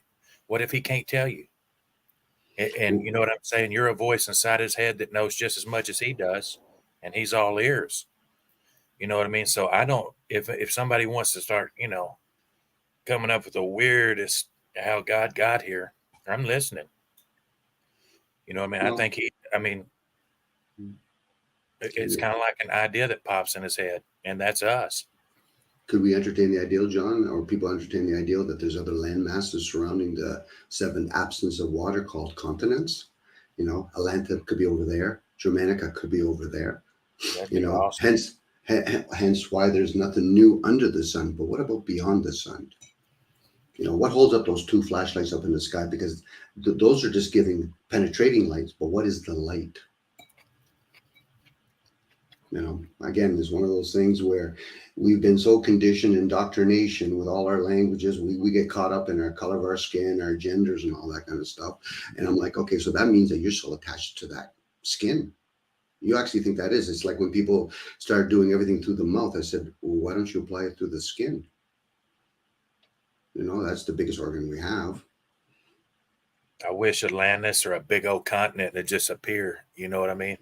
Then what would we do, John? That would just cause chaos with the human race. I would love it.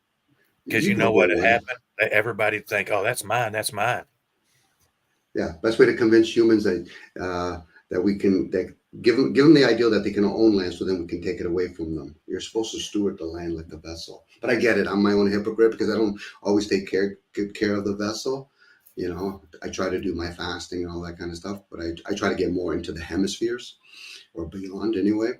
Where I get it. A lot of people want to be human doing, which is fine. Morality is about being, not about doing. But yes, you have to eventually act it out. That's the afterthoughts. Hence why we have the word afterthoughts. But what happens if you get in thoughts? You can change the word thought to consciousness if you want, whatever word you want to use to explain it. Right. Yeah, people convert beings into doings because they're useful peons with whatever project you want to do. Still a beautiful thing. I'm not taking it away. You know what I mean? We want to dress these vessels, and then we figure, oh, the vessel I got, why is it under 6 feet? Doesn't really matter. Hence the word doesn't matter. Then you can go inwards. That's a question. Hence the word prayer. You inquire. It's like when Muslims say, peace be upon you. Peace be upon you. Silence be upon you. Shut the fuck up. Because why? Then you have to do a concept of meditation. You got to listen inwards. That's why they kept on saying, peace be upon you, Muhammad. Shut the fuck up, Muhammad. Now, I know people get offended by it. Once again, people getting offended by words. But then how are we going to classify a woman being raped or a child being neglected or men being abused? Feels whatever feeling we have at the time. For Hank? That's pretty much the only thing we have. If we get rid of our words, we just have to use our feelings instead of define it We can, but again, are they developed? You know, that's a great opportunity. When a person gets triggered, that's a gift to them, meaning that you're finding out, or she or whoever it is finding out that you're not developed feeling wise. A person should be able to say whatever in front of you, and whether they're foul words, high pitched tone, then you can turn around and say a philosophy goes, why did you do it that way? It's kind of like speed dating. You want to find out in a short period of time as possible, if there is time, that is this person developed? Why? Because I don't want to spend hours having a conversation with a person that's going to be triggered by a fucking sound of a word. Yeah, really. But hey, that's just me yip yapping, you know. And there's other times where you get a sense this person likes a very low monotone voice. It's always funny when people want to learn something, but they want to tell you how they want to learn it. I'm like, fuck. Are we all gonna? There's nothing wrong with being a child, but child meaning in the child years, where if I'm around a child that's between the ages of 17 and 14, I expect them to be playing around with their feelings. Now, people understand why they do molestation and all that kind of stuff in these organizations, because they understand the cycles of 7 years. The first 7 years is the physical development, guys. That's why they have the weaning of the milk and all that. When did we ever get the idea that we should be drinking animals' milk? Well, we just figure out how to distract them. We saw the babies eat it, and it looks good. I would try it for myself, and that's what we did. Yeah. Another form of indoctrination on us. Now, is that God doing that? Is it some other thing, or is it just a temptation? Is it a adversary just to see whether or not you're going to stay true to yourself? You know, I get a lot of people say the word truth. They should be saying words like, are they honest with themselves? Are they true to themselves? You know, this is how we benefit. I do believe Muhammad was a prophet. Yeah, a prophet, a channeler. The same as Isaiah or all those others, but not like Moses. And I've actually gone down. What's that you say? What is it, Brother Machine Lies, when you say that you believe Muhammad was God's prophet? What do they call that? The Shahada or something. Yeah, but I think the Shahada,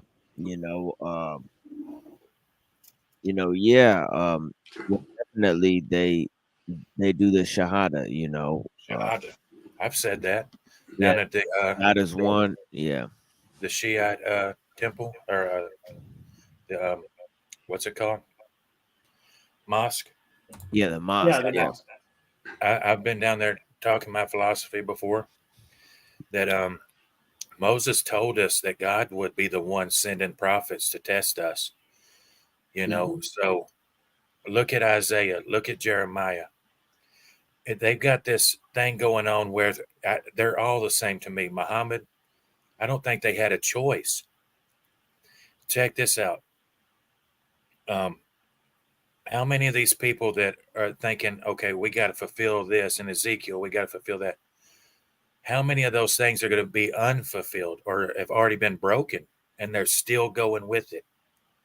When Moses told us that that if that prophet uses, the tetragrammaton when he prophesies, that if it doesn't happen, don't fear him.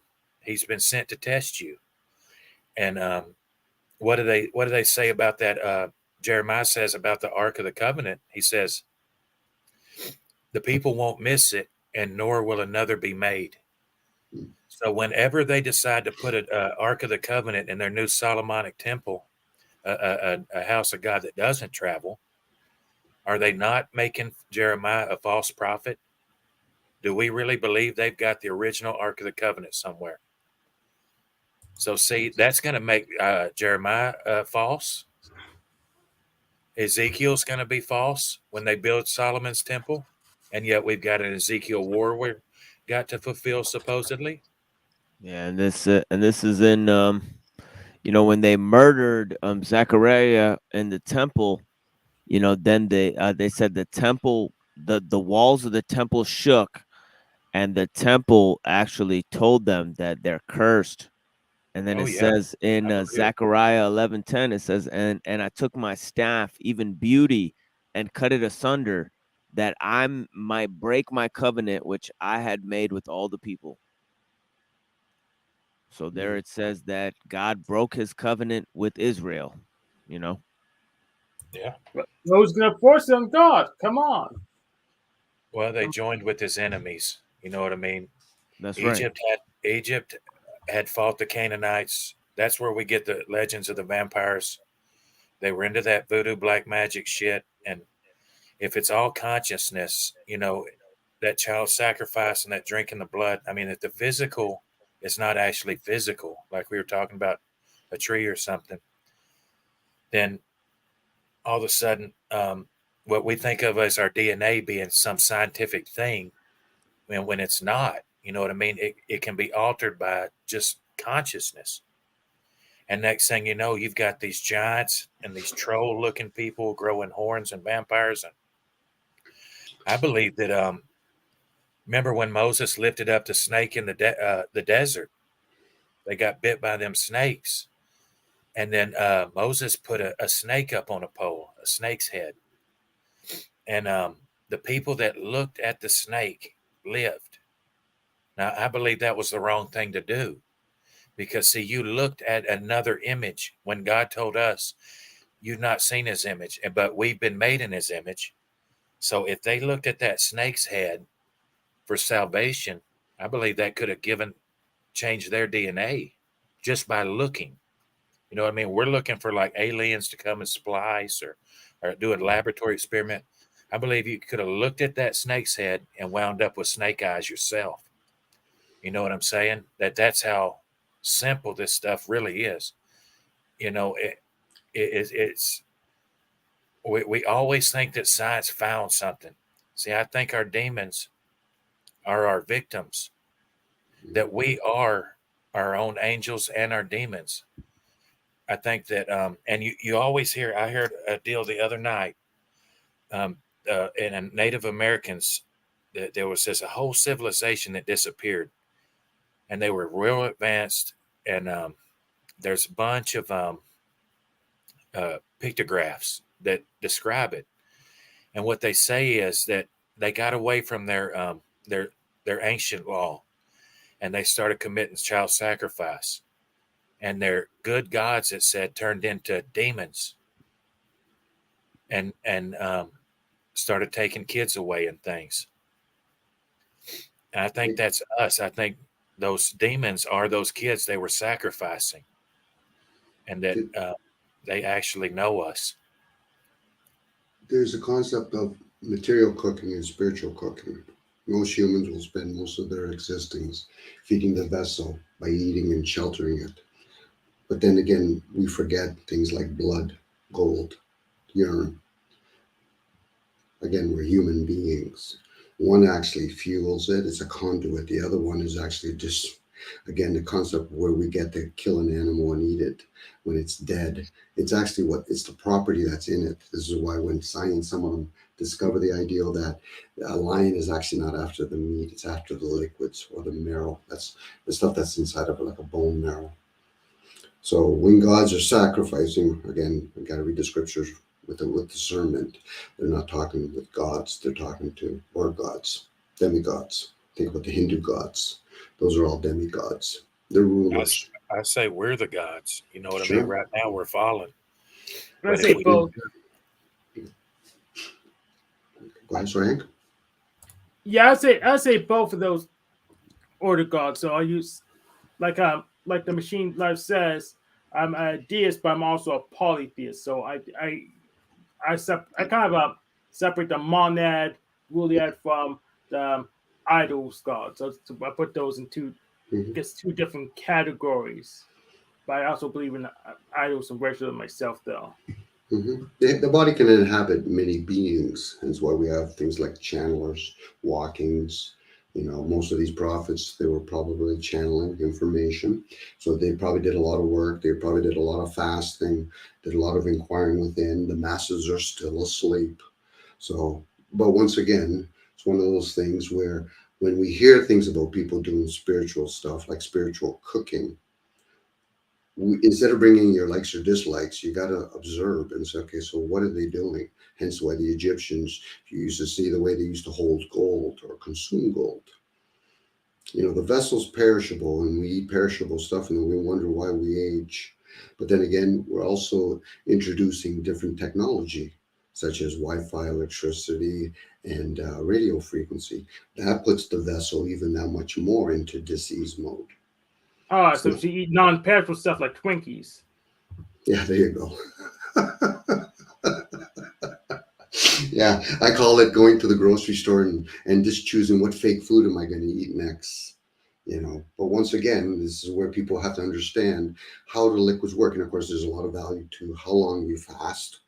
So, you know, I know people joke when they hear about urine therapy, but it comes down to, does the urine transform and changes when you fast long enough? You know, it's like anything. Yeah, of course, because urine pretty much takes the poison out of your blood. That's the poison in your blood condensed into what's it called?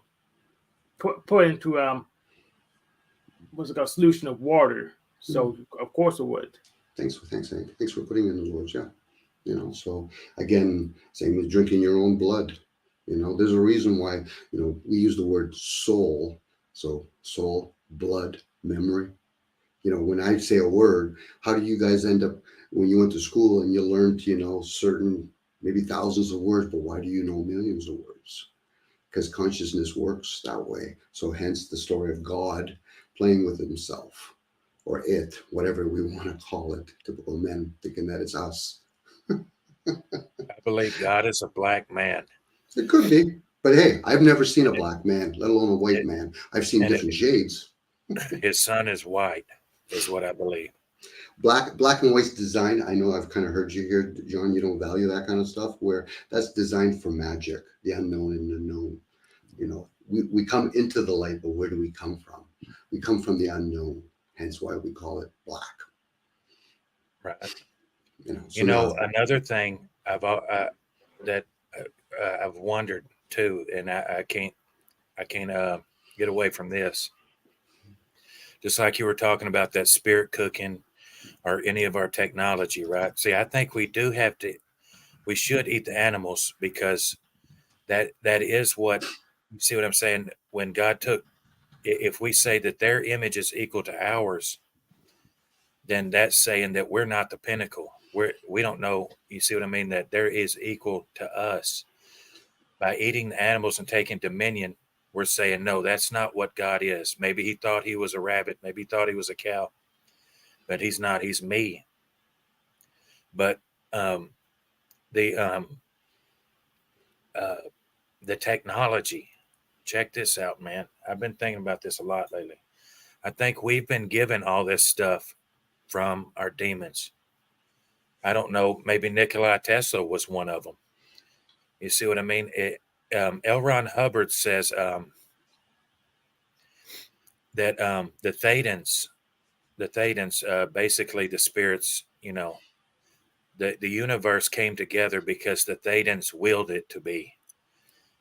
But then he turns right around sometimes and he says that science doesn't have to ask the authorities, because science is what it is, right? So, but the authorities are the Thetans, and if they willed the universe, then science does answer to them. So it's a bit of a paradox. So I've wondered so many times, like to take gunpowder, for example. When someone supposedly discovered gunpowder, how do I know that wasn't authorized by a demon that says, okay, you mix this, this, and this, and because I told you to, it'll work? How do I know it ever worked? You know what I'm saying? We keep getting all these discoveries, thinking we now know something, and where is it leading us?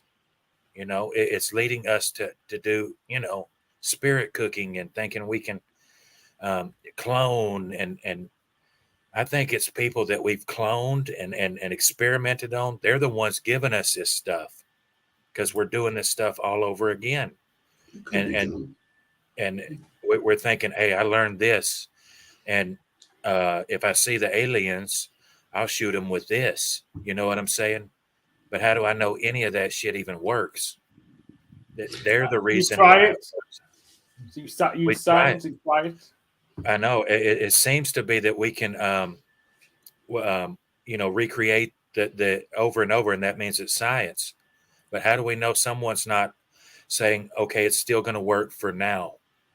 You know what I mean? And I pull that trigger, and that's only been dirt inside of my bullets this whole time. That none of that shit works. Science is all the hows, by the way, John. Yeah, the mechanism. And you got, I guess, science fiction writers or shamans, pretty much. I guess demons and angels both serve, John. Demons and angels both serve. If God is energy, God is prana, chi, whatever, I'm going to make some assumption there. It travels through everything. Now, we do have the ability to give us technology, such as how do people know what hemp and how to use it, same with ayahuasca, all these different elements. So now, when a person becomes somewhat aware of those things, then you can have discernment. So if we create this gun, for what purpose? That's for you to learn. You know, so most humans, a lot of time, not most, that's for generalization. Some humans are disobedient. If an angel presents itself to you, it might be giving you something you need to learn. Same with the demon. So now, if you want to drink blood for whatever reason, you have to understand science a little bit too, to understand. It goes to what you're saying about eating animals. You got to factor in blood type. You got to factor in birth order. You got to factor in the signs in the skies, because we don't see time. We gauge it with numbers. But what do we gauge? The signs in the skies? Yes. So when a person eats animal, there's a little bit of an honoring system, because if God's in everything, at least honor the fact that that's how you be grateful. Because if not, you'll get rewarded with that animal being traumatized. That'll go into its soul, which is its blood, and then you get to consume it. Is that going to help you, or it's going to aid you that much more? This is the arrogance and the ignorance of humans. Even if we're going to think a little bit, be a little bit intuitive, be a little receptive of all the other receivers in your body. Most people want to think, okay, what are you going to think about? You're going to think about, oh, wow, the earth is flat. It's a globe. Fuck, it's many things. That's just a simple, glass half full, half empty. You still got to use the senses, even though they can be misled, and say, well, I don't see nothing that's down here, that's up there. And I've never been up high enough to tell one way or another. But typical of a human to be arrogant, there has to be an answer. Well, then therefore there must be a problem. Opposed to just observe it for what it is. Now, I get it. People are going to play the left-hand path, right-hand path, middle path. Those are all experiencing paths. You can still observe it and not have to experience it. In one lifespan, human beings can live anywhere between 80 to 120, if not more, if you want to get technical. But can you experience everything in one lifetime? Probably not. I don't think so. Well, knowing that. No, absolutely not. Go ahead. So knowing that when we describe something, a tree, a sequoia tree in the forest, those words are your experiences. The material is still very literal. So whether or not I use an English language to describe the sequoia tree, or a Latin word, or a Hebrew word, does it prove it or denounce that the words are on that object? No, it isn't. So what's the true experience? It's like emotions. All of them are to be experienced. Just don't be a fucking professional at one of them. I'm going to be angry all my life. Okay, fill your fucking boots. I'm going to be sad all my life. Okay, fill your fucking boots. This is the arrogance of us as a species. Now, somebody could say, well, Dominic, I'm not different. I said, well, that makes you even that much more fucking ignorant. What do you mean? I said, one thinking that they're a unicorn and the rest of us are fucking asleep. That's fucking appalling to us. And this is what the prophets have been fucking trying to share over and fucking over again in every fucking book. But the masses still fucking don't get it. They want to do anarchy. Okay, you want to be without rulers. How does that work without laws? Light, air, wind, and space, by the way, guys. Fucking humans just do policies. How does that work? We worry about, because we live in America and Canada, but where were we when the fucking Russians were being mistreated, or the fucking Chinese are being mistreated, or women throughout the world have been mistreated? That's the ego talking. Oh, it's affecting me. Okay, I went on. Sorry, guys. I'm going on a rant. No, I'm with you. I mean, Christ said, suffer, you know what I mean, to come unto me. And, he told us his roadmap was, blessed are the merciful, they'll be shown mercy. Blessed are the peacemakers, those are the sons of God. That's how he wants us to become angels. But then there's the kids that they locked in cages. You know what I mean? The things they did in Russia, the things they did, like you're saying, all over the world. And then it's the people who have suffered the most that have most in common with God. Because, see, I believe that all of our pain, everybody says, well, Christ had to come down to see what it's like down here. I don't believe that at all. I think every bit of the pain that's ever been inflicted, God was there feeling it at the same time. And so in those regards, the ones that suffered the most, those are the highest angels. You know what I mean? Those kids that they threw in the fire or drank their blood, or, you know what I'm saying? Those are the demons. It's the other way around. Those are the most powerful angels. And those are the ones that, you know what I mean, that nobody can really stand in their way except for Christ. Because remember, the apostles, there was that boy that had demons that kept throwing him in the fire. Well, if in a past life, those demons know that boy. And if you think about Israel's history, that's what they got into, was throwing babies into a fire with Solomon and all that. And it said that his demons would throw him in a fire. And then the apostles came and tried to drive those demons off and consider them like that, what we would just term normal angels. But these demons was too strong for them. You know what I'm saying? I think, John, you're going to have to actually somehow swing the pendulum a little bit here, because when it comes to suffering, when they took up sin, literally took up sin did not come here for your fucking one-sided suffering of pain. It came here for all your fucking comforts and pleasures. The temptation does not come here so it can fucking rip off a finger off of you. Most people are attached in suffering to their pleasures and comforts. That's an animal spirit that wants that pain and that suffering. That's an unclean spirit that's not even, you know what I mean? I wouldn't embody it in a person. I don't believe in a person that's running around fighting God. Okay. So you're like saying, Lucifer. I want you to stop and think about this, because you are spitting out your own words. You're saying belief. Once you become somewhat knowledgeable, then you can apply discernment. A belief is a story. So now in this particular case, the temptation, whatever you want to call it, is next time you jump into somebody else. An animal that does something that is offensive to God. I believe all these animals do something offensive that God understands and we don't. You know what I mean? That's why animals aren't causing wars. Animals aren't causing wars. There's a species, which we are, the being are the ones that are being the aliens right now. So now, in this particular case, when a person becomes aware for themselves what they're doing, next time you jump into somebody else's car, go to somebody else's grocery store, use somebody else's fiat currency, tell me who you're serving and who you're not. Nature does itself. If you want to, I'm just using words here. You're devolving spiritually. You see what I'm saying? You're getting away from his image. You're going back to a primitive time where you were like a dog. You know what I mean? You can eat your own shit, or you know what I'm saying? You do something that is offensive to God, and you're giving in to that. You're not. I can't speak on. If you want to speak on behalf of God, you go. You fill your boots. I mean, if you believe in omnipotent, omnipotent God, there's no possible action you can do that he couldn't have stopped in the first place. Put it this way, guys. When you want to be interdependent with nature, you're going to probably discover, if you choose to do that in one lifespan, you're going to understand harmony and chi. When you want to actually be interdependent, because I don't know where fucking humans get that deal that you're interdependent with living in civilization, such as living in a city and all that, you'll see that it's an absence of fucking prana and chi. So God, in all its infinite wisdom, if I'm going to make the assumption on the wisdom part, created everything in place. I might have assumed God forgot to build fucking bridges and cities and all that kind of stuff. That's another species. So now when people are looking at the written work, because the last time I remember when a human being or a being jumps into human form, were they preset with the idea that they know how to speak, let alone write? Or is that a program that has to come in after? Because the mind actually knows all languages.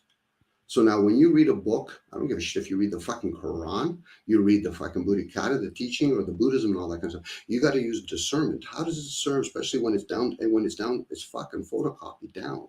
Now, when there is demons and angels, they both are here to serve, because most of us have become fucking disobedient. by picking a side. Exactly. The demons actually obeyed Christ, and they said, "We know who you are." You see what I mean? But it's us that doesn't know Him. And remember, He said there will be some of us that He'll say, "I don't even know you. Depart from me, you workers of lawlessness." So actually, we're like the imps right now. We're not even. You see, I mean, the pecking order goes from imps to angels to actually the highest angels that we're calling demons, because we've demonized them. We don't want to own up to our own wrongdoing. Now, if people are hearing you, you're going to hear lawlessness, hence the letter of the laws, light, air, wind, and space. That has fuck all to do with man-made policies. Same with news, northeast, west, and south. There's a reason why words are in acronyms of 4, because we're 3-dimensional fucking beings. But there is other dimensions. Now, I'm just using words to describe it so people don't get into all this fucking woo-woo about fucking new age and all that shit, because it's still a language. So when a person understands your lawlessness, the letter of the laws, but then people say, but what about Congress? I said, no, that's all fucking commerce shit. You want to follow human fucking shit? Follow it, which is nothing wrong. Again, this goes with wrong. When did we change the word left to wrong, right and left? Use your hemispheres. If you're going to use them, balance them. That's where the king and queen sits. The heart, the gesture. I don't give a shit if people use the word understanding, understanding. Fuck, it's the heart. What goes to the heart? The soul, the blood. It's going to give you indication there's something going array inside of that vessel, both inside and outside. But people think for some reason, if I read a book, which is an imagination, I don't give a shit, it's the Quran or the Bible. But that's me talking, by the way, guys. How other people want to pursue it, they want to worship the book opposed to what? Honoring humans, let alone nature. That's hence why I use the word worship. People think it's like giving a knee. Okay, so people want to pray 5 times a day to Mecca. Why not Petra? Why don't they go to Petra anymore? That was the world hub. Because they want to show it. Yeah, but not New York City. That's part of world hub now. Yeah. Well, it's like a Punjabi poet said, and there's no good place to end these discussions, but unfortunately, we have to come to a close here. But and it's especially because of my the crazy day I have coming out tomorrow, and I'll tell you guys a little bit about it, about what's going on. Yeah, yeah. I'll tell you guys what's going on in my life too. But yeah, I guess I'll end it with this quote by the Punjabi poet Bulleh Shah. He said, tear down the mosque, tear down the church, and tear down the holy temple, but don't break anyone's heart because God lives there. And I think we can come to a successful close in our discussions. And of course, there's no good place to leave these things. But yeah, I bless you guys for joining me. I implore you guys to pray for me and my wife, because we are going through a rough time right now. We're waiting for her to try to be transferred here to Michigan so that we can live together. Unfortunately, the state of Ohio might not grant her this transfer. And there's also a possibility that she might go to be sent to Texas or sent back to jail or something like that. So we're hoping that that doesn't happen, so that I'm not permanently separated from my wife. And that'll be very much a tragedy that I don't know how I'll actually deal with. But yeah, unfortunately, we're awaiting her transfer for her probation from Ohio to Michigan. So I hope you guys can all pray for me that works out successfully for me. Thank you so much, guys, for joining me. I'll just go around the panel and see who all has closing words. And I'd like to say good night to Cecil. Have a blessed night, my brother Cecil. I'm sure he's sleeping right now. But yeah, I'll go ahead and throw him. But yeah, yeah, I guess I'll go with John Thomas. You got any closing words, my brother? I just appreciate an opportunity to unload all my thoughts. That's about it. And I enjoy talking to Brother Dominic and Brother Hank tonight too. For sure. I got your back anytime, and you're welcome back anytime. And we're definitely going to continue the discussions on the Gospels next time, starting and move into the 2nd century to Neoplatonism and Gnosticism as well. But yeah, thank you for joining so much, Brother Thomas, man. Blessed night for you, man, or morning. Yep. And what about you, Brother Hank? You got any words to close with? Yeah, escaping Ohio's hard. I hope she makes it out of there. Thank you, brother. I'm glad I made it all the way to the end for once.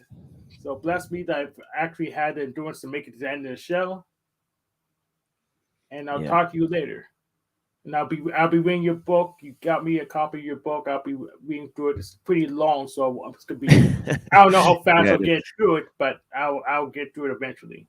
No worries. Take your time. I'd love to know your opinion on that book, Brother Hank, as you provide many great opinions here on the show, and you are also welcome back anytime to talk. And of course, anytime I'm here available for you for private conversation as well, as you're one of my good friends. I hope you know that, my brother, and I hope you have a blessed day now, my friend. Copy. Thank you, friend. And how about you, Dominic? You got any words to close with? Sure. Thank you both to John and to didn't have a chance to hear Sissel, let alone talk to him. Same with thanks, Hank. Sorry for my little rant. I got a little passion there. No worries, no worries. That's what the show demands. So you're on perfect timing with that. Also, stay strong, energetically, both for you.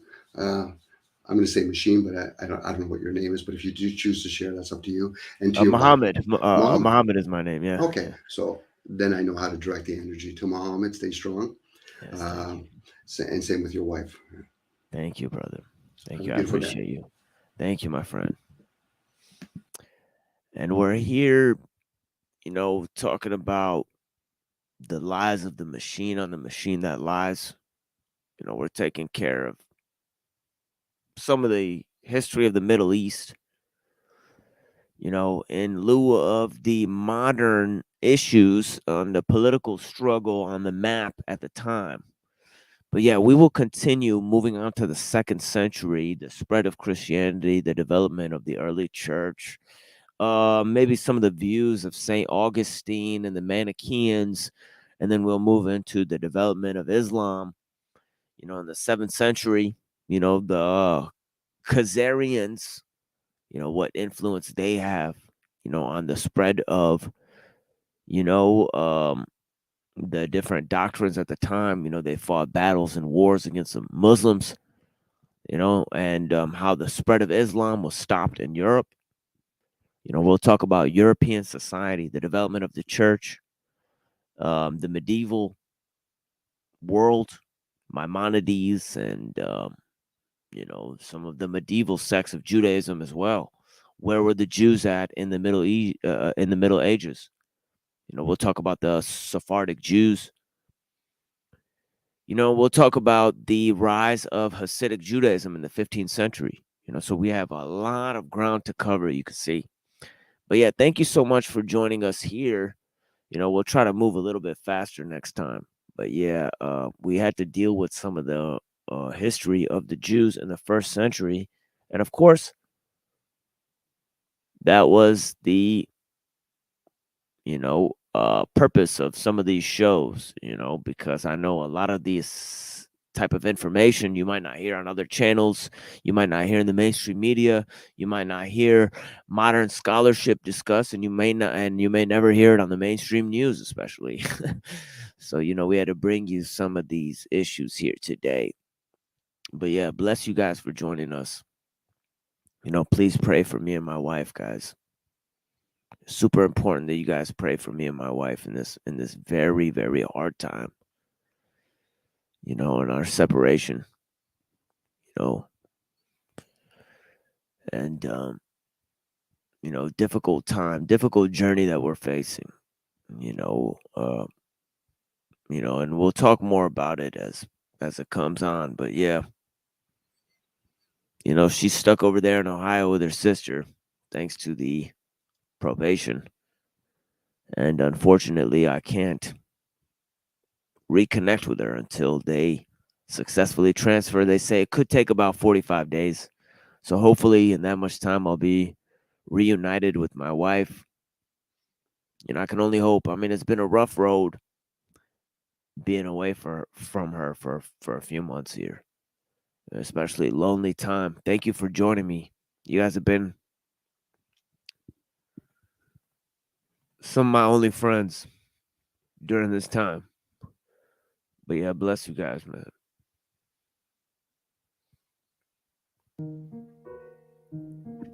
Yeah. Darkness, gun smoke, darkness and Piff. Let's go, Piff.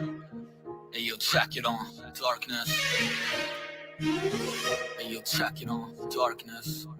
Talk to him, hey, yo, check it on. Gun smoke, hocus pocus. The gun turns tongues to stone. The gun gives hope to thugs, let's go. Stuck in the trenches, lady lock too busy, snorting the blow. Gotta find ways to make dough. Don't need that hoe, don't need that bitch and her false glow.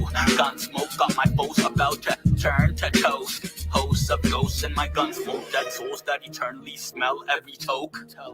The punishment fits the crime, conspiracies to aim. Flicks at my dome, got them boned with bones. Bones and ashes traded for snow. These are dark times, in darkness I dine. Alone by myself, no family, no friends. A little bit of throw, gold by my side. A gun, the size of my pride. The Dark Lord V5 bolt bum.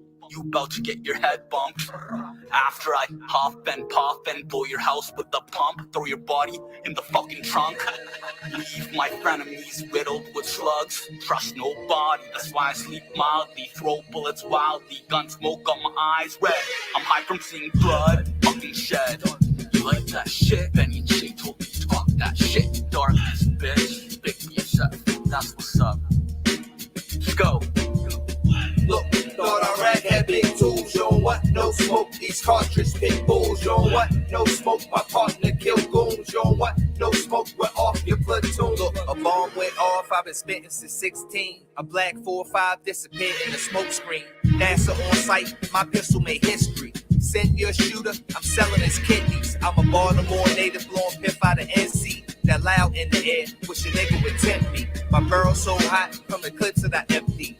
Young Pennywise got the gift of the century. I laugh at you haters cause you niggas got mad jokes. Smoke with the rifle when she blowing the last port. Just left Jared's on my way from the airport. Smoke pep in the cab, roach on the asphalt. Pilot blowing haze, just blew off the tarmac. This shit so hood, need a bottle of cognac.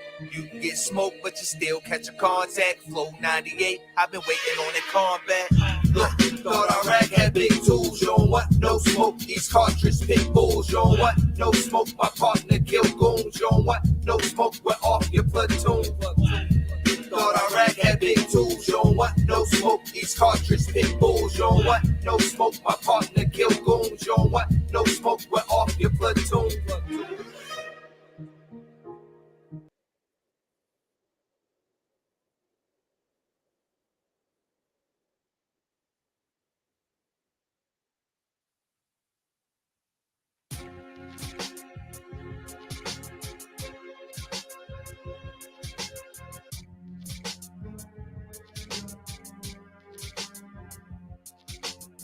Sons of Sarah Corners.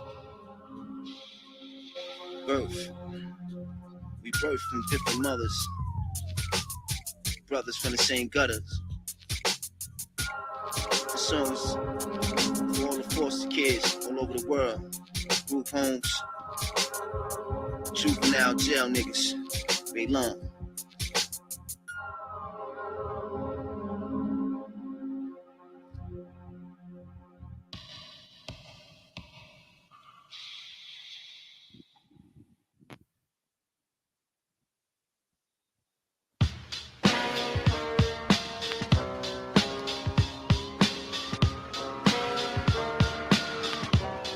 Death before the sun up. Shout out to witness the black sons of Sarah Corners. Death before the sun up. Regal necklace, chain on his chest rip. But like this. So now I heard your family learn how to bid. Let it to your moms and fags in Nassau County. Turned out to kid, burnt out. See, I drunk out, came home, pumped out your wig. Concerned about dick in my house, get kicked out the crib. Soap in the sock, you on your way back from mess hall. Sliding your cell by the door, but it's not big boss controlling the block. That's how it is. Running through the dorm, always uniform, boots on. Blowing a horn, you at the bubble, CO. I got moved on your stylish bitch. High heel shoes on. So now I heard you finally learned how to bid.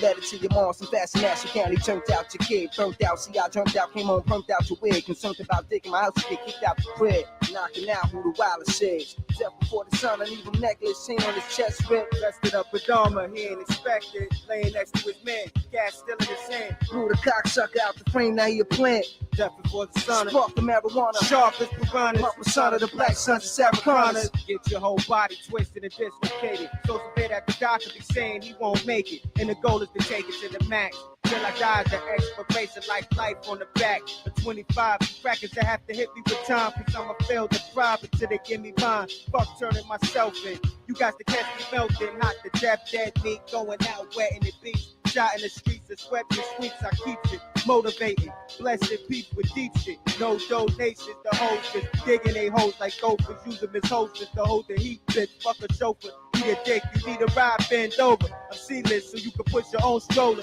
and call your baby daddy on a Motorola after I leave to come on over. Your place like I did, your face came through, just another donor. And slid with only a trace of DNA. I'm too strong for weekdays, and my weekend thing is just letting the beat play while the trees play. I come up with dumb rhymes, construct lines, taught, perform, to mollify, even D's get played. When it's hot and my temperature rise. So now I heard your family learn how to bid. Let it to your moms and fags in Nassau County. Turned out your kid, burnt out. See, I turned out, came home, pumped out your wig. Concerned about dick in my house, get kicked out the crib. Soap in the sock, you on your way back from mess hall. Sliding your cell by the door, open it's not big boss controlling the block. That's how it is. Running through the dorm, boots on, pulling the home, arms uniform. You at the bubble, CO. I got moved on your stylish bitch. Keep your high heel shoes on. Death before designer, leave him necklace, chain on his chest, ripped. Vested up with armor, he didn't expect it. Laying next to his man, gas still in his hand. Blew the cocksucker out the frame, now he a plant. Death before the sauna. Spark the marijuana. Sharp as piranhas. My persona, the black sons of Sarah Connors.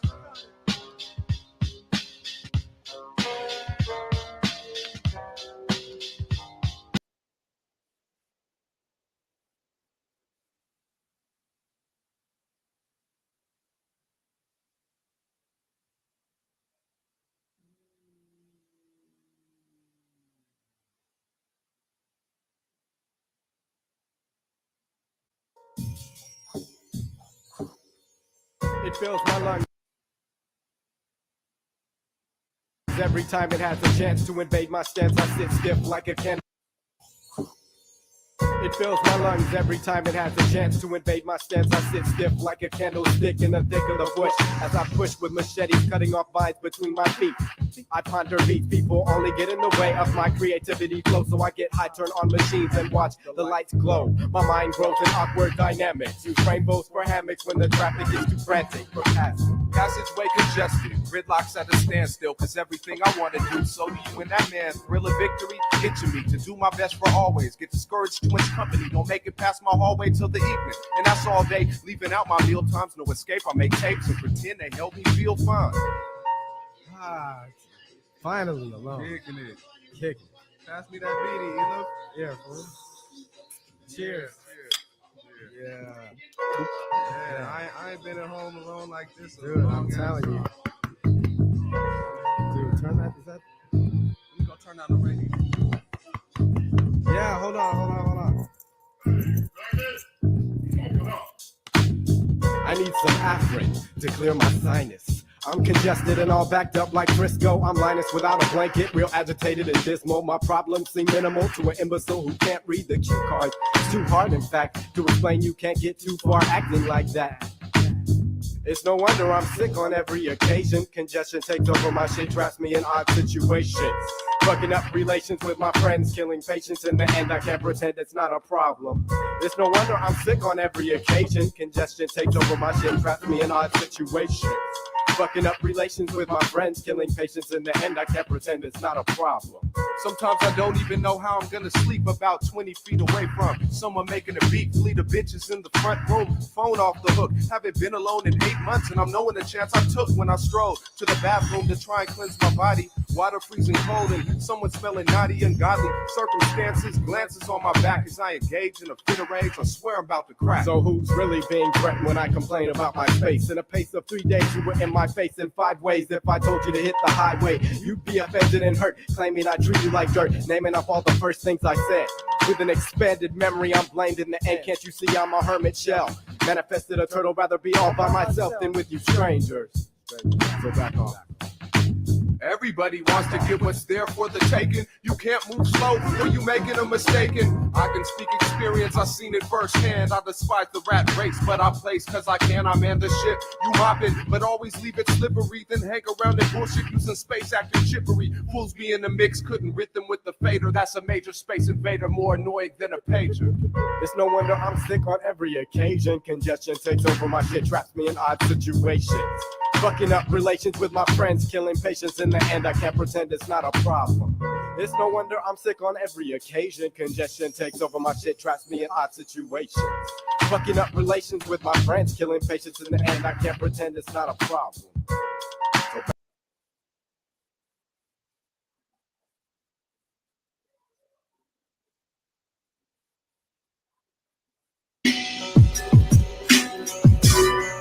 Yeah! Yo, Force, you killing them. It's fucking war. The only reward of those who make war upon Allah and his messenger and strive after corruption in the land will be that they will be killed or crucified or have their hands and feet on alternate sides cut off or will be expelled out of the land. Such will be their degradation in the world and in the hereafter. Theirs will be an awful doom. If you listen to me, then you know my father was G, and the apple don't fall too far from the tree. Me and you is different as we could possibly be. Me and you is just different philosophically. I don't think it's anybody as obnoxious as me. I don't think that anybody else could part of the sea. I don't think that you want to discuss the horror with me. If I was you, I'd move a little bit more farther from me. It ain't nobody living more of a sergeant than me. It ain't nobody a lot more of a prophet than me. It ain't nobody living, possibly rocking with me. On the stage, in the studio, or boxing with me. Every second I'm awake, there is a toxin in me. Antidepressants, a box of Oxycontin in me. Only a stupid motherfucker have a problem with me, cause he don't know I got the fucking problem solver with me. I was washed in the blood of the Lamb. Whoever touches my hand, why leave enough blood in the sand? I was washed in the blood of the Lamb. Whoever fuck with my fam, suffering a motherfucker should scram. I was washed in the blood of the Lamb. Whoever touches my hand, why leave enough blood in the sand? I was washed in the blood of the Lamb. Whoever fuck with my fam, suffering a motherfucker should scram. I slaughter anything I get my hands on. Inside the church of Anton with bloody pants on. I was in the land of Israel and heard rams horn. I was in the sand with Ishmael and fought sandstorms. I'm just waiting for the raven to fall, cause I don't argue with Mesopotamian law. I submit my will and faith into the grace of Allah. And the Mayan calendar say it's erasing us all. The 4/5, you should see this thing is berserk. And y'all are royalty inside a fucking kingdom of dirt. How are y'all original when y'all ain't think of it first? I just wish I could put everything I think in a verse. But instead I decided drinking a Russian bar. I'm Rasputin, I'm influencing a Russian czar. I'm Dave Lovato on drums, leave the percussion scarred. I drink the bottle to the bottom, put my trust in God. I was washed in the blood of the Lamb. Whoever touches my hand, why leave enough blood in the sand? I was washed in the blood of the Lamb. Whoever fuck with my fam, suffering a motherfucker should scram. I was washed in the blood of the Lamb. Whoever touches my hand, why leave enough blood in the sand? I was washed in the blood of the Lamb. Whoever fuck with my fam, suffering a motherfucker should scram. Kill them whenever you construct them, and drive them out from where they drove you out.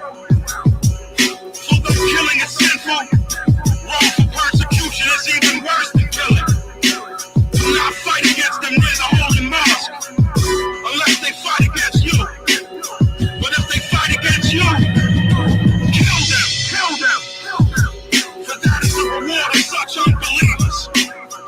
Pazienza.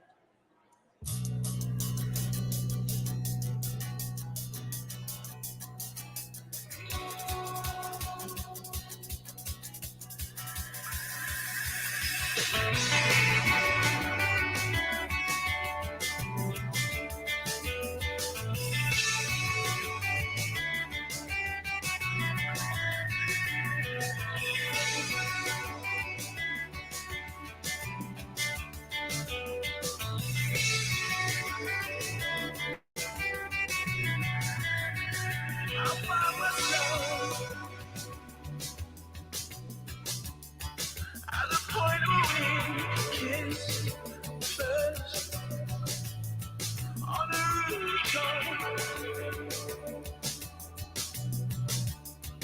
overlooking the East Mountain Hills. They said, you can't go around breaking young girls' hearts. I say,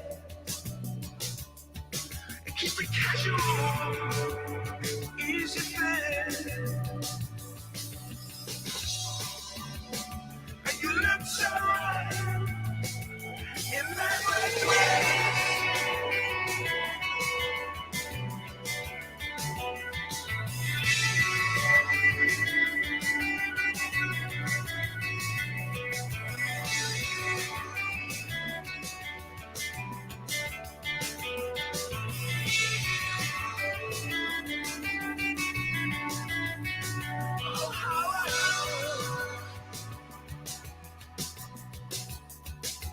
To be around for you,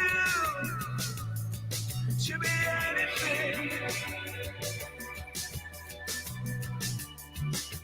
you could rely on. So I'll try, but I'll get grown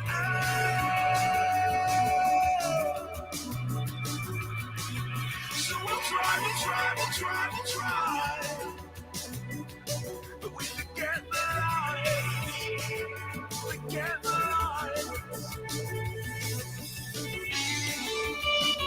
and you look so wanted in the back of the car.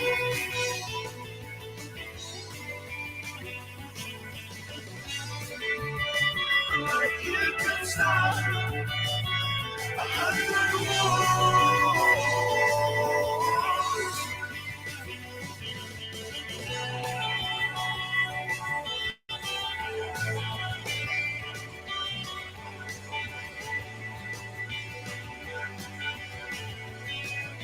See what's wrong with kick off clothes by the bedroom door and kitchen floor.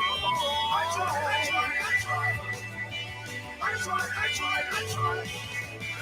All my life until to be the father to my son.